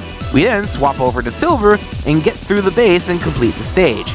Silver and Blaze seem to have missed Sonic and Eggman, but surprise! Boss fight! We get to fight the Egg Genesis again. Only instead of a sunny open plain, we're in an Arctic base. I guess Eggman really likes the cold. It's a little tougher since Silver can't use the homing attack and attack the head of the Egg Genesis. So instead, we resort to chucking things at it. Missiles, robots, even boxes. Eventually, Eventually, it goes down, but upon its destruction, Silver manages to find the blue Chaos Emerald. That's a Chaos Emerald.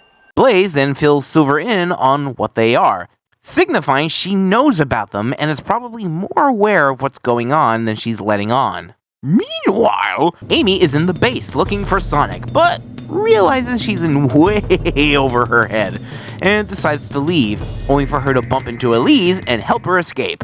We then get this cute little moment with Amy and Elise. I'll bet someone's already on their way to rescue you. Yes. But someone I know said to me, nothing starts until you take action. So I decided to heed his advice. You wouldn't happen to have some feelings for this person, would you? Amy. No, of course. Okay, love changes everything. Amy! It feels like every little moment in your life is huge. Amy! Elise then makes it back to the castle, only to find Eggman is waiting for her there. Silver and Blaze then find Mephiles in the center of town. Silver asks questions about the Iblis trigger to Mephiles, like, who is he? Why does he want to destroy the world? Why does that matter to you? Unless you complete your task, your future will remain the same. Forever. He then tells Silver that Sonic is at the terminal station. It's now or never if you want this. Which means we get to go through Radical Train one last time. And it's all about platforming. And it was fun to do without the need to hurry and prevent a train from blowing up or trying to stop a train. And that felt pretty good to pull off. Just get from point A to point B. We don't even need to chase a train down. We just stop at the end of the tunnel. It's a refreshing change of pace, and it's a good level for Silver. Skipping forward a bit, we now have to fight Shadow. We proceed to kick his butt. And after doing so, we skip forward a bit, and now we're in Aquatic Base. And like with Shadow, Aquatic Base is a decent level for Silver, since it's more of a platforming challenge anyway. It seems like the reason Aquatic Base sucked for Sonic was because it wasn't properly designed for Sonic's speed. Gee, you think? Eventually, Silver catches up to Iblis and is holding him in place with his telekinetic powers. The king comes out carrying Elise. Silver tells him to get out of here, but the king refuses, saying that this living flame has been entrusted to the royal family, and that if it's not properly sealed, the flames of disaster will emerge, and he cannot let that happen. So, using a Chaos Emerald and his own daughter, he incites the royal incantation and seals Iblis inside of Elise.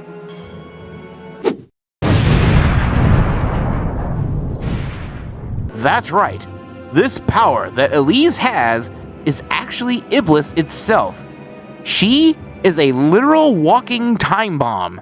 When I first learned of this, I was like, yeah! It's kind of a neat plot twist, especially on Silver's part, because he came back in time to kill the Iblis trigger, and seeing that there was no such thing, and instead we see that Elise is the very key to his future, is just earth-shattering to him. The king then tells Elise to become a brave girl and a good queen, and not to cry no matter what, because even if she sheds a single tear, she would unleash Iblis upon the world. Man, this whole Iblis trigger thing just sounds like something straight out of a Dragon Ball Z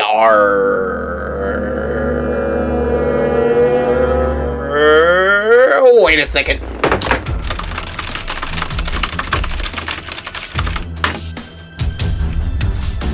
Oh my god!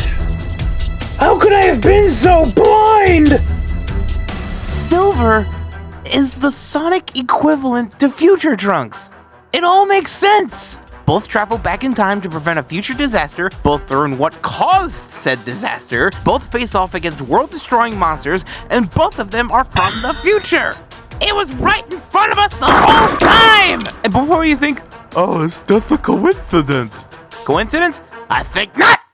It is outright stated in an interview with Shiro Maikawa, a former writer at Sega, that Silver's character was inspired by Future Trunks. I mean, I know Sonic and Dragon Ball have had some parallels, but never to the point where a character was based on another character. Hey, Frieza! What? It's no use! If you're trying to be clever, you're sorely lacking, huh? Take this!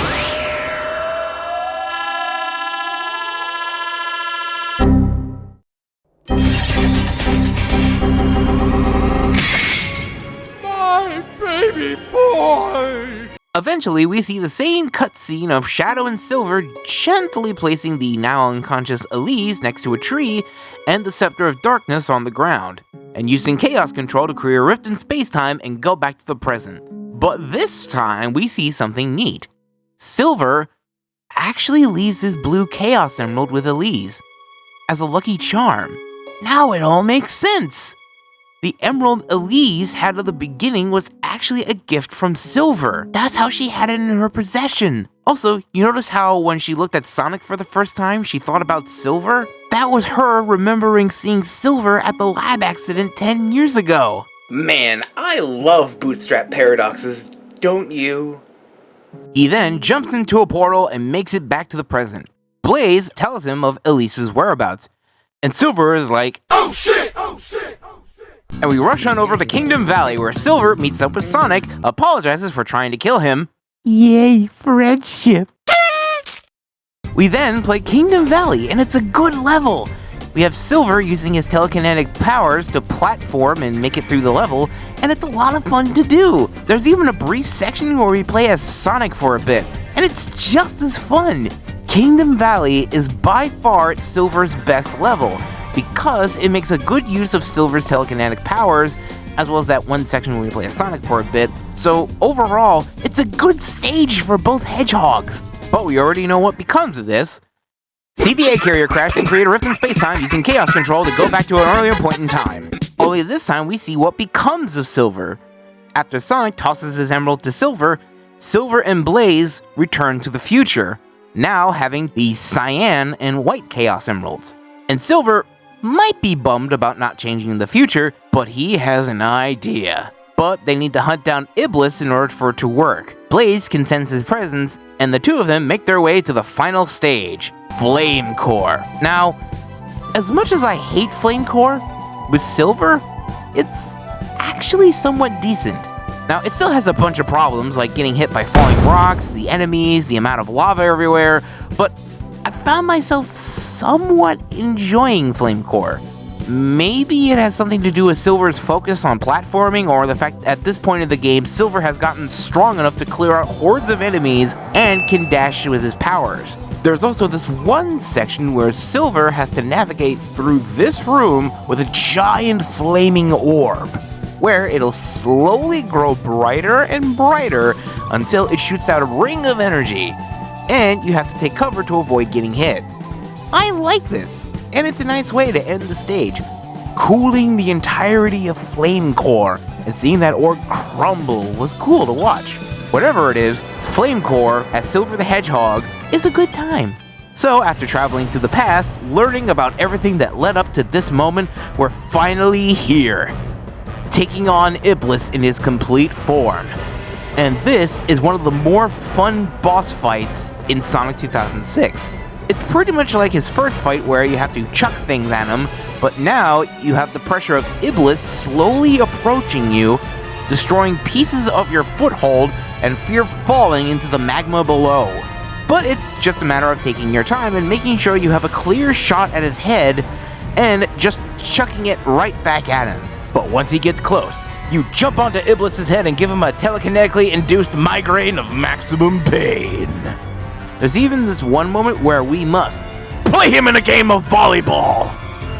And after defeating him, we see Iblis has returned to his flame form, and Silver incites the incantation and tries to seal Iblis inside of himself. Even with 2 emeralds, it's no use. Because Silver isn't of royal blood, and Iblis needs someone of royalty in order for it to work. But then Blaze steps in, stating that she'll seal him. I'll take Iblis. Don't worry. My soul is already alit with flames. I will be accepted.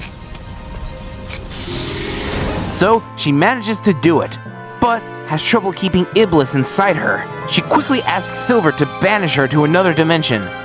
Silver tries, but he can't do it. You fought alongside me to save the world. You're my friend, right? You're still so naive. But I've always liked that about you. And using the power of the 2 Chaos Emeralds and Iblis's own flames, she briefly transforms into Burning Blaze and banishes herself to another dimension. And we see her fade away, and for the first time, the clouds break open, and sunlight hits this flaming world, and all of the magma starts to cool off and turn into rock. The world has been saved. But truly, at what cost?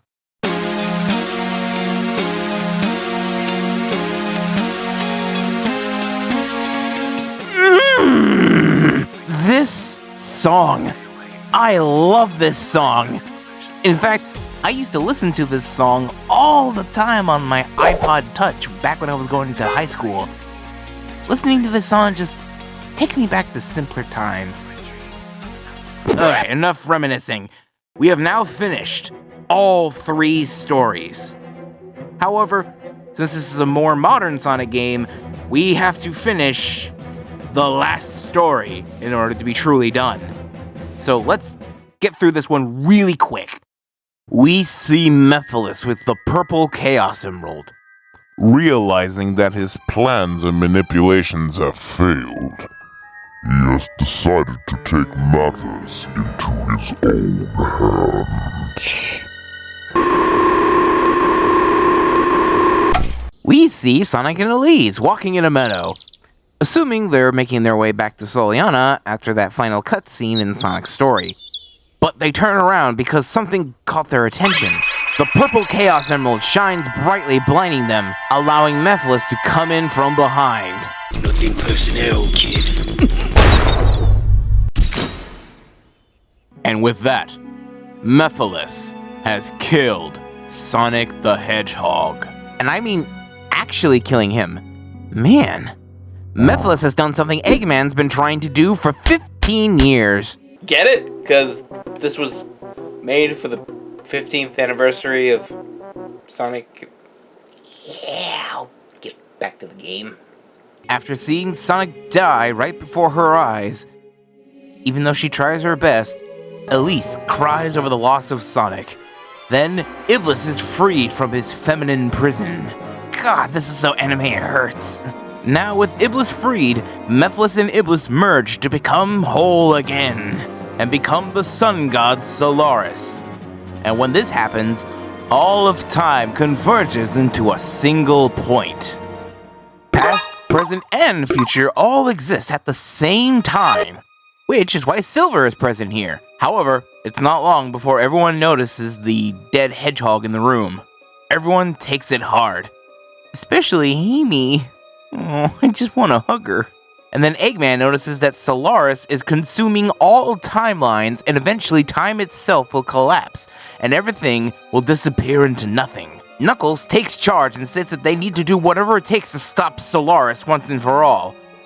However, Eggman explains that it'd be pointless considering that it is a transcendent life form that exists in the past, present, and future. Defeating it here, now, would do nothing. Oh, but what's this? A Deus Ex Machina? I'm not even sure I'm gonna cover this game.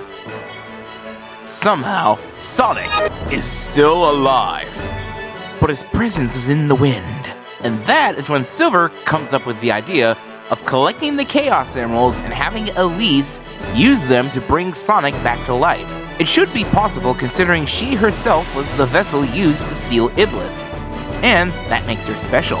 Elise agrees to do it, and everyone goes out to find the 7 Chaos Emeralds, which have scattered themselves in the stages. These stages are referred to as the end of the world. But really, the only thing notable about them is that they're small sections of previous stages, and each character has to navigate to the end of the stage and collect the Chaos Emerald. We start with Tails in Crisis City, where, thanks to his flying abilities, makes getting through this stage a breeze. Also, you'll get introduced to these orb statues, because something you'll notice right away is throughout the stage, everything will slowly have the colors distort and everything being all wobbly, as well as these weird void eyes popping into existence. Well, touching these orb statues will restore the flow of time, but only for a brief while. Think of these as resetting the timer and clearing out all the voids, because if you get sucked into one, you'll lose a life, and it's really scary just running past these things, because they'll try to pull you in, but you'll be just fast enough to get out of their grasp. So back to the stage. We're now Omega in Flame Core. Honestly, this stage works for Omega because he's got shotgun arms, and he can simply just hover over the large pits of magma. After that, we play as Knuckles in Tropical Jungle.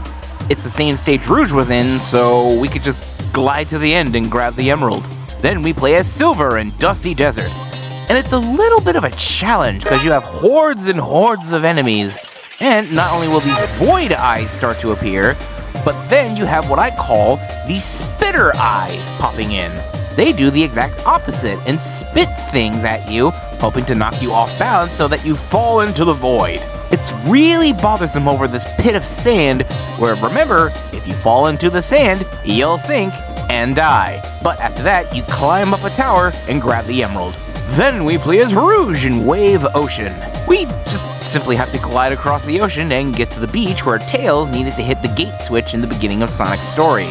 Then we play as Amy in White Acropolis, making her way downtown, walking fast, faces past, and she's homebound. And then we cap things off with Shadow in Kingdom Valley. And what can I say? It's Sonic's section of Kingdom Valley, but we play as Shadow. Now, my only gripe is that when you get to here, steer clear from the top, because those monster worm things will pop out and make you fall into the abyss below. Also, a side note, if you lose all your lives in one of the stages, you have to do the entire run all over again, which is super annoying and time consuming. But as long as you don't rush it and don't try to do anything stupid, you'll make it through. Hooray! We have all 7 Chaos Emeralds, at least Chants a Prayer, and then we see one of the most infamous cutscenes to hit the Sonic franchise and fandom back in 2006. Elise kisses Sonic, and she brings him back to life and is transformed into Super Sonic. Now, I don't have much of an issue since she's literally breathing life back into Sonic, but I can see how weird this is considering we have a somewhat realistic girl kissing a cartoon hedgehog. But with that out of the way, we then see Sonic transform Shadow and Silver to Super Shadow and Super Silver. And then we come into the final boss of the whole game.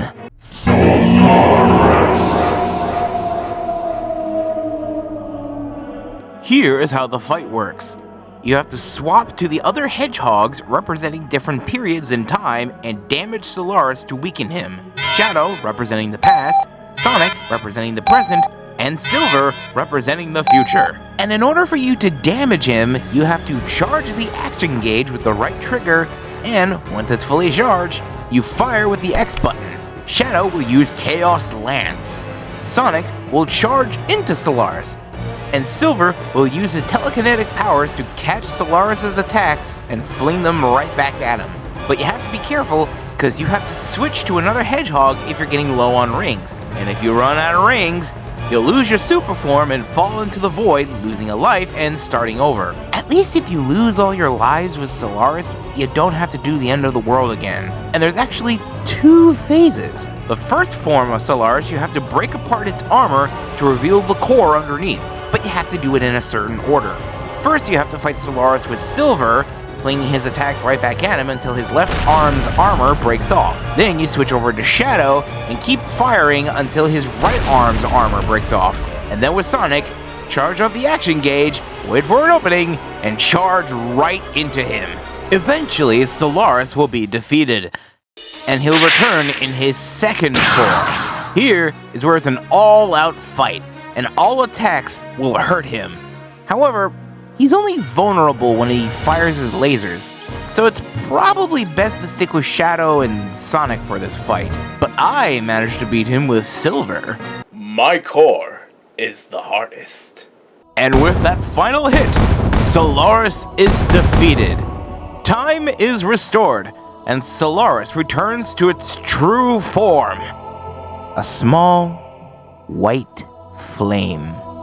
We then see a flashback of the king and young Elise. The king explains that the small white flame is Solaris. He hopes that once the flame grows big enough, they'll be able to use Solaris for time travel, rectifying mistakes of the past, and possibly to prevent his wife's death. The king and young Elise leave. The room returns to normal color, and we see Sonic and Elise walk in. Elise explains that if Solaris is blown out, all of the events that happened in this game, past, present, and future, would have never happened. The flames of disaster would never bring death and destruction to the future. The explosion that happened 10 years ago would never take place. Blaze banishing herself would not happen. And that Eggman would have never attacked Soliana. But this also means Elise would lose the only friend she's ever made, which is Sonic. But he comforts her and tells her to just smile. Comforted by Sonic's words and knowing it's probably for the best, she blows out Solaris, resetting time, and we are greeted to the beginning of the game again. But this time, no Eggman, no robots, and no explosions. We also get to see what Sonic was doing before Eggman crashed the ceremony. He was just passing by, taking in the sights, which is fitting with our blue boy. He then runs past a crowd of people, Elise feels a presence in the wind, and Sonic watches the Festival of the Sun from the rooftops. We then see a feather drift into the night sky, and Sonic looking towards the moon, and possibly the future. And then, credits. And that was Sonic 2006. So, what does this mean for the game? Well, I can definitely say that Sonic 2006 isn't as bad as everyone was making it out to be. Now, don't get me wrong. I'm not saying this game is perfect or anything like that. Far from it. But it certainly isn't a train wreck either. I do agree the bugs and glitches are just bad, but in my playthrough, I didn't come across that many glitches to begin with. Except for that one in Dusty Desert with Silver, but that was more of a beneficial thing. Do I agree there are some elements of the story that are convoluted as all get out? Of course, but I'd be lying if I didn't say I love how convoluted it is. It could have been written better, but I think with how cheesy it is, I'd say it works in its favor these days. Now, the whole real people thing is just bad. I get they were trying to do something new with Sonic and push him in a new direction, but like I said, cartoony visuals would have worked better. And I don't think we need a bunch of side quests to move the story. I think it would have been better if said side quests were taken out. However, there's still a bunch of things I need to cover, or at least mention. First off, remember when I said that Sonic had a special ability with the action gauge? Well, he actually has 7 of them, through the use of these gems, aptly called Power Gems. See, in one of the side quests that you have to do, Sonic will get access to special customizable shoes, and you can equip a gem onto the shoes. And they not only change the color of Sonic's shoes, but they also give Sonic a unique ability whenever you use them. However, I couldn't get every single power gem because I didn't have enough rings to buy them all. But I'll do a brief description and do rough sketches. The blue gem allows Sonic to run at full speed, the red gem slows down time, the green gem allows Sonic to do a tornado move, the white gem allows Sonic to hold a homing attack mid-air, the sky gem allows Sonic to throw a gem and wherever it lands, Sonic will be instantly teleported to it. Think Ender Pearls. The yellow gem allows Sonic to do Thunder Guard, which is this game's version of the lightning shield, but less cool and only attracts rings. And the purple gem, which just makes Sonic really tiny. It also allows him to infinitely jump, but overall it's kind of useless. Now, I've never really used them because you can get through these levels without them, But I will say this. You know how when you use the action gauge, the meter is supposed to go down, like with Shadow's Chaos Boost or Silver's Telekinesis? Well, Sonic's gauge never goes down. Meaning, as long as you hold the right trigger, Sonic can use the power of these gems indefinitely. Which makes clearing a lot of the side quests with Sonic a breeze. And if you really wanted to use these in the stage, the red gem is by far the best one to use, because it slows everything down, including the in-game clock, where you could easily cheese S ranks in some of these levels. Okay, so that's cool, but what was with the whole weird romantic connection between Sonic and Elise? I mean, what's the deal with that? Well, believe it or not, it actually has something to do with the first Sonic.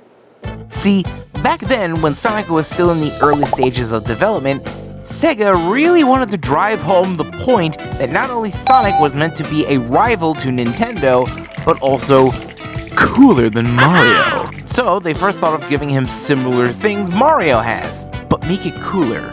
Mario is all about jumping. Sonic is all about speed. Mario fights a monster. Sonic fights an evil scientist who wants to destroy the environment. Mario rescues a sweet princess. So Sonic should rescue a hot, sexy girlfriend. This is Madonna, and yes, that's what her name was. She was a character cut from the development of Sonic the Hedgehog. Her whole deal was that she would have originally chased Sonic through the levels, and eventually that was scrapped. And soon it shifted into Eggman, who not only wanted to collect the Chaos Emeralds in the game, but also kidnapped Madonna, and Sonic was meant to rescue her. But eventually, it didn't work out, and she ended up getting scrapped entirely. I can see what they were going for, trying to catch that whole Roger Rabbit and Jessica Rabbit aesthetic. A cartoon dude with a bombshell babe. But it just doesn't work. And eventually, that whole chasing Sonic around the levels thing will later end up being one of the inspirations for Amy. My guess is that they wanted to reuse that idea and see if they could get it to work. However, it didn't work. In fact, if you were to ask me, they made it even worse. Because you have a realistic looking girl kissing a cartoon hedgehog. And you could tell they really wanted to push the whole Sonic and Elise thing on us. There is literally a side quest in the game that you have to do in order to move the story. In this side quest, you have to complete 3 tests in order to open the way for Kingdom Valley. And one of the tests is the test of love. And you have to pick either Elise or Amy. Now, obviously, I picked Amy because I am qualified Sun Amy trash. However, it doesn't really matter anyway because it doesn't affect the story at all. This is closer to a hot gossip sesh than trying to prove that you are worthy of being a hero. Also, remember what I said about playing a game solely focused on Silver? Well, originally there was going to be a Silver-focused game. It would have been part of a Hedgehog-focused trilogy. Shadow the Hedgehog was the first in this trilogy, and then we got Sonic 2006. And Silver would have capped it off. His game would have delved more into puzzle-focused platforming using his telekinetic powers. However, since Sonic 2006 was poorly received by both critics and fans, Sega ultimately scrapped this idea. Which is a shame if you ask me, because I would have loved to play a game solely focused on this plant-loving nerd. In fact, I would love to play a game solely focusing on any of Sonic's friends, but that's a discussion for another day. There's also a multiplayer mode, but it's nothing to write home about. So overall, I know that Sonic 2006 is not a great game. It is, however, a decent experience with an awesome soundtrack, some clever level design, and some really cheesy dialogue. Now, I obviously wouldn't recommend 100% completing it and getting everything.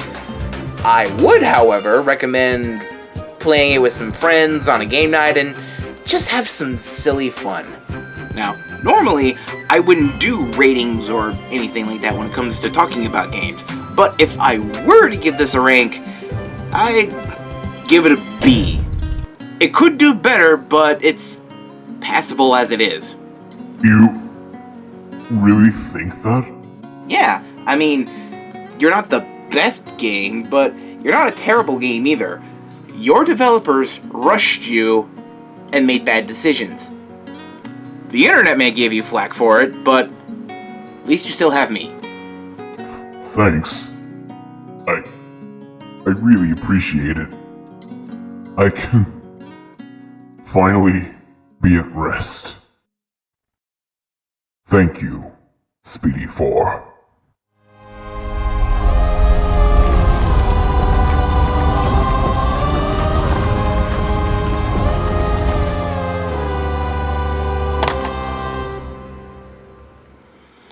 Well, that just happened.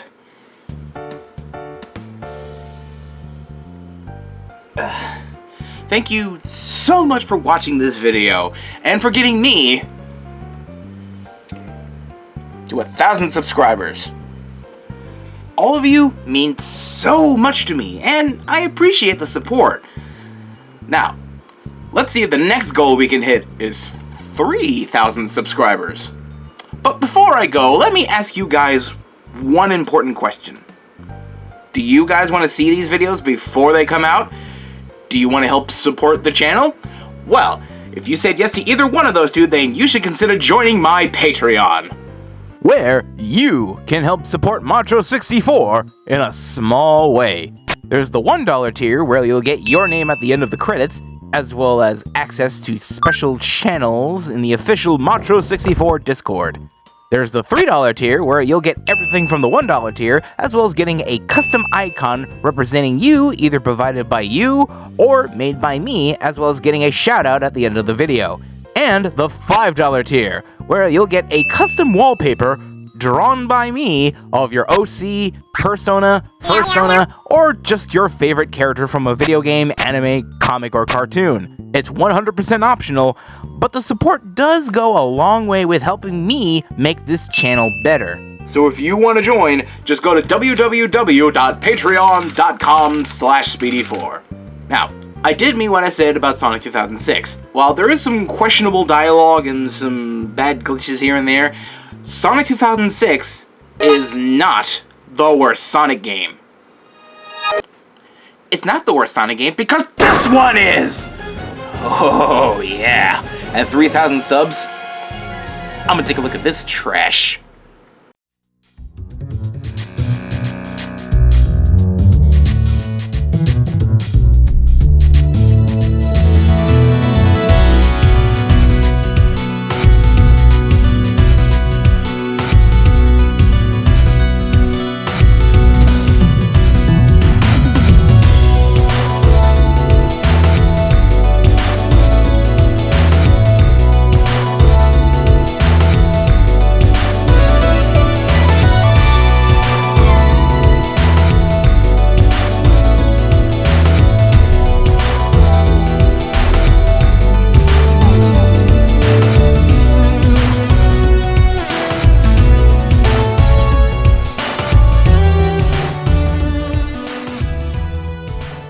Thank you all so much for watching. If you managed to watch all the way from start to finish, you are one of the real ones. If you skipped forward just to get to the end, I can understand it. This is one of the longest videos on my channel to date, and working on it and seeing myself from episode 1 to episode 10 was very surreal to see how I used to do these videos. I've definitely improved over the 2 years, and I've learned some cool stuff and met some really nice people on this journey. And knowing that my videos make someone happy or entertain someone after a really bad day, that is what motivates me to keep making videos for you guys. But this video is long enough as it is, so I'm just gonna say some stuff real quick. If you like this video and want to see more videos like this in the future, then give this video a like and hit the subscribe button. Don't forget to hit the notification bell to see when I post a new video or make a post/poll. If you want to support the channel, then please consider checking out my merch stores. I've got stores on TeePublic, Redbubble, and Displate, which have quality products, and you can get some cool designs either based on my characters or just pop culture in general. But if you want to support the channel in a long-term way, then consider joining my Patreon. The more people who join, the better the quality of my videos will get. Also, the more likely I can focus my efforts on my animation projects, like my Deltarune mini-series, or perhaps something relating to my mascot, Arrow the Dragon.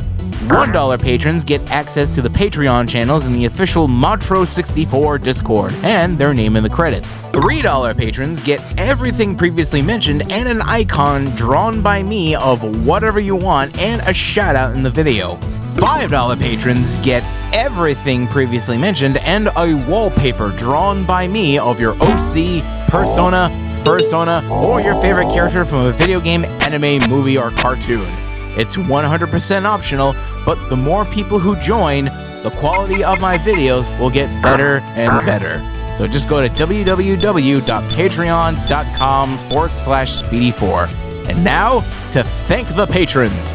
A special thank you to my $1 patrons. You guys are cool, and even if it's just $1, it's the thought that counts. A special thank you to my $3 patron, Lori. As much as I liked the corgi, your new icon is much better, and I'm glad I was able to draw it for you. And now, a special thank you to my $5 patrons, Callus Valis, the champion of anime waifus and Smash. You've been with me for a long time. I want to thank you personally for being the first patron to support me, and I hope you continue to support me for the future of ModTro64. And another thank you to Veruca Wanoa, gamer princess of Terraria.